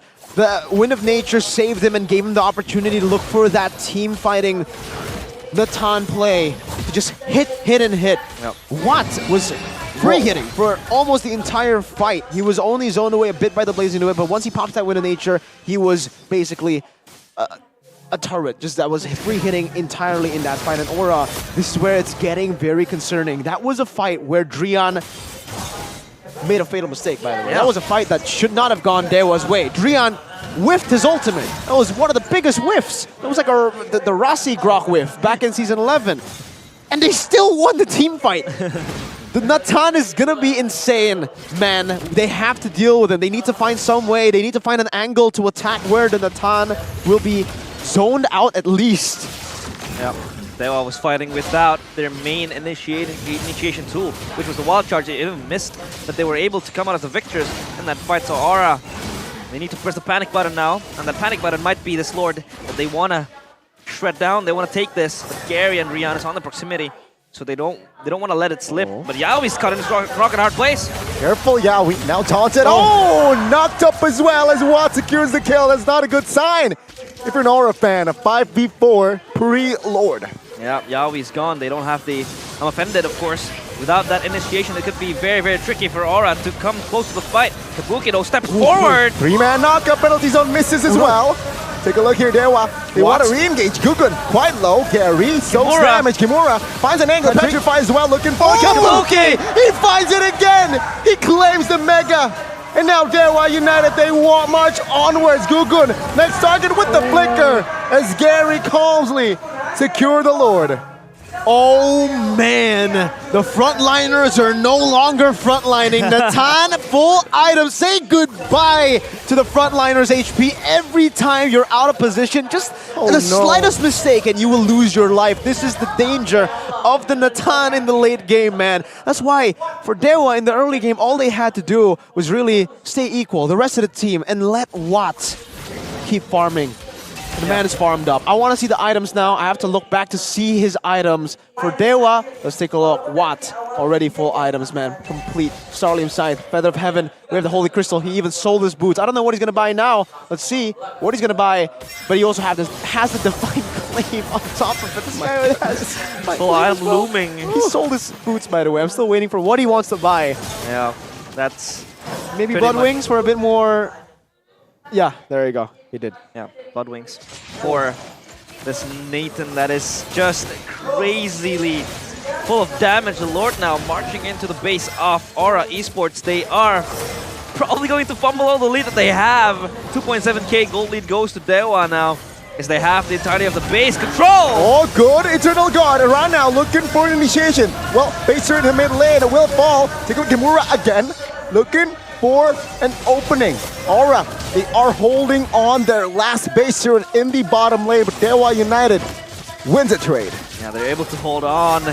Popped up the Eternal Guard as well to counter the Lord. Thankfully enough, though, for Watt, he was still safe. Nothing going very much, you know, dangerously for Dewa United, but damage dealt still. Kabuki up there with Watt following behind. This Claude is also going to spell trouble for Dewa United if enabled to really get that Blazing Duet and then come out with a BMI. So all of this is just going to be down to the wire for both teams. Man, for Aura, it's really tough. I've been trying to utilize the time earlier of all the fights during your portions, realizing, Gani, to think about how Aura can actually come back from this. And again, when we look at their composition, I don't really see anyone who can really go for like a crazy flank. I guess Yaoi could, but he still needs follow-up, right? Yeah. Blazing Duet, sure, with the nature already. There's right? already answers for like these kind of flanks for the Blazing Duet, the dive, etc. That's why you can see the real-time victory right here. AI prediction presented by Samsung Galaxy, heavily favoring Dewa United to end this game. 2 base turrets down 2, so now it's even worse for Aura because Dewa can play the long game, and they are happy to play the long game. They are in the comfort zone already.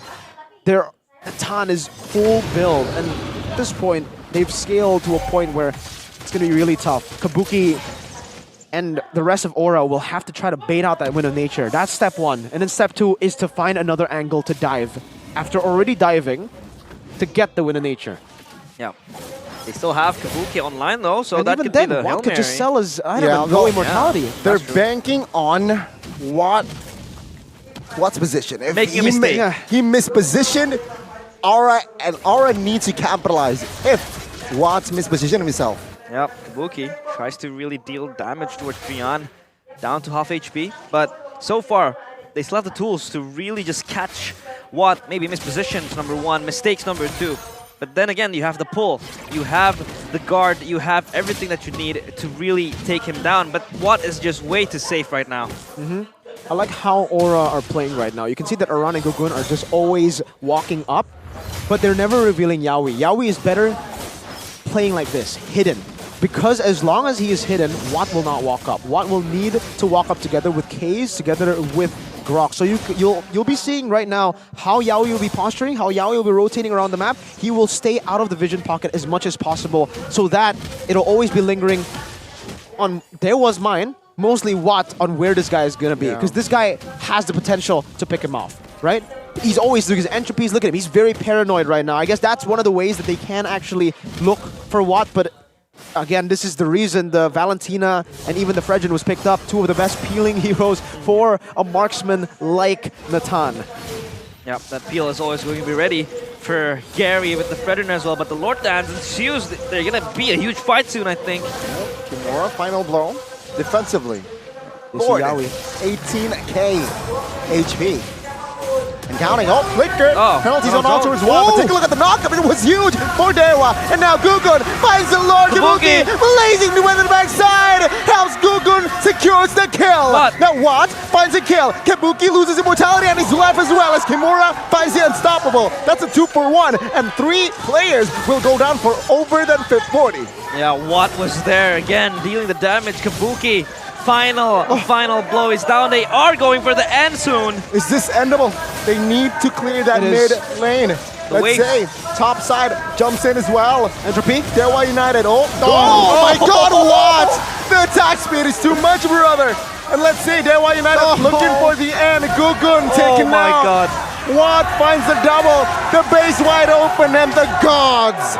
They are eating dragon meat tonight. My God, that was just meat shredding job coming in from Watt. He was there penetrating, he was there slicing dragon meat, as Goni said. That was so insane coming in from Watt. Late game insurance, and that was activated fully by Dewa United. Whoa, high risk, high reward. It pays off for Dewa, but not for Aura. Both their compositions were similar in a way. Both of them had one winning condition. For Aura, it was shutting down the game as fast as possible, stopping, preventing this Natan from being a threat in the late game. For Dewa, it was all about putting the safety onto Watt. The peel, the cover from the Fredgen, from the Valentina, staying equal and giving space for Watt to farm. And in the end, it's Dewa who won out in the high-risk battle. And it was insane. You can see it. Even with the Lord, it did not change us a thing. No. These members, these frontliners that would be able to frontline, would be able to soak in damage against any other marksman. No one can handle Natan's free hits. Nope. You have to CC him, you have to lock him down, you have to assassinate him, you have to find something or shut him down from the early game, right? It's all about, I think the safest way is preventative measures. If you're able to snowball from the get-go. This was a forced Natan. They did not have a Fanny, they did not have a Nolan, yet it worked. They banked on Watt, something we haven't seen for a long time. The Watt-centric gameplay, waiting for Watt to farm up. That was in the early phase of Dewa United's MPL run in Season 12 when they just joined. It was only Watt, Watt, Watt. They only play for Watt. Only. They have evolved from that, but now, when it gets to a tough point, they're like, we're good with playing with Watt. It's safe to say that Watt is a mailman, right? He always delivers. Yeah. Just like Anthony Joshua. Nice references, of course, but Watt was just there popping the damage, and they did try a lot of counterplays coming from Aura. They did try to hide Yaoi, looking for the offended angles, but it just wasn't there. It was just Watt freely hitting, but of course we will hear from the players. Of course, we'll toss it to our host Maria for the interview. Pertandingannya ya, aku lihat-lihat player Dewa. Player Dewa nih matanya sampai merah-merah, kenapa? Matanya merah kenapa? Bukan Nggak nangis kan? Nggak. Nangis bahagia tapi ya. Nggak nangis juga sih. Nggak nangis juga ya. Aku mau nanya-nanya sedikit dong sama Drian, The Last KG. Akhirnya masuk Dewa. Dan gimana nih head to head pertama kamu sama Yawi yang termasuk salah satu strong contender kamu? Ada nggak pesan-pesan buat Yawi dari Drian? Keren ya Wi. Apa? Keren. Keren ya Wi. Dan kan kamu sekarang ini udah ngalahin Yawi, ngalahin Audi di season ini. Ada nggak kira-kira romer yang kamu nanti-nantikan untuk kamu kalahkan? Nggak ngalahin sih, cuman pengen lawan aja. Lawan aja. Siapa ada? Ngalahin mah nggak tahu bisa atau enggak, cuman kita berusaha lawan Kiboy. Oh, lawan Kiboy. Oh, oke. Terus aku mau coba nanya sama Gary yang dulunya Jasgar nih. Gary, apa kabar? Baik. Baik, aku penasaran kamu kalau misalnya lagi main tuh deg-degan gitu gak sih? Dikit ya, tapi gak apa-apa. Nyaman ya sama tim barunya ya? Nyaman. Aku mau nanya nih, Gary next nih bakal lawanan sama Bigetron, mantan tim kamu. Dan kamu bakalan berhadapan sama Super Ken, salah satu rising star di MPL season 11. Gimana rasanya kamu nanti bakal berhadapan sama dia? Biasa aja sih, nggak takut soalnya bawa KG. Wow, tepuk tangan dong buat Dewa United. Terus aku mau tanya-tanya nih sama yang belum pernah ngomong, kira-kira siapa? Kimura. Kimura. Oh, dua langsung aja mic-nya. Mau dua, apa mau tiga? Kimura, aku mau nanya nih, kamu kan dulu sama Aran kan sama-sama debut ya di Aura ya season 12 nih. Dan kamu tuh cuma main sedikit. Terus langsung digantiin sama Aran. Kamu malah menang nih di sini. Ini sebenarnya emang strategi tersendiri atau cuma pembuktian aja? Ayo. Gimana nih? Kamu giliran di sini full main, tiba-tiba malah menang. Strategi atau cuma buktiin aja? Ayo.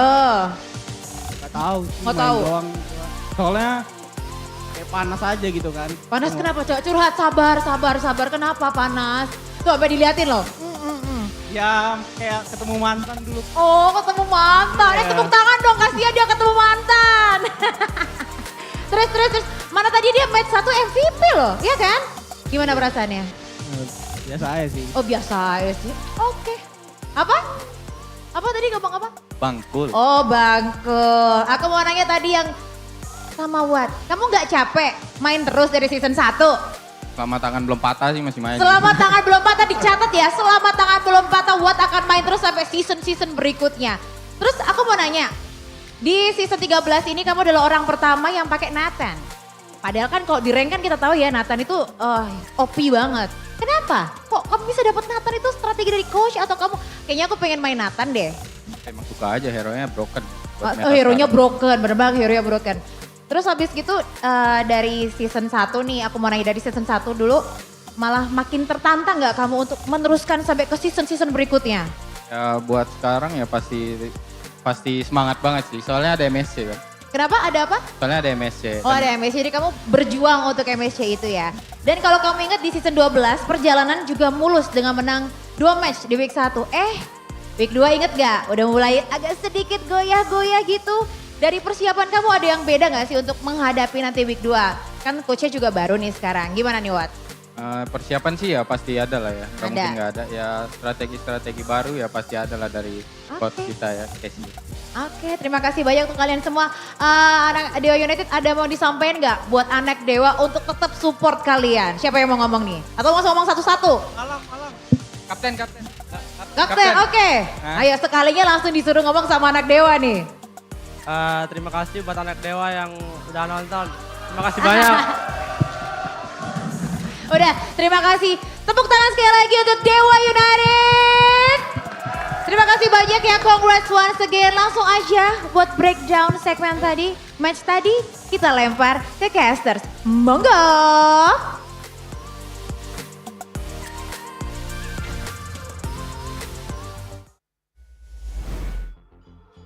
From the Dragons, they get the victory. And of course, an interesting point made by Watt. As long as these hands don't break, I'm still gonna play. That's insane. Dedication. Passion. That's why you gotta have respect for the veterans, man. We love it. We love to see it. You know, a veteran still playing the way he does, still competing with everyone here in MPL Indonesia. Despite, you know, all the transfers, etc. Having a veteran like him is always great to see. And a veteran like Dreon, man. They have two The veterans Kage. now. Two veterans who have been phenomenal so far in their first 2 matches. It's crazy. What happened with Aura, though? Yeah, that was pretty much them again. I feel Sad. like disintegrated in that second game as well. Almost the same. They did have some sort of a trick up their sleeve, but it was just countered. You know, Yaoi was tasked with pulling Watt closely with the CC coming in, but it was just not meant to be. I don't know. It's like Dewa United was always avoiding Yaoi's presence. He was hidden for most of the times, but of course, your MVP presented to you by our official tournament smartphone, the Samsung Galaxy. It's going to be Kimura. Not as good as game number 1, but still an amazing performance by Kimura, a player once doubted by everyone, I would say, almost everyone, because of his performance Not back me, when he was though. in Aura. Bro, don't start it, Gani.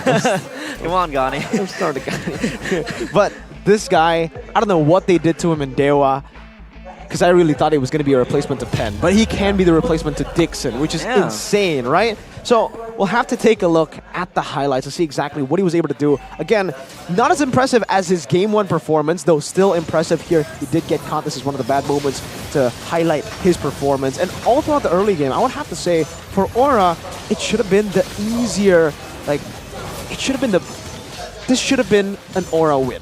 For the most part, early game, neutral objective-wise as well, but they made a lot of just bad decisions, I'll have to say flat out, where Gukun finds the turtle, Aran's all alone, he decides to follow it up, and he gets smacked by the Appraiser's Wrath a few times here as well. The targeting, Yaoi's got the good idea, right? You have to target Watt. The rest of the team was going for different members. Watt ends up free hitting, Yaoi ends up dying, and again, there's a clear disconnect going on with the team here.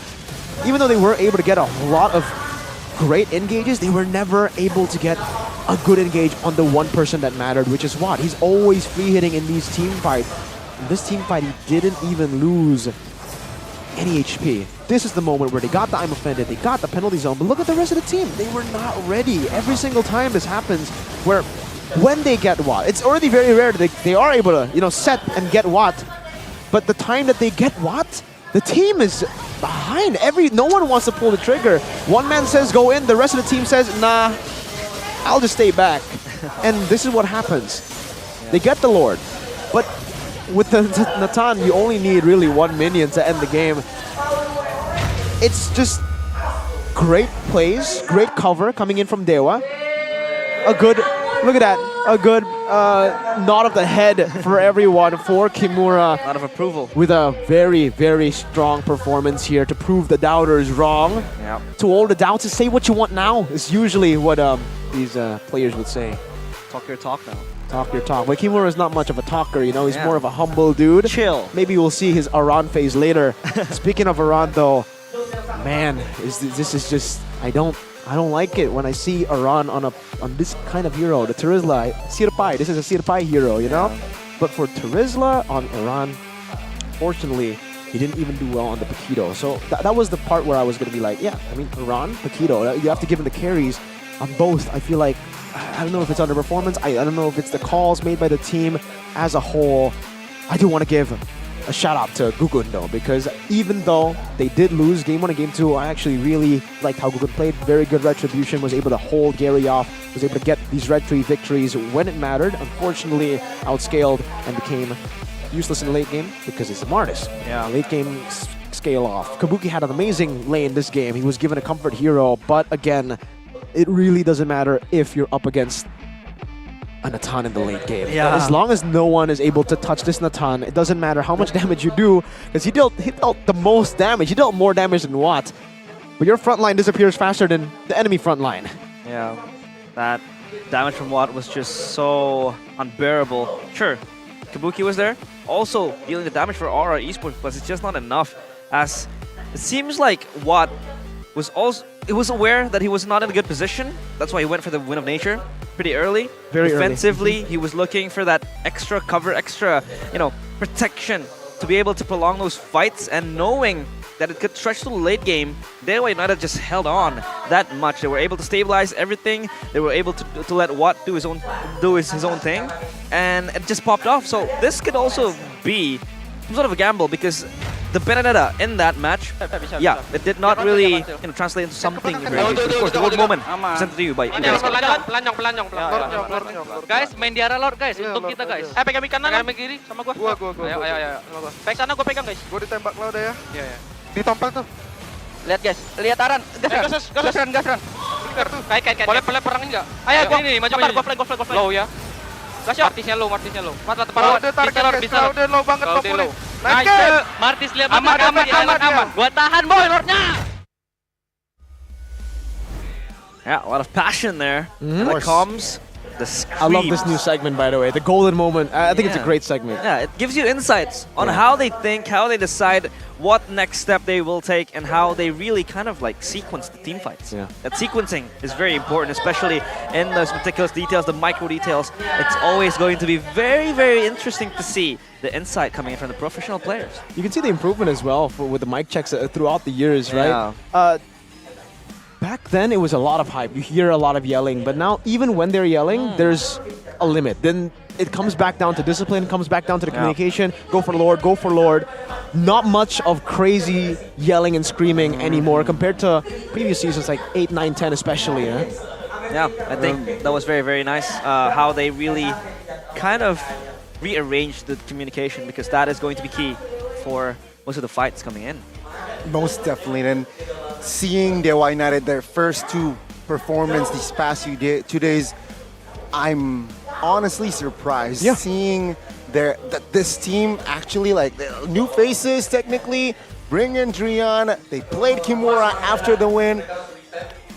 Very stable up to now.